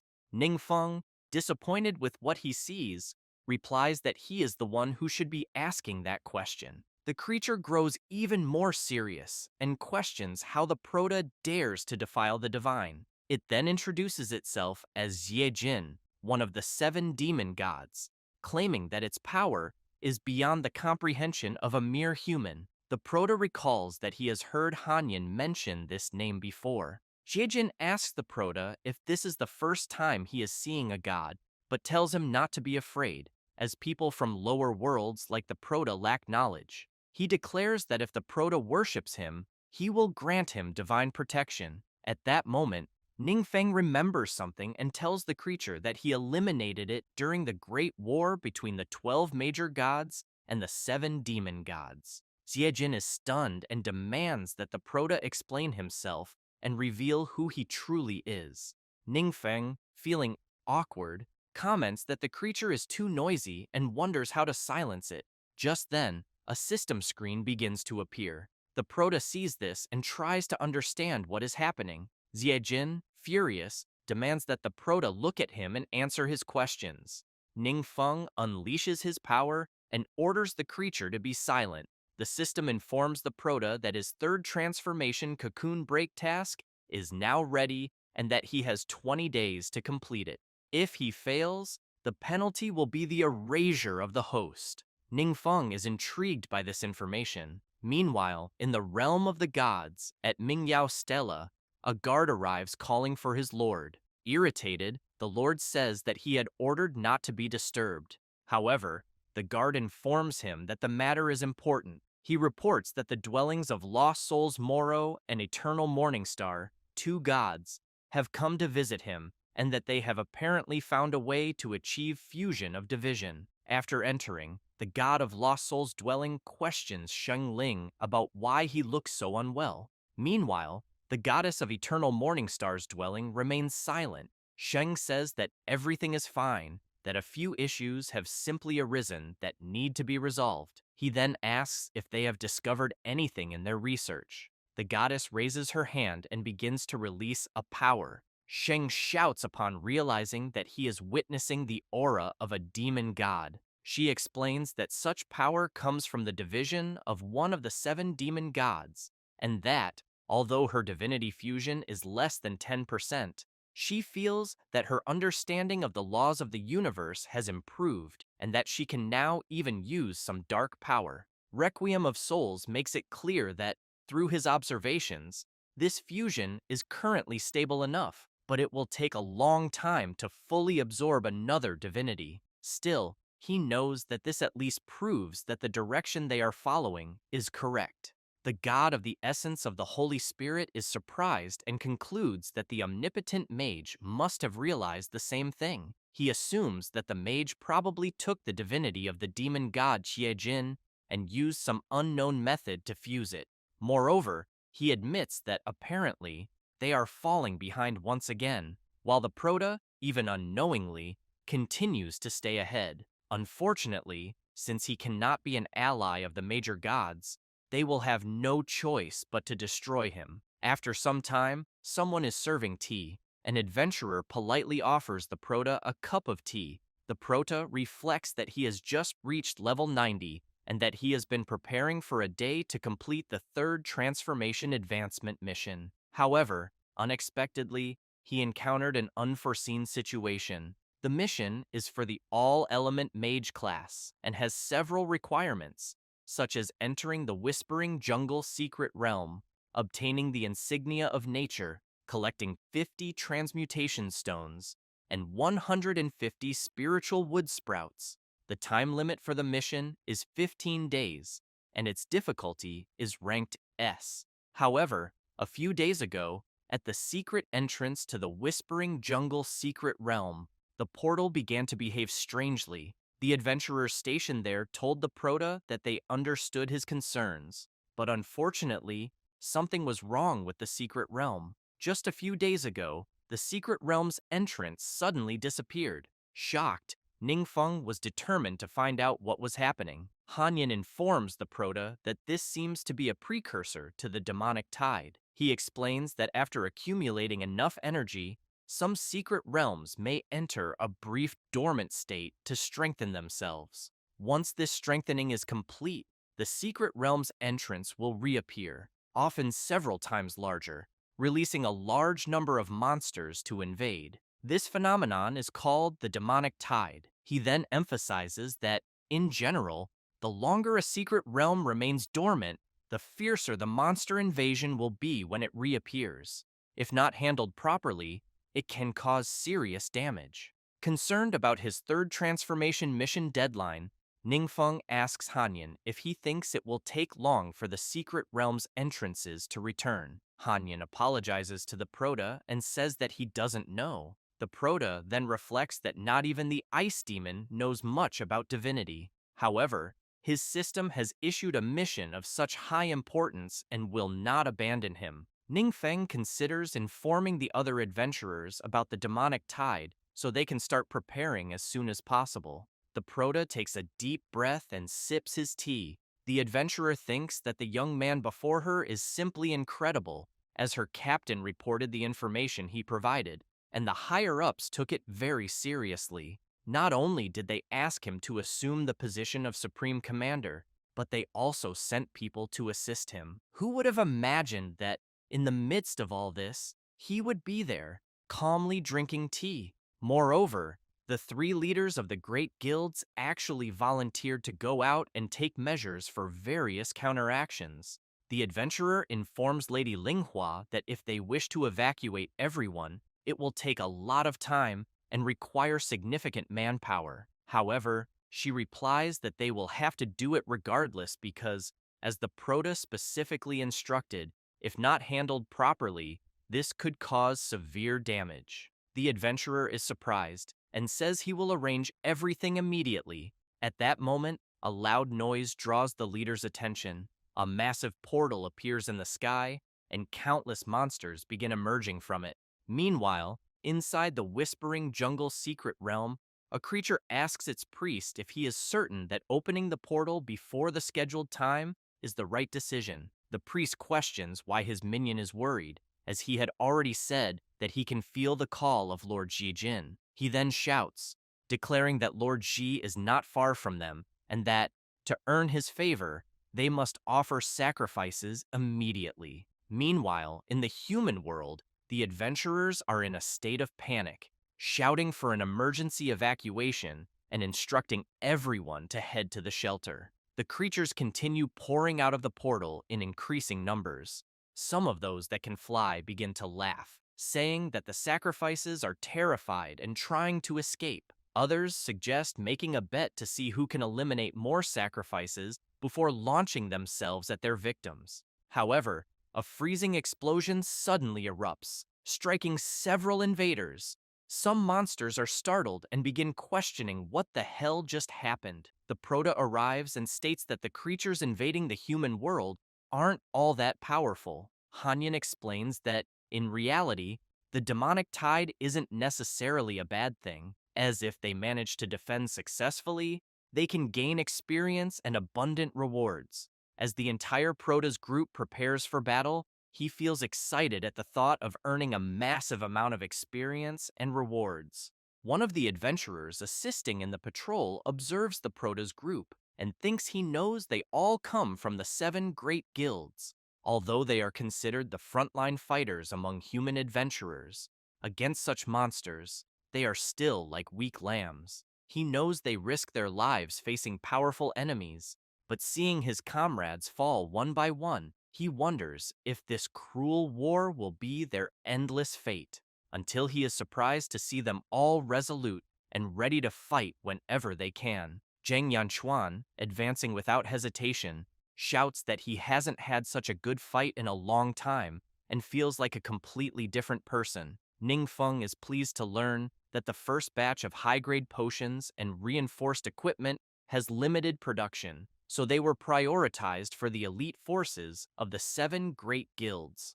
Apparently, it was the right decision. He also considers that the large-scale battlefield there is perfect for testing something. At that moment, A monster charges forward but is easily struck in the head. The adventurers around Wang Yue are impressed as she fired her arrow from the enemy's blind spot. She comments that the enemy shouldn't think she simply can't see them. The item she is using, while active, grants an additional 8 in agility, 20 in vision, 20 in accuracy, and a 30% experience boost.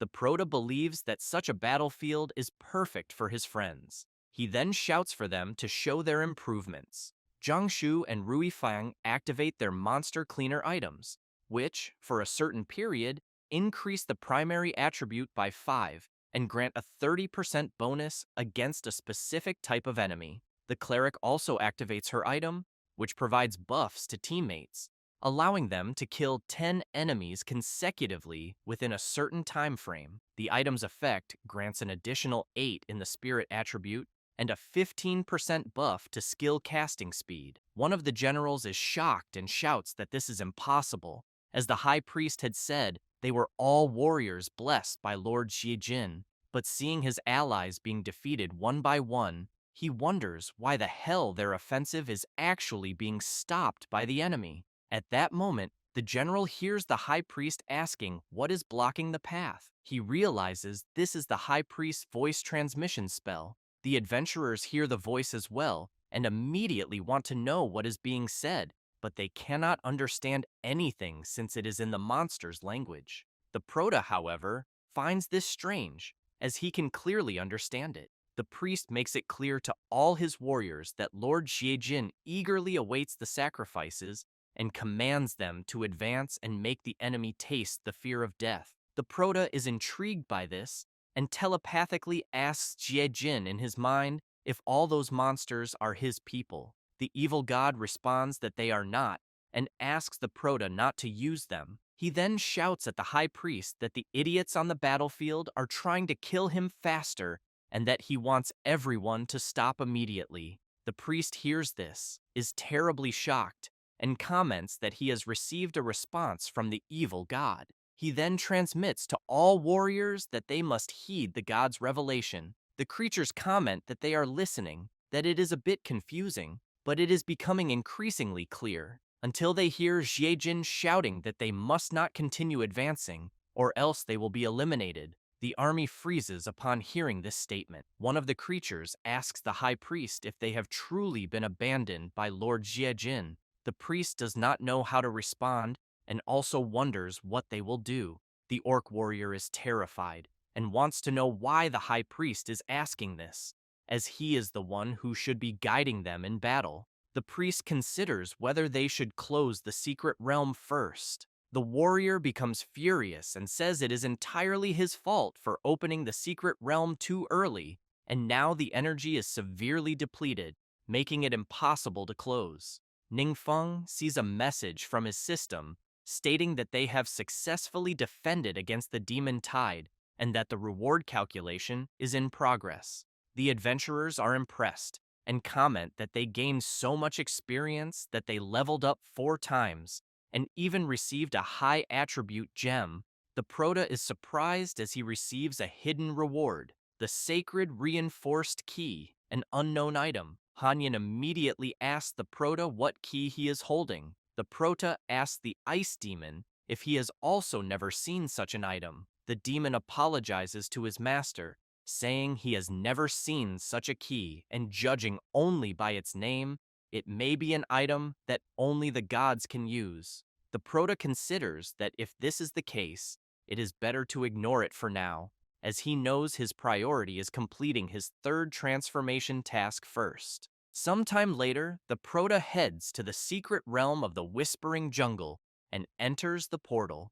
Inside the realm, the high priest comments that it seems there is only one enemy and that they might still have a chance. He adds that later, while the enemy is not paying attention, he will use magic to interfere with him. He then makes it clear to the warrior that he must seize the right moment and try to eliminate him with an arrow. The priest is completely confused, still trying to understand why Lord Xiejin abandoned them on the battlefield and whether they did something wrong. He knows that by touching the altar, he can still hear the whispers of the gods and wants to listen again. If they could still receive guidance from Lord Jin, even if it were the worst thing, it would still be good enough. At that moment, the evil god appears and speaks to them. However, Jin tells the Proto that there are two creatures behind the altar preparing to ambush him. Ningfeng appears behind them, leaving them terrified. The priest cannot contain his fear and starts screaming like crazy.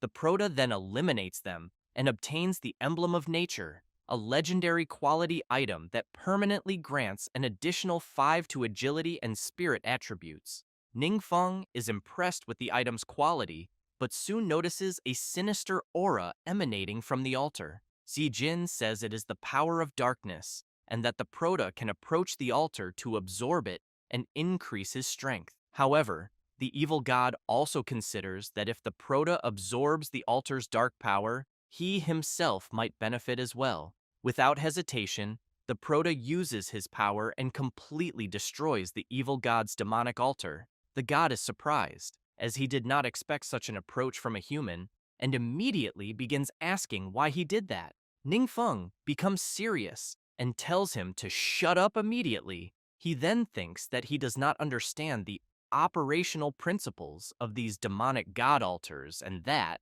therefore, it is best to destroy them. Meanwhile, in the divine realm, the god of true essence of the Holy Spirit possesses one of the 7 demonic deities, the deity of profaned madness, and intends to follow the method of the goddess Eternal Morning Star to fuse it as quickly as possible. However, a strange reaction begins to envelop the power core. The god tries to control it at all costs, but realizes it is out of control. The goddess explains that such dark power comes from the sacrifices of demons to the demon god, and that the demon god's divinity will frantically absorb the hidden power and attempt to break free from the seal. Therefore, she knows that the difficulty of fusing the divinity is extremely high, and out-of-control situations usually occur. The god of true essence tells her to shut up and says he has no time to waste with her. Furious, he thinks that no matter how difficult it is,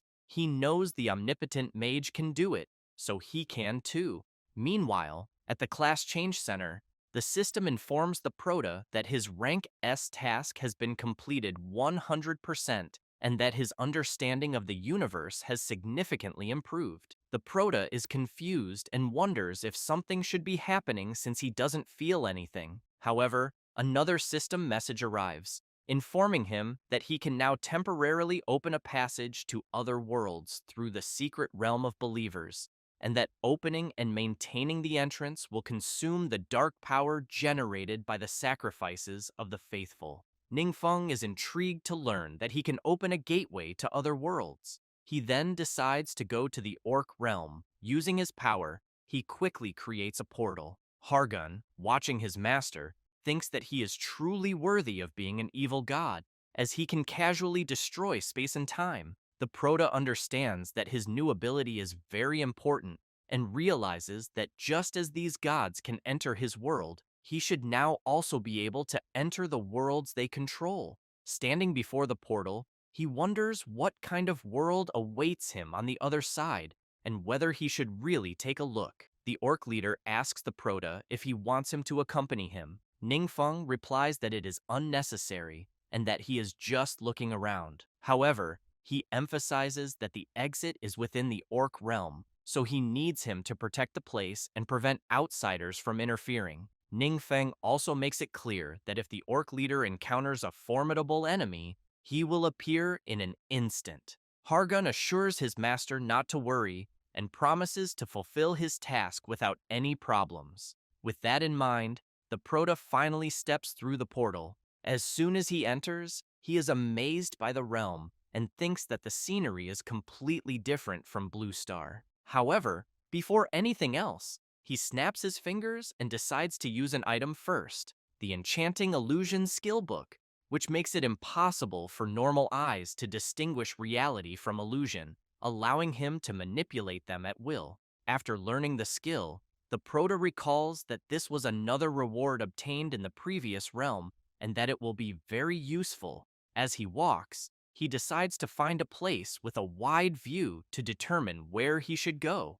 After reaching a peak, he spots a large city straight ahead. Upon entering the city, he begins walking and notices that the people he sees seem very old. Due to his ability, fortunately, they cannot recognize him, and apparently, he can also understand what they are saying. He then wonders if this is because his understanding of the universe has improved. Hanyin quickly asks his master to look ahead and points to a temple where there are followers of the goddess Eternal Morning Star. The Prota asks if this is the goddess who favors support classes.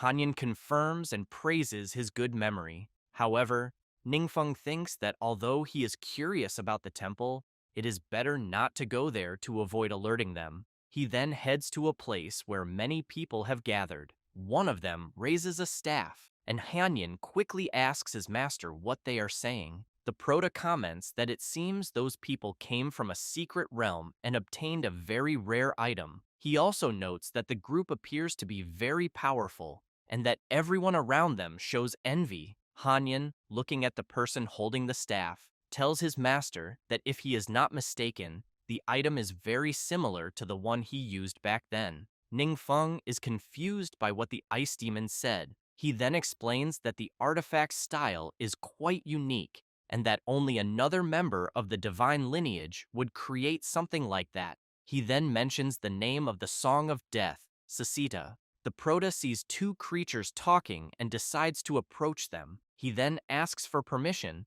and inquires about the origin of the item the mage is holding. One of the creatures laughs and says that the item is the most precious hidden reward of that secret realm, the Staff of the Evil God, also known as Sasita's Shame. The Prota asks if that is really the name. The creature confirms and states that she is the final boss of that realm. It adds that it has heard that Sasita was once a lackey of an evil god, but was later subdued by the Lord God and imprisoned there. Hanyin becomes worried and tells the Prota that he fears it is truly Sasita and wonders if they should try to rescue her.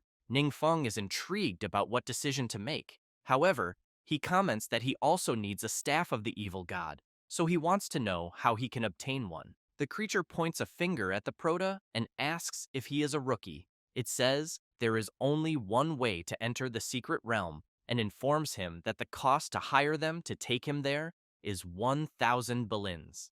Ningfeng wonders if balins are the currency of this world and where he should get that amount. However, he grabs a pouch and activates his enchanting illusion ability. The Prota believes this skill will make it work and that he most likely won't be exposed. He then hands the pouch to the guides, who are amazed to see that it really contains 1,000 balins. One of them then tells the Prota that he is quite straightforward. He then turns around and calls him to follow. Later, in the secret realm of the phantom domain of the Enchantress, the guide makes it clear to the Prota that the paths there are very complex and that it is especially easy to get lost on one's first time entering. He adds that if he accidentally goes to the wrong place and needs rescue, it will cost him even more. The other guide laughs sinisterly, thinking they can simply abandon the Prota there, return later to rescue him, and make even more money. However, one of the guides notices that he no longer hears the Prota speaking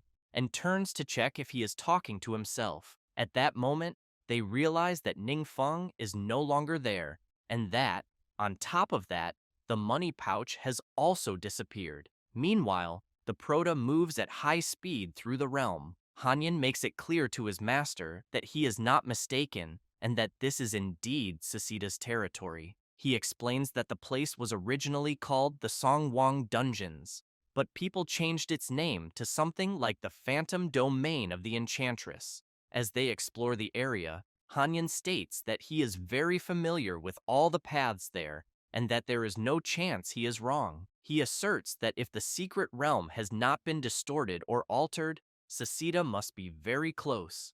After stopping in a vast hall, Hanyin immediately informs him that this place is Sasita's library and that she spends most of her time there. At that moment, she appears and releases her terrifying aura. Hanyin starts trembling upon seeing her. Without hesitation, Sasita begins using her power and brutally attacks the Prota and the ice demon. Hanyin shouts, asking Sasita how she dares to disrespect the Proto. Half out of her mind, she screams, calling them blue-skinned bastards and declaring that they will never humiliate her. She adds that if it weren't for the seal, she would make their lives a living hell. The ice demon comments that he regained his senses as soon as he saw the Proto and wonders why Sasita didn't do the same. However, he becomes alarmed as he remembers that she called them blue-skinned bastards. He then turns to his master and suggests that this might be related to the illusion ability he is using.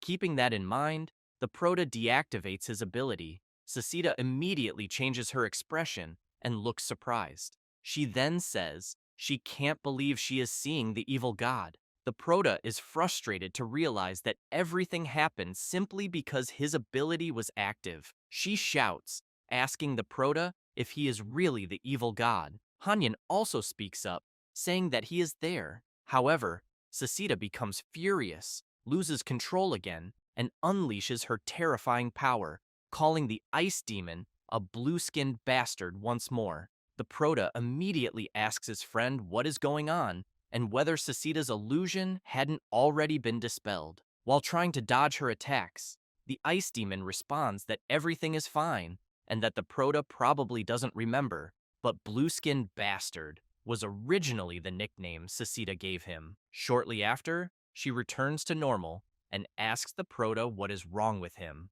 Hanyan comments that, for some unknown reason, his master seems to have lost his previous memories. Sasita wonders if it could be because of those hypocritical gods. The ice demon tells Sasita that she was still alive when he died and suggests that her information might help the Proto. She then kneels and declares that she wishes to return under his protection. However, she explains that she is sealed there by the goddess Eternal Morning Star and is unable to leave. She then screams that the goddess deliberately suppressed her power, turning her into a monster within the secret realm. She reveals that she has been killed repeatedly and reborn countless times, suffering endless physical and mental torment. She then begs the Proto to rescue her from such suffering. Ningfeng comments that her situation is different from Hanyan's, so he is unsure if the previous method will work again. The ice demon tells his master not to worry.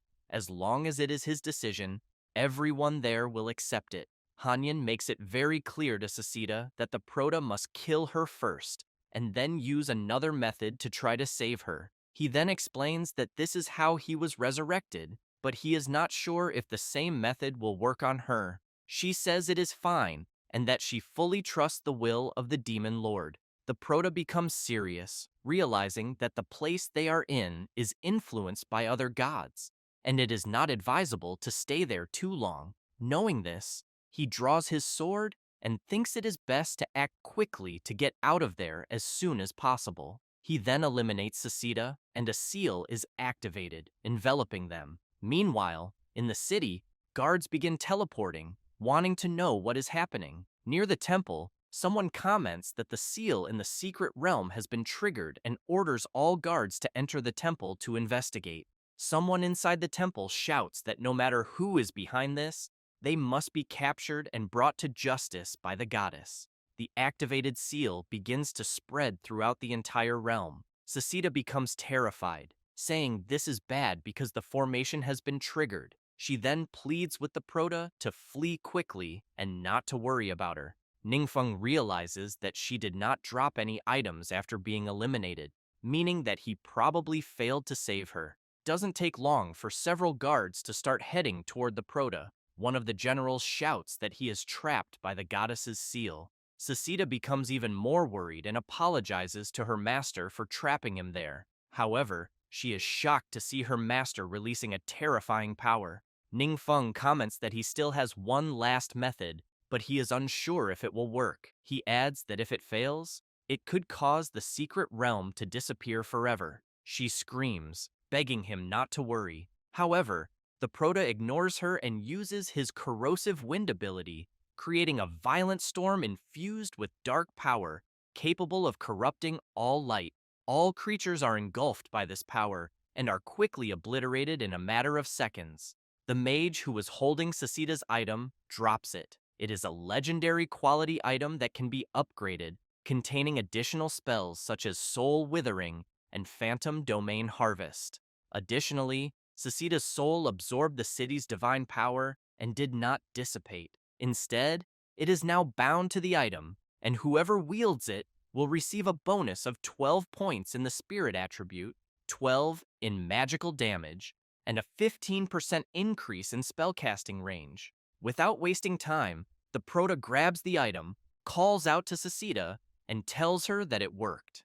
Meanwhile, in the Orc Kingdom, Hargan stands on guard at the Proto's request. He soon notices a rift of a portal in front of him, and then Ningfeng passes through it. The Orc leader is pleased to see his master again. The Proto then says there's no need for him to stay there. He mentions he has decided to seal the passage and that Hargan can leave and take care of his own life. Ningfeng knows that maintaining the passage consumes a lot of energy and that the dark power obtained through sacrifices has nearly been depleted. The Proto comments to the Ice Demon that it's a shame items from higher-level worlds can't enter lower-level ones, because otherwise he could have brought some equipment from there.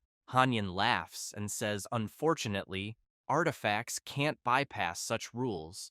But on the other hand, everything went well since Sasita has finally returned. The Proto raises his staff, which he obtained in the upper realm, and the system immediately reveals its info. It is the Staff of Lord Requiem, legendary grade and upgradable. When equipped, it grants the user 1,500 points in spiritual attribute, 150% magic damage, 150% casting range, and 130% spell duration. It's a piece of gear that ignores durability. Normal attachments add death element properties, with a 20% chance of inflicting the weaken effect. While the death element is nearby, the user's mana regenerates slowly. It can also apply effects such as Withered Soul, Reaper's Domain, Spreading Corruption, and Death Ray. Also, the soul of Sasita, blessed by divine power, has not dissipated but is linked to this staff. As the Proto observes his new gear, he recalls that his runes can directly elevate a blank artifact to an upgradable one. But as for reviving Sasita, it will require inserting a new fragment of the world heart, and those fragments mainly appear in higher-level worlds. So he realizes that in the future, they may have to do as they did this time, venture into advanced worlds in search of clues. Meanwhile, in the Temple of the Eternal Morning Star, the goddess's servants are speaking with her. Through a dimensional rift, she says something in an unknown language. Then she switches to the language of her servants and asks them what exactly happened. One of the servants, terrified and trembling, begs the goddess to forgive their carelessness. He reports that an unidentified intruder invaded the secret realm she had sealed. She comments that she sensed such a powerful dark force that it even broke her seal. So, she wants to know if it was a demonic invasion. The servant again apologizes and says they still don't know the intruder's identity. The Eternal Morning Star becomes furious, calls them fools, and questions if there wasn't a recording formation in the secret realm and why they didn't send someone to investigate. The servant begins trembling even more and, scared, says that the secret realm also vanished. Meanwhile, at the training base, Ningfeng, holding the capybara demon, arrives at a location and comments that the room in front of him is quite nice and that its internal space is also very large. He then takes out the unknown key he received, and the system quickly asks if he'd like to rebuild the secret realm of the Requiem of Souls there. Ningfeng recalls that the sacred key of reconstruction, obtained during the last demonic tide, serves that purpose and allows destroyed secret realms to be rebuilt in any chosen location. He clicks accept. However, he wonders if saving Sasita may have drawn the attention of another deity, and that, if there were a way to defeat them one by one, it would be ideal. Meanwhile, in the secret realm of the vast starry sky, the divine domain ruled by the eternal goddess of the morning star, she is puzzled, trying to understand what exactly is happening, since a powerful dark force broke the seal she personally placed. She wonders if perhaps a demon god has been resurrected. The goddess recalls that it's been a very long time since she felt such intense unease. She knows the last time was during the battle against the omniscient god. Then she grows frightened, thinking about all the recent events. Even more shaken, she wonders if it could really be the person she's thinking of. After some time, she summons the Requiem God of Souls and shares her concern. The god asks if she's truly worried about the return of the omnipotent god. She says she's not sure. Requiem remarks that the omnipotent god has been gone for so long that no one knows if he's even alive. He notes that the eternal morning star goddess has a habit of biting her hand uncontrollably when extremely anxious, and it's clear that the war against the omnipotent god left her deeply shaken. He then adds that the omnipotent god is nothing more than an unlucky dog who barely escaped, hiding for ages. So what difference would it make if he did return? After all, his followers either died or fled. Requiem also points out that, besides, she had said the one who broke the seal used a forbidden dark spell. So it's not like just invoking the name of an evil god would actually turn someone into one. The goddess calms down, agrees with Requiem, and admits she was being overly sensitive. Requiem suggests they investigate the matter first, saying it's just a damn temple and a secret realm, nothing for her to stress about. The Eternal Morning Star then asks about the god of the true essence of the Holy Spirit. Requiem replies that he's still in isolation, since divine fusion isn't easy to manage. Meanwhile, in the secret realm of the City of the Dead, Hanyan says it's truly a divine miracle, and that when Sasita resurrects and sees her world intact, she'll be overjoyed. He adds that all the books in the library are from Sasita's personal collection over many years, and to her, they're more precious than life itself. The Proto smiles and tells the ice demon that he promises to restore his world too. Hanyan is deeply moved and starts crying, thanking his master for such kindness, saying he truly misses his hometown. Ningfeng thinks he completely understands Hanyan's feelings, since besides the world heart fragment, they also need a reconstruction key. He also realizes that coming here was well worth it, not just because of Sasita, but also because he leveled up. He tells Hanyan that after clearing a secret realm,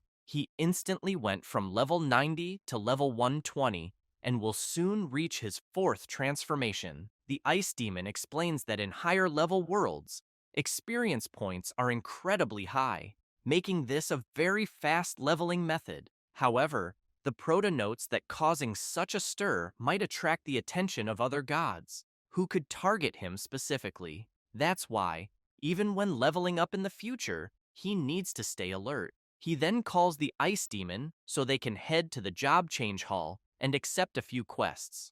Upon arriving, the quest they choose is the Omnipotent Mage God's 4th class change quest. It has a few requirements. First, enter the secret realm of the Mind Spirit Labyrinth and obtain the mental emblem. Second, collect 100 transformation stones. Third, collect 150 evil crystals. And finally, collect 150 clear heart vines. The deadline is 20 days and the difficulty is S rank. The Proto says that it seems the secret realm of the Mind Spirit Labyrinth is unique, and remembering the last creature crying terribly and begging non-stop, he feels a bit down. But as he approaches the portal, he knows that fortunately, this time, the target isn't him, but rather the hidden boss within the secret realm. Upon arriving at the realm of the Mind Spirit Labyrinth, the Proto is quite surprised to see the creature right in front of him, radiating a terrifying aura. The creature smiles, but then starts making some really bizarre faces. Ningfeng is confused, wondering if this is seriously meant to be a challenge for him. A few minutes earlier, right after the Proto entered the realm, several creatures rushed desperately to their lord and said the lone acting mage is attacking them again. The creature panics and says there's no way he can beat the Proto, no matter what he does. But then he hears his subconscious asking if he doesn't already have it and why he's afraid. It then adds that he's right and that they've summoned someone far stronger. The summoned creature explains that its best attack is called massive intelligence reduction, and no matter how high the opponent's mental attribute is, once hit, it will continuously drop. It then clearly tells the Secret Realm boss that as long as he keeps the mage distracted, it'll strike suddenly, ensuring the Prota can't dodge the attack. And once his mental attribute drops, the summoned creature says it'll torment him properly. So back to the moment when the Secret Realm boss was making faces to draw the Prota's attention, the summoned creature quietly activates the massive intelligence reduction ability. The Prota is hit by it, and the Secret Realm boss celebrates, as the plan has worked. However, Ningfeng quickly dispels the ability and realizes that the skill he recently acquired can resist mental attacks, and that he originally prepared it to deal with the god of the true essence of the Holy Spirit. This ability not only blocks mental attacks, but also reflects them back with amplification. As a result, the summoned creature is brutally hit by its own skill and is soon affected by it, becoming dazed. The Prota turns serious, and the Secret Realm boss grows very worried. He thinks that even when the hidden boss wasn't there, the Prota used to intimidate him, but now that the hidden boss is present, he's still being intimidated. Then he starts crying, wondering if the hidden boss was brought in for nothing. Ningfeng doesn't waste time, and without mercy, eliminates the Secret Realm boss. With that, he obtains the mental emblem. After consuming it, he permanently gains plus 20 patties to his mental attribute. Ningfeng thinks that as all his attribute stats steadily increase, the emblem drop patterns become clearer, and that he needs to defeat a particularly strong hidden boss to have a chance of getting a drop. Even though he knows it's challenging, at least now not everyone has to depend entirely on him, and this way, things can slowly start going in the right direction. He then picks up his phone and says he'll check with the exchange center to see if they've gathered enough conversion stones. But the person in charge awkwardly says they're sorry the supply of conversion stones is still insufficient, but that they're working hard to prepare them for the Prota.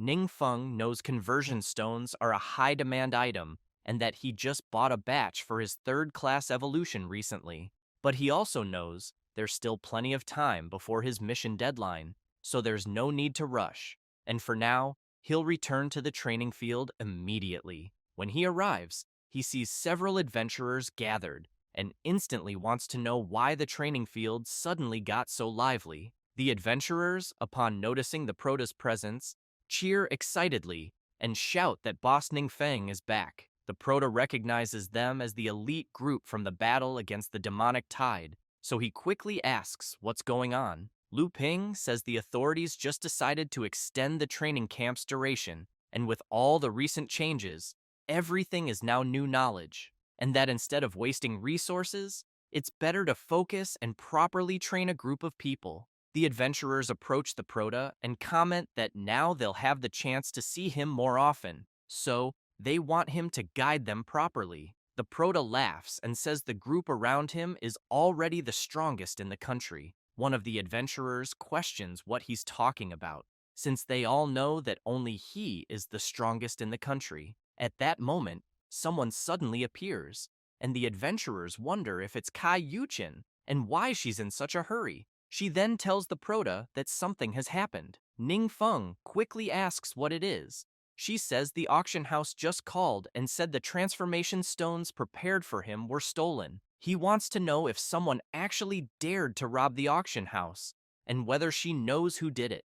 A few moments earlier, at the Yuancheng auction house, Mr. Cheng says they finally managed to gather 100 transformation stones, and that they should be delivered immediately to the training camp, as quickly as possible, and handed personally to Ningfeng. The guard responsible says okay, and that he'll do it right away. The director closes the suitcase, and a dark aura begins to emerge from it. From this aura, something grabs the director by the neck. The guard rushes to help him, but is restrained by another shadow, and then attacked by several others that appear out of nowhere. Unable to defend himself, he is defeated and falls face first to the ground. The other shadow moves toward the auction house director and grabs him by the neck again. The director, now scared, asks what kind of creature it is.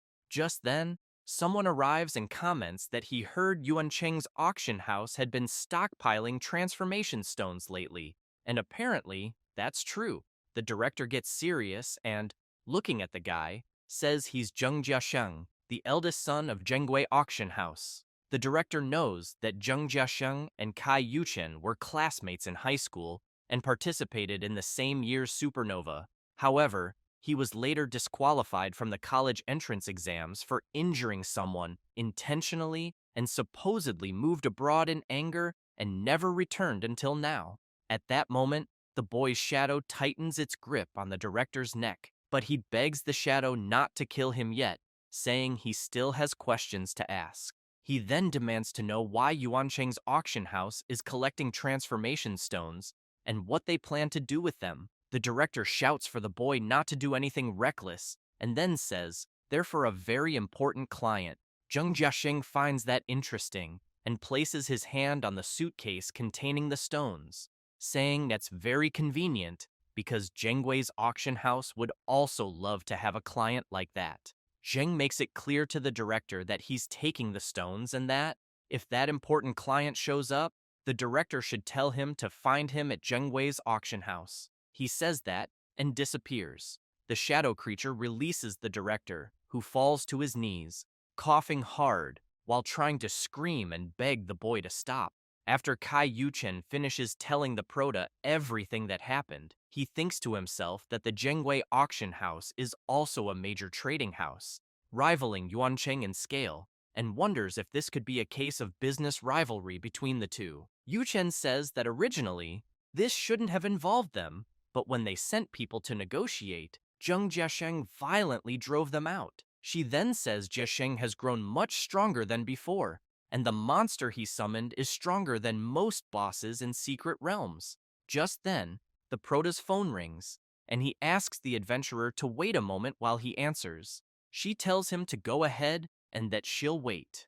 Ningfeng asks what Duan wants, and Duan replies that Mayor Kai just reported something. The Prota asks if it's about the transformation stones, because if so, Kai Yuchen has just informed him about it.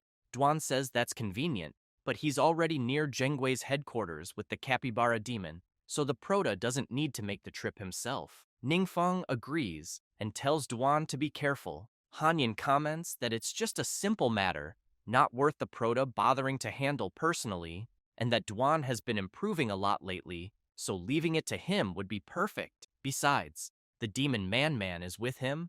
Meanwhile, in the Zhenggui auction house reception room, Jiasheng's uncle is worried and immediately asks his nephew if he's sure it was the right move to take something from Yuan Cheng's auction house. Jiasheng laughs and tells his uncle not to worry. Yuan Cheng's auction house is always trying to dominate the market, so he just gave them a little lesson along the way. His uncle, deeply concerned, thinks to himself that Jiasheng has been spoiled and stubborn since childhood, always causing trouble by relying too much on his own power. He never expected that as soon as Yasheng returned from abroad, he'd already be stirring up chaos. He then tells his nephew that he's only worried because the 7 major guilds have recently started working with Yuan Cheng's auction house. Jiasheng laughs and says the 7 major guilds are just a bunch of clowns. Then he asks his uncle if he knows there are deities in their world. His uncle replies that he's heard a bit about it, and that it seems this was only discovered recently. Jiasheng says he wants to formally introduce his master, a devout follower blessed by the deities. The uncle looks at the person sitting and drinking in a strange manner and wonders if that's the one Jiasheng brought from abroad. Jiasheng says his master comes from a higher-level world that caught the attention of the gods, and the deity he worships cannot be referred to by name, only revered as Requiem of Souls. The boy also says his master's current journey around the world is to spread the faith and recruit more believers for the deity, and that any nations willing to worship the Great Lord will receive protection from his master. However, he warns that those who refuse to worship the Great Lord will be erased from existence by his master. Jiasheng's uncle says that even if his master comes from a higher-level world, his tone is still very arrogant. Jiasheng explains that his uncle hasn't witnessed his master's power firsthand, so it's natural he doesn't fully understand. At that moment, the company phone rings, and Jiasheng hits the speaker button so everyone can hear. He quickly asks what's going on. The receptionist reports that a visitor is there, saying he came to collect the transformation stones. Jiasheng tells them to make the person wait. He hangs up and asks where they left off. His uncle, startled, says they were talking about his master's power. Jiasheng laughs and says, simply put, if the highest level an adventurer in their world can reach is level 310th class change, then his master's level is at least over 1,000, and that kind of gap can't be bridged by mere numbers. Then he lets out a sinister laugh and declares that soon his master will summon the great lord to descend and grant protection to this world, and that he'll become the first believer in the world to receive the deity's grace. His uncle takes a deep breath and says that in that case, there's nothing to worry about, since even the 7 major guilds, in the eyes of that so-called Great Lord, are probably nothing more than insects. At that moment, someone bursts in, slamming the door open. Jiasheng immediately demands to know who just did that. It's Duan, and he makes it clear that he's there to collect the transformation stones. Jiasheng laughs and says that apparently, people have become quite arrogant since he went abroad. He then stands up and, while releasing his aura, asks Duan if he didn't hear that he was told to wait outside. However, he's suddenly surprised by something, and before he can react, he's grabbed tightly by the neck and lifted off the ground. Duan doesn't waste words and immediately questions the boy again, demanding to know where the transformation stones are. Jiasheng starts sweating cold and thinks that what's happening is impossible, since he's been trained by his master, and his gear and skills are top tier. He then wonders how he couldn't even see his opponent's movements. At that moment, Duan notices something as he turns to the side and sees Jiasheng's master unleashing his terrifying power. Then, Jiasheng's master laughs and tells Duan he made good moves, asking if by any chance he's a follower of the god of the true Holy Spirit. Duan replies seriously that he's not. Jiasheng's master remarks that by saying he's not, that proves he actually knows that god, and it seems Duan has encountered some miracle that increased his power. However, he adds that he didn't like Duan's answer, as the tone lacked respect for a divine being, calling it arrogant blasphemy. Jiasheng becomes very worried and fears what his master might do. His master then starts releasing his terrifying aura and makes it clear that, even though they have different beliefs, he will teach a lesson in the name of the gods, and that his shadow guard will make Duan understand there's always someone stronger. But then he hears a sound and quickly turns, wanting to know what's happening. He sees the demon Man-Man approaching. Terrified, he wonders how such a creature got close without being noticed, and where his shadow guard is. Looking around, he realizes all his shadow guards have vanished. Jiasheng panics and says his master's shadow guards were all transformed from high-tier demonic beasts, extremely powerful, and wants to know what kind of monstrous creature could devour them so easily. Duan comments that apparently the demon Man-Man really likes the taste. Then he tells Jiasheng's master that if he has more, he can summon a few more. The master is terrified and starts questioning what kind of terrifying place he ended up in. He begins to release his power and thinks he's in danger and needs to find a chance to escape as fast as possible. But then the demon Man-Man touches his hand and dissipates his magical power. The master is horrified, unable to believe what's happening. At that moment, Man-Man jumps and lands a tremendous punch on Jiasheng's master's face, even breaking his teeth from the impact. He then falls to his knees and starts begging for forgiveness, saying he's just a small adventurer who found a breach in the temple while exploring a secret realm and was brought there. Duan recalls having heard something about this, as Hanyan had mentioned it before, and it's one of the few situations that allow people from upper worlds to enter the lower world directly. He then gets serious and says he heard the master wanted to summon a god. The master explains he only planned to use the heart of the world to maintain a ritual in hopes of attracting a god's attention, so that if he was acknowledged, he would become the god's agent in their world and receive even greater grace. Duan gives him a sinister look and asks if he really has a fragment of the heart of the world, and if so, to hand it over immediately. Meanwhile, in the divine realm of the eternal star of tomorrow, the God of the true Holy Spirit has completed his task of fusing with the essence. The goddess congratulates him, as does the Requiem of Souls, who notes that this was expected from a 10% fusion with divinity. The God of the true Holy Spirit thinks to himself that after fusing with the divinity, the wounds inside his body have also greatly lessened, and the uncontrollable dark power has finally become somewhat tamed. Then, he looks forward, which confuses the other gods. He wants to know if something has happened that he should be aware of. The eternal star of tomorrow becomes nervous and mentions the omnipotent mage. Requiem of Souls asks the God of the true Holy Spirit if last time the God omnipotent mage rescued his former clan members. The other god is confused and asks Requiem to be clearer. He explains that recently, while the God of the true Holy Spirit was in seclusion, something happened. The goddess says the previous God omnipotent mage was someone who never started conflict. Then she asks the God of the true Holy Spirit if the person they're talking about has become a demonic god. Requiem begins to release his power and says he has a method and might be able to deal with him. The God of the true Holy Spirit, upon hearing this, immediately shouts, demanding to know what this method is to deal with the omnipotent mage god. The goddess is visibly startled, and both of them stare at Requiem of Souls. He explains that, for now, it's just a theory and cannot be confirmed, but asks them to let him investigate it further before saying anything else. The God of the true Holy Spirit thinks Requiem of Souls is a sly figure and must be secretly up to something. Even though he claimed it was only a theory, he suspects Requiem is already looking into it.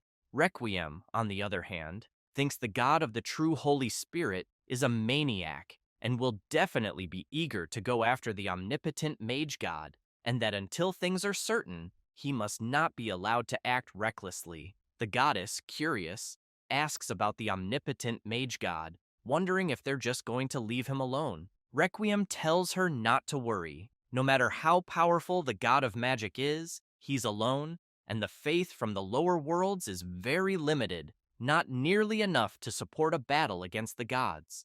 And without the favor of other gods, that place called Blue Star will never become a higher world. He adds that this is also part of the universal laws, meant to prevent a god from monopolizing a world and expanding their power into an unbalanced state.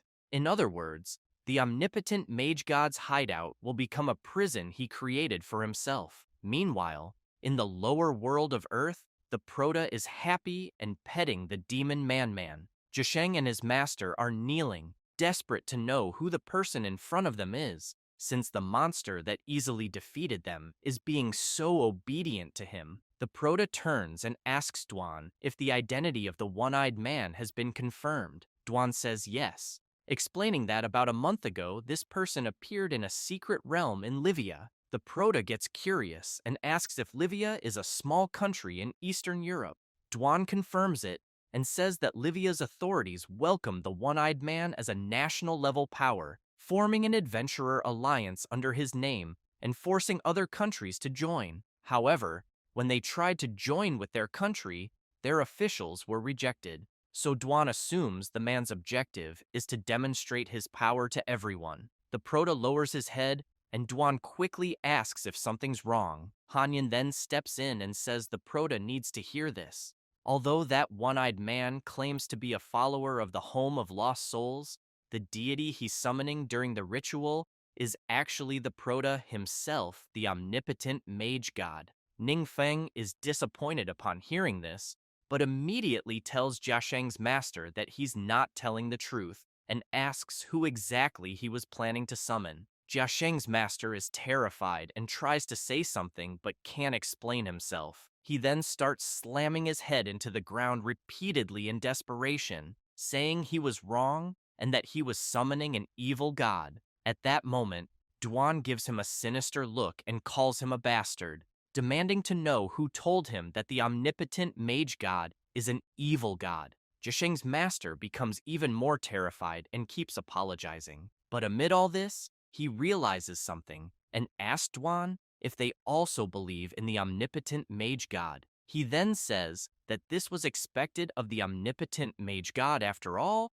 Even the lower worlds know his divine title, but he apologizes and asks, how could a world that believes in the magic of the omnipotent god still be a lower world? Ningfeng tells him to explain more clearly. Then he introduces himself as Kun Kabo and says that in his world, he joined a nameless organization. In this organization, they do not recognize the omnipotent mage god, only the evil god. However, he emphasizes that in his world, this is an absolute taboo, so everyone claims to be followers of other gods. The Proto interrupts him and asks who the leader of the organization is. He replies that he doesn't have that information either, as no one has seen the organizer's true appearance yet.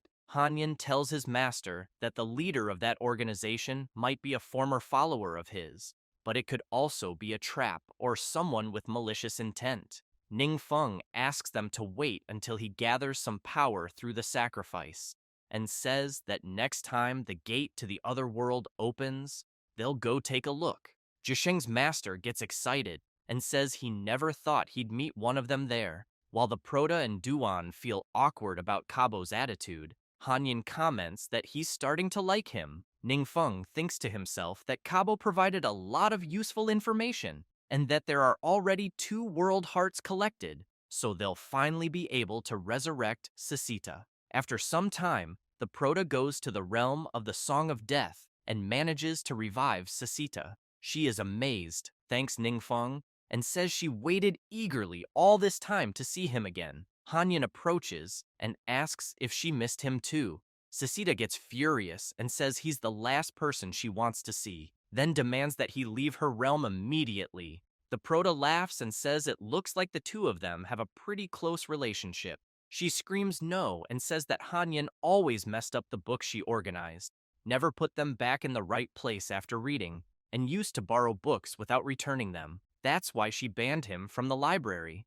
Hanyan says he remembers that, but insists he can't leave the Proto waiting there, so he tells them to come to the library and says he'll lead the way. At that moment, the Proto sees Sasita quickly leap forward and land a kick on the ice demon's back, making it clear he doesn't make decisions for her. After arriving at Sasita's library, Hanyan awkwardly tells his friend that that's no way to treat a guest. She makes it clear that no food or drink is allowed in the library, so she asks the Proto to please forgive her rudeness, but notes that the rule applies even to him. Ningfeng laughs and asks the ice demon to please stop provoking Sasita.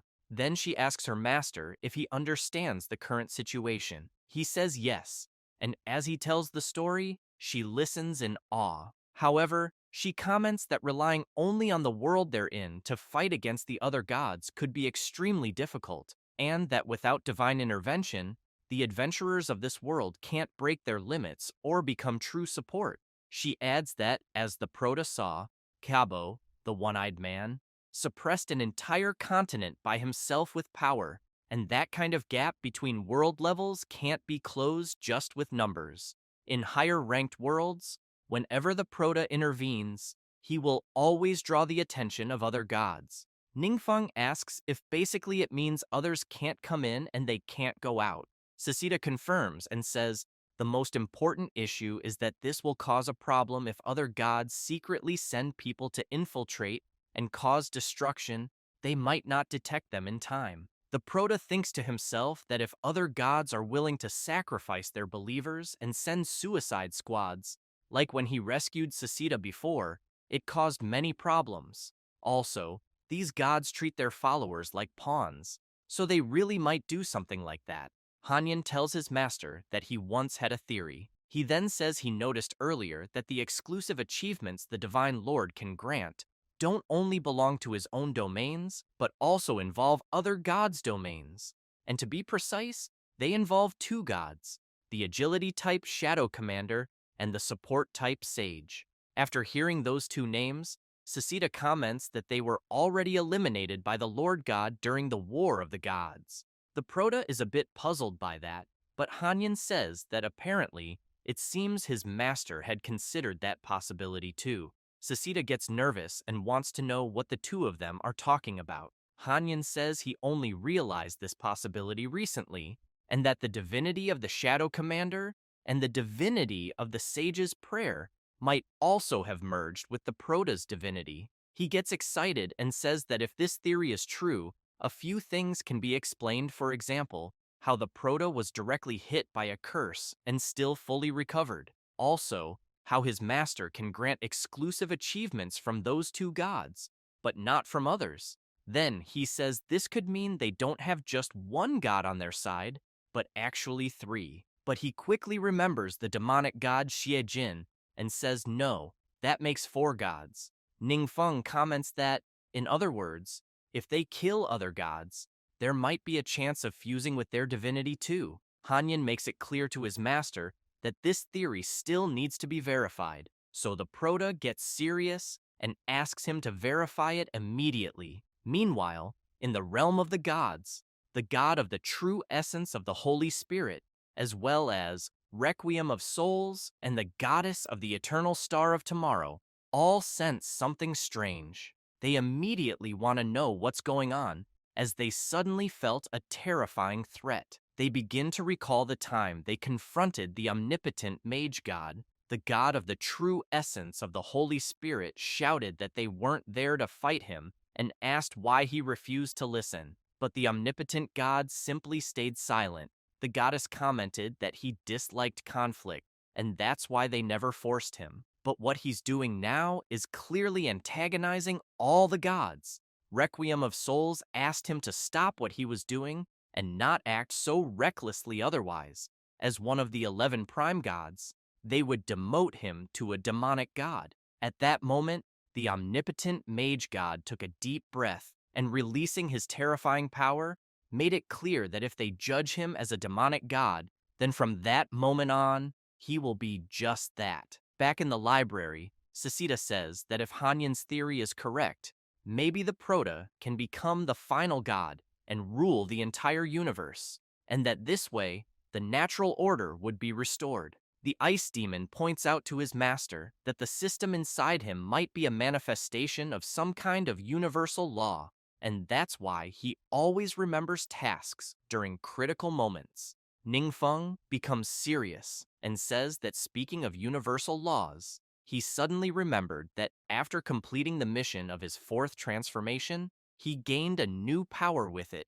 He can now create a divine realm. The divine realm is a god's exclusive domain where all order is controlled by them. For a god, the realm is both their power source and their defense barrier. Sasita gets excited and says she'll finally get to see a divine realm again. She says it's a beautiful place called the Endless Sea of Consciousness, with blue waters, golden sandy beaches, and towers representing divine authority, and that, as followers, they once had the privilege of glimpsing such a scene. Ningfeng smiles and says she got him really excited to see that realm. He then thinks that since obtaining this power, the method to create a divine realm has also been imprinted in his mind, and he knows that as long as he focuses his consciousness, he can create it easily. So, after focusing, a huge flash appears, and everyone is left speechless, amazed by the created realm. However, it's nothing like Sasita described. Instead, it's an orderly but terrifying place. Ningfeng starts yelling, demanding to know what kind of realm he just created, because it doesn't look like a god's realm at all. Then he asks where the sea and the beach are, and wonders if maybe it's because his level isn't high enough, because the place he's seeing now, no dog would even live there. At that moment, the Prota hears someone say they think they can sense his divine realm. Ningfeng notices Ye Jin and asks him to look around. The demonic god comments that yes, this is indeed his former realm. He then says it's a pity the place had been completely abandoned and without divine power for so long, but he really wants to know how the Prota found it. Ningfeng says it's strange he was creating his divine realm, but ended up creating Xie Jin's realm. As he walks, he thinks to himself that he doesn't know why he lost his memory, But for now, he needs to uncover everything little by little, and that it's best to look around first. Looking at the tower, he comments that the temple is quite ruined and seems to have been abandoned for a long time. And as he gets closer, there's a faint resonance. But he doesn't know if it's because of Ziejin or because he fused with part of Ziejin's divinity. He adds that the surrounding mountains and clouds block his vision, so he can't see what lies ahead. But then he's surprised by something and quickly asks Hanyan and Sasita if they saw what he saw. The ice demon says it looks like there's something within the clouds. Without hesitation, Ningfeng jumps and heads into the clouds to see what it is. Sasita and Hanyan follow him, yelling for him to be careful, since the tower that represents his divine authority seems to be just ahead. She then asks why her master's tower is there. He tells them to look around first. Using his power, the system informs him that the construction rules of the realm are incomplete and can't be activated. Ningfeng wonders if that means he hasn't fully grasped the relevant laws yet, but Hanyan calls him over and tells him to look quickly. Another tower is visible, and then another. Sesita says that apparently the two towers were hidden in the clouds, and she saw them in some paintings. They strongly resemble the towers of the Shadow Commander and the Sage of Prayer. She then shouts that Hanyan's theory might be correct. Hanyan proudly says that this is basically wisdom, but the Proto notes that according to the system, all of them have incomplete construction rules, and that it seems he can only activate Ziejin's realm for now. So he doesn't waste time and goes straight to the demonic god's tower. Placing his hand on the wall, he begins releasing his power. A light emerges from the top of the tower, and a strange energy starts swirling around it. Finally, a massive explosion of light bursts at the top.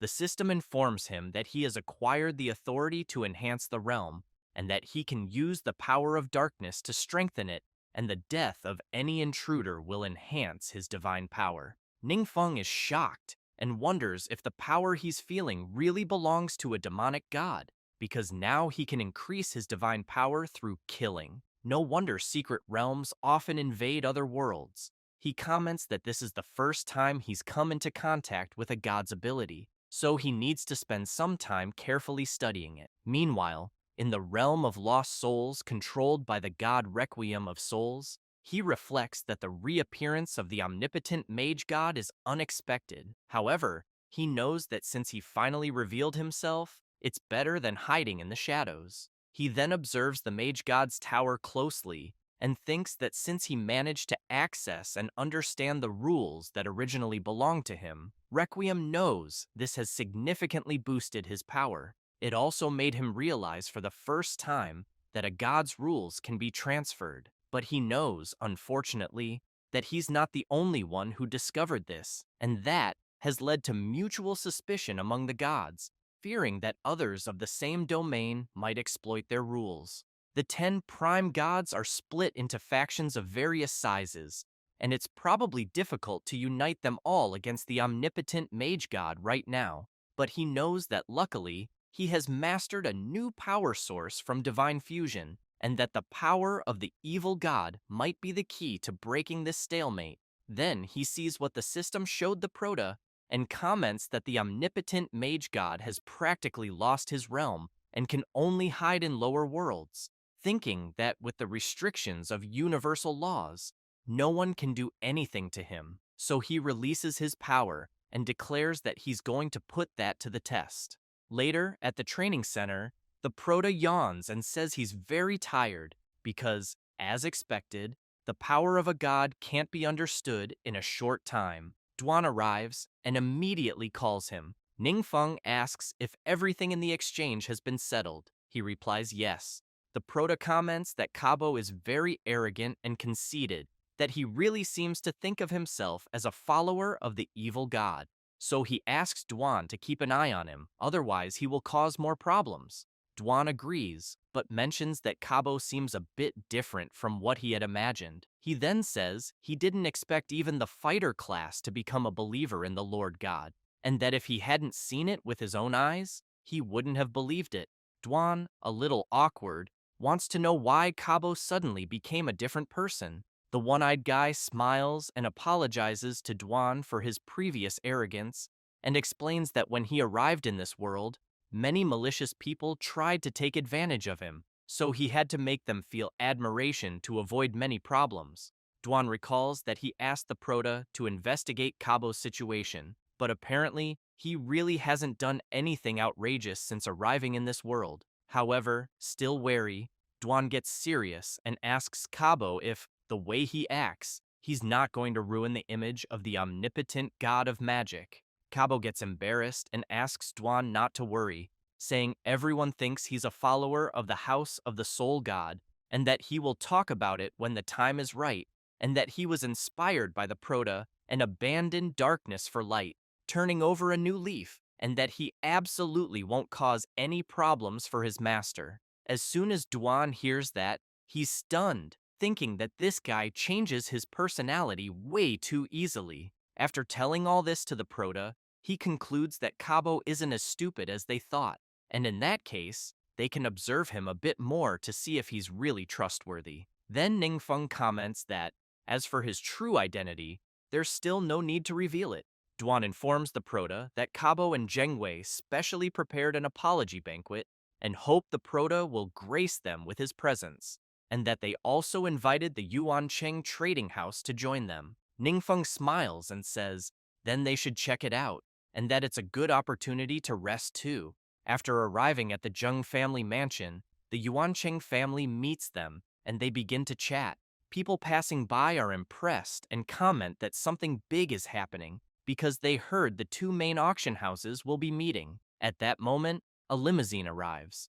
The Prota is inside petting the demon Man, while commenting that he didn't know they'd have to take a luxury car to get there, and that, because of that, he concludes the hotel must be worthy of luxury. After Ningfeng and Duan get out of the car, Cabo immediately approaches and says he's glad they arrived safely. Two beautiful girls are waiting for them and are impressed, wondering if they're really the VIPs of the two major auction houses because they look so young, until the blonde one is impressed as she remembers something. She tells the Prota that he's the great hero who defeated the hidden boss and saved many people. Then she says her family was also in the secret realm at the time, and that's why she has a strong impression of his video. The redhead is impressed too and says the Prota really is a great hero and that she also saw his video. Then she wants to know if he can give them an autograph. Cabo, after hearing that, gets furious with Jiasheng and says he dares to provoke anyone, and because of that,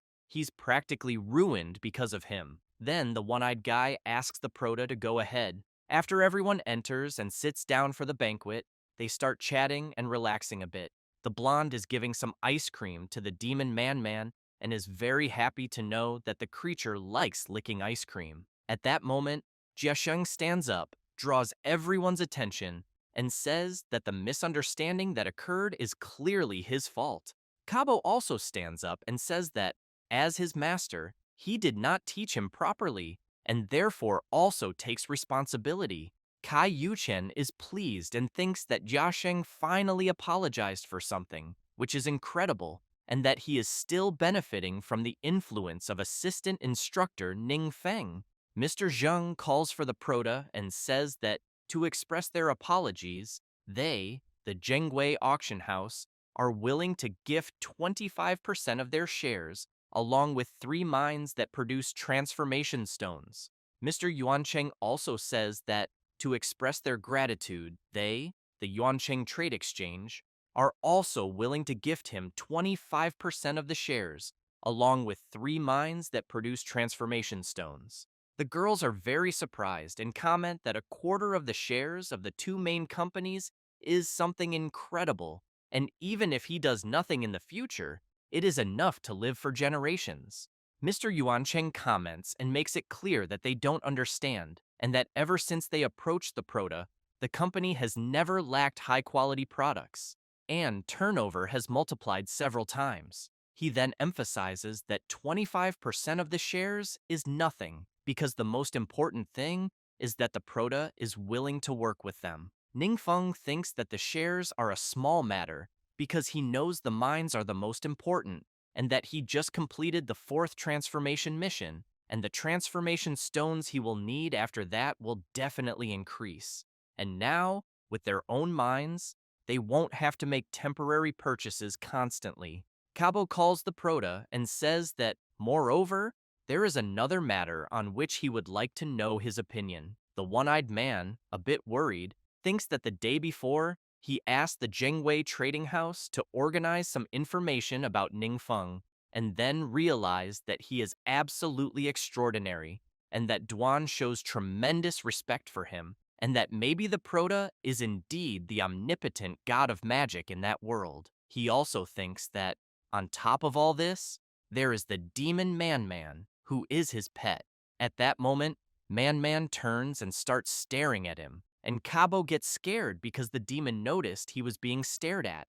However, the Prota approaches and wants to know what Cabo has to say. A bit awkward, he says that actually, in Livia, he asked neighboring countries to jointly resist the invasion of magical creatures, and that it's a shame there are so few powerful adventurers, so the fighting force is really lacking. The Prota thinks that Cabo established an organization similar to a mutual aid organization, which received support from several countries, and that these countries entrust the difficult secret realms to Cabo to resolve, and among them are secret realms with generous rewards.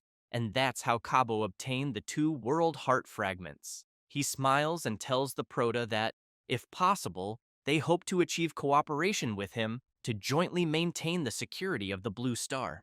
Ningfeng thinks that people say Cabo has a very high status in Eastern Europe, and that his reputation is continuously spreading abroad, so he considers that it would be good to gain more support by leveraging his influence. With that in mind, the Prota tells Cabo that it's okay and agrees. He is happy, thanks the Prota, and says that it is an honor to invite a powerhouse like him. However, Ningfeng thinks that if they expand the battlefield in the future, they will need more powerhouses to be stationed in the domestic market, and therefore, it's time to begin hellish training for the new batch of adventurers. Then, while the banquet continues, the Prota asks Cabo to tell in detail about his experience of being there. He replies that he was originally exploring a secret realm but was accidentally swept into the temporal turbulence, and that they say temporal turbulence is very rare and only occurs once every 100 years,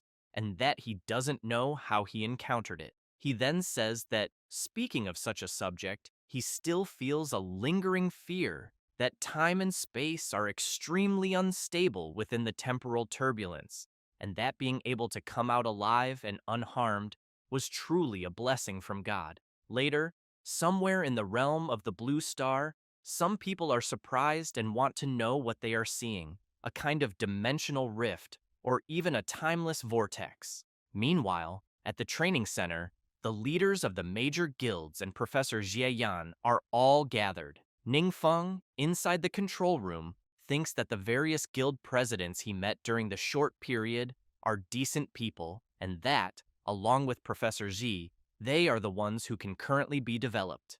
While going through the hellish training, President Yingzhen has in mind that it's a special training that caused the Prota's power to increase drastically, and that, because of that, he must take it seriously. Ningfeng becomes even more serious and increases his dark power over the leaders.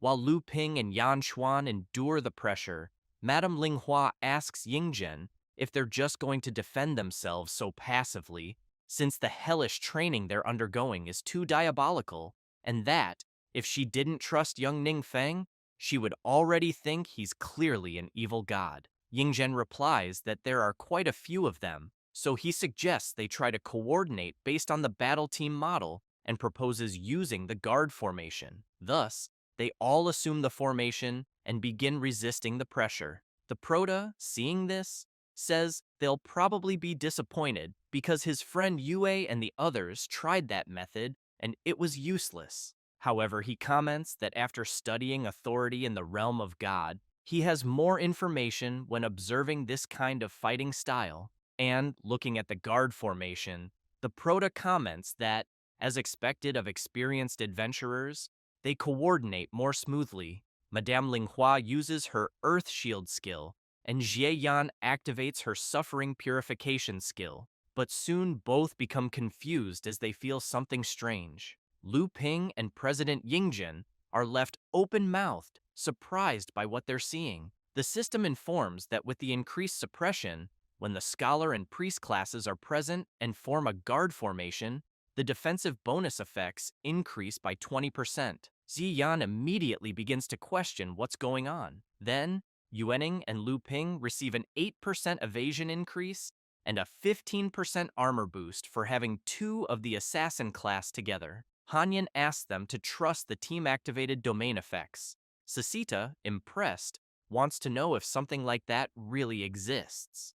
Everyone gets excited after holding on, and Yingjin comments that the squad mode is truly useful and that everyone became stronger. However, after a while, the Prota sees everyone collapsed on the ground, tired and exhausted, and says that, as a result, they held out for so long and suffered an even more terrible stun. Hanyan asks her master if that divine intervention earlier was his doing. He smiles and says that, while watching everyone cooperate, some ideas in his mind gradually became clear, as if, in an instant, those domains had been activated, and he ended up receiving a system message saying that his understanding of the universal rules had improved. Thus, he wonders if he can truly comprehend the universal rules in such a way. The next day, still in the training center, the old man Lao Fang is very surprised, but soon starts laughing and tells Yingzhen that he's completely worn out. He asks Lao Fang to stop laughing and act like a mature person. Then, he starts trembling all over because of the hellish training from the day before and quickly asks his friend to hurry and help him. Lao Fang quickly hugs him and starts helping. Yingzhen wants to know if he's there just to mock and tease him. He replies no, and that he was just a little bored. And with a sinister look, he says that Ningfeng gathered everyone there, and that he heard Yingzhen discovered something very important. The old man laughs and wants to know if they're not truly incredible. He then calls Lao Fang a narcissist and asks him to slow down, questioning if he's doing it on purpose to hurt him. Later, the old man Lao Fang goes to the control room, where the Prota and Xie Yan are monitoring things. He immediately asks the professor about the progress so far. She replies that they organized several squad groups for simultaneous experiments and discovered some team domains with different effects. Thus, she explains that, for now, the ones that can activate team domains are mainly certain Agilibarus, agility type, spell type, and support type classes, and that the number of domains activated is not related to level, but to team synergy. Lao Fang concludes that this means low-level adventurers also have a chance to fight stronger enemies as long as they're trained. He then asks if that's really what she meant. The professor smiles and says he's absolutely right. Ningfeng, on the other hand, thinks that from that point on, the things he can comprehend are becoming fewer and fewer, and that he probably reached some kind of limit. At that moment, Duan arrives calling the Prota, who immediately turns wanting to know what it is. Desperate, Duan says that Cabo sent a request and shows a photo on his phone of a possible dimensional rift. Ningfeng takes the phone to look, while asking if Cabo hadn't said he would send all requests for selection. Duan emphasizes that it's because this request is very special. After observing the image, the Prota is surprised and wants to know what that is, and if, perhaps, it's a new secret realm. Duan, desperate, yells that Cabo said it's the temporal turbulence. Hanyan comments to her master that it's only been a month since Cabo was there due to a temporal turbulence, so she wants to know if it's really possible that a new turbulence could appear in such a short time. At that moment, the Prota begins to worry because he sees something coming out of the temporal turbulence. Later, at the Prota's house, Cabo explains that the location where the temporal turbulence appeared is in the state of Wilken, in Austria, and that all procedures have already been completed and they can quickly use the flight scroll to get there.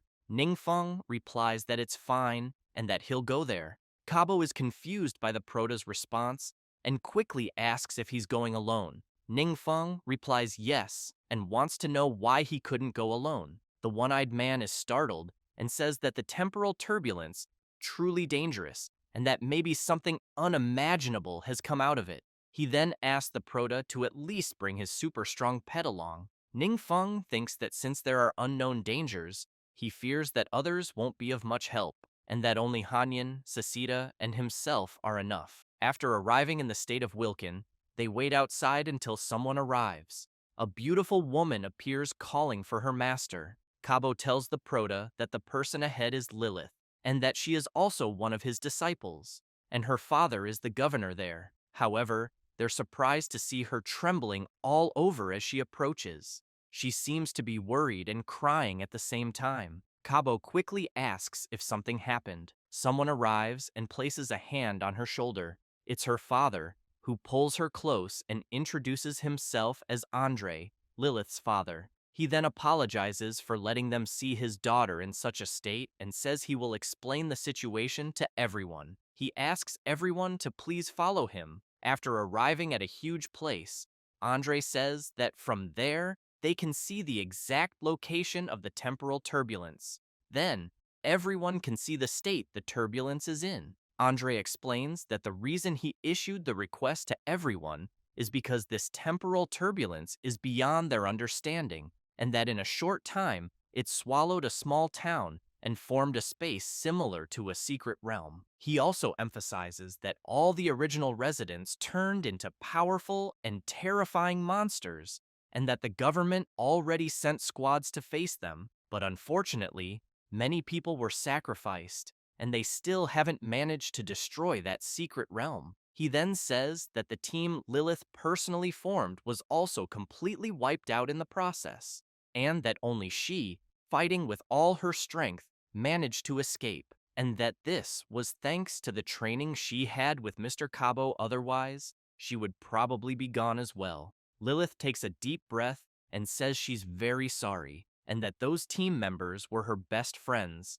and that's why she couldn't control her emotions. Jiasheng, surprised, thinks that Lilith has such a strong personality, and that it's the first time he's seen her so sad. Cabo calls for his disciple, and asks if the monsters in the secret realm are really that powerful. She replies yes, and explains that it's a time-limited secret domain, with 2 routes that must be completed to win, and that the 2 routes are symmetrical like mirror images, but they do not connect, and even if one is completed, there's not enough time to reach the other, and because of that, it will ultimately fail. Cabo is intrigued and says that, in other words, the safest way is for 2 squads to take on the route simultaneously, each following one path. Lilith says yes, but points out that this would require a very high level of strength from the adventurers, and that they can't even gather a qualified squad right now, much less 2. Ningfeng smiles and says he has an idea. He then says he thinks Cabo can lead people down one path and he'll take the other alone. Everyone is left speechless, wondering if he really plans to go alone. The prota thinks that Lilith managed to escape, and that with Cabo's strength, even if he encounters danger, at the very least, he believes Cabo can escape unharmed. While the prota considers the plan, Lilith thinks that her master said he would invite a strong person to help, but looking at the person in front of her, she realizes he seems like an ordinary 1-star person and even appears younger than herself. Therefore, no matter how her master sees it, relying on just one person is quite outrageous. Cabo, worried about the prota's decision, quickly asks how he plans to do that. Ningfeng smiles and tells him not to worry, just to focus on completing his route. After deciding everything, they head straight to the secret realm of the temporal turbulence, and as soon as they enter, a large timer appears, showing a countdown of 2 hours. The prota says the estimated time is set and that they have to race against it. He then says he'll go to the left and that Cabo's group should go to the right. Lilith, concerned, asks her master if young Ningfeng will really be okay. Not knowing what to say, he replies that he doesn't know, and that to be honest, he's never seen any of the prota's moves. However, he makes it clear that if the demon Nan Nam, his pet, is with him, he thinks there won't be a problem, because he personally witnessed the demon devour all of his shadow guards. Lilith is shocked when she hears this, not believing it, because she knows that her master's shadow guards are extremely powerful and capable of crushing any powerhouse in the world they live in. So she wonders what kind of terrifying monster could eat all of her master's shadow guards. She then wants to know what kind of person could keep such a monster as a pet. Still worried about the situation, Lilith wonders if perhaps Ningfeng chose to act alone because he's hiding some secret he doesn't want them to know. As they walk through the secret realm, Kabo's group encounters some creatures, and more of them begin to appear, charging straight at the group. Kabo uses his soul-devouring serpent's ability and takes down several monsters at once.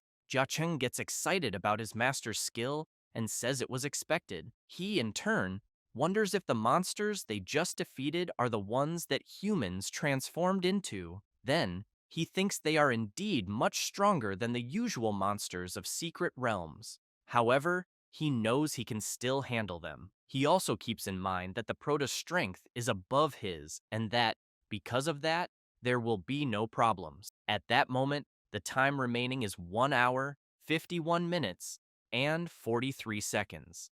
Kabo keeps attacking with his ability. However, it seems that the monsters are starting to get stronger, and his ability is no longer effective. Kabo panics, wondering why it's not working, and realizes that the same abilities are becoming less and less effective against these monsters, currently being completely useless. Then, he starts to question whether there could be some kind of connection among the monsters, allowing them to evolve continuously. One of the creatures charges at Kabo, and Jicheng yells, warning his master. He channels his power into his hand and strikes the creature, throwing it far away. Kabo says that to deal with the monsters, they have to use their abilities, and he fears that at this rate, they're only helping the monsters grow stronger. Then he becomes even more worried because he knows that all communication methods fail there and that he can't get in touch with the Protoss. So he wonders if Ningfeng can keep holding on alone. Meanwhile, he is standing still, focused, as a monster charges at him. But without much trouble, with just a single movement of his arm, he slices the creature in half, making its parts fly in all directions. Then, he starts walking through the realm again. The remains of one of the creatures start reacting strangely, thinking that the Protoss' attack power is too high and that the speed of evolution can't keep up with it, and that, unfortunately, it can't stop his advance. On the other hand, it knows that fortunately, the other route is still under its control. The timer shows that the remaining time to complete the task is 1 hour, 26 minutes, and 31 seconds. As Kabo's group continues defeating the creatures, Lilith suddenly turns and asks her master if he is okay. He replies that he is, but that he's a bit tired, though he can still hold on for a while. However, his only eye notices something, but it's too late, and he ends up getting hit. Lilith took advantage of an opening and attacked him from behind without him noticing, impaling him while asking what Kabo thought of that. He gasps from the wound, and Jiasheng yells, wanting to know what Lilith is doing. She, with a sinister smile, says she's sorry, but that they had encountered someone very strong, and so she must eliminate them there. Kabo, still standing, wants to know if she's not the same person. Lilith replies that she is the same person, but she just found a way to grow stronger and that they will be her sacrifices. Jisheng gets angry and quickly starts channeling his power, asking his master to get out of there as fast as possible. Then, he sends his shadow guards to attack Lilith. However, she easily eliminates the shadows with a single attack. She laughs and calls them fools, saying that the moment they entered there, they would never leave again. Kabo thinks that when she said she was the only one who escaped, she had been lying from the start, and they ended up falling into her trap because she never intended to let them escape.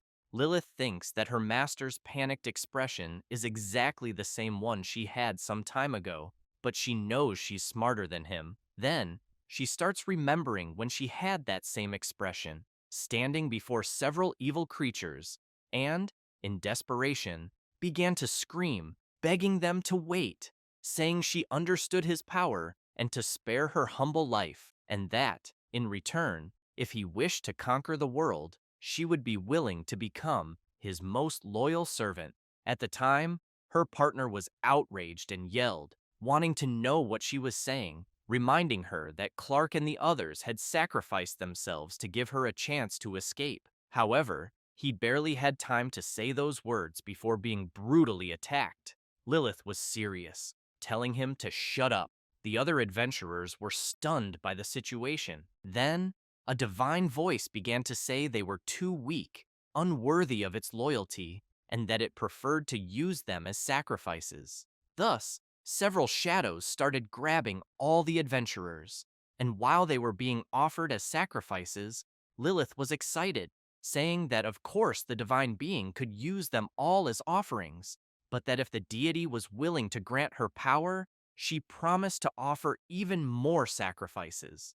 The deity was intrigued for a brief moment, but soon shouted that humans were such a humble yet disgusting race, and, strangely, found that quite interesting. Then, it told Lilith that it wanted to see what kind of sacrifices she could provide. She thanked it and said she definitely wouldn't disappoint.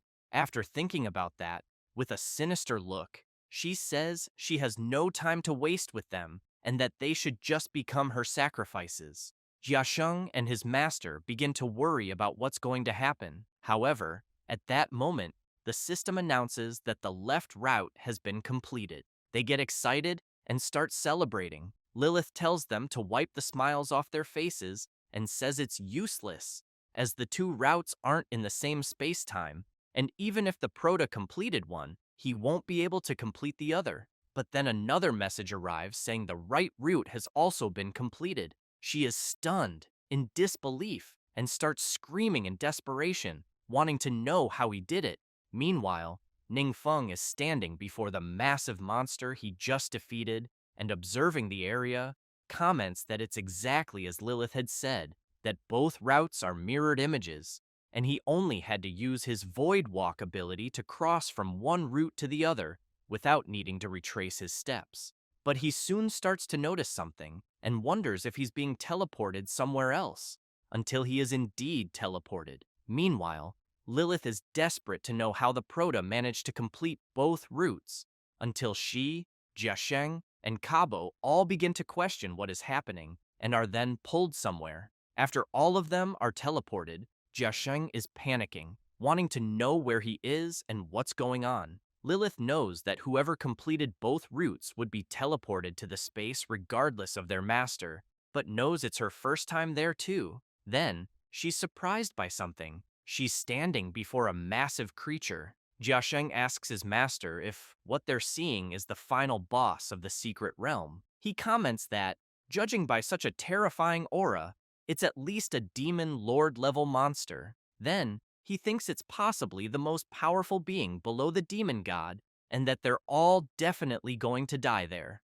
Lilith starts laughing and says that her master's true form is by far inspiring, and that since she doesn't see the Proto there, he was probably already eliminated. She laughs even more, and tells her master that it's her who's there, his humble servant, and that the people present are the sacrifices she brought for him. Hoping he's satisfied, the deity questions what she's talking about, but she gets confused because she notices the voice of her master sounds different from when she first heard it.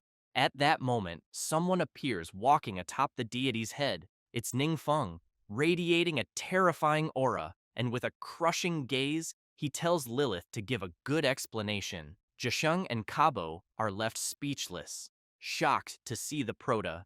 Lilith, utterly stunned, wants to know why the hell Ningfeng is standing on her master's head and why he's not resisting. The deity is sweating cold and thinking that it's terrified. Then it begins recalling a few moments earlier when it thought the Proto did have high attack power, but never imagined he could reach the end of both routes and even defeat its personally assigned guards with a single forbidden spell. Then, he used another forbidden spell, ignoring the separation of space and time, and appeared on the other route. The guards were eliminated by the Proto's dark ability before they even had time to react. Therefore, it started to conclude that, since he used 3 forbidden spells so casually, only the demon god could do such a thing. At that moment, Jisheng yells at Lilith saying her plot has failed, but asks why she betrayed their master and deceived everyone. She changes her expression and replies that it's because they're all fools. Then, she shouts, calling for her master, saying that with his power, he can easily conquer the world, and that her family and herself became his greatest support, serving him willingly. At that moment, the Proto recalls what Cabo had said earlier and thinks it's no wonder he spoke those words. Still desperate, Lilith screams, asking if her master doesn't enjoy the feeling of superiority, and says that the strong ruling over the weak is the natural order of things. Cabo makes it very clear to her that the god she worships does not like greedy and foolish people, and unfortunately, she and her family are both. Lilith is stunned to hear this.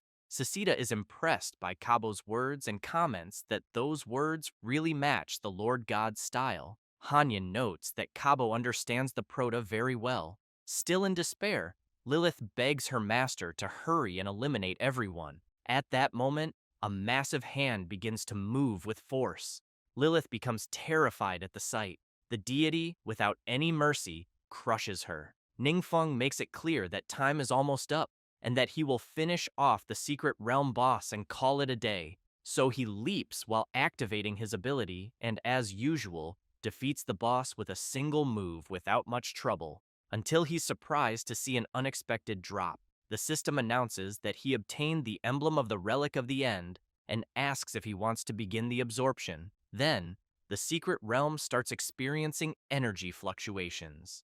Hanyan comments that temporal turbulence is inherently unstable and usually disappears quickly, but that in this case it's still present, so she fears it may be a problem. The Proto turns and asks why. The ice demon replies that even the power of a god cannot erase temporal turbulence, and that they can only rely on a large number of high-ranking believers temporarily. However, Sasita points out that the existence of turbulence is always a hidden danger, and that a powerful being could break the seal at any moment, also reminding them that some worlds in the past were destroyed that way. The Proto considers that maybe something this dangerous was created by other gods just to deal with him. He then gets serious and says that if that's really the case, they deserve to pay. But he's soon surprised by something, and while trying to control the temporal turbulence, Hanyan approaches and asks if he's okay. He says that it seems that to repair the breach, he's going to need something.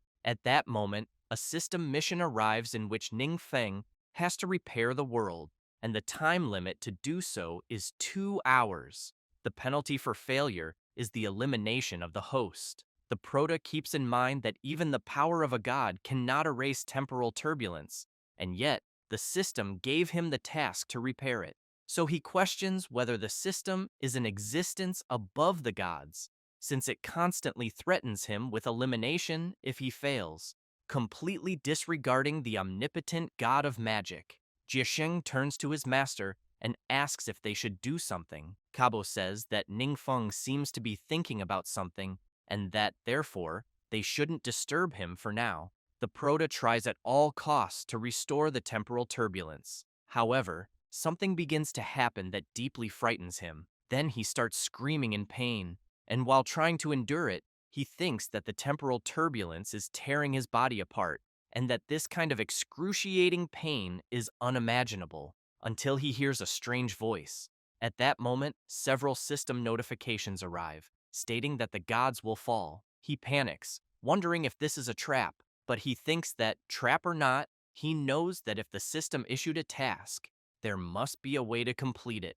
So while enduring the pain, he tries to remain calm until he notices something and thinks he felt something, even if it was only for a fleeting moment.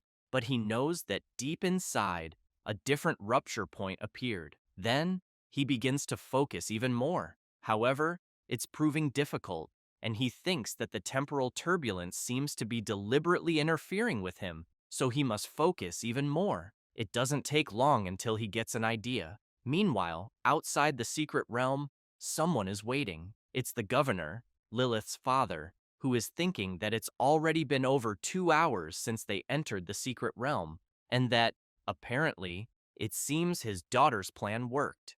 Then, with a sinister smile, he thinks he hopes the demon lord inside the secret realm is satisfied with the sacrifice his daughter offered, and that as long as he gains the demon lord's support, no one will be able to stop him from ruling the world. An adventurer approaches Andre and reports to his boss that the people from the Alliance Guild are there. The governor turns and says they're all idiots for reacting only now, but even so, he'll send them straight to hell. Meanwhile, the Alliance Guild is sealing off the area. The chief commander of the Austrian Alliance Guild, Johnny Wilson, is waiting for the governor. The adventurer guilds in Austria are mainly established independently by major corporations, and the Alliance Guild is the highest authority for Austrian adventurers.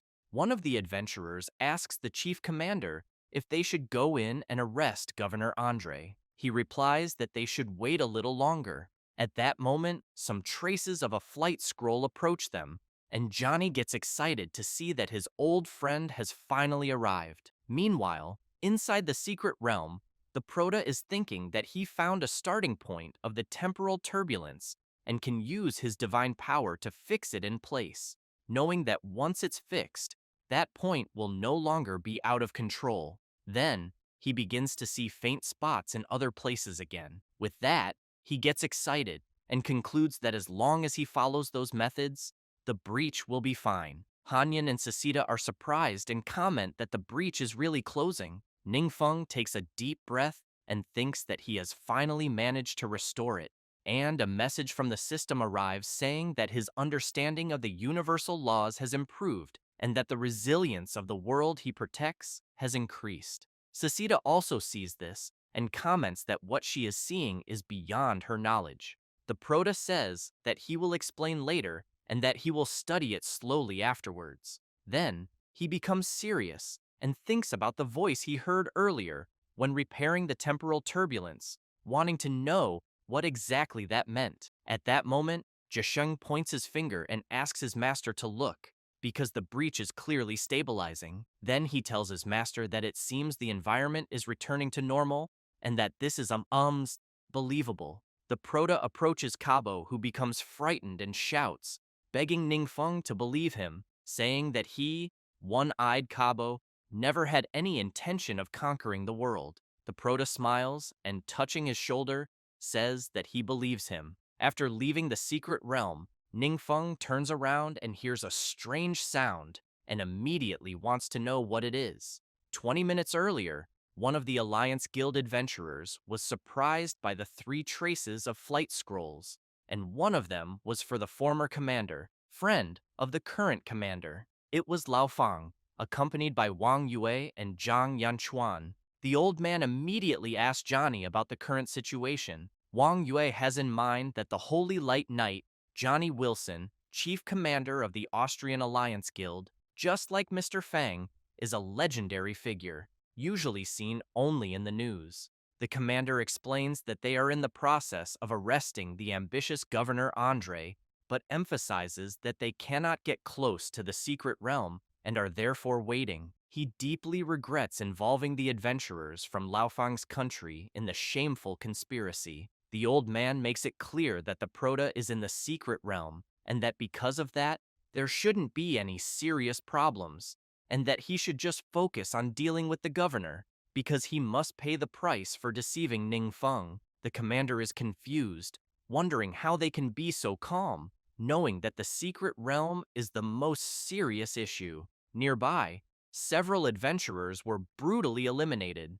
Some bloodthirsty demons comment that the little ants they eliminated were nothing but a distraction. Then they think about Chief Commander Johnny Wilson, who is on the mountain, and consider going there to finish him off. Meanwhile, an adventurer approaches Commander Johnny Wilson, all battered, and informs him that they're under enemy attack. Johnny gets really alarmed upon seeing his partner in that state, and immediately wants to know how he got so injured. He says it was Governor Andre's fault, who gathered many missing people under his command. The old man Lao Fang hears this and immediately demands an explanation. Johnny Wilson explains that they are a group of people who mysteriously disappeared and suddenly reappeared, and that they were originally human but gained the power of monsters. He then emphasizes that ordinary adventurers are no match for them. Lao Fang remembers some of those people he encountered in the past and becomes even more furious.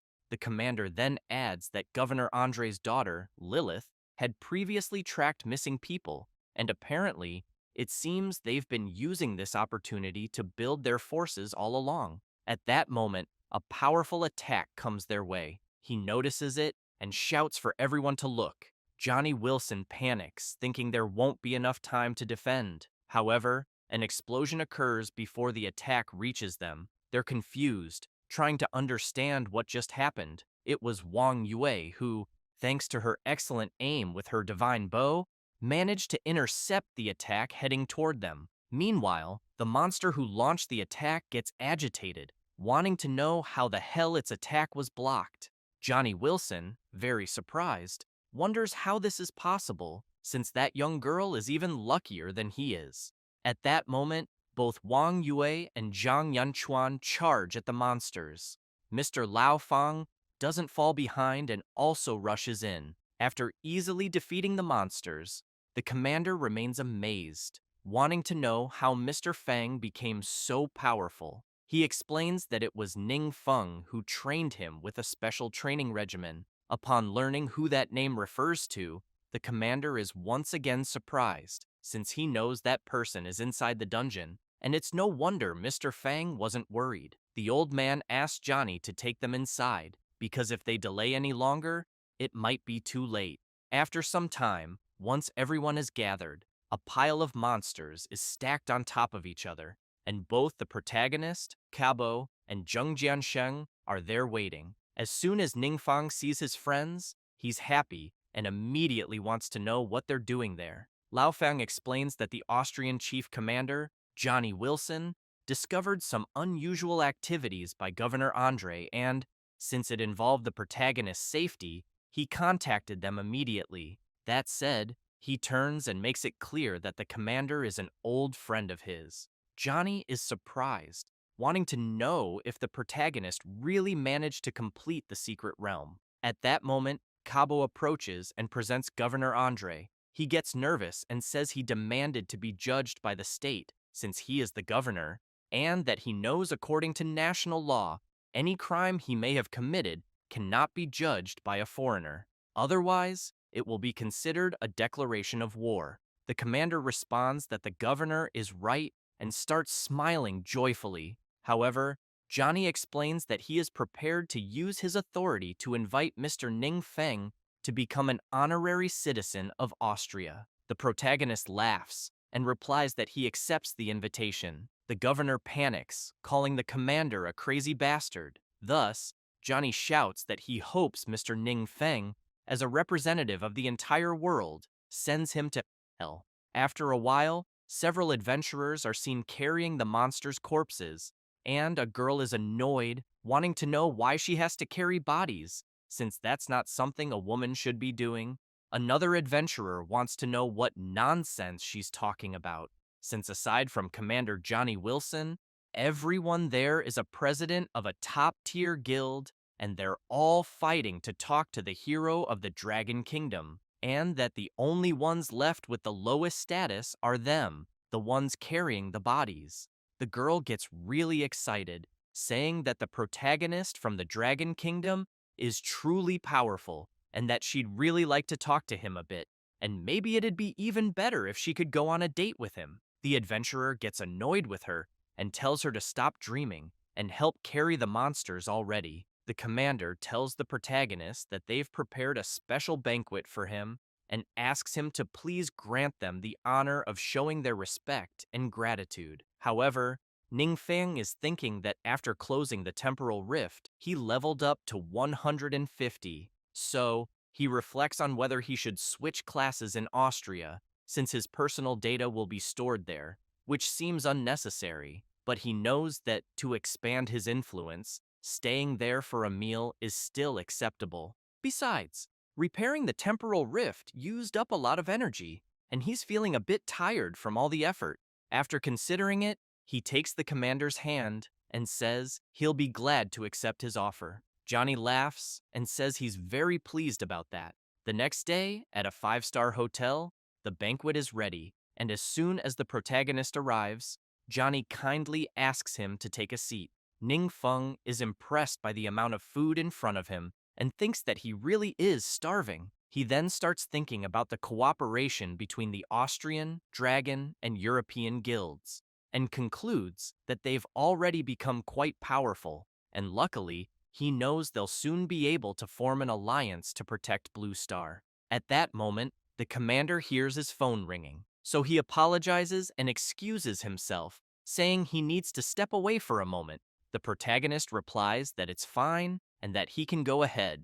After going to a more private spot, he wants to know why he was called and if something happened. The girl from earlier, the one who was carrying monsters and wanting to go on a date with the protagonista, says it's about Ningfeng becoming an honorary citizen, since the payment department reported that they don't have detailed information about Mr. Ningfeng and that the Dragon Kingdom refused to provide it. Therefore, they can't just approve someone with an unknown background as an honorary citizen. The commander is stunned by this and says it seems he'll have to stay a bit longer. So he tells her to remain there and keep an eye on things, and to make sure Mr. Ningfeng is not neglected. Sometime later, in the conference room, there's a meeting going on about the matter. One guy asks why such a powerful person would appear in the Dragon Kingdom. The Minister of Public Relations makes it clear that if they offer Ningfeng favorable enough conditions,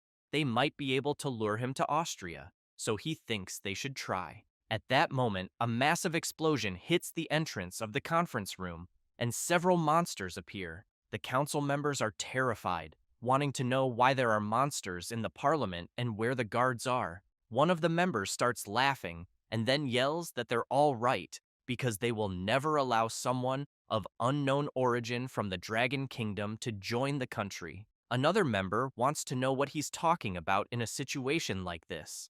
The man makes it clear that they just didn't expect the person from the evil Dragon Kingdom not only wanted to rule the world, but also cruelly murdered his country's authorities, and that this is an immediate declaration of war against Austria. The members get confused and start shouting, demanding to know what the hell he's talking about.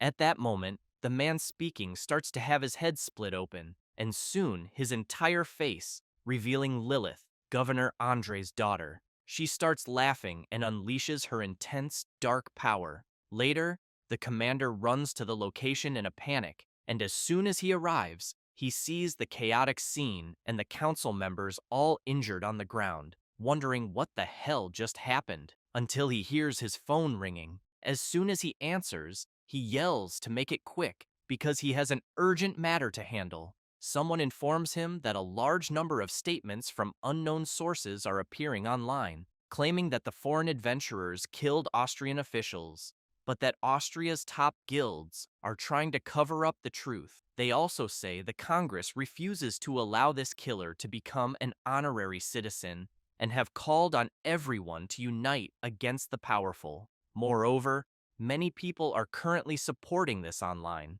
Johnny gets furious and yells that it must be Governor Andre and his family, as he knows those guys are like ghosts, haunting them relentlessly. He then looks around at all the wounded people and says they want to use public opinion to attack the protagonist, even if it means starting a war, and that the truth can't be revealed to everyone, because soon things will spiral out of control. So he moves closer to the fallen bodies and thinks that the place is severely damaged and fears they won't find any clues, until someone grabs his foot, startling him. One of the council members, with a trembling voice, begs the commander to save him. Meanwhile, at the five-star hotel, the protagonist is eating everything in sight. Kabo wants to know if Lilith is really still alive. One of the council members managed to escape and confirms that yes, Lilith is alive, and that he saw her summon monsters and kill everyone with his own eyes, having only escaped thanks to his fake death skill. Kabo asks where she might have gone. The man apologizes and explains that, since he was faking his death, he couldn't see where she went. Ning Feng, while eating, wants to know if Lilith has any other life-saving or resurrection abilities.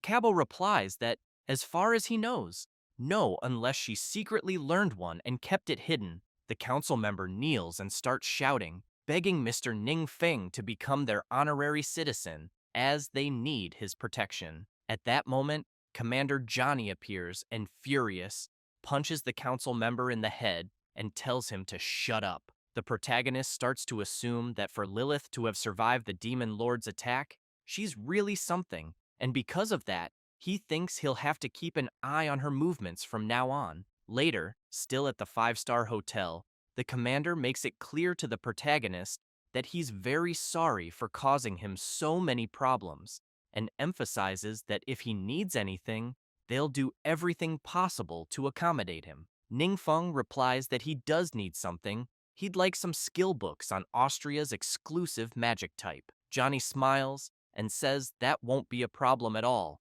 and that he'll immediately ask Austria's guilds to send any exclusive qualification skill books. After they send them, Ningfeng is quite disappointed with the skill books. Johnny is embarrassed and explains that since exclusive skill books are very rare, they're hard to find on short notice, but if more are found later, they'll send them right away. He also says the protagonist can search for them in the secret realms.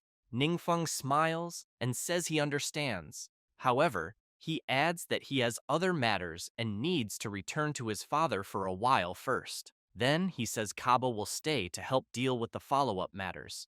The commander thanks him and says he looks forward to seeing him again. 5 days later, at the same five-star hotel, Johnny comments that he didn't expect them to meet again so soon. Ningfeng laughs and says he didn't either, as he didn't know the secret domain for the 5th class mission would be in Austria. The commander tells the protagonist that the secret realm he's looking for is located in the Western Desert, and that they haven't conquered it yet, so they don't have detailed information. Meanwhile, in the kingdom, a creature resembling a capybara is trying to eat something until it gets really startled as its bowl is suddenly attacked, and then looks confused, wondering what the hell just happened. Later, they're speeding inside a limousine, heading toward the secret realm. Ningfeng wants to know if they've never seen such a thing before. The commander apologizes and explains that when changing classes, they only use conversion stones, and that they've actually never heard of the conversion crystals the protagonist mentioned. Cabo comments that conversion crystals are a higher-level form of conversion stones, and that his previous world had them too, but on Blue Star he's never seen them. Ningfeng, disheartened, thinks he never imagined the 5th class transfer quest would have such requirements, as he used a lot of the power he had saved to repair the space-time rift, and what he has now isn't enough to open the portal to the other world. The system had informed him that for the 5th class transfer to Archmage, he'd need to enter the secret realm of the Multum Abyss Rift, obtain the quest item, collect 10 conversion essences, 200 blue obsidian clusters, and on top of that, 200 purgatory flames, all within a 30-day time limit and with the difficulty rated as rank S. He then thinks that there's still a lot of time, but that if it comes to it, he knows he'll have to make the orcs work overtime. Meanwhile, in the secret realm of the Multum Abyss, something is being severely beaten. A huge monster with a whip is enraged, yelling at the thing it's hitting that it only mined a little ore, so he wants to know who gave it permission to rest. A creature appears and pleads with the monster to show mercy, saying the workload has increased drastically lately, and if they don't eat enough, they won't have the strength to go on. But as soon as it finishes speaking, it gets struck hard. The monster, furious, makes it clear that if that bunch of trash wasn't capable of mining, they wouldn't be alive, so he wants to know how it dares to try bargaining. He then yells to everyone that because of this, the workload will now be doubled, and if they can't finish it, he'll kill the slowest one and hang them at the entrance as a warning. One of the miners calls for the elder and says that if the workload is doubled again, it'll be impossible to complete, and asks if that doesn't mean some of them will definitely die. The miner who is being punished yells out for everyone not to worry, and says if the officers want to kill someone, let them eliminate him first. The elder wants to know what nonsense he's saying because they can't just abandon him. Timeng starts crying and says it doesn't matter because someone will end up being sacrificed anyway, since they're all so weak. The elder tells Timeng he'll take everyone to work first and that he should rest and follow later. After everyone goes off to work, Timeng stays behind recovering, but soon hears someone saying that apparently there are monster corpses nearby and that there might be other adventurers around too. Meanwhile, deep in the secret realm, the boss of the realm is channeling his power, but soon asks his underling where the ore is and whether it hasn't been transported yet. The underling apologizes and says he already sent them off to work and that everything will be restocked again soon. The boss makes it clear that if that bunch of idiots weren't somewhat useful and able to improve the ore quality, he would have killed them long ago. At that moment, the evil vessel begins to react, and the boss gets excited because the demonic god responded to his ritual. The guard wants to know if they should send more ore, but the boss tells him to shut up and not interrupt while he listens to the oracle. He then hears the demonic god demanding flesh, blood, and sacrifice. So he quickly orders his underling to find sacrifices to offer the demonic god. The guard, frightened, reports that everything happened so suddenly that he might not find any quickly. The boss gets furious and yells, ordering them to capture those miners, since the summoning ritual for the demonic god worked, and therefore they have no reason to stay alive anymore. He then shouts that becoming sacrifices for the demonic god will be the most glorious moment of their lives. Meanwhile, in the Purgatory's Rest Kingdom, the divine realm ruled by Rikian of Souls, he thinks this place called Blue Star is very strange, as every time he tries to connect to a secret realm there, the connection is mysteriously cut off. It's as if some strange force is interfering with the evil god's power, until finally, a connection is made, and he gets excited, as he's finally linked to one of the secret realms. He then places his hand on the stone and begins to recite something in an ancient language. Back in the secret realm of the Multum Abyss, the secret realm boss continues listening to the oracle, hearing that the demonic god wants sacrifices. At that moment, the miners arrive, all of them bound by magic. The guard informs his master that the sacrifices have been brought. The boss gets excited and tells the demonic god to enjoy the offering. The miners are terrified, and the first one up is the elder, which makes the others worried for their leader. He is thrown into the sacrificial chalice, and a strange reaction begins to occur. However, the chalice rejects the sacrifice and instantly ejects him, making the elder fall face first to the ground. The boss is stunned, wanting to know what the hell just happened, as his connection to his lord suddenly vanished. He then considers that maybe these creatures are too primitive to be used as sacrifices, so he yells that he'll just absorb them and find better offerings for his demonic god. He begins to conjure a black vortex of absorption and launches it at the miners, but his attack is blocked by a mystical barrier. Quickly, all the demonic guards begin to be trapped by this barrier. Then someone appears at the entrance of the cave with one of the miners. It's the protagonist, wielding the power of evil curses. The miners are amazed to see that the spell imprisoning them has vanished. Then they see Timeng recovered and feel happy, but soon want to know who the human is with him. The miner says that he's the demonic god himself and asked him to come save them. The others are confused, wanting to know what the hell he's talking about. Timeng says it's a long story, but reveals he's already pledged loyalty to the protagonist. The miners remain intrigued, wanting to know why a demonic god would be interested in weak creatures like them. Timeng simply asks them to stay quiet and observe his new master. The secret realm boss is enraged and launches several attacks trying to break free. However, he's severely struck by the protagonist, his body completely sliced apart. The guards are terrified after witnessing their leader being easily defeated, and immediately want to know what kind of spell a mere human could be using. Then, Ningfeng activates another ability while remembering the conversation he had with the commander, who said he'd find more exclusive skill books, but once again disappointed him, as the spell turned out to be an ultra-long-distance teleportation spell, a forbidden black magic that distorts, separates, and merges lower-level worlds using the power of darkness, with a faith cost dependent on the world's level. Still, he changed his mind, thinking maybe this skill could actually be very useful. After gathering the items needed to complete the requirements for his 5th class transformation, he finally obtains the Abyssal Kingdom emblem of legendary quality, which, once consumed, permanently grants 10 extra spirit points and a 50% boost to critical damage. Ningfeng quickly consumes it and thinks he now has to acquire the next missing item, until he's surprised by something he sees the miners bowing before him. He asks Timeng what that means. The miner explains that his brothers pledged their loyalty to him and ask what kind of tribute he prefers. After the protagonist says what he wants, Timeng calls everyone's attention and says they need to provide all kinds of gems and minerals for the Lord Demonic God. Ningfeng emphasizes that, for example, what he needs most right now are 10 conversion crystals.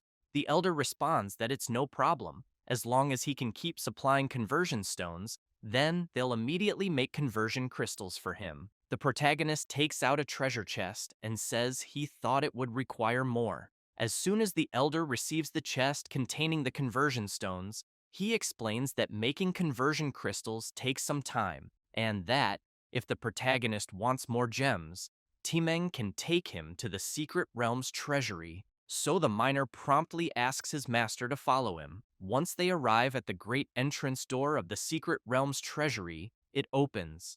As they enter, Timeng explains that the treasures there were collected by those high-ranking monsters. Ningfeng grabs a ruby in one hand and a sapphire in the other, and says that compared to the Blue Star's gems, these have an extra flawless prefix and significantly enhanced attributes. At that moment, Hanyan asks his master to take a look over there. He then walks towards something shiny. As soon as he picks it up, the ice demon tells his master it's a mystical item that emits calm and can be used to upgrade the divine artifact necklace of his master. He then asks the protagonist to let him handle the task. As soon as he sees the ice demon, Timeng is terribly frightened. Ningfeng laughs and tells the miner there's no need to fear, as he's one of his subordinates. After picking up the divine artifact necklace from the protagonist, he places some rubies and sapphires around it and says other materials are also available in the treasury, making things much more convenient. Then he begins releasing his power to upgrade the necklace. Afterward, he starts doing something else, and a power begins to move toward Timeng. He gets excited, saying he feels a powerful dark energy, and quickly thanks his master. While the miner is incredibly thrilled with the dark energy he received, Ningfeng, after observing the secret realm's treasure, comments that there are some good things there and that he'll take them with him. Timeng remains excited and keeps thanking the protagonist for what he did. Ningfeng knows he also received the same power as he did, so he asks Timeng to go check how the conversion crystals are coming along. He replies yes and rushes off at full speed. As he runs, he starts laughing, knowing that even his speed and strength were significantly enhanced. Meanwhile, in the area where the miners are, someone approaches holding one of them, and they become scared, fearing the worst. Some of the boss's guards show up, wanting to know why they aren't working and why they look like they're guarding something. The elder makes it clear that what they're doing is for the Lord Demonic God, and that the conversion crystals absolutely cannot be taken. At that moment, someone with blood in their eyes gets furious. It's Timeng, who arrives and lands a powerful punch to one of the guards' faces, forcing him to release his comrade. The elder and the others are amazed by Timeng's power, as the punch was strong enough to send the guard flying into the wall. The other guard is left speechless, wondering how that's even possible. Timeng, while releasing his incredible dark power, makes it clear that he will eliminate them in the name of the demonic god. After a while, the miners are bowing again, and Timeng is delivering the refined conversion crystal. Ning Feng wants to know why it feels like they are wagging their tails even faster. The miner, very happy and crying, thanks the protagonist for granting him power, saying that they finally won't need to feel intimidated anymore. Ning Feng takes the crystal and wants to know if it really is a conversion crystal, since its shape is more regular than common conversion stones. Hanyan explains that the higher the world's level, the higher the level of the gems, and their shapes are also different. She says these small crystals will be used in many places in the future. Ningfeng replies that he understands and asks the ice demon to thank the miners for helping to find gems to upgrade his divine artifact. The divine artifact Frostfall Pendant now grants an additional 2,400 unassigned points, 200% more skill casting speed, 200% more mana recovery, 60% more magic resistance, and 30% more critical damage. The equipment currently ignores the durability stone, may have a freezing basic attack, applies the water element, and has a 25% chance to freeze. Additionally, the frost causes enemies within a certain range to have their speed reduced by 15% every 30 seconds.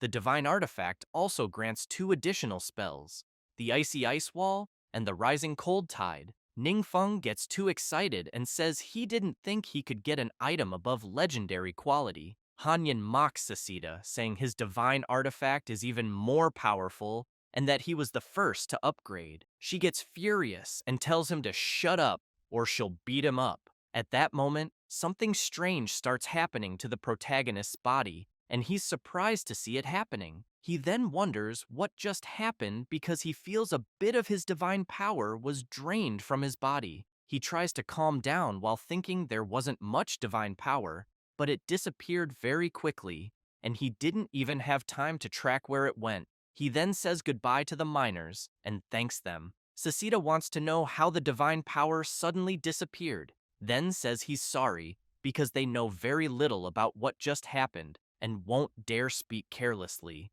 Ningfeng gets serious and makes it clear that, for now, they will just ignore it, and that he'll return to his country first to complete the advancement mission for the 5th transformation. After returning and going to the transformation room, the system immediately informs that the protagonist's understanding of the universe has improved again. As soon as he leaves, Ningfeng comments that this class advancement allowed his fusion with the divine personality of the demonic ashes to reach 20%. Thus, he reflects that the recent familiarity everyone gained with formations also gave him a deeper understanding of the 3 divine personalities: agility, magic, and support. With that, he concludes that, adding the recently acquired Skull of Rescission, which also contains the memories of the demonic god's life, he knows he'll need some time to digest all of it. Later, in the protagonist's divine realm, he is focused, trying to understand things more, until he again feels his divine power being drained. He is surprised and thinks that some of his divine powers were drained again, but now he vaguely captured the source of the divine power drain, and that apparently it doesn't seem to be coming from his country, but from somewhere in the southern hemisphere. After a while, they go to the African savannah, where something is happening with a timer. The protagonist soon wants to know what it is. Meanwhile, in the secret realm of Purgatory's Rest, the realm controlled by Requiem of the Souls, he is laughing, shouting that he finally did it, and observing the time rift of the abyss of Time Devourer, he knows it's a special type of secret domain, and that those demonic gods of the past also used it. He then concludes that this type of secret domain generates a countdown, and once the time reaches 0, a certain number of adventurers will be randomly absorbed, whether they entered voluntarily or were passively drawn in. And once the secret realm fails, they won't die. However, he knows very well that resurrection comes at a cost, as the secret realm will absorb the divine power of the world therein and return it to the demonic god who controls the secret realm. And not only that, as he knows this secret realm has even more powerful aspects. Meanwhile, the protagonist approaches the entrance and, As soon as he places his hand over the time-space dimensional rift, he wonders why the hell he can't enter it. It doesn't take long for a system message to arrive, informing him that his magic type and class can't enter the realm. He's confused, wondering why there are class restrictions as well. Sesita explains that this type of secret domain usually appears in some high-level worlds, equivalent to a challenge initiated by an evil god against a main god, and they come with some special rules, such as restricting specific classes from entering to increase strategic difficulty. However, she explains that how exactly this is done, she has no idea. Ningfeng becomes thoughtful and comments that, in other words, what's influencing this secret domain could be an evil god, or maybe it's because he's fused with the personality of an evil god. Both Sasita and Hanyan shout that this is really possible. The protagonist considers that, unfortunately, things are getting more and more troublesome, as he knows the most urgent task now is figuring out how to deal with this secret domain. Moreover, he knows that most of the experts on his side are of the magic class type, and if they can't enter, everyone's strength will be drastically reduced, until he soon has an idea and wonders, what if they form a team and try it out first? He then thinks about his team and concludes that everyone has made great progress during this time. Besides knowing that Wang Yue and Rui Fang are close to level 4, and President Yingzhen has even completed his 6th class transformation, and that, excluding magic-type classes, he believes this is probably Blue Star's strongest formation. Thus, he becomes confident and makes it clear for everyone not to worry, as this secret realm won't cause the adventurers to die, and they'll also be able to train. After telling his team about the secret realm and giving his orders, they shout that they understand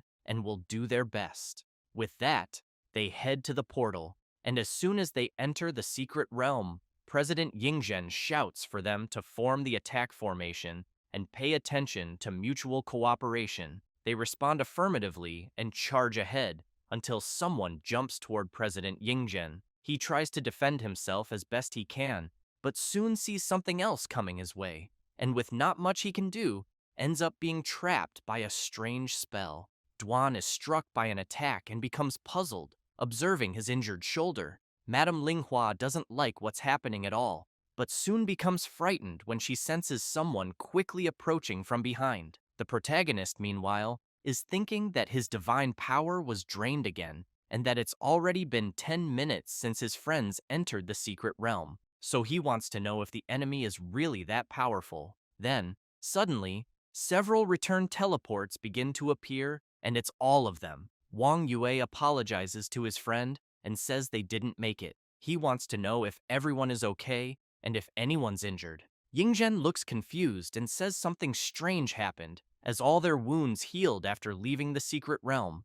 Ningfeng breathes a sigh of relief and says, "That's good," then asks everyone to rest a bit, as they'll try again once they've recovered. Wang Yue wants to know if the protagonist has a way to help them. Ningfeng replies that he's not sure yet, as he still needs to find out. Yingzhen makes it clear that it's not a problem, and that whatever he says, they will follow. After a while, the protagonist stands before the entrance of the secret realm. Wang Yue approaches him and wants to know if everything is okay. He replies that it is, and that he can still hold on. However, he keeps in mind that although he consumed a bit of divine power, his goal was achieved. So, he asks his friend to help him. After she helps carry him, they go to the portal, and Ningfeng asks her to let him slightly modify the secret realm. A few hours later, they are standing in front of the portal. Wang Yue asks if everything is okay now. The protagonist replies yes, and tells her she can go in and try again. However, the old man Yingzhen notices that the secret entrance to the realm doesn't seem to have changed, so he wonders what Ningfeng did. As everyone approaches the entrance, a system screen appears asking them to select a difficulty from easy to nightmare, and the rewards vary with each difficulty. Wang Yue and Duan debate whether to start with easy or normal. After choosing and entering the realm, several creatures appear and charge at them, but a powerful attack strikes the creatures, obliterating them instantly. The others, realizing the danger, flee. The blonde girl smiles and comments that the easy difficulty is above the level of a regular secret domain on the blue star, and that adventurers above level 3 should be able to pass it easily. However, the old man Yingzhen points out that the experience is really low, and once they're out, they need to report everything to the protagonist. Meanwhile, outside the secret realm, the ice demon wants to know what changes his master made inside. Ningfeng explains that everyone kept trying repeatedly and finally found where the dark power gathers in the secret realm. He then says he used a forbidden spell to create 5 small isolated spaces in that area. But he's intrigued, thinking that 5 is the maximum number of spaces he can sustain and that he doesn't know what changes occurred inside. Until someone exits the portal, and as soon as the protagonist sees it's his friend, he wants to know how it went. Excited, she says they successfully defeated the boss of the secret realm. So Ningfeng walks up to the portal, places his hand on it, and feels that the dark power inside has slightly decreased. Even though this method can't completely conquer the realm, he believes it can slow down its growth. Duan, noticing the blonde girl's excitement, asks if she really wants to go back in. She says yes and explains she wants to try the normal and hard modes. However, the system notifies her that she can't re-enter the realm for 7 days.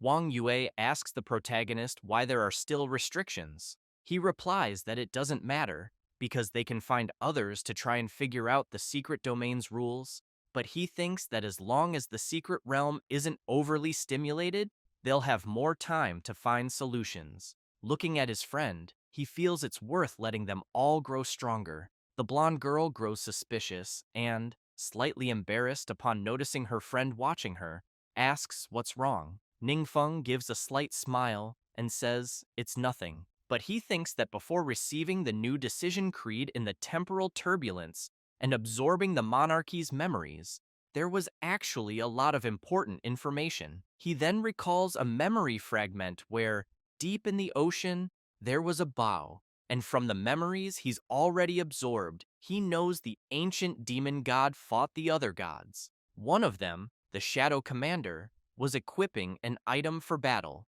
That item was the bow, which surprised the demon god a little, as he found himself in the weapon's sights. Meanwhile, in the resting realm of purgatory, the Requiem of Souls places his hand on the wall and feels that something is off. He wonders if it's another problem, since the abyss of time devouring on the blue star is clearly still there, but hasn't absorbed divine power in a long time. And he knows that's quite problematic, as it would be great if he could go see it directly. After some time, the protagonist manages to gather several adventurers at the secret realm's entrance. Players above level 3 should choose easy difficulties, and he explains that if someone wants to challenge the normal difficulty, they need at least 4 players above level 5 to form a team. An old man thanks Yingzhen for helping them develop the realm there. He is Kipta, the commander of the Skalu Guild, who emphasizes that the place has now become the most popular secret domain in the world, and they've also gained more resources to train new adventurers. Meanwhile, someone is roasting a delicious piece of meat. It's the protagonist, thinking that a large number of adventurers can continuously consume the power over the secret realm, constantly delaying the realm's countdown, and it can't actively absorb people. However, he knows that currently, the highest difficulty that can be cleared is normal, and he still needs to find a way to improve his friend's skills. He then thinks that there is very important information in the memories of the demon monarch, as he knows that the lost bow, the divine scar of Arc Flash, is the divine artifact of the Shadow Commander, one of the 12 main gods, and that, after the Shadow Commander was eliminated, the divine artifact fell to the mortal realm, and someone used its power to fight the demon monarch. This is why the monarch remembered it. He's happy and concludes that once he gathers enough divine power, he will go to that world to find the divine artifact and give it to his friend Wang Yue. He believes that with this artifact, they may be able to clear higher difficulty secret realms. At that moment, Yingzhen and the commander of the Skalu Guild approach the protagonist and call out to him. Kipta says that the skill book he's showing is a specialty of their country. As Ningfeng takes the book, Kipta explains that because the book's power isn't very strong, few people use it, and he wants to know if it will be useful to him. When the protagonist sees the content of the skill book, the commander explains that it causes people's speech to become jumbled for a short period, usually used to interrupt mages during spell casting, and that because it wasn't being used, it was quickly discarded. However, the protagonist makes it clear to the old man that he'll make good use of the gift. Kipta is pleased and says he's very grateful for everything the protagonist and his friends have done for them. As soon as he absorbs the skill, Ningfeng reflects that, in any case, the skill book will turn into a forbidden spell, and for that reason, he thinks it shouldn't be wasted. After sitting down to eat, Kipta yells for his guild members to bring more fruit. Once everyone is full, Ningfeng lets out a burp and comments that he's really stuffed. However, telepathically, he hears someone calling him and asking if it's his blessing. Ningfeng quickly realizes it's the voice of the orc leader, Hargun. Later, in the orc territory, some of them are chatting and laughing. Ningfeng shows up and asks why the leader is so happy. Hargun tells his master that the orcs there, though few are craftsmen, have just been promoted to tribal blacksmiths. Ningfeng asks Hargun to be clearer. He explains that he heard if the weapons forged by craftsmen can earn more sacrifices for the gods, the craftsmen can be promoted. He then emphasizes that if blacksmiths can forge and strengthen better equipment in a shorter time and receive the gods' approval, they're promoted even further. The protagonist is intrigued and starts wondering if it's because everyone is fighting monsters with weapons strengthened by the orcs, which might also count as sacrifices earned. However, he knows it doesn't matter, since it's a good thing, and he can now accumulate power more quickly and open the gateway to another world. A few days later, Ningfeng is happy because he finally gathered enough divine power to open the passage. So, he opens the portal and enters it. As soon as he arrives in the secret realm, which is surrounded by a sea, he dives to the bottom and heads to where the divine bow is. Once he grabs it, the system notifies him that he has obtained the divine artifact, the bow of the scar of Arc Flash. However, the system also informs him that it's a replica. Hanyan wants to know if his master is saying that the artifact he just retrieved is actually fake. Ningfeng becomes serious and says that the divine artifact in his hand is indeed a fake, but something feels off. He then thinks that, in the demon monarch's memories, he saw the bow unleash an attack with true divine power, which is why it left such a deep impression. Sasita asks if the divine artifact might have been swapped by someone. The protagonist says possibly, and emphasizes that the place seems like a temple located underwater, and that, thanks to the secondary skill of his necklace, he can breathe underwater, but he figures he'll need to leave and ask someone about the divine artifact. Sasita asks if her master is going to use the forbidden camouflage skill again. Meanwhile, someone is knocking on a door. It's a mermaid, and she looks quite worried. The queen's attendant asks if she needs someone to accompany her inside.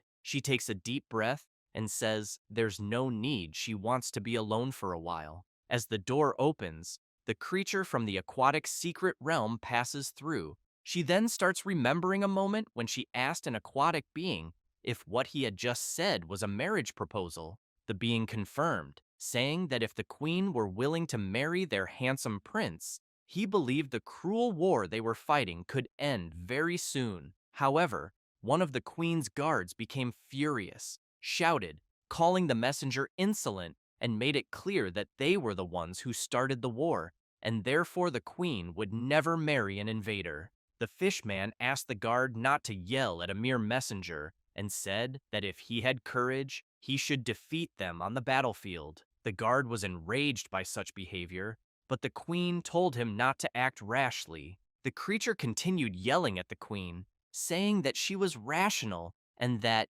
in his opinion, accepting the prince's proposal would be good for both countries.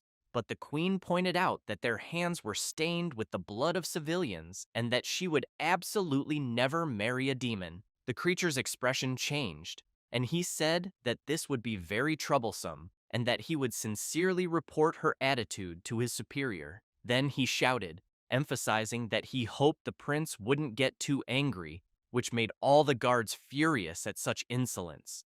The creature left the aquatic palace laughing and disappeared. After recalling that, the queen clenches her fist tightly, filled with anger, wondering if this is her kingdom's punishment for defying the will of God back then. But she quickly notices the protagonist in front of her, who in turn thinks he didn't even have time to transform and camouflage himself. He's already been spotted. She is shocked and wants to know how he got in there. Terrified, she thinks that the temple has multiple layers of defenses on the outside and questions how someone could enter without anyone noticing. Ningfeng laughs, asks her to calm down, and explains that he's just there to ask a few questions. However, she doesn't hesitate, grabs her bow, and immediately aims at the protagonist. She then fires a powerful attack, but Ningfeng manages to block it with his mystic barrier. She's left speechless, not expecting a mere human to defend against her powerful strike so easily.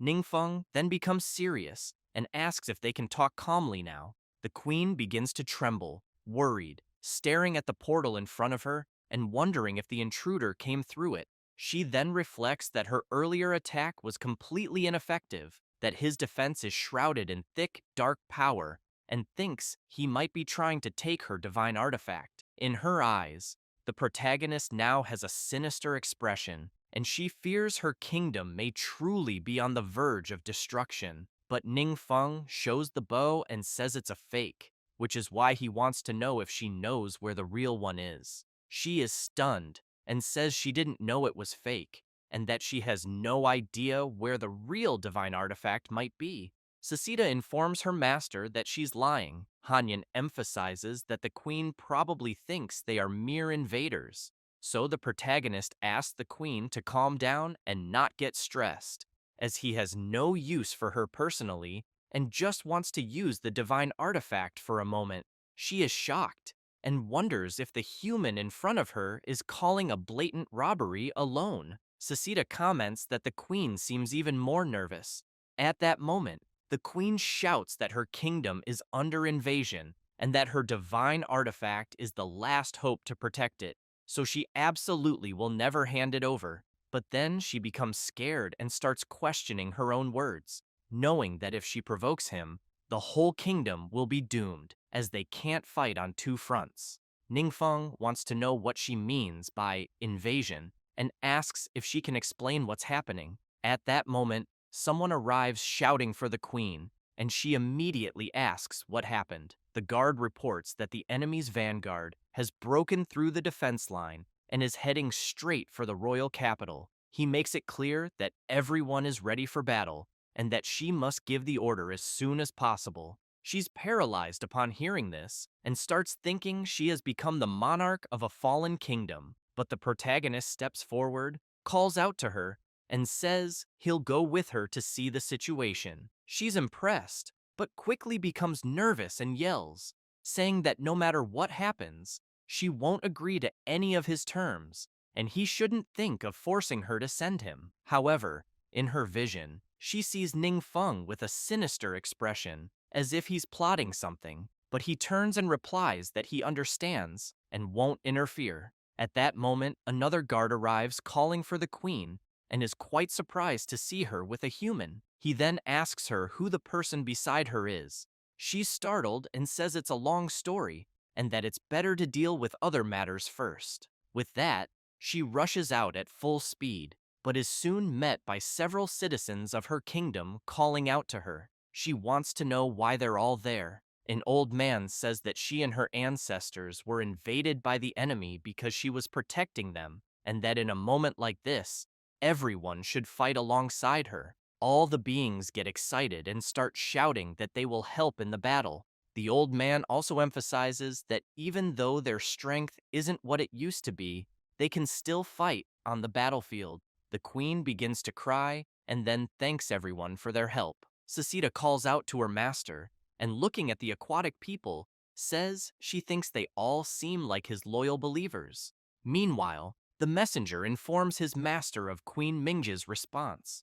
The prince comments that she is a naive woman and wonders if she really thinks she can stop his army. One of the prince's guards calls for him and asks if it could be a trap. After all, they still possess the divine artifact of the Shadow Commander. He tells the guard not to worry, saying that the Shadow Commander is just a fallen goddess and that she can't be compared to the Lord he serves, the Requiem of Souls. He then emphasizes that he has been feeling his power growing stronger lately and believes it must be a gift from the Divine Lord, which is why he's going to show the Queen what they're capable of. He then shouts for everyone to prepare for the attack. Meanwhile, the heretic among the aquatic beings is preparing his skill. Ningfeng sees this and wants to know what they are doing. Sucita says they're setting up a reinforcement formation to increase their power, but she thinks it's a pity they can't unleash their full potential.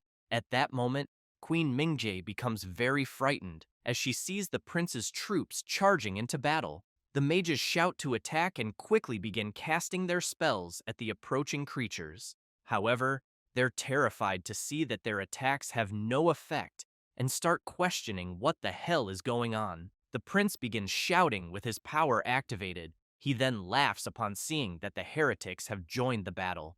Believing that the queen won't be able to stop him, he tells the group of heretics to witness the difference in strength. One of his massive creatures then unleashes a powerful attack, completely destroying the barrier the heretics had created. They are terrified upon realizing the barrier has been totally shattered. However, the old man becomes confused when he hears someone shouting for them to counterattack. It's the protagonist, urging them to quickly cast their spells again. The old man comments that they can't even scratch it, but wants to know who the protagonist is. Meanwhile, the queen stands there stunned, unable to believe that the human has integrated so easily with the heretics. At that moment, one of the guards informs Her Majesty that the creature is about to attack again. Mingjae then shouts for everyone to be warned to retreat, as they can't hold them off. But just then, an attack lands squarely on the creature about to strike, blowing a massive hole through its chest. Both the queen and her guard are in disbelief at what just happened. Ningfeng laughs and tells one of the heretics he did a great job, who in turn is left speechless, wondering if he really was capable of that. Sucita gets excited seeing a formation personally supervised by her master. Hanyan, meanwhile, says he's feeling really jealous. The prince is shocked, thinking this is impossible. He then screams, asking if they really think they can win this battle. The creature with the gaping hole in its chest quickly regenerates.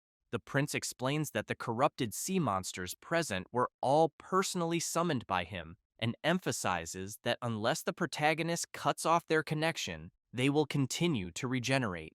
Ningfeng gets agitated and asks the guy next to him if he heard that. He replies yes, since the prince shouted it so loudly, but he's really curious why someone would reveal their weakness so openly. The protagonist gets excited, thinking that his new forbidden spell is going to be very interesting. It's the spell he received from the commander of the Skalu Guild, and now the ability causes enemies within its range to be continuously cursed, and the protagonist can see and control their thoughts. At that moment, the creature prepares to attack. However, it is struck directly in one of its eyes, sent flying backward and crashing onto the other monsters.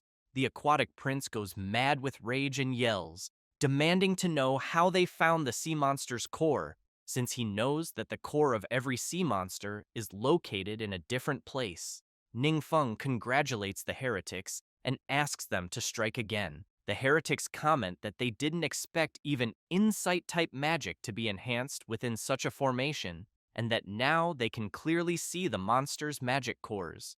The old elder is very pleased and says it's been a long time since he felt like this, like when the Divine Lord was still around. Queen Minji, very surprised, wants to know exactly who the protagonist is. He replies that someone who adds is not her enemy and that they can talk more later. He then turns and asks if, for now, she could help find some food, as he is very hungry. She agrees and says she'll have someone prepare something immediately. After some time, Ningfeng wants to know what the relationship is between the heretics and her. Minji explains that they were originally citizens of various countries, and that the deity they believed in was the almighty god of magic. She then explains that the almighty god of magic was also one of the main gods overseeing their world. But during the War of the Gods at that time, they received a divine oracle accusing the god of magic of being an evil god.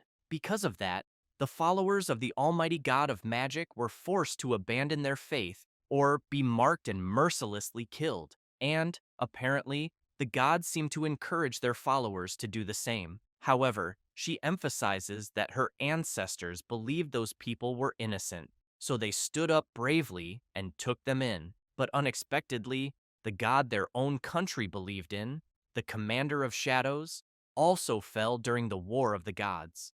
Because of that, they lost the protection of the gods, and their ancestors' power was drastically weakened. Other countries then began to take action, planning to use the crime of sheltering heretics as a pretext for invasion. But she believes it may have been a blessing from the heavens, as their ancestors unexpectedly obtained the divine artifact of the Commander of Shadows. And with the power of the divine artifact, they were able to repeatedly repel invasions from monsters and enemies, protecting the country's safety. After hearing this, Ningfeng concludes that this must be the memory scene of the demonic monarch, that the divine artifact truly exists, and that he believes they, the aquatic beings, are very fortunate. Then, just as the protagonist is about to say something, the heretics begin screaming in fear as the enormous sea creature is coming toward them again, this time in a completely different form, with several creatures bound to it. One of the heretics, using her magical gaze, says that it is a monster formed from the sacrificed soldiers and civilians. The others become frightened and scream, saying it's useless because their spells can't harm it. Meanwhile, the prince gets excited, shouting that he will eliminate everyone. He emphasizes that the dead will only strengthen his monster. Then he declares that this is the true power of a god, enough to destroy the heavens and the earth, and that he will make the whole world tremble at his feet. However, he ends up being struck by the activation of the forbidden spell, and his soldiers find it strange, beginning to wonder if their prince isn't acting abnormally. With that, the creature turns against him and prepares its attack. He is terrified, unable to believe what is happening, and is soon severely attacked by his own creature, though he tries to defend himself with the magical shield he created. Deeply shocked, he begins to question why his sea monsters are attacking him. He can only watch, knowing that the prince is under the effect of his ability, which uses his own mental power to control the target's mind, temporarily turning them into a mental slave. The souls of the creatures the monster defeated begin to be expelled, and then attack the aquatic prince, breaking his barrier and brutally assaulting him. Finally, his own creature begins to attack him again, since the magical barrier was undone. Both the queen and the other heretics are very surprised by what is happening. As a result, the aquatic prince ends up completely collapsed on the ground and totally knocked out. The prince's henchmen quickly rush to him worried, calling out, until he wakes up startled and shouts, asking everyone not to panic, because the god he worships is the Lord of Souls, so he wants to know how he could die so easily. Then he stands up and, while releasing his power, says that he received a benefit from the Divine Lord, allowing him to avoid 10 fatal blows, and that at the moment he only used one. Inside the prince's mind, the MC wants to know if then only 9 remain, which leaves him very scared, not understanding the voice he is hearing. The giant monster soon grabs the prince and starts throwing him from side to side, while the prince's henchmen run away screaming and wanting to know why he had to reveal the secret. After a while, Ningfeng has in mind that in short, the tide of war had turned in an unexpected way. However, he knew that in the following days the enemy had not completely given up resistance. Thus, while some were hiding, the commander made it clear that the defeat they suffered was just an accident, and that they would pray to the god to grant even greater power over them to avenge the prince. Then he gets nervous and makes it clear that when the time comes, they will regret it, because, abandoned by the gods, they will have no way to challenge them. However, one of the princess's guards, with the divine commander's bow, prepares his attack, and as soon as he shoots, he destroys everything around. They are terrified when they see the destructive power of the commander's bow. Then they scream, saying, "This is impossible," and want to know if their god had not fallen. The guard makes it clear that she regrets disappointing them, but that they have already gained the recognition of a god, a powerful and kind god. Meanwhile, Ningfeng is completely calm, eating a succulent lobster. He turns and says that the elder and Mingi can also sit down, as there is no need to be so formal. The princess feels a little embarrassed and says that it is fine, but that they just want to know if he needs anything. At that moment, the elder begins to cry and says that at a certain time, he only read about the Divine Lord's actions in the scriptures and never expected to actually witness the descent of the Divine Lord and be saved by him. Mingay thinks that she also never expected the omnipotent god of magic to be even more powerful than the epic books described. Then she begins to remember the conversation she had with Ningfeng, where she wanted to know if he was really the omnipotent god of magic. He replied that yes, and that, originally, he was there to take the divine artifact left behind by Commander Shadow, and that in fact, this divine power of the artifact is constantly weakening. Mingay, a little surprised, says that her mother, in search of a way to restore the divine power of the bow, secretly left the artifact, and the replica that Ningfeng obtained was really left there to reassure the people. Thus, the MC wants to know if then she knows where the true artifact is. Mingay says that her mother did not tell anyone where she was going, and that she also does not know about its whereabouts. However, she emphasizes that her mother was always conducting research in the judgment realm of the Commander of Shadows, and that she thinks the MC may find some clues there. Ningfeng says that the last time he accidentally entered the judgment realm of the god of the true essence of the Holy Spirit and was blocked, so he would like to know if something unexpected will happen this time. Then the MC turns to try something while trembling all over. The princess is confused, trying to understand what he is going to do. After using his power, Ningfeng receives a system warning informing him that an abandoned judgment realm has been detected and asks him if he wants to reactivate it. Hanyin and Sesita approach their master and say that it is really amazing what he is doing. Sesita also says that if he can activate the trial realm, she knows it is like extending part of the divine realm to the place there, and that she also thinks her master's followers would benefit even more from it.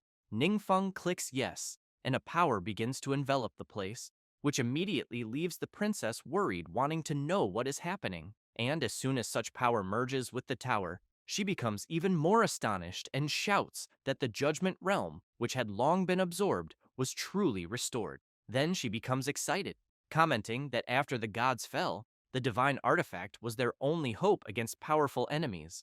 But now, with the judgment realm, she knows it is as if they had regained the favor of the gods. While wandering through the place, Ningfeng thinks that he can feel the realm is still unstable, and that he would like to know if he can find some information about the divine bow, until he becomes very surprised to see something appearing, but soon changes his mind when he sees better and thinks that is not it, since he is seeing Princess Mingi's mother before a being with the Commander of Shadow's bow, who soon thanks Mingi's mother for protecting her faithful and asks her to take the artifact and continue to defend her justice and kindness. Thus, after having this vision, Ningfeng concludes that in the end, the bow was a gift to Princess Mingi's ancestors after they defeated the Commander of Shadow, and that he thought they were just lucky, so he believes everything is explained. Then he emphasizes that the connection between the divine artifact and the divine realm is very weak, and that it took some time to track down its whereabouts. But now that he has finally found its location, he will return after recovering his strength. After returning from the Judgment Realm, Mengay wants to know if the MC needs them. He smiles and wants to know if she has no matters to deal with regarding her country, as he can handle the matter alone. That said, he leaves immediately. As soon as he arrives at the place, the ice demon comments to his master that apparently there is nothing there. Ningfeng extends his hand, and an intense glow begins to occur, and a passage begins to form. Sasita shouts, saying it is a hidden cave. Hanyin, says that below are the runes representing the commander of shadows, but wants to know what that is so deep in the vortex. Thus, Queen Mingi's ancestor appears, and the MC quickly picks her up in his arms and asks if she can hear him. She begins to wake up, and soon wants to know who the MC is. He says he is a friend of Princess Mingi and asks if she is her mother, until she becomes frightened and wants to know how she got there. Ningfeng replies that he does not know and says he found her unconscious when he arrived. Meanwhile, Mingei feels that her seal has failed and thinks that the divine artifact is about to break free. Back where the MC is, he turns to the rift, and Mingi's ancestor says that the divine artifact will resurrect a god, but that the price is the destruction of the world. Hanyin comments that this is the first time they are hearing this. Sasita then asks her master if it could be the resurrection of the commander of shadows, but Ningfeng, intrigued by the situation, wonders if the fallen gods can really be resurrected. Thus, he goes straight to the rift and says it is better to check. However, the ancestor, very frightened, says it is too late and soon begins to remember the old days, when she thought she had found a ritual to restore the divine artifact, but she was wrong, and that the truth of this ritual is that the divine artifact absorbs the weak divine power of the faithful to help resurrect the god. Unable to withstand the power of the god, the world gradually withdraws and will be destroyed. And when she realized her mistake, the ritual had already begun and could not be stopped, and so she knew she could only use the little power she barely had to seal the divine artifact. Thus, she knows they are only nutrients for the gods, sacrifices to be used at any moment, and that the gods' favor is a lie to deceive mortals.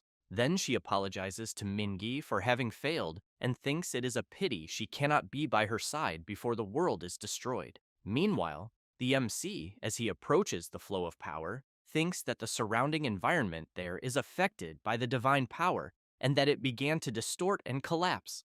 And therefore, he knows that if this continues, he fears that a space-time rift may appear, until the flow of power begins to react even more, and a presence emerges from it, quickly commenting with the MC that it feels the power inside him and wants to know if he is willing to become one of its chosen. Ningfeng does not like the question very much, and the entity explains that the chosen are the highest devotees recognized by a god, and that the MC will be allowed to enter the divine realm and follow at his side. With that, it asks him to help complete the ritual, and he will receive its divine favor. Ningfeng makes it clear that he is not interested at all. The being begins to laugh and shouts that apparently it seems the MC is as foolish as Mingi's mother for really giving up the chance to become one of its followers just to protect the humble mortals. Ningfeng thinks the being must be referring to Mingi's mother, and then wonders if she also rejected the offer of the Shadow Commander. The being continues commenting that it seems to have slept for a long time, and that mortals have forgotten its divine power, then asks the MC to allow it to personally help him remember. Thus, it releases its incredible, overwhelming power. The MC pretends not to care about its display until suddenly the goddess falls to her knees on the ground and becomes very confused, trying to understand what the hell just happened. Then she starts questioning how a god ends up kneeling to a mortal and soon becomes furious, shouting that she will make the MC pay a terrible price. But while she keeps struggling, she realizes she cannot get up.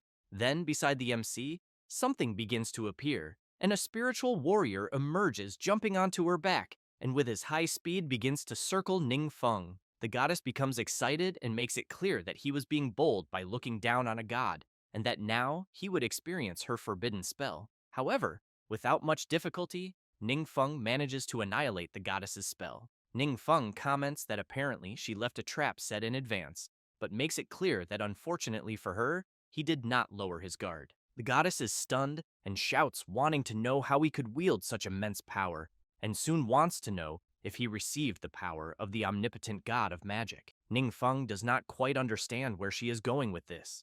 The goddess shouts, calling the omnipotent god a traitor, and comments that he really opened the knowledge of the gods to mortals, and that no matter how they tried to dissuade him, he refused to change his mind.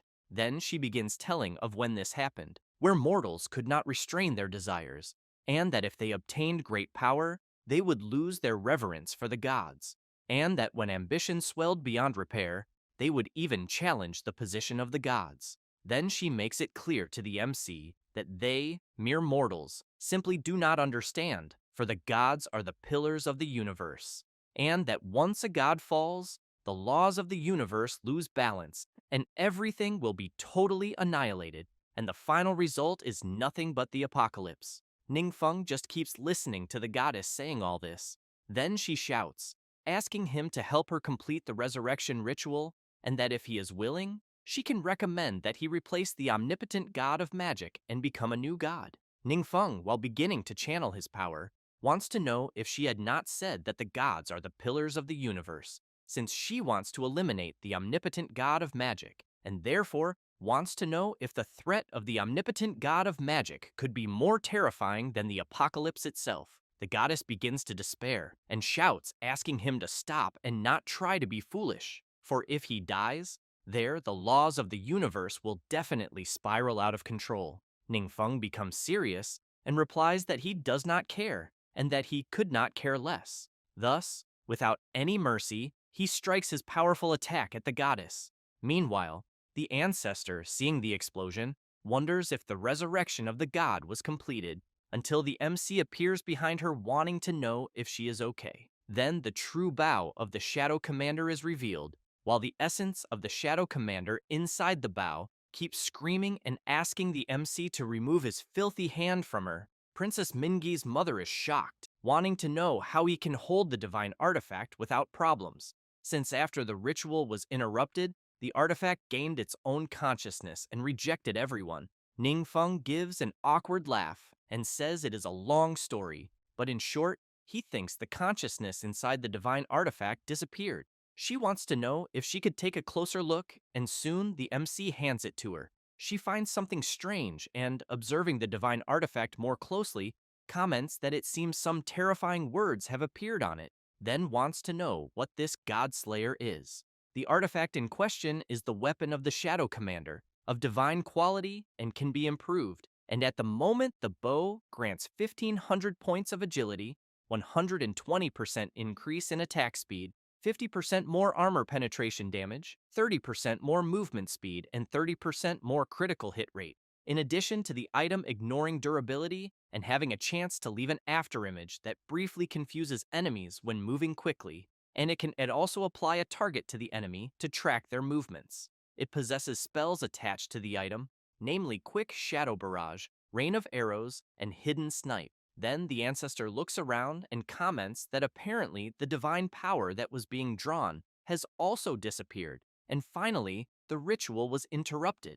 Ningfeng asks Mingi's mother to tell what happened before. She replies that she was trying to find a way to help the artifact restore its divine power, and that she supposed its power was very weak, so the artifact ended up freeing itself from its seal, and that is why things turned out this way. With that, she makes it clear that the MC is their savior, and that she never imagined someone could actually defeat a god. Thus, she states that from that moment on, they would not believe in any god and asks the MC to tell his name, for she will spread his heroic actions throughout the world. Ningfeng smiles and says that everyone calls him the omnipotent god of magic, which leaves Minge's mother quite perplexed, since she had just said that she would no longer believe in any god. Thus, she quickly lowers her head and asks the MC to forgive her offense, for she did not know it was him who had personally descended. Sasita comments to her master that apparently she seems to be very afraid of him. Hanyin emphasizes that having just been deceived by the god she believed in for so many years, it is certainly very difficult for her. Ningfeng says he will take the divine artifact, and that the war has just ended, with many things to deal with, and that Minge also needs her help. A little afraid of reuniting with her daughter, she replies yes. After some time, as soon as the MC returns to the training field of the supernovas, Wang Yue wants to know if her friend is really giving away such a powerful bow. She gets very excited and comments that she never thought she would be able to use a divine artifact. The others start drooling over the MC's gift, who in turn laughs and says, "That is not all." Suddenly, a tremor begins to occur in the place, and everyone wants to know if it is an earthquake. But soon they are surprised when looking up. Thus, the MC says that there is also a suitable test field for them, just like the one previously released. Ningfeng reflects that after activating the test domain, he can open an entrance in the world he controls, and therefore knows it is a crucial moment for everyone to improve their strength, deciding to let Wang Yue try first. As soon as she enters the realm, she is impressed and comments that it looks like the skeleton of some kind of giant beast, but soon notices some warrior skulls rushing toward her. Thus, she takes the divine bow and without much difficulty, with just a few simple shots, she easily annihilates the creatures. The people watching from the outside comment that the power of the attack is quite impressive, and that based only on the statistics, they think even a master of the sixth transformation would be crushed by Wang Yue. Ningfeng feels that the princess is also taking the same test in the Judgment Realm. Meanwhile, Mingei asks her mother if something is wrong, since she does not seem well. She replies that it is nothing but keeps thinking that she no longer knows if she can trust these gods, and, seeing her daughter entering the Judgment Realm, she keeps hoping she will be fine. Already inside the realm, several creatures head toward her, and she prepares her bow and fires at them. Ningfeng, seeing this, feels very pleased and thinks that in different worlds the test realms may look the same, but their difficulty levels vary, as the monsters on Mingi's side are clearly stronger than those of Blue Star. Then he notices something he does not like, and, observing Mingi, he sees some system screens around her. On the system screen, there are some locks blocking the information, and he immediately wonders what it is. Then he focuses and considers that this might be some type of restriction limiting the knowledge of power, and he questions if this could be what the Shadow Commander meant when saying that it prevented knowledge from being open to mortals, since he has in mind that Mingi seems not to have noticed it, and that he, as a god, knows of the restriction's existence. Furthermore, he knows that he can intervene directly in the realm to remove this restriction, but is not sure what the consequences will be. Thus, he telepathically calls her, and she immediately turns around frightened, wanting to know if it is the omnipotent god of magic. Ningfeng asks her not to rush in clearing the realm and to slow down the pace a little because he needs to confirm some things. She prepares again while replying that she understood. Meanwhile, elsewhere, Mingi's mother is praying for her daughter to return safely. The MC is carefully observing the movements of Wang Yue and Mingei as they progress in their respective realms, until it does not take long for him to notice something. Mingi's mother remains worried about her daughter, thinking that she has been in the realm for too long, and therefore wants to know what happened. Meanwhile, inside the realm, a bizarre creature appears but is soon struck hard in the chest. Telepathically, the MC wants to know how Mingei is feeling. She tells her master that she thinks she might not be keeping up yet and needs some time to get familiar. Ningfeng tells her not to rush, since he knows that these restrictions appear in some important ones, sealing part of the laws of the universe, and that if a believer wishes to use that part of the laws of the universe,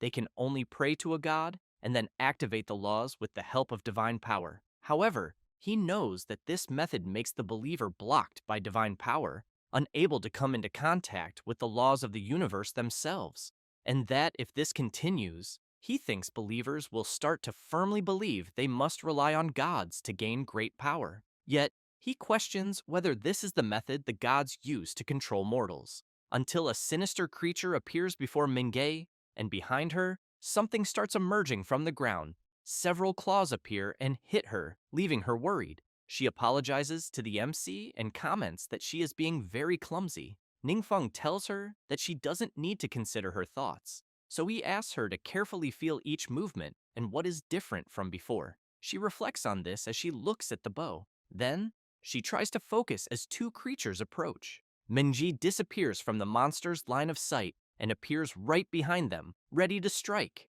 Thus, she unleashes multiple attacks and brutally hits the creatures, which can't even defend themselves. She gets excited and comments that she never thought before that her skills could be used this way, and that apparently her combat understanding is deepened. That said, she goes after another creature and eliminates it easily. After a while, at the entrance of the realm, Mingei exits through the portal and notices her mother there. She apologizes for keeping her waiting so long. Her mother walks up to her and wants to know how it went inside the realm. Mingi smiles and says she failed. Her mother comments that as long as she succeeded, it's great, but soon realizes what her daughter said and wants to know what she means. Minji explains that she didn't hear wrong because she really failed, but emphasizes that it's okay, because with her master's guidance, she is sure she can do better next time. While amazed, she comments that her master is truly a great, kind, and resolute being, and that she can't wait to start the next mission. Her mother is completely confused, wanting to know what the hell her daughter experienced inside the realm. Meanwhile, Ning Feng is thinking that believers have grown accustomed to relying on divine power, and considers that if he removes the restrictions on a large scale, it would probably cause considerable turmoil, and that's why he should still be cautious, keeping in mind that fortunately Blue Star wasn't affected by the restrictions, since that's how his friends managed to miraculously survive without the god's intervention. Wang Yue is fighting a bizarre creature, and soon jumps to dodge its powerful attack, but wastes no time, prepares her attack and fires, hitting the monster hard. She feels happy to see her attack is very strong, and soon decides to leave the realm. Ning Feng runs to his friend, excited to see she's gotten so strong. Wang Yue runs to him as well, and jumps to hug him, saying she did it. The excitement from having succeeded inside the realm is so great that she doesn't realize she's pressing her breasts close to the MC. Before that, moments before leaving the realm, Wang Yue received a system notification informing her that she obtained the blessing of the gods, being the first clear reward. The MC was talking with Sasita and Hanyin, and they mentioned that the so-called forbidden curse is an extremely powerful spell, and that normally the conditions to cast it are extremely difficult, far beyond what a mortal body can withstand. Ning Feng raised his hand and wanted to know if the reward for the forbidden curse inside the secret realm of judgment is just an illusion. Sasita replied that it is not, and said that in the past, a small number of chosen believers managed to pass the final judgment and obtain mastery over the forbidden curse. However, she emphasized that due to the laws of the universe, those powerful individuals ascended to the divine realm to follow alongside the gods. Hanyin added that at that time, if Sasita and he had understood a forbidden curse, they could have fought side by side with the Almighty God himself. Back in the realm of judgment, Wang Yue was still receiving system notifications informing her that it was detected her adventurer class is incomplete, and that because of this, she would be unable to learn the forbidden curse, so the reward was adjusted to her current advanced class. Back at the adventurer's training center, Shu Wei greeted the MC and said it had been a long time since he last saw him. Ning Feng said he heard that he had developed a new type of potion again. Shu Wei replied that yes, and explained that the 3 bottles were all refined according to the formula the MC gave him, and that they are high-grade healing potion, protection potion, and high-grade resistance potion, and that they can strengthen the body during combat. Ning Feng commented that he remembered many of the ingredients in those formulas no longer existed, so he wanted to know if that was correct. Shu Wei said that thanks to Lord Kabo, they discovered a new secret realm abroad, and that this place produces some rare alchemy ingredients, and that each of them appears in the formula the MC gave. Meanwhile, in the secret realm of the luminous green wood, Cable was eliminating some creatures. His subordinates were excited seeing how Lord Cabo fought and commented that with his help, the monster hunt was much faster. However, he ended up being attacked and thrown hard to the ground. They ran to Cabo wanting to know if he was okay. Cabo, badly injured, tightly grabbed one of their arms and, very frightened, begged them to run away immediately. They were terrified by something, as they saw a sinister aura from a creature emerging from the middle of the forest. As soon as they returned to the training center, Jiansheng shouted, calling for the MC, asking him to save Lord Cabo. After taking him to the medical treatment sector, while Chang Muqiu and the cleric treated Lord Cabo, Ning Feng wanted to know what the hell had happened. Jiansheng said that Cabo was ambushed inside the secret realm, and that they didn't even see who the enemy was, only felt its strong presence. The MC was intrigued and thought that even if Cabo had lost his shadow guard and his strength had been greatly reduced, he knew that to injure him so badly, the attacker clearly surpassed the strength of the monsters of Blue Star. At that moment, the Capybara demon began to smell Cabo's arm, and Sasita wanted to know if Hanyin could also feel what she was feeling. He replied that there really was a familiar aura about it. Back in the secret realm of the luminous green wood, someone is asking a little creature why it let people escape. She tries to argue but is interrupted.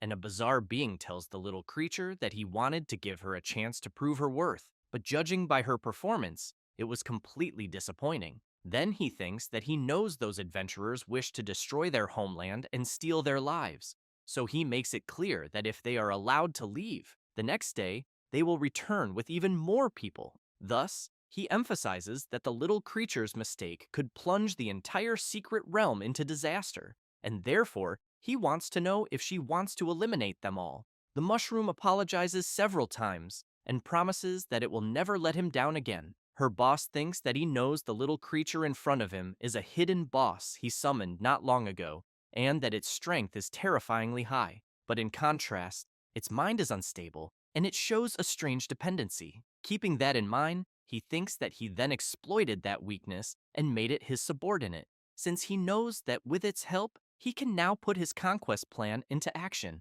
Meanwhile, the MC is intrigued by what happened to Lord Cabo. The ice demon tells his master that he thinks the toxin in Cabo's body seems to have come from one of the followers. He then says that his name is Moga and that he is a nature-type mage, and in terms of raw power, he believes he should be the strongest among them. Ning Feng wants to know if he is really that powerful. Sasita emphasizes that, as she said before, historically only a very small number of believers have passed the final test and mastered a forbidden curse. She then makes it clear that this Moga is one of them. Han Yin also comments that he thinks if Moga lost his memories as he did, he could become a very dangerous enemy. Later, in the secret realm of the Qinghui forest, a strange surge of energy is occurring, and the boss is laughing, saying that soon enough, he will have gathered enough energy to open the rift and bring the outside world into his domain.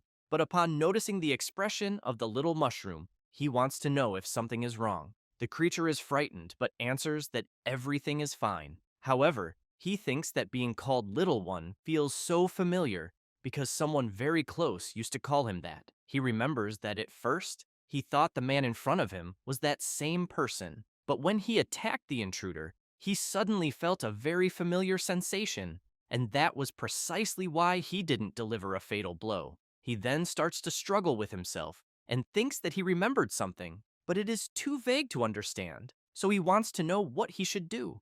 At that moment, the surge of energy begins to grow even stronger. The boss becomes excited and says that the entrance has finally opened. Then he tells the little mushroom that everything depends on him. Meanwhile, the MC, accompanied by Jian Sheng, arrives at the secret realm of the Qinghui forest. Cabo's disciple wants to know what is happening there. An adventurer says he can't explain it. So, he points forward and emphasizes that in the direction he is showing, the secret realm has caused an invasion covering a large area, but the monsters inside do not appear in large numbers. He then explains that they evacuated the residents of the area and that there were almost no casualties, but the enemy is not making any moves, which has made them very worried. Jiansheng calls the MC and asks if it's possible that the monsters in the secret realm are gathering their strength for a large-scale attack. The ice demon hears this and tells his master that he thinks there may be another reason. Meanwhile, deep in the forest, some monsters are being gathered. The boss calls the little mushroom and tells him not to keep hiding because he is supposed to lead the attack. Trembling, he says that he is scared and wants to know if his boss can go with him. Moga becomes angry and makes it clear that he already told him to go and that he should stop complaining and acting like a fool. However, he feels something strange and says that the trees are sending a message. Then, he becomes alarmed and shouts that apparently there are enemies nearby. The boss becomes concerned and thinks that it seems the enemies are advancing very quickly and fears he might not be a match for them. So, he opens a portal, and the little mushroom immediately wants to know where his boss is going. He tells his little creature to deal with the enemies and makes it clear that if he fails, he must never return. The little mushroom becomes even more terrified and screams, begging his boss not to leave him behind. Then he jumps into the portal, but it doesn't take long before the boss grabs him by the leg, pulls him out of the portal, throws him out, and quickly closes the rift. The little creature keeps screaming, pleading for his boss not to leave him there alone. And then he starts to remember the past, when he attacked his former master, when the same thing happened. However, he stopped, and as soon as he turned around, he stared at the little creature, who at that time was trembling in fear. His boss wanted to know why he was being attacked. The little mushroom, very scared, said that he thought the man was there to capture him and that he didn't know why. But everyone who saw him always wanted to take him away. The master laughed and emphasized that a small creature like him is indeed a very rare material or food. However, he made it clear that his talent for magic was extraordinary, so he wanted to know if the little mushroom wanted to accompany him. At that time, when the omnipotent god showed Sesita and Hanyin, they wanted to know if that was the little creature their lord had mentioned before. He smiled and made it clear that his talent and determination completely exceeded his expectations, and that he even completed the test very quickly, rising from level to level from a lower world. Sasita became intrigued by something and wanted to know why he seemed so shy. The omnipotent god of magic explained that when he wasn't around, many tried to attack him, so that's why he was cautious. Hanyin, after observing the little creature, commented that he really looked delicious, which immediately made him shiver in fear. However, Sasita instantly landed a flying kick to the ice demon's face and told him to shut up. Then she extended her hand, called the little creature, and told him not to mind the blue-skinned bastard, because from that moment on, he could live with her. As time passed, the little creature gained knowledge from Sasita's books and soon evolved very quickly. Sasita, impressed, said that the little creature's talent was truly remarkable since he had surpassed yet another trial. Until one day, the omnipotent god of magic noticed something and wanted to know if the little creature wanted to tell him anything. The little mushroom wanted to know if upon ascending to the divine realm, he could stop fighting because in truth, he didn't like going into battle at all and only trained to become stronger in order to protect himself. He then emphasized that he had been thinking that if he could stay in the divine realm forever, he wouldn't have to suffer so much. The omnipotent god of magic smiled and promised that when the little creature entered the divine realm, he could do whatever he wanted. Thus, it didn't take long for the omnipotent god of magic to tell the little creature that he had completed the highest trial and that he was welcome to the divine realm. The mushroom was very happy to know that he had finally made it, until one day, while cultivating some plants, the omnipotent god approached him, called him, and asked if he could count on his help to go to another world and find a certain treasure. The mushroom wanted to know if the omnipotent god was going to leave him. He smiled and emphasized that it was mainly because he couldn't leave at that moment and could only count on him. The little creature replied that he understood and would return as soon as possible. Thus, after learning where he had to go, he arrived in a completely frozen kingdom, and at the top of a mountain, after searching for some time, the little creature finally found what his master had asked for. Looking at an icy flower, he knew he had to hurry and return, until he felt something strange and terrified, wanted to know why his connection to the divine realm had been cut off. Then,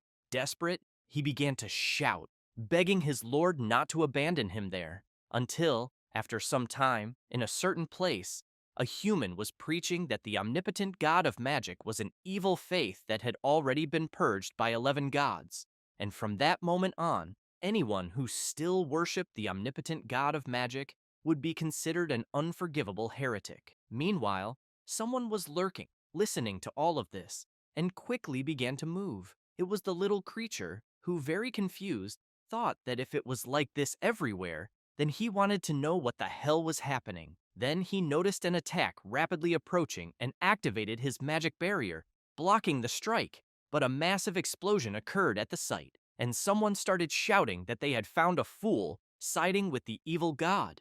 The mushroom said that he recognized the creature in front of him and knew that he was one of the followers of the Battle Lord Blood Frenzy, but wanted to know why he was attacking him. The executioner told the little creature to stop pretending to be bothered because he knew that the evil god he worshipped had been defeated, and therefore wanted to know if he had managed to escape. The mushroom wonders if what he heard was true, that his master was attacked by other deities. The executioner doesn't care, and, while preparing his attack, shouts that he would have never thought the evil god actually took care of such a rare magical creature, but he thinks that if he sliced it into pieces and roasted it, the taste would certainly be delicious. However, as soon as he says that, he becomes very surprised because he sees the little creature before him releasing an incredible power and demanding that he tell everything clearly. Then the mushroom launches his attack, and the executioner tries to block the powerful strike, but it is too strong and hits him directly. He then thinks that the evil god was truly capable of creating such a powerful divine servant, and that if the little creature were in the divine realm, its combat power would be even greater. But he questions why it didn't appear during the War of the Gods. Moga uses his ability, and several energized vines burst out of the ground, quickly restraining the executioner. The mushroom, furious, demands that he tell him where his lord is. The executioner laughs and says that he was gravely wounded by several gods working together and probably died somewhere. He then asks if Moga is sure he wants to know more. He releases a powerful spell and shouts that he just summoned his god and believes that he will be more than willing to answer all his questions. Moga becomes worried and thinks this is bad because he didn't imagine that the Battle Lord Blood Frenzy would descend in person, knowing that he cannot defeat the incarnation of a god. At that moment, the executioner gains more power and manages to break free. He then grips his axe tightly and strikes a powerful blow at Moga, sending him flying backward. While on the ground, the little creature keeps calling for his master and thinking that he has been abandoned by him. Then, a very bright light emerges, and the MC steps out of it, leaving Moga shocked. Sasita and Hanyin also appear. Moga starts crying and says that he is about to die because it feels like he is hallucinating. Hanyin goes to him and comments that it seems they have met again. Moga becomes very happy and wants to know if they are Hanyin and Sasita. She answers yes. Ningfeng smiles, and the little creature runs to him and hugs him tightly. The ice demon says that he knew the little creature was shy and never dared to leave that place easily, and that even after becoming a hidden boss and launching an invasion of the secret realm, he still hadn't changed that flaw. After the MC discovers the reason for the invasion, some time passes, and someone is observing all of this through the portal and, seeing his little creature with the MC, wants to know what is happening. Moga says that apparently Lord Cabo is also a believer of the MC and apologizes for having attacked him. He then asks if he can help him detoxify, since he believes he will recover very quickly. Ningfeng makes it clear that they will first resolve the matter of the secret realm invasion, and then return as soon as possible. While Moga releases his power, he tells the MC that he doesn't need to worry because he will take care of it. Thus, he opens a portal, and as soon as they pass through it, they are surprised because they see the boss and his subordinates kneeling and shouting that they salute the return of their leader. But it is clear that the boss had to do this out of fear that he could not handle them. Ningfeng asks Moga what is going on. The boss begins to explain, saying that he was very disrespectful before, so he apologizes and asks that, in the spirit of working together to protect the secret realm, the MC forgive him, since from that moment on, they would be completely loyal and never betray him. Moga calls out to the MC, but he tells the little creature to follow his heart and decide of his own will. Moga begins to remember his lord and how, at that time, he wanted to know if he could finally stop fighting. The omnipotent god smiled and answered yes. Moga, deeply moved, knew that his divine lord, in the end, was still the same as before. However, on the other hand, he knows that he himself is no longer the same as before. Thus, he unleashes his terrible power on the boss, who screams and begs not to be eliminated and for Moga to have mercy. Moga says that he hates guys who abandon their comrades, and that from now on, he will also be brave and fight to protect the people who matter. After that, everyone returns to the training center, and Ningfeng is telling Moga to be courageous. He apologizes to Lord Cabo for having hurt him and makes it clear that his apologies are truly sincere. The MC tells Cabo that he really worked hard all this time and that he thinks Cabo should also take a few days off. He smiles and says it was no problem at all and that he is happy to do it for everyone. Ningfeng thinks that after all this time, Cabo really proved his reliability and considers that if there is a chance later, he should still give him some kind of reward. At that moment, Moga begins to feel strange and collapses to the ground. Ningfeng shouts in concern for him. Moga replies that he is fine, but just feels a little tired. Hanyin holds him in his arms, and the MC thinks that to resurrect him, he used the last heart of the world, since he knows that Moga spent a tremendous amount of energy detoxifying Cabo, so it is no wonder that he finally collapsed. Then he knows that he will first dissipate his entity form and later find more resources, and as soon as he does that, he disappears. Meanwhile, in the aquatic realm, the MC is telepathically speaking with Mingi, wanting to know what is happening. She says that she found one of the fragments of the heart of the world that he needs. Ningfeng thinks that it is great to be able to communicate with two worlds now, as it has greatly expanded his search range. He then asks Mingei if she wants to go with him to the secret realm of the heart of the world. She becomes excited and answers yes. After that, in an unknown secret realm, she and the other aquatic creatures are quite surprised because the MC is releasing a large amount of power. The elder comments that he can feel the incredible pure power of nature and thinks that it is thanks to the MC. Ningfeng is pleased after finishing what he was doing since he obtained the forest spiritual boots, a legendary divine artifact that can be enhanced, granting 1200 points to the spirit attribute, 100% more movement speed, 100% more HP recovery, 50% more nature resistance, and increasing magical critical damage by 20%.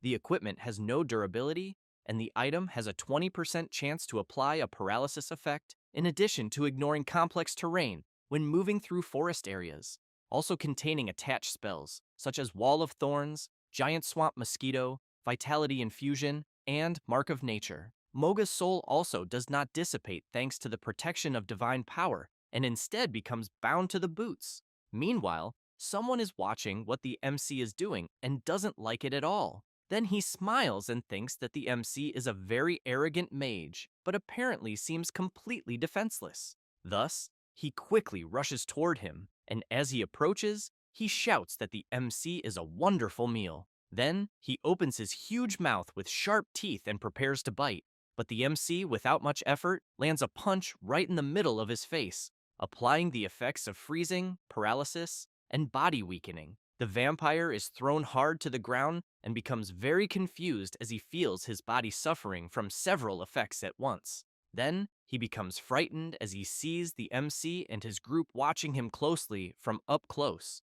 The vampire quickly gets up and starts saying some things. Ningfeng asks Mingei what the vampire is trying to say. She answers that she couldn't understand a single word either. The vampire tries to speak again and explains that his face is so numb and cold that he can't even talk. Then, he points to a castle nearby. Next, he kneels beside the MC and hits his head on the ground. The elder comments that apparently the vampire is willing to guide them if they spare his life. Ningfeng becomes serious but agrees, making it clear that the vampire shouldn't try anything funny. As they approach the castle, several creatures appear to attack them. Quickly, Princess Mingei's group enters battle formation. One of the creatures dodges the attack and starts laughing. However, it soon becomes frightened when seeing one of its partners brutally eliminated. Mingei thinks she is getting better and better with the bow the MC gave her, and believes it won't take long before she can face another challenge. Ningfeng comments that apparently the monsters there seem to be different types of vampires. The vampire standing next to the MC agrees, and Ningfeng asks him if he can speak now. The vampire becomes a little embarrassed and replies that he is returning to normal. Then he says that a long time ago his world was divided by a horde of vampires who were very strong and destroyed his world. Next, he says that the master of the castle they are heading to is called Count Markov, and that he was once a human, but submitted to the vampires and became one of them willingly, helping them to take control of this world. Ningfeng wants to know what the vampire's relationship with this Count Markov is. He becomes a bit awkward, but says his name is Maud, and that he is the illegitimate son of the old Count, and that Markov is his half-brother. After reaching the castle, someone is waiting for them with intense power. The Count yells when realizing that what happened was Maud's doing and calls him an idiot, but wants to know if he is trying to use the outsiders with him to challenge his authority. Maud becomes nervous and yells that this is nonsense because he doesn't give a damn about his authority. Maud calls for the MC and begs him not to listen, saying he would never dare use him. Mingi wastes no time and quickly fires her arrows. Markov manages to intercept the attacks before being hit and asks if Mingi really thought she could win with such an attack. However, as soon as he finishes saying that, he becomes very surprised because he sees the MC sitting on his throne and saying the chair is quite comfortable. Markov doesn't think twice and, furious, charges toward the MC. But the vampire senses something coming from behind and turns to see what it is.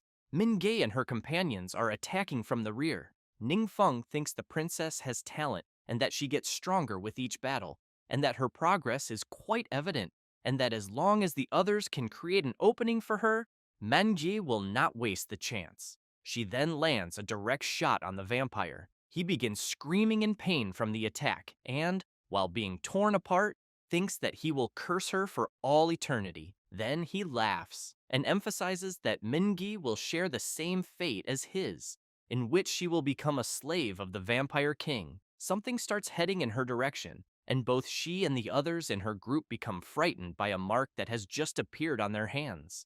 The MC also receives this mark and becomes thoughtful about it. Maud starts laughing and saying he would never imagine that Markov would sacrifice his own life to cast such a powerful curse, and that he is sure everyone there is completely screwed. However, the MC's passive skill, Corrupted Earth Defense, is activated, and the damage is 100% absorbed by the skill.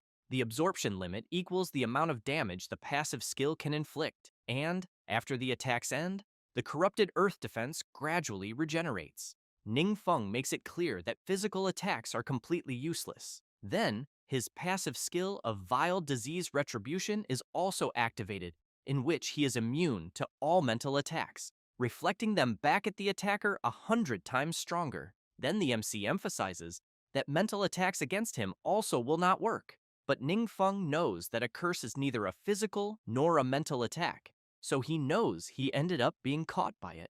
Maud keeps laughing and shouting, congratulating the MC and saying that he helped his brother find release, so he thinks that from now on the MC will take his brother's place. Both Ning Feng and Min Gae keep looking at the curse mark, and Maud shouts that they will be loyal servants of the Vampire King. At that moment, an energy begins to appear before them and quickly starts taking the form of something, and the Vampire King appears and, excited, wants to know if it is more fresh blood, then asks them not to be afraid because he will not kill them. Next, he explains that from now on, they will become the most despicable of servants, serving him for all eternity. However, a hand moves quickly, and the vampire himself slaps his own face hard. Min-jae becomes puzzled, wanting to know why the creature is hitting itself for no reason. The Vampire King becomes frightened, thinking that he suddenly lost complete control of his right hand. Then, with his left hand, he gives himself another slap.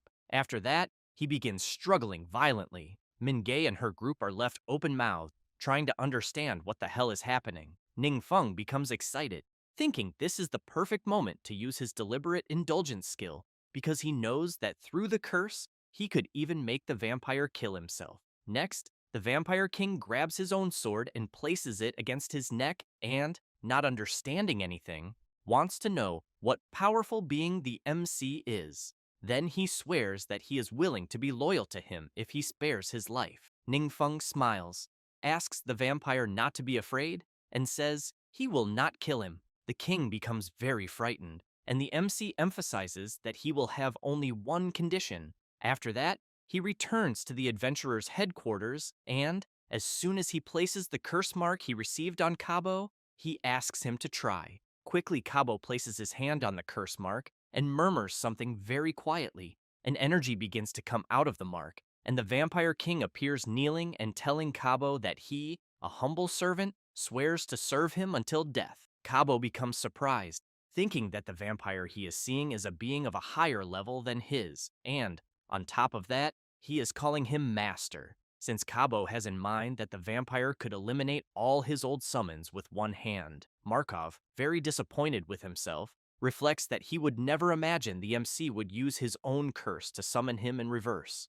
But he knows it is not as if he had a choice, since any of those guys he saw were much stronger. Ning Feng, while holding the Capybara demon, says that Markov is devouring Cabo's summons slowly, and therefore thought it was fair to give him a replacement for them, but emphasizes that it is a pity because the summon does not last long, and Cabo can only use it in critical moments. Cabo immediately begins crying with joy and shouts his thanks to the MC, saying he swears lifelong loyalty to him. Markov, a little embarrassed and with no alternatives, comments that he will do the same. Next, Ning Feng thinks that clearing the secret vampire kingdom not only earned a fragment of the world's heart to help Mogakeri, but also obtained another remodeling key, since he has in mind that as long as he can find Han Yin's previous world, he believes he can help her recover. Besides, his level also reached 180, so he can make the 6th advancement. After that, the MC wastes no time and heads straight to the advancement temple. The system informs Ningfeng about the mission from the god of all elements, which is a prerequisite for the 6th progression, in which the requirements for completion are: enter the secret realm of the shadow-chasing mountains and obtain the mission item of the War Mage emblem, collect 20 conversion crystal essences, collect 300 spectral plate fragments, and collect 300 Warbeast fangs. The time limit will be 50 days, and the mission difficulty will be rank S. The MC starts wondering where this realm is. Then the system informs him that it is searching for related secret realms. But as soon as the system shows which realm it will be, Ningfeng becomes very worried because he knows that the designated secret realm is controlled by other gods and was transformed into the time-devouring abyss mode. And he also knows that classes of the mage type cannot enter. Ningfeng wastes no time and goes straight to the place where the portal to the realm needed for the mission is. And Sasita comments that there is a way to remove the special rules of the secret realm as long as someone can successfully complete it and win the challenge. Then the curse can be removed. The MC thinks that, in other words, within 50 days, they must clear the highest difficulty level to break the curse and move on. Linghua wants to know if Ningfeng wants to clear the secret realm as soon as possible. He answers that he does. The old lady says she has an idea, although she is not sure if it will work. Then she explains that her 5-person team got stuck last time at the 3rd stage of the highest difficulty, but she thinks that this time, with the new potions and divine artifact equipment from President Wang, the highest difficulty will not be a problem. However, she says she still remembers the disastrous defeat from her first entry into this secret realm, because if even the least difficult mode was complicated, then she thinks the current formation of her group probably would not stand a chance against the creatures in the highest difficulty. Ningfeng sees that Linghua is right and that, based on their current win rate, the tactical calculation can roughly estimate the outcome. The old lady, a little embarrassed, says she was thinking of stepping aside and letting someone take her place. The MC is surprised by her suggestion, but wants to know whom she is thinking of calling instead. Linghua says that Chang Muqiu's achievements and abilities are quite unique, and that she can increase the luck attribute of her teammates, and that is precisely why she accepted her as her disciple and has been training her intensively. Ningfeng keeps in mind that he helped Chang Muqiu unlock some trial achievements before, but they lost contact for a while, and she went to President Linghua's team. The old lady emphasizes that everyone there knows that luck is the only attribute that tactical calculation cannot quantify, and that is why she thinks Chang Muqiu may bring some unexpected surprises. Ningfeng says that he fully agrees with President Linghua's idea, which leaves Chang Muqiu very surprised. The MC then asks her not to pressure herself too much, since she should treat this as her normal training. Linghua highlights that Chang Muqiu trains insanely hard even on normal days, and that she still does not know how she keeps going. Wang Yue thinks she can endure her normal training only because she thinks about the MC all the time. At that moment, Linghua calls everyone to enter the secret realm immediately. As soon as they enter the realm, they choose the hard difficulty option, and the system announces that Chang Muqiu was chosen for desperate survival, which has as its acquisition method using Chang Muqiu to repeatedly support her teammates, negating 10 lethal attacks. The equipment's effect is that when her HP or her teammates' HP drops below 20%, the activation rate of luck-type effects is doubled. As soon as Duan drops to 20% of his HP, he immediately comes under the effect of the ability, and at that moment, a creature charges at him with everything it has. The creature tries in every possible way to land a hit on him, but due to the doubled luck factor, he easily dodges all the attacks. Then he prepares his powerful counterattack and delivers a direct punch to his opponent. Duan keeps in mind that letting his HP drop to 20% increases the risk, but also greatly increases the activation of luck-based effects, being a high-risk, high-reward playstyle. And on the other hand, it is far more exciting. Wang Yue fires her powerful arrow attack, hitting the enemies directly. Then she looks at Chang Muqiu, who is focused and thinks that her progress is impressive, and that it is no surprise she is a top talent personally trained by President Ling Hua. Meanwhile, outside the secret realm, the MC is waiting for the results together with the old lady. Then, he notices divine power being drained again, and thinks that apparently they still haven't managed to repair it. After some time, everyone exits the realm. Ling Hua asks President Ying Zhen how he is feeling. He replies that honestly, he has never fought for his life on such a narrow line. Wang Yue emphasizes that it may be unpredictable, but she feels they will have a real chance of succeeding, because if luck is on their side and the first phases go well, the chances of victory later will increase even more. The old lady comments that she thinks there is still room to optimize their teamwork. Meanwhile, in the realm of the dwelling of the dead, Requiem of Souls is talking with Morningstar, who immediately wants to know what is wrong. He says that the secret realm he placed on the blue star has just begun absorbing divine power again, which means that the all-powerful mage god still has not found a solution. Then, he becomes excited and shouts, asking the other gods why they do not use his method as well and add a few more time-devouring abysses to the blue star. Because with that, without lifting a finger, all the divine power of the all-powerful god of magic will become theirs. He says this and laughs frenetically. Both gods become thoughtful about it. Then, Requiem does something, and, while using his power, the other gods immediately want to know what is happening. After that, inside the secret realm, Wang Yue is hiding behind a stone. She observes a creature channeling its power from afar. However, the creature senses Wang Yue's presence and quickly attacks. The blonde becomes frightened upon seeing the attacks coming toward her and must run quickly to avoid being hit. Then she goes to another stone and, with her HP extremely low, keeps in mind that everyone else sacrificed themselves to protect her. But she knows that after all the attempts they had, they finally left the boss with critical HP. So she concludes that if she cannot win now, she is sure she will never have such a good chance again. Thus, she thinks it will be all or nothing. Then she runs out from behind the stone and charges straight at the boss, since she has the lightning trail ability activated, which can mark an enemy to track its movements. She keeps running, but upon seeing more attacks coming her way, she jumps to the side to dodge them. Then she fires her arrows upward, thinking that the boss should not assume she cannot counterattack. Wang Yue's attack changes trajectory and goes straight toward the boss, who, unable to defend itself, is brutally struck and eliminated due to its very low HP. Outside the realm, divine power immediately returns to the MC, and he immediately feels that the divine power he had lost has returned and seems even stronger than before. Meanwhile, in the secret realm of the dwelling of the dead, Requiem of Souls falls to his knees on the ground, and the other gods want to know what is happening. He replies that his divine power is being drained. Then he says, this is the work of the all-powerful god of magic, because he believes they managed to clear the secret realm he personally enhanced. Hearing this leaves the other gods very worried and in disbelief. Requiem says he urgently needs to cut the connection with that secret realm. However, he becomes frightened upon realizing he cannot do that and immediately questions why, since it seems almost as if something has chained him. Meanwhile, Ningfeng is inside the secret realm. He looks at his magic imprisoning an energy and thinks that the dark power in the secret realm he is in is trying to escape, but has been locked inside a spatial prison he created through his forbidden curse.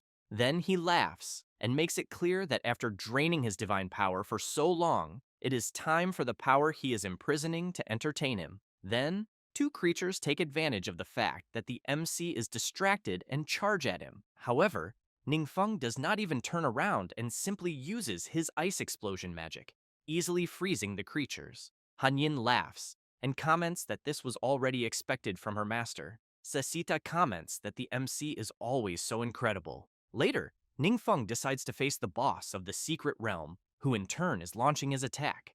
But the MC, without much difficulty, blocks the boss's attack with a powerful barrier. Then, with a sinister look, he says it would be a pity to destroy the secret realm, and therefore considers that maybe it would be better not to use a forbidden curse. He then unleashes an ice attack that hits the boss directly and eliminates him without many problems. And quickly, the system informs that the MC obtained the War Mage emblem which when consumed will permanently give him 5 more points in the strength and agility attributes and 8 more points in the spirit attribute permanently. Then, Ningfeng senses more divine power flowing into his body and thinks that before the gods were draining him, now it is his turn to drain them. Thus, overflowing with power throughout his body, he thinks this is a very pleasant surprise. Back in the realm of the dwelling of the dead, the goddess Morningstar wants to know if Requiem is all right. While observing the MC, he replies that he thinks he is fine for the moment, but knows that a secret realm like the one he is seeing is a high-risk gamble where there are winners and losers. And, remembering the past, he says that when he wins, he can claim the divine power of his opponent, but when he loses, he must repay it double. The problem is that he never imagined that a lower world could actually conquer a high-level secret realm. The worst part is that even after paying the price, the gamble is still not over, and instead has turned into his unilateral subjugation. Then he becomes nervous, and, while having his power drained again, calls the all-powerful god of magic a bastard. The other gods think that luckily they did not establish a secret realm on the blue star. Otherwise, they would have ended up the same as Requiem, who in turn shouts asking the other gods for help. Meanwhile, Ningfeng is observing some adventurers at the entrance of the secret realm and thinks that after completing his 6th advancement, his understanding of the universe has deepened once again, and that he can feel the enemy god trapped by the forbidden spatial curse, unable to break his connection with the secret realm. He also knows that as long as the other adventurers successfully complete it each time, he can continue absorbing that god's divine power. However, he thinks it is a pity because after each completion there is a 7-day wait to enter again.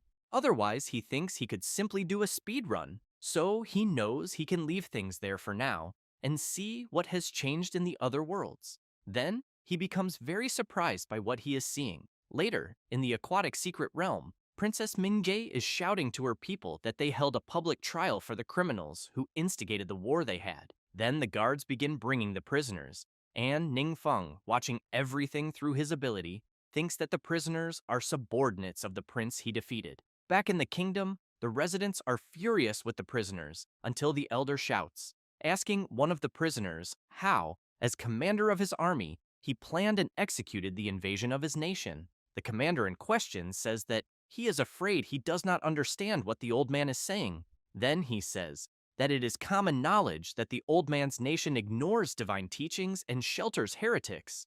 So he makes it clear that they are only following the guidance of their god, carrying out a purge of those heretics. He also says that the elder calling this an invasion is a serious slander. Mengay becomes worried and thinks that they clearly confessed when they were captured, so she wants to know why they suddenly changed their minds.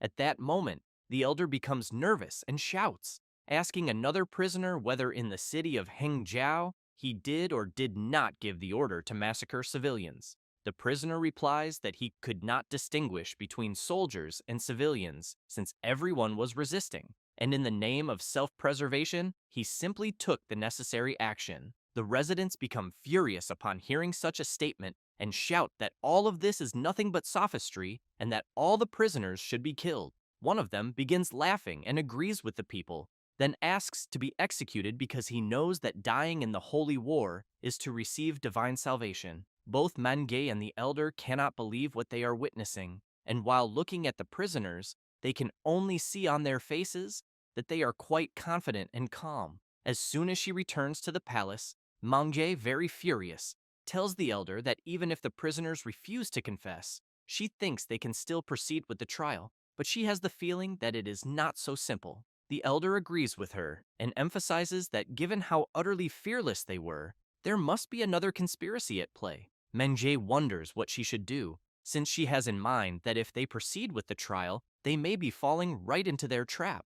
She also knows that public sentiment is enraged, and they cannot delay for long. At that moment, the princess's mother appears and calls her to follow, and as soon as she follows her mother, she becomes very surprised because she sees that the MC is there. Later, in the palace prison of the Aquatic Kingdom, one of the prisoners is asking his friend whether during the hearing he saw Queen Mengay's face. He laughs and comments that her expression was one of someone who was desperate, and that if she were one of his subjects, he thinks it would be completely humiliating. One of the guards hears the prisoners talking and shouts for them to shut up and stop disrespecting the queen. One of the prisoners wants to know if shouting is all the guard knows how to do, because if she has courage, she should eliminate them. The guard becomes even more furious with the prisoner's insolence. Later, the MC and the queen come down to the prison. The guard bows to Her Majesty, and Ning Feng stares at one of the prisoners, who cannot believe he is seeing the MC there, and immediately asks how the guard managed to call him. Not wanting to waste time, Ning Feng activates his deliberate indulgence ability, and the prisoner comes under the effect of the MC's forbidden curse. Ning Feng becomes serious and asks the prisoner what his conspiracy is. He says that after they were captured, the other followers of the dwelling of the dead prayed for them, and finally, not long ago, they received an answer from the Lord God. Then he says that the Lord God learned that they were attacking followers of the all-powerful God of magic and became furious. So he supported the war they started and recognized them as God's chosen heroes. The prisoner begins shouting that the Lord God also granted them his blessing, and that anyone who dares harm them will suffer divine retribution, condemned to live for all eternity under a terrible curse, and they will ascend to the divine realm and become divine servants of the Lord God. Ning Feng wants to know if the prisoner is really saying that he and his friends will become divine servants of the Lord God. Then, without much delay, he applies one of his abilities to the prisoner, who cannot understand what is happening. Mingi also cannot understand and immediately questions the MC. Ning Feng says that the power of an evil god is dormant inside the prisoners' bodies, being the true evil god, and that the moment they die, they will transform into terrible monsters. Min Ge becomes completely shocked, thinking that now everything makes sense since the prisoners were asking to be executed. The MC emphasizes that these monsters are quite powerful and points out that if Min Ge had not been prepared, she certainly would have suffered considerable losses. Then, Ning Feng thinks that thankfully, after completing his 6th advancement, his integration with the evil god's divinity reached 30%, since that allows him to detect and temporarily control this power. The queen becomes intrigued by something and asks the MC why the secret realm of the dwelling of the dead would use the power of an evil god, and whether they are not afraid of terrifying their own followers. Ning Feng says that he thinks this so-called god will put the blame on her, where they will say that it was Mingi's use of the power of an evil god that transformed them into monsters. Then he makes it clear that when that happens, even her own subjects will turn against her. However, he places his hand on the queen's shoulder and asks her not to worry because he is there. Then he gives a slight smile and says that the plan of this supposed god will not succeed. Minji becomes furious and begs the MC to ensure that the prisoners who massacred innocents, whose hands are stained with blood, receive the punishment they deserve. The MC uses his power and says that it will be as she wishes. The prisoners are struck by Ning Feng's ability, and one of them becomes surprised when he sees that he has returned to normal. However, he is soon shocked when he looks ahead, and staring at a completely chaotic and sinister scene in front of him, he wants to know where the hell he is, until an energy begins to appear in the place and slowly starts taking the shape of something, until a being with a dagger in hand appears, and the prisoners want to know what they are seeing. One of them comments that apparently the creature ahead seems nothing more than a commoner. However, the being that has just appeared rushes toward the prisoners, and one of them is hit with full force in the stomach. The prisoner spits a lot of blood and, very frightened, keeps wondering why he was not able to step back until he remembers that the guy attacking him had been killed in some village. He attacked, but at the same time he cannot remember it. Then he becomes furious, prepares his strike, and shouts, wanting to know if a mere commoner really thinks he can defeat him. However, as soon as he throws the punch, his opponent dodges and counterattacks with a powerful slash with his dagger. After delivering the attack, the prisoner's opponent turns, and, releasing a dark power, the system warns that MC's ability is active, being the executioner's gaze, which traps the enemy in an illusion, revealing all their weaknesses, and allowing the user to inflict brutal torment. And soon after, more inhabitants of the aquatic kingdom who were brutally eliminated begin to appear and quickly surround the prisoner who led the rebellion. Ning Feng, seeing all this through his own ability, comments that the judgment will begin, and everyone rushes toward the prisoner. After being brutally attacked from all directions, he falls hard to the ground. Close to losing consciousness, the prisoner keeps commenting that his god should protect him. Min-gae asks MC what just happened since she is seeing the prisoners in a chaotic and terrifying state. Ning-feng says that he only taught them a light punishment. As he turns, he emphasizes that he hopes their minds are clearer when their true judgment begins. Min-gae thinks that even so, knowing that the kingdom of the dwelling of the dead granted such a type of blessing to its followers is completely irritating and unacceptable. Ning-feng stresses that there are still followers of Requiem of Souls lurking in the shadows, and that they need to eradicate them as quickly as possible. Then, he warns Min-gae that if she needs help, she should not hesitate to ask. At that moment, both Hargun and T-Meng contact MC telepathically, wanting to know if he has a moment.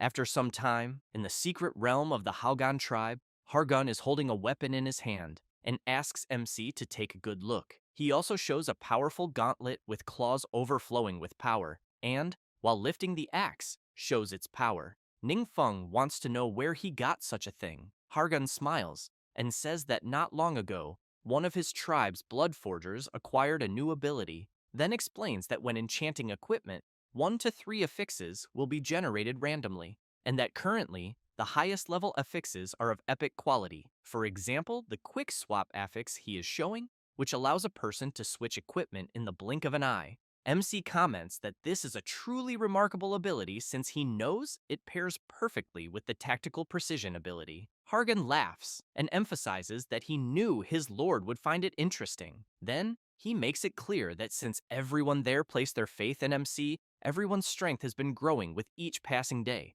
So he highlights that receiving MC's approval is their greatest honor. Ning-feng is pleased to know this and thinks that he imagines it must be a similar situation with T-Meng's tribe. Thus, time passes, and, in the secret realm of T-Meng's cavern, he himself is commenting that his master's guess was perfect, because they acquired a new ability called Gift of the Earth Vein, in which it increases their chance of finding precious minerals. Having said that, he points to a chest full of precious stones, and says that he really hopes his lord will like it. Sasita Hanyin and Moga are left with their mouths open, surprised to see the amount of materials to enhance divine artifacts. Ning-feng becomes excited and comments that it seems he thinks his other 2 divine artifacts will be completely transformed very soon. Meanwhile, in the secret realm, in hard mode, which grants high experience and a good item, an unknown guy is thinking that the opponents he is facing are quite difficult to deal with. Ziyan is testing her new item, which increases the chance to inflict the burn effect on the opponent, in addition to increasing burn duration and damage. Her opponent manages to dodge the first attack, but is grazed, and the guy becomes frightened because he is suffering burn damage just from being grazed. Lu Ping takes advantage of the opponent being distracted and charges forward with everything, and, without hesitation, delivers his infinite slash attack, which, because he is equipped with the Terminus dagger, increases damage against enemies by 20% when they are afflicted with the burn debuff. The adversary is terrified when he sees the damage he just took. Meanwhile, the MC is observing everything while eating his apple, and, outside the realm, he feels more divine power flowing into his body. He then concludes that apparently, Professor Xi Yan and the others inside the secret realm were successful, but he keeps in mind that although equipment affixes are a recent development, the underlying theory is the same as tactical precision, which is why so many people can adapt quickly and create all kinds of strategies, and that even low-level adventurers have seen a great increase in their completion speed. But what he really finds most interesting is that when adventurers are eliminated inside the secret realm they are in, they still revive, but this no longer consumes their divine power, and instead consumes their power of faith. And because of that, he knows it is perfect for live combat training, since there are currently 2 worlds providing this power of faith, and that, with the correct configuration, the drain is fully controllable. Meanwhile, in another secret realm, Requiem of Souls is feeling something very strange.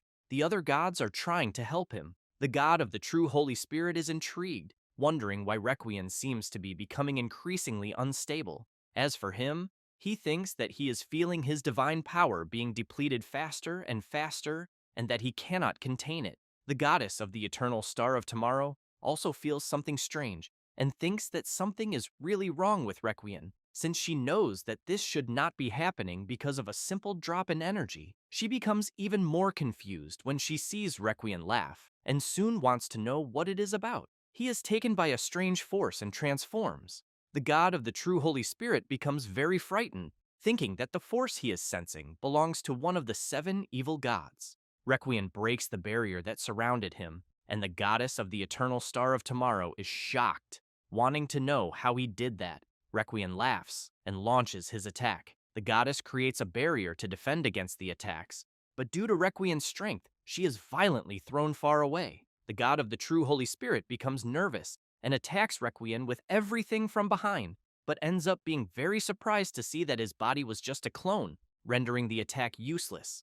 The god of the true Holy Spirit turns around in shock and sees Requiem leaping into the air. The god of the abode of the dead launches his powerful attack, and the other gods try to protect themselves from the impact. The god of the true Holy Spirit asks the goddess of the eternal star of tomorrow if Requiem managed to absorb the divinity of ruin. She replies that yes, and that she fears the worst. Requiem looks at his hand and thinks that he still cannot fully control his body, since he knows that the realm he is in is not his, and that fighting 2 against 1 is a very great disadvantage. With that in mind, he leaves, which makes the other gods furious. Then, the god of the true Holy Spirit shouts, cursing Requiem, saying that as if one evil god were not enough, now another has appeared. The goddess of the eternal star of tomorrow comments that Requiem's divine power must have been exhausted, allowing the evil god of ruin to take control of his body. The god of the true Holy Spirit hears this and becomes very worried, wondering whether an absorbed divinity can truly rebel and whether this might also happen to him. After a few hours, still in the realm of vast astral expansion, within the divine domain under the command of the goddess of the eternal star of tomorrow, the god of the true Holy Spirit remains irritated, shouting that Requiem escaped and that he believes Requiem went to his own divine realm to suppress his power and hide from them, becoming a catastrophe in the making. The goddess comments that she thinks this implies that, in addition to the omnipotent god of magic, they will also have an evil god to face. Then, both are surprised and frightened, remark that both of them have assimilated the divinity of an evil god, and that, if the slightest mistake occurs, they run the risk of becoming nothing more than vessels for their resurrection. The god of the true Holy Spirit wants to know whether her research had not guaranteed that there would be no problems. She replies that she could never have foreseen this kind of situation that occurred, which makes the god of the true Holy Spirit even more furious. Then he turns around and says that he is leaving. The goddess thinks that Requiem was right because the god of the true Holy Spirit is merely impulsive, arrogant, and childish. But she knows that without his help, it would be difficult to try to do anything, so she becomes nervous until she remembers that if this is the case, perhaps she should simply ally herself with the omnipotent god of magic.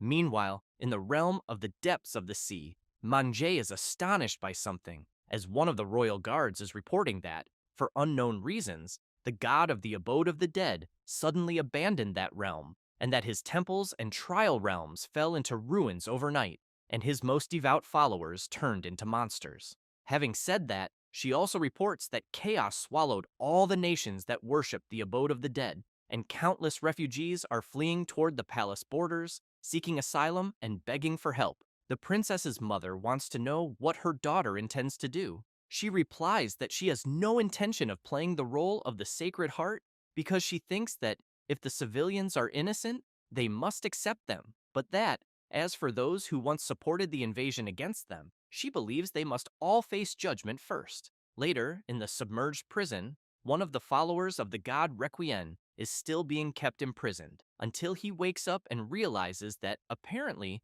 the crowd is approaching the place and soon sees some prisoners being taken into the prison. One of the prisoners is surprised to see that the general is still alive, who in turn wants to know whether they had not escaped and how they were captured again. The fishman shouts, wanting to know whether the general did not hear that the god of the abode of the dead revealed himself to be an evil god, since he transformed all his followers into monsters. One of the guards wants to know whether they should not take them away. The other replies that not yet, because she thinks it is better to let them have a nice, long conversation. The general is very surprised to learn about what happened and wonders whether they were truly abandoned. Then he shouts, asking to speak with Queen Minga, because he is willing to atone for his crimes.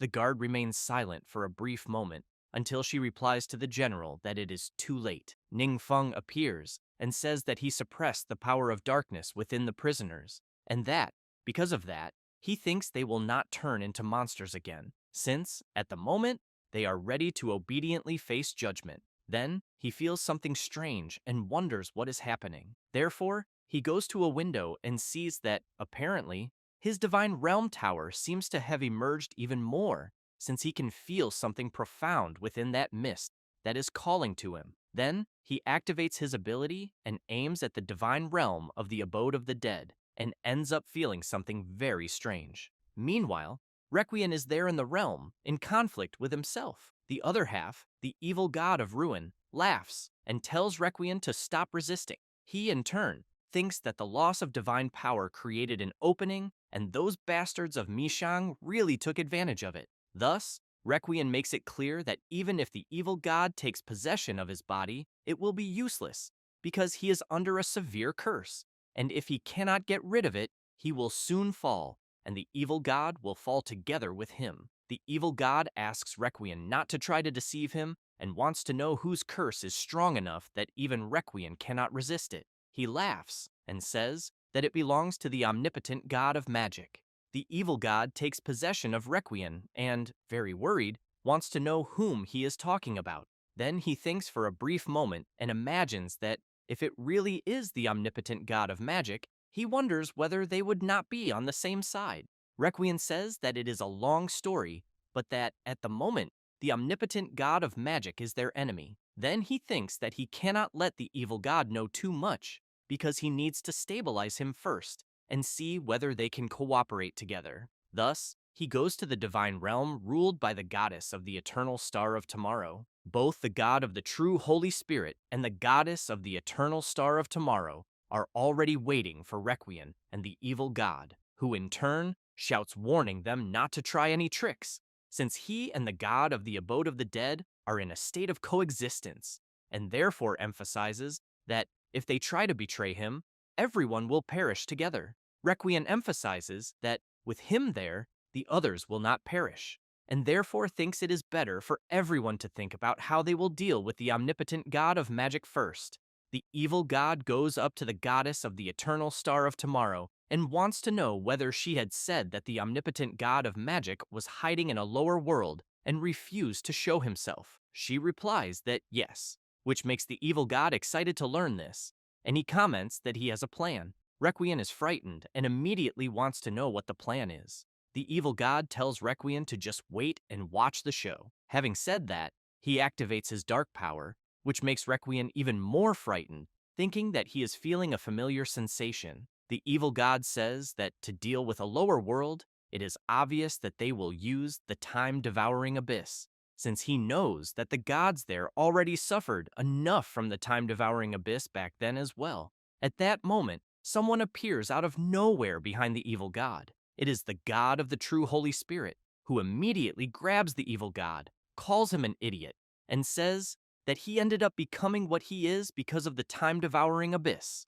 The goddess of the eternal star of tomorrow also tries to stop him and asks whether the evil god wants them to be eliminated even faster. Requiem thinks that it is all the fault of the omnipotent god of magic for being in that deplorable state, and swears that he will eliminate him at any cost. Meanwhile, the MC is trying to understand what he is feeling in the divine realm of the abode of the dead until he hears someone calling him. Manga appears, saying that the divine power of the god of the abode of the dead suddenly recovered, and he issued an oracle to his faithful. Then she says that Requiem shifted the blame onto the MC, claiming that his intrusion caused the sudden isolation of the entire world and transformed his faithful into monsters, while also stating that, thanks to the MC's timely intervention, the intrusion was blocked, saving them from a catastrophe. The princess continues informing that some of the faithful of the abode of the dead believe this lie, while others are confused, and that, in summary, Requiem's lingering influence over these people has not been completely eliminated. Ning Feng becomes serious and thinks that these gods are truly shameless to the extreme, so he wonders whether there is any way to give them a proper lesson. Meanwhile, in the Blue Star Secret Realm, Ying Zhen and Ling Hua are there, until something happens, and Ling Hua wants to know what went wrong. Ying Zhen says that he ended up looting a skill book, being a magic he has never seen before. Back in the realm of the depths of the sea, the remaining followers of the god of the abode of the dead are being led to judgment, and they are terrified. The elder tells the MC that the people there did not participate in the invasion and that the queen believed they could be won over, so she tried to persuade them to become followers of the MC since they truly agreed, but they never expected the abode of the dead to suddenly reappear after having disappeared. Ningfeng thinks that Sesita once said that gods exert strict control over their followers, and that followers are forbidden from changing the god they serve, because doing so is to seek severe divine retribution. So he concludes that it is no wonder the people there seem so nervous. But he knows that if he wants to weaken the faith of other gods, his only choice is to unleash a massacre, just like in the abode of the dead. After that, a few days pass, and at the Adventurers Training Center, the MC wants to know whether the old man is really saying that he has never seen the spell he mentioned before. Lao Feng replies that yes, and emphasizes that the items that drop in the secret realm have improved significantly since they are finding new items quite frequently. The MC thinks that the quality of the items has increased and therefore believes that this must be linked to the elevation of his divinity, which is excellent news to hear. Thus, he uses his mental induction ability and conjures the skill book they discovered, but he is not sure whether it has any value for the old man until he becomes intrigued by one thing. Meanwhile, in the deep sea realm, the remaining followers are even more terrified. One of them wants to know whether they will truly be protected. Princess Manga replies that yes, and asks everyone to calm down. The follower asks how they can remain calm, because they no longer know whom they should pray to, since they know perfectly well that they can no longer trust the god of the abode of the dead. But even so, they still cannot escape his influence, because if they pray to the princess's god and provoke requiem, they fear that this would only attract a much more terrifying divine punishment than before. Mingay thinks that she once asked her mother whether, throughout history, there is only one circumstance in which a believer can change faith, and that is when the god they follow suddenly disappears. But she wonders who could have predicted that a vanished god would suddenly reappear. Then she hears a sound. Mingay sees that it is the MC and asks whether he has already returned. Ningfeng replies that yes, and emphasizes that he is the omnipotent god of magic, and that he wishes to ask all the followers there a question, then wants to know whether they are truly determined to abandon their past faith. They talk among themselves for a brief moment, and one of the followers replies that yes, since they have lost faith in the god they once served, and therefore they beg that, please, the omnipotent god of magic accept their lost souls. As soon as she finishes saying this, she becomes confused by a power she feels flowing through her body. Ningfeng welcomes her and says that she is his first new follower. She becomes excited, saying that she can feel that her connection with the god of the abode of the dead has been completely severed and soon wants to know what happened. The MC laughs and says that now that her bond with the god has been broken, she no longer needs to fear divine punishment. She becomes very grateful and emphasizes that all of them will be eternally grateful as well. Having said that, at that very moment, all of them bow to the MC and shout, saying that they accept his devotion. Ning Feng thinks that this new forbidden curse is proving to be very effective, since the ability he learned from the book he obtained is a passive ability called Blasphemous Faith of Forbidden Healing, and that whenever the MC converts followers of another divinity, he absorbs a portion of that god's divine power, and that the higher the rank of the converted follower, the greater the divine power absorbed. Thus, Ning Feng concludes that turning the followers of other gods into his own followers will not only paralyze that god's influence, but also drain his true strength. Then he reflects that, since the god of the abode of the dead is so interested in defaming his name, he concludes that he will be the first to suffer his wrath. In the divine realm governed by the goddess of the eternal star of tomorrow, Requiem feels something quite painful in his body. The goddess wants to know what happened now. He replies that his divine power is being depleted and that he thinks the situation seems even more serious than before.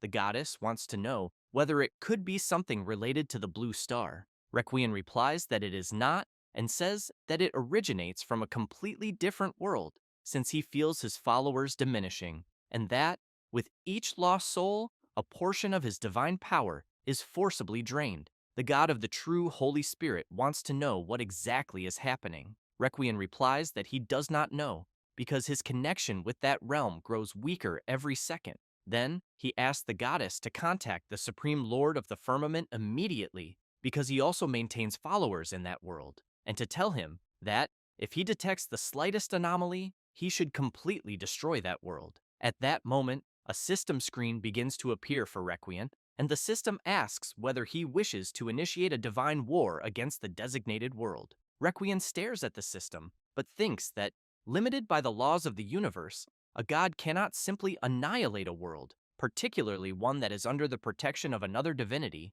and that, when two gods declare hostilities over a specific realm, that is where the divine war will be fought, and a god may choose to enter the fight personally or send his followers to fight in his place. However, he knows that whether it is the divinities themselves or high-ranking relatives who command, their power, when descending to a lower world, is strictly dictated by faith. In short, the greater the faith a god commands in that world, the greater his strength. Conversely, where faith is scarce, his power is severely diminished, and upon witnessing the number of followers the MC had already gained, he knew that he would not be able to defeat him. The God of the true Holy Spirit asks Requiem not to be hasty and to first explain against whom he intends to launch this divine war. Requiem, very disappointed, puts his hand to his face and replies that, to be honest, he does not know. The goddess of the eternal star of tomorrow becomes confused and asks him to be clearer.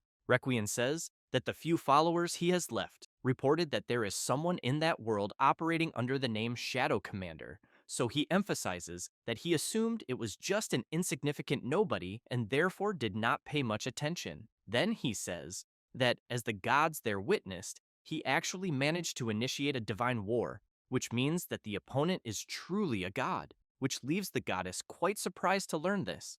Requiem informs that the moment he presses the button to accept the divine war, they will receive the challenge notification, and from that instant onward, the other side will officially become his enemy.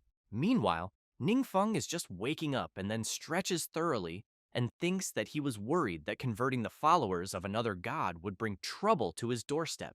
But that, in the end, apparently it went surprisingly well, although he wonders whether the god of the abode of the dead simply has so many followers that he does not care. At that moment, Kabo appears calling out to the MC. Ningfeng asks whether he needs anything. Kabo says that the previous day, Ningfeng had mentioned that the followers of the god of the abode of the dead had turned into monsters because the world he came from also worshipped the god of the abode of the dead, and therefore he could not help but worry. Ningfeng comments that he understands and asks what he thinks about returning and taking a look to see how things are. Kabo becomes a little awkward and says that he was dragged there by space-time turbulence, making it impossible for him to return. The MC pats his shoulder and says that it does not matter because he will take him there. Having said that, he activates his ability and creates a portal right in front of him. Kabo becomes confused as he passes through the portal and, looking around, wonders whether he is dreaming, because where he is truly the world he came from. Ningfeng keeps in mind that, since his last breakthrough, his understanding of the universe has reached a new level, since he can now use a follower's secret realm to briefly open a portal to other worlds, and that opening and maintaining this portal will consume only the dark power generated by sacrifices from followers. So he knows that, with this ability, he can transport a single person back and forth between worlds. Then, he thinks that, with Kabo there as a local guide, he might even be able to convert another group of followers. Thus, he asks Kabo where they should go first. He replies that he wants to visit the Red Scale Tavern first, then becomes excited and says that it is where they held their secret meetings and that the owner is actually one of the MC's most devout believers, since if she knew that the MC was gracing the place with his presence, she would be extremely moved. Meanwhile, at the Red Scale Tavern, a woman is cleaning while singing happily, until she hears a noise and turns to see what it is. Several hooded people enter the tavern. She smiles and asks everyone to sit down and to let her know if they need anything, but she thinks that she knows that all the people there are followers of the god of the abode of the dead, and therefore wonders what they are doing there, until she is very surprised when one of the followers forcefully grabs her by the neck and then lifts her into the air while she tries to escape. The follower keeps holding the woman aloft until another follower wants to know where they are. Close to losing consciousness, the woman asks whom they are talking about, but ends up receiving a hard slap to the face. And, after having her face injured, one of the followers says that he knows about the traitors who fled and are hiding right there, then emphasizes that if she does not hand them over, she will be considered an enemy of the church. She replies that she truly knows nothing, but soon becomes intrigued when she sees a strange power coming out of the arm of the follower holding her. Then she receives another attack for not responding. One of the followers calls for his master and says that he thinks they need to conduct another search. He replies that it will not be necessary because he thinks that such a small place seems unsuitable for hiding someone, but then smiles and emphasizes that perhaps he should say that hiding someone there without being detected would require special measures, which leaves the woman very surprised to hear this. Thus, the follower activates his magic and throws her. A magic circle is created on the tavern ceiling, and the woman becomes worried, thinking that they have been exposed, until a poisoned dagger is thrown and grazes the woman's shoulder,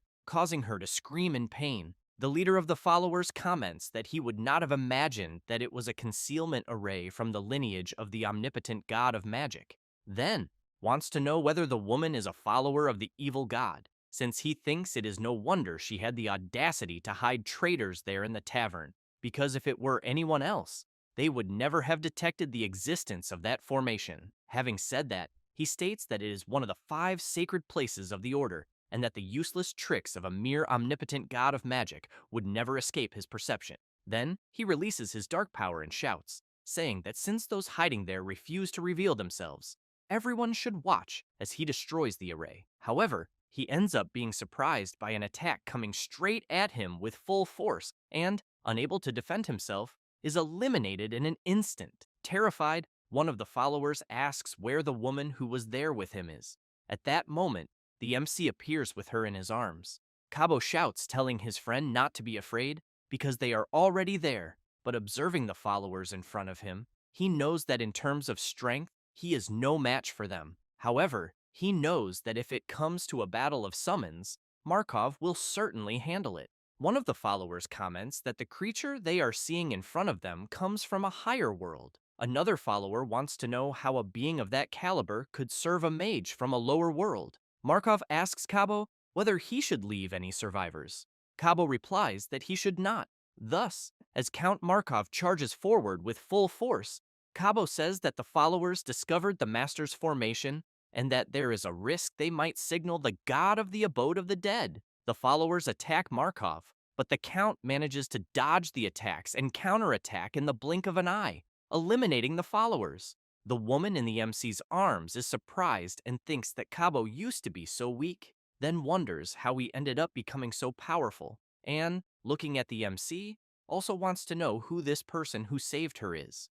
Before heading to Cabo's world, while they were still at the Adventurers Training Center, Ning Feng wanted to know more about Cabo's world, who in turn explains that his world is watched over by 3 divinities, among which, besides the MC, there are the god of the abode of the dead and the lord of the frenzied blood battle. Then he says that his world used to be a paradise, a place where everything was in perfect order. After the MC's departure, the balance of the world changed.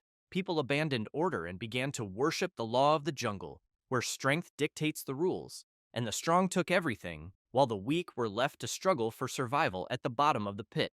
Having said that, he emphasizes that when he said he had no desire to rule the Blue Star, he was not saying it merely to gain his master's favor, since he simply did not wish to see the Blue Star suffer the same fate as his world. Back to the present, and after eliminating all the followers, Cabo goes to his friend and apologizes for the mess he made in her tavern. She replies that no, and emphasizes that she is the one who should be grateful, since he eliminated the members of the order. However, she soon becomes frightened and asks Kabo to call the MC and get out of there immediately, and promises that she will not tell anyone that he has returned. Ningfeng looks at one of the followers lying on the ground and asks whether he was supposed to be someone important. The woman asks whether the MC does not recognize him, then says that he was Hansen, the youngest elite among the 5 sacred seats of the abode of the dead. Having said that, she explains that if they discover that Hansen was eliminated, the entire order will be alerted, and she even thinks it will be too late for them to escape. Kabo tells his friend not to panic, because first she should explain exactly what happened there. She explains that a few days ago, the divine power of the abode of the dead suddenly disappeared, and its followers turned into monsters. And when normalcy finally returned, the order declared that the omnipotent god of magic was the true culprit behind the catastrophe. Ningfeng is intrigued by this, and thinks that, apparently, it seems that the god of the abode of the dead told this same lie to his followers in all worlds. Kabo's friend continues saying that they allied themselves with the followers of the Lord of the Frenzied Blood Battle and initiated a massive hunt for anyone devoted to the omnipotent god of magic, and that anyone who refused to swear loyalty to the order was marked as a heretic. Then she shouts, saying that those people were completely innocent, but if they dared to harbor even the slightest doubt about the god of the abode of the dead, they would face the relentless persecution of the order. Kabo wants to know whether his friend was rescuing people. She replies that yes, but emphasizes that with so many seeking refuge lately, the order would certainly discover them eventually. Then she becomes nervous and says that if at least the omnipotent god of magic were still there, she is sure he would never let those villains get away like this. At that moment, Ningfeng looks at Kabo, who in turn tells his friend that the man before her is the omnipotent god of magic she always longed for. Ningfeng smiles and greets her. Mena cannot believe it and ends up speechless. Kabo comments that he understands that she may not be able to believe it, but Mena approaches the MC and says that she does believe it. Then she emphasizes that everyone knows that the MC was taken by space-time turbulence, but that disappearing for so long and still returning alive could only be explained by the supreme power of a god. Mena begins to cry with happiness and asks whether this means that they are finally all safe. Ningfeng smiles and says yes, and that whatever she needs, she only has to ask. Meanwhile, in the divine realm of the abode of the dead, someone asks whether Hansen has returned. One of the followers replies that he has not. One of the members of the sacred seat comments that Hansen was tasked with gathering some deviants and therefore wants to know the reason for the delay. One of the followers asks whether they should send someone to investigate. The old man thinks about it, but soon replies that they are at a critical moment and cannot afford surprises. Having said that, the followers teleport and appear near the Red Dragon Scale Tavern, where Hansen was last seen, but they end up quite surprised and, seeing that the tavern is no longer there, want to know what the hell happened? Meanwhile, in the Blood Pack secret realm, Count Markov returns to his realm. Furious, he comments that he never imagined that the MC would force him, a noble vampire lord, to get rid of corpses, and even help them clean the tavern, in addition to never imagining that the tavern would reveal itself. Meanwhile, a creature is flying very high. It is a dragon with Mina's tavern on its back. Kabo goes to the window and comments that it is no wonder the tavern is called the Red Scale Tavern, because he never imagined that a red dragon was actually sleeping beneath the establishment. Mina prepares a good meal and asks her master to eat. He wastes no time and tastes it, then says that it is truly delicious. Mina comments that she is very happy to know that her master liked her food. However, Ningfeng wants to know where exactly she obtained the tavern. She becomes a little embarrassed and says that her master left it to her because he knew that he had installed a summoning array there, but her abilities were few, and she simply could not activate it. Ningfeng becomes serious and asks whether her master is perhaps called Abyss of Shadows. Mina apologizes to the MC and says that her master never told his true name, and that, to be honest, master is just a title she uses out of respect, since he taught her a lot, but never intended to formally accept her as a disciple, and she thinks that perhaps she simply did not have the talent. Hanyin comments to his master that it seems this truly is the work of that fellow, because Abyss of Shadows was indeed one of his relatives, and that his entire clan was eliminated during the war, but to take revenge, he decided to use forbidden Abyss magic. Then, Hanyin says that as Abyss of Shadows immersed himself too deeply in Abyss magic, his personality became distorted and he nearly lost all control, but that fortunately, he encountered the omnipotent god of magic, and during his accidental descent to the lower realm, that was the only thing that prevented him from completely succumbing to the darkness. However, Hanyin emphasizes that Abyss of Shadows possessed great aptitude, and by studying diligently alongside the omnipotent god of magic, he eventually mastered Abyss magic. And after his revenge was carried out, he renounced the use of magic and lived in seclusion as a scholar. Ningfeng wants to know whether Abyss of Shadows was originally from this world. Hanyin replies that he is not entirely sure of that, because Abyss of Shadows rarely spoke about his past. Thus, the MC asks Mina where her master went. She replies that she does not know and says that one morning she woke up and her master had simply disappeared and that he did not leave a single message. Ningfeng becomes intrigued upon learning this and begins to reflect on the matter, but soon wants to know where they are going. Mina says that she is taking him to her secret fortress. It does not take long, and they soon arrive at a very sinister place. Ningfeng looks out the window and comments that he never expected to encounter so much space-time turbulence along the way. Kabo says that it was precisely this type of anomaly that dragged him away when he was on that mission. The MC turns and asks why they established a secret fortress in such a treacherous location. Kabo explains that since his world suffered the invasion of the secret realm, monsters invaded the land, and the few remaining sanctuaries were seized by the strong, who established exclusive safe zones. Mena adds that, to avoid prying eyes, her master deliberately established the fortress there, and that the only ones who stay with them are the oppressed, people who have nowhere to go. At that moment, Ningfeng hears a strange sound and soon wants to know what it is. Mena is surprised and replies that it is a sudden monster tide, and that a huge swarm of monsters is emerging from the space-time turbulence.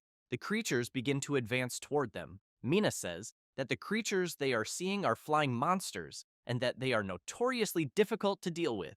Kabo asks his friend not to worry, because the omnipotent god of magic is there. Meanwhile, more and more creatures appear. However, at that moment, the dragon increases its speed, heading toward the creatures, and lets out a loud, piercing roar, which ends up frightening the flying monsters, causing them to quickly make way for the enormous dragon to pass freely. Mina is pleased to see that the monsters are truly trembling in fear. Kabo laughs and says that it turns out that, for monsters, the red dragon is also a terrifying powerhouse.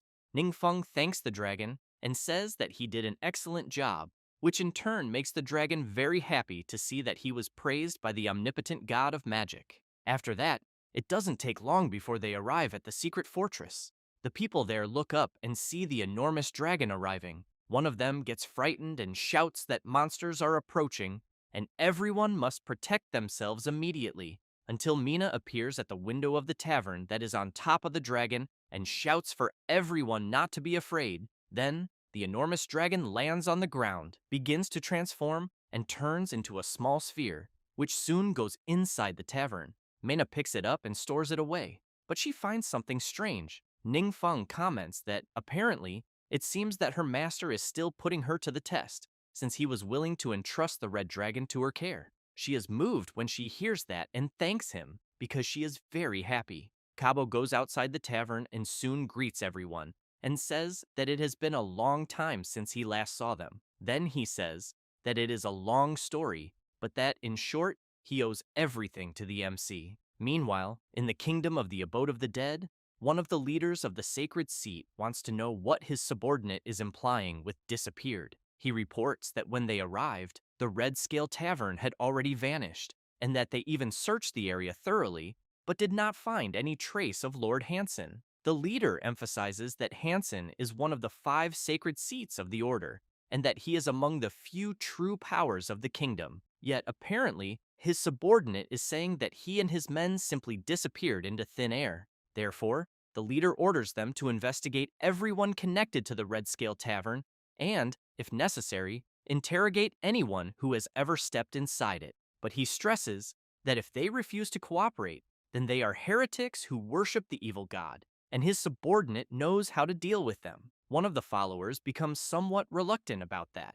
The leader immediately asks if there is any problem. The subordinate replies that there is not, but that he is simply worried and therefore wants to know if such measures will not incite panic and unrest among the population. The leader merely gives a sinister glance and asks whether the population he speaks of lives to see this day because of their own strength. The subordinate thinks not, since they survive only thanks to the protection provided by the strong. The leader comments that it seems he is well aware of the matter, and that, in that case, those people should also be aware of it, because if they wish to continue living, it is better that they obey the rules established by the strong and never challenge their will. Back at the secret fortress, Mina is apologizing to the MC for having to host him in such a rustic place.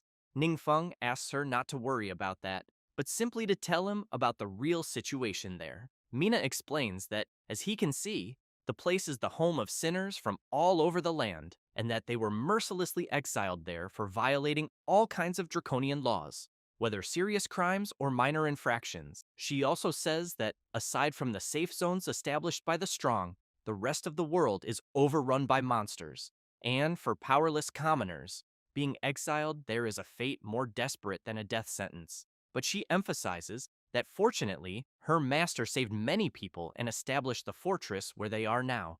Ningfeng comments that he noticed a large gathering of powerful monsters nearby, so he wants to know how they managed to avoid them. Mina asks the MC to follow her for a moment.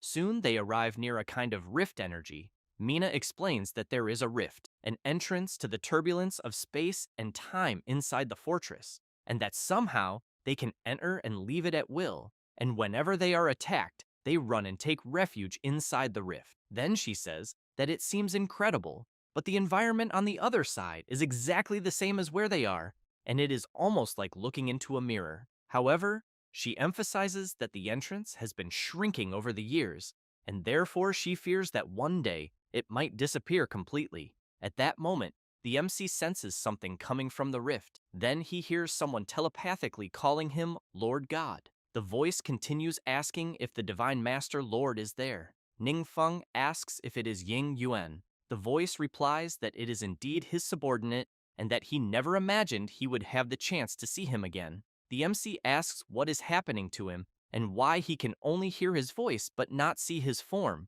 Ying Yuan begins to explain why. After that, the MC is in the tavern and somewhat intrigued. Mina, seeing that Ningfeng is not eating, asks if the meal she prepared is not to his liking. He replies that it is not that, as he was simply lost in his thoughts. She also becomes intrigued, because she knows that he stood in front of the space-time rift for quite a long time, and that since he returned he seems distracted, so she wonders if something went wrong. Meanwhile, the MC is thinking that it is no wonder he detected a unique fluctuation of time magic in Mina before. Then he remembers Ying Yuan saying that Mina was originally his wife, and that some of the elves in the fortress had once been his relatives. Ningfeng wanted to know what Ying Yuan meant by originally and once. He replies that he cannot explain it clearly, because it seems to be a form of temporal reversal that inexplicably sent him back to the past, but that he must not interfere much in this world, otherwise he risks dissipating. Ningfeng apologizes, saying that he completely lost his memories of the past and truly does not understand the situation he is talking about. Ying Yuan calls the MC Lord God once again and says that it does not matter and that for now he is trapped at the entrance of the turbulence of time and space and that it is the only thing preventing his consciousness from dissipating. But he begs the MC to investigate what exactly happened in his name and, most importantly, to take care of Mina for him. Ningfeng keeps thinking about the temporal reversal he heard from Ying Yuan, since he knows that not even Han Yin and the others have ever encountered such a phenomenon, and that the Mina of this timeline has no idea of Ying Yuan's true identity and has not yet become his wife. Therefore, he calls her and comments that he noticed a strange magical fluctuation in her, so he wants to know if she knows what might be causing it. She apologizes, but replies that she truly has no idea. Ningfeng reflects that time magic belongs to a very high level among the laws of the universe, and that most people are completely incapable of perceiving it. so he thinks that apparently he will have to discover all of this on his own. The MC goes to the entrance of the space-time rift once again, and Ying Yuan soon notices his presence there. Ning Feng says that he carefully analyzed the magical fluctuations around Mina and discovered something strange, because her heart is missing, and that she is surviving only thanks to a convergence of time magic that sustains her life. Ying Yuan is surprised and comments that he had no idea how her heart could be in such a state. The MC makes it clear that the magic inside Mina is highly unstable, and that if it gets out of control, he believes it will be fatal. But fortunately, he has some knowledge of time magic and therefore can try to stabilize her condition. Ying Yuan says that his Lord God will have his deepest gratitude. Later, at the Red Scale Tavern, Mina has an hourglass beside her and an energy surrounding her body. Ning Feng explains to her that the first step in training time magic is perception, and that she must use her spiritual power to observe the trajectory of time. Han Yin comments to his master that once he stated that time magic is a universal law that not even the gods themselves can fully master, so he thinks that if Mina succeeds, she may become an even more powerful vassal than Moga. At that moment, something begins to happen to a heart. A black energy approaches it, and soon a shadowy presence grabs it.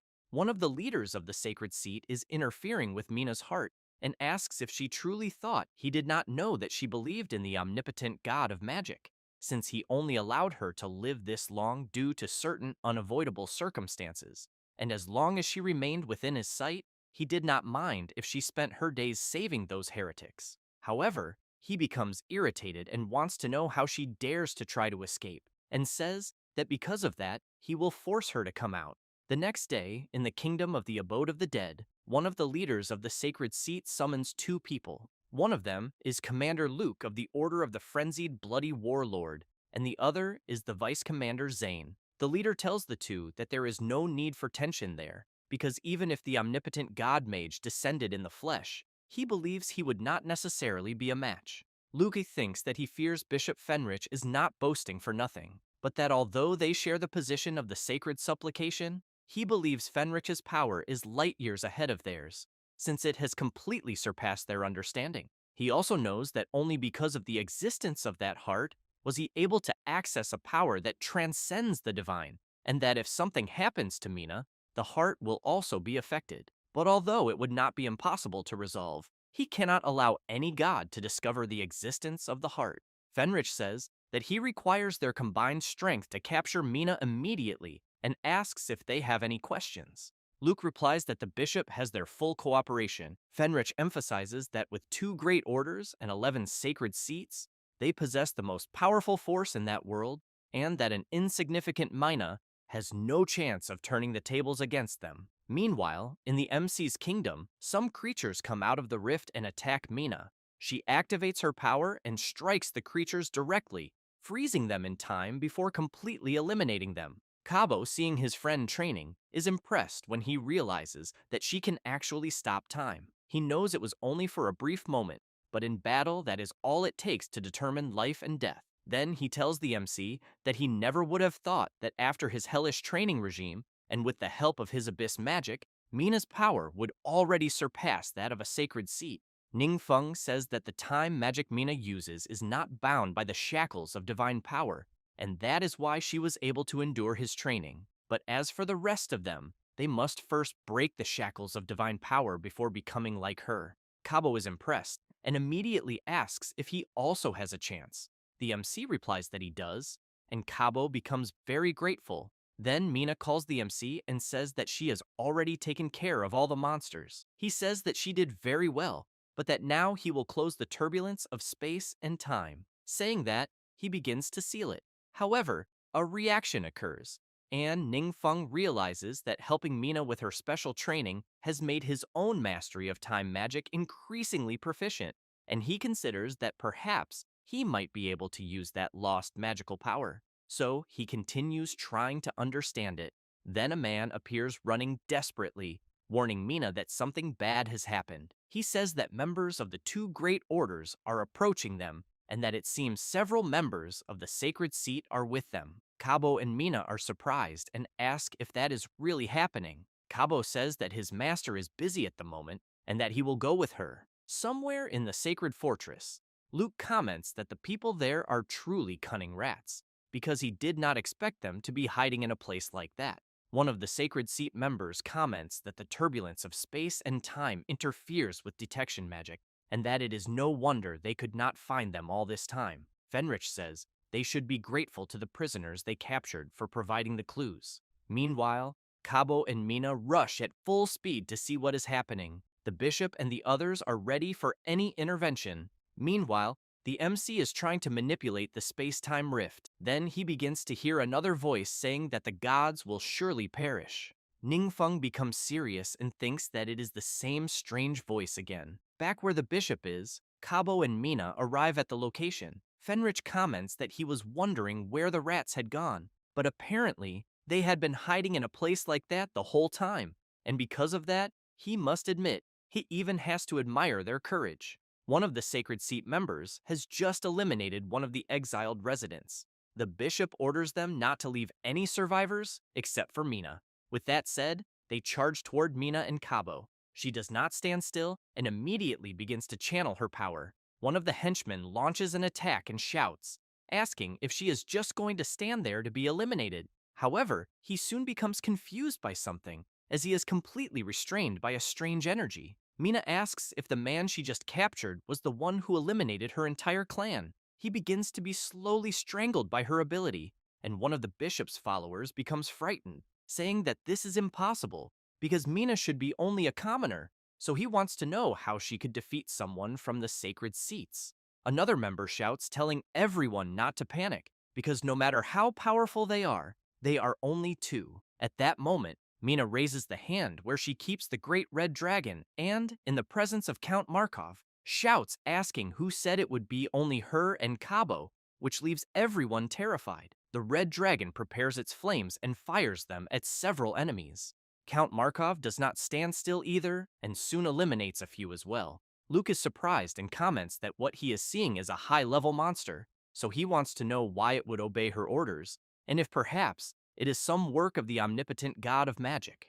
Fenric points out that they are nothing more than two high-level monsters, merely an experiment that has come knocking at his door. Luke asks if he has any plan. The bishop immediately releases his dark power, and Luke becomes excited, saying that it is as expected of Bishop Fenric, since he possesses immense power. Then Fenrich notices something strange. The commander of the order asks if something happened. Fenrich grabs Luke's arm and says that he is just borrowing his strength, since he is sure he would not mind. Luke becomes frightened and asks how the bishop dares to do that, but he soon falls to his knees on the ground, completely weakened, and says that this cannot be the power of the god of the abode of the dead, while holding the vital power of the order's commander. Fenrich laughs and replies that of course it is not. He then explains that it is a power that transcends the gods themselves, and that in its presence they are nothing. Then he notices Count Markov charging straight at him. Therefore, he turns and lands a direct blow on the vampire,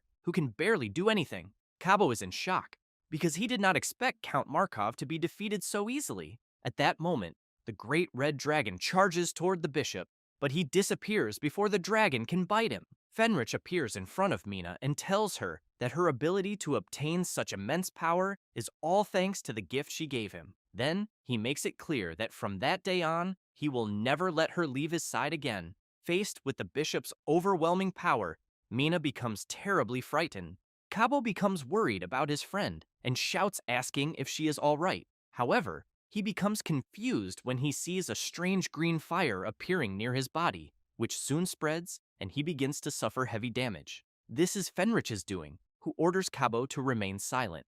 A few minutes later, the bishop imprisons Mina, and she is very frightened, fearing that the worst might happen. Fenrich approaches her and comments that he never imagined she truly understood the power of time, then laughs and emphasizes that, apparently, letting her live was the right decision. Mina does not understand what the bishop is talking about and asks him to be clearer. Fenrich explains that what he means is that she was originally destined to be a corpse, because in his youth, he was only a recruit in the order, until one day, they received a special mission, and according to the divine oracle, an isolated elven village was hiding a malevolent relic capable of destroying the world. The elven resistance was quickly crushed, but the others could not find this so-called relic except for him. since he discovered it and quickly took it from where it was, which was her. Fenric points out that he was surprised at the time, but in the end he was right, because without any ceremony, he eliminated an elf who managed a tavern only to discover that a strange heart had manifested inside her body. With that said, he points out that the order returned empty-handed, but he kept this secret, hiding to study it in the shadows. And to his surprise, the heart he had obtained contained a mysterious power, a power distinct from the domain of any known deity, and it could completely protect him from divine perception since it was untraceable. However, before he could completely master such power, Mina's husband, Ying Yuan, became the lackey of the omnipotent god of magic and returned to take revenge on them, and because of that, he was eliminated. And that bastard Ying Yuan, in a desperate attempt to appease the omnipotent god of magic, refused to grant refuge. Until then, the unimaginable happened. He realized that he was not eliminated, and that instead, he had been sent back to the past. From that, he realized that the heart must possess a power that transcends the gods themselves, and then he ran to eliminate her before anyone else could intervene and claimed her heart. However, for unknown reasons, this time Ying Yuan never appeared. However, as time passed,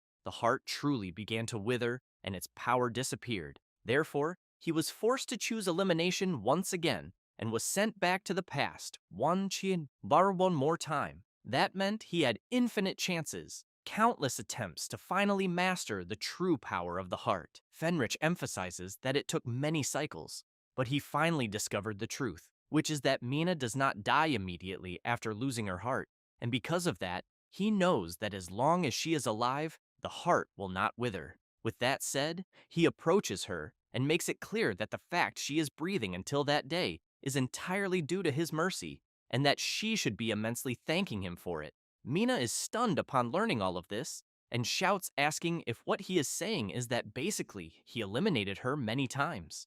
Fenric laughs and emphasizes that they were only necessary steps, but at least she is still alive for now. At that moment, she is filled with fury, and with her power, completely shatters the black cocoon that was keeping her trapped. And out of nowhere, Ying Yuan appears beside her. While Fenric is very surprised to see Ying Yuan there, a portal opens behind him and more people begin to arrive. It is the MC and Cabo. Fenric becomes even more confused when he sees Cabo because he had eliminated him. He laughs and says that the deity he serves is not the Requiem of Souls, and that his divine master would never abandon them, and that what the bishop witnessed was merely an illusion. Fenric begins to laugh, asking if Cabo thinks that means he has won. Then he prepares a shadow blade and apologizes to everyone, but makes it clear that he needs to return to the past and start over. And then he cuts his own throat to die and return to the past, while wondering which method he will use to eliminate Mina.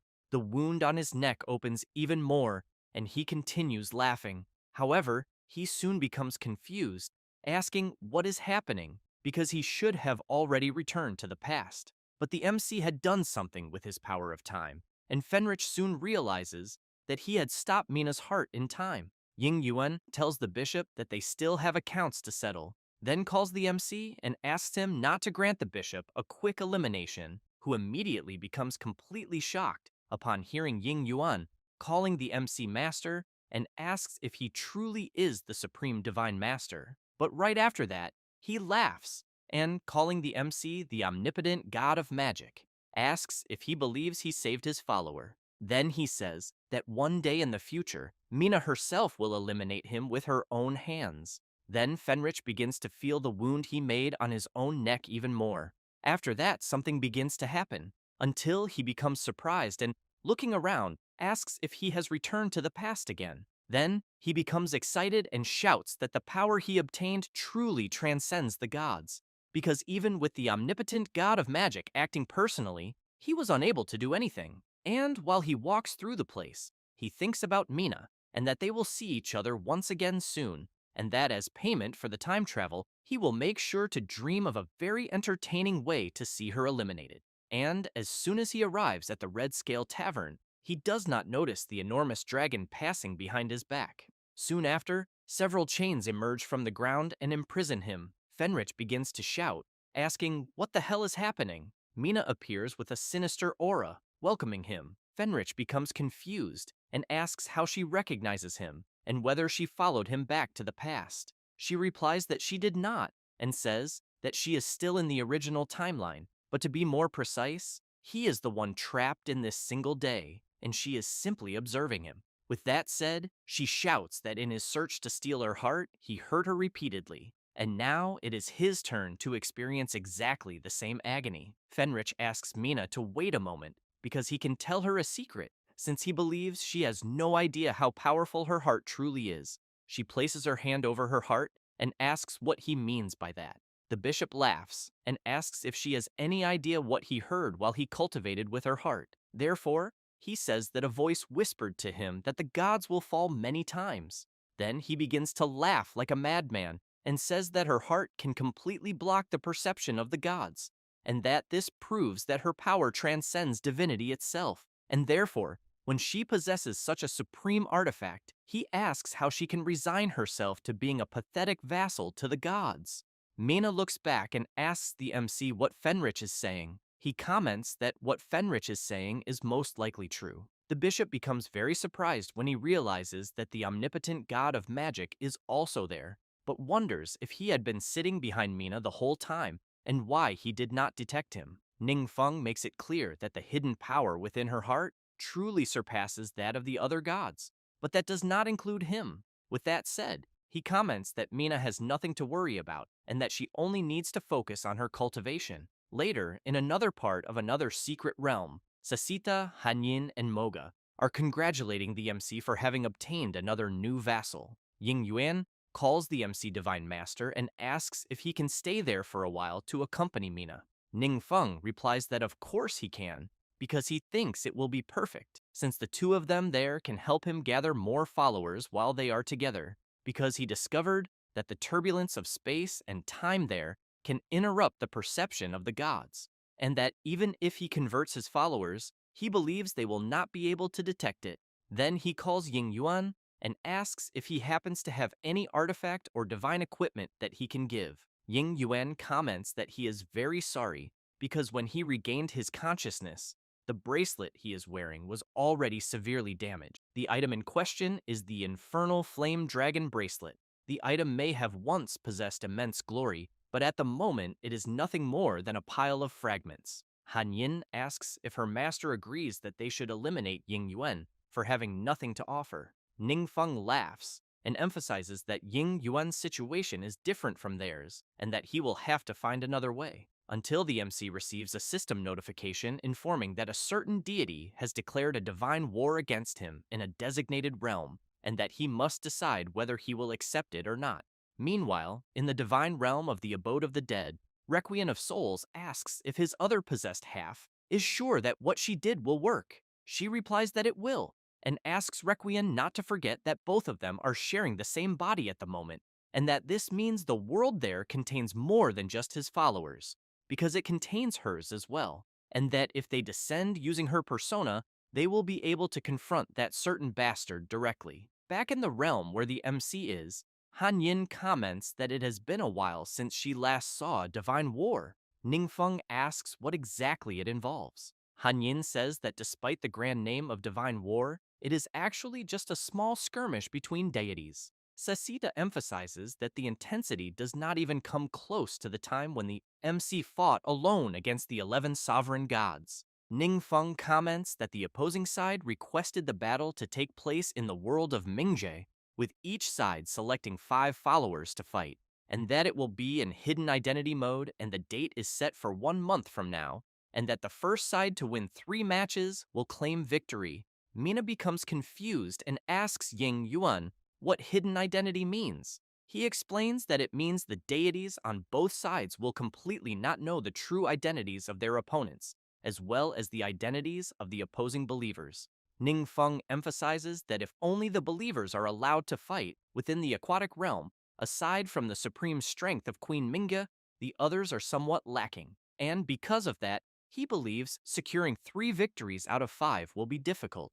Meanwhile, in the divine realm of the abode of the dead, Requiem's possessed side comments that while that world is involved in endless war, their believers will secretly accumulate power in the shadows, and because of that, she knows the moment is the perfect time to put them to the test. Requiem himself thinks that it is a pity that he cannot tell anyone about the resurrection of Mishang, and that because of that, he has no choice but to use hidden identity mode. Otherwise, he would have been able to discover which bastard was impersonating the Swift Shadow Commander. Requiem continues thinking that sharing a body with Mishang is truly an inconvenience. He already knows that his divine power has been constantly draining, but he believes it is better to take advantage of the opportunity during the divine war to make a gamble, because if he can use the divine war to suppress Mishang for a while, he believes it might even work in his favor. Later, in the realm of the deep sea, Minga's mother and the elder want to know if the MC will personally conduct a special training for them. Ning Feng points to the tower, replies that he will, and asks them to enter and try it. The queen's mother becomes intrigued, wondering if that is not the secret trial realm intended for agility class training, and why she has to go as well. And she also knows that a trial realm cannot accommodate two people at the same time, but since it is the Divine Master asking, she believes there will be no problem. Therefore, she and the elder go to the training trial. Upon entering, Mingja's mother notices around her that the realm looks exactly the same as before, but she asks where the great mage Kang Yu is, and whether he has not appeared. As for him, he is very surprised, since he apparently is in a new, secret realm. Meanwhile, Ning Feng is observing the old man and thinking that he had wanted to place him in special training for some time, but that there was no secret trial realm in that world. Then he reflects that he never imagined that a trip to Cabo's world would yield such an unexpected harvest. Then he remembers when he was in the secret realm with Mina and Ying Yuan. Ying Yuan holds her hand and says that they will finally be able to escape the rift, since soon the MC will seal the place. And as soon as the MC began to close the rift, he received a system notification informing that a special secret realm had been detected, and that he was eligible for an upgrade to a secret trial realm, and that the MC needed to choose whether he wished to proceed. At that very moment, Ning Feng wanted the upgrade to be made, and the system notified that the existing secret trial realm had been detected and would begin a fusion. It did not take long for the fusion to be completed. Back in the present, in the trial realm that the MC obtained, some followers of Bishop Fenric were casting their powers and charging toward the elder, who in turn did not remain still, struck his staff on the ground, and counterattacked with his aquatic power. Ning Feng, observing everything that is happening, was impressed by the old man's performance, since he knows that this means he will soon be ready for the special forbidden spell training. However, at the same time, he was intrigued by Queen Mingja's mother, who in turn was frightened, trying to understand what was happening. Meanwhile, in the secret kingdom of the abyssal current, some followers begin to gather, and a creature wonders if what it is seeing are the oldest devoted followers of Requiem of Souls, since apparently it believes they truly kept their word. One of the followers questions how they could have received a divine oracle like the one they are witnessing. Then, an energy asks everyone to head to the center of the secret kingdom of the abyssal current and help the ruler of the kingdom at all costs. One of the followers becomes frightened, wondering if they really need to do this.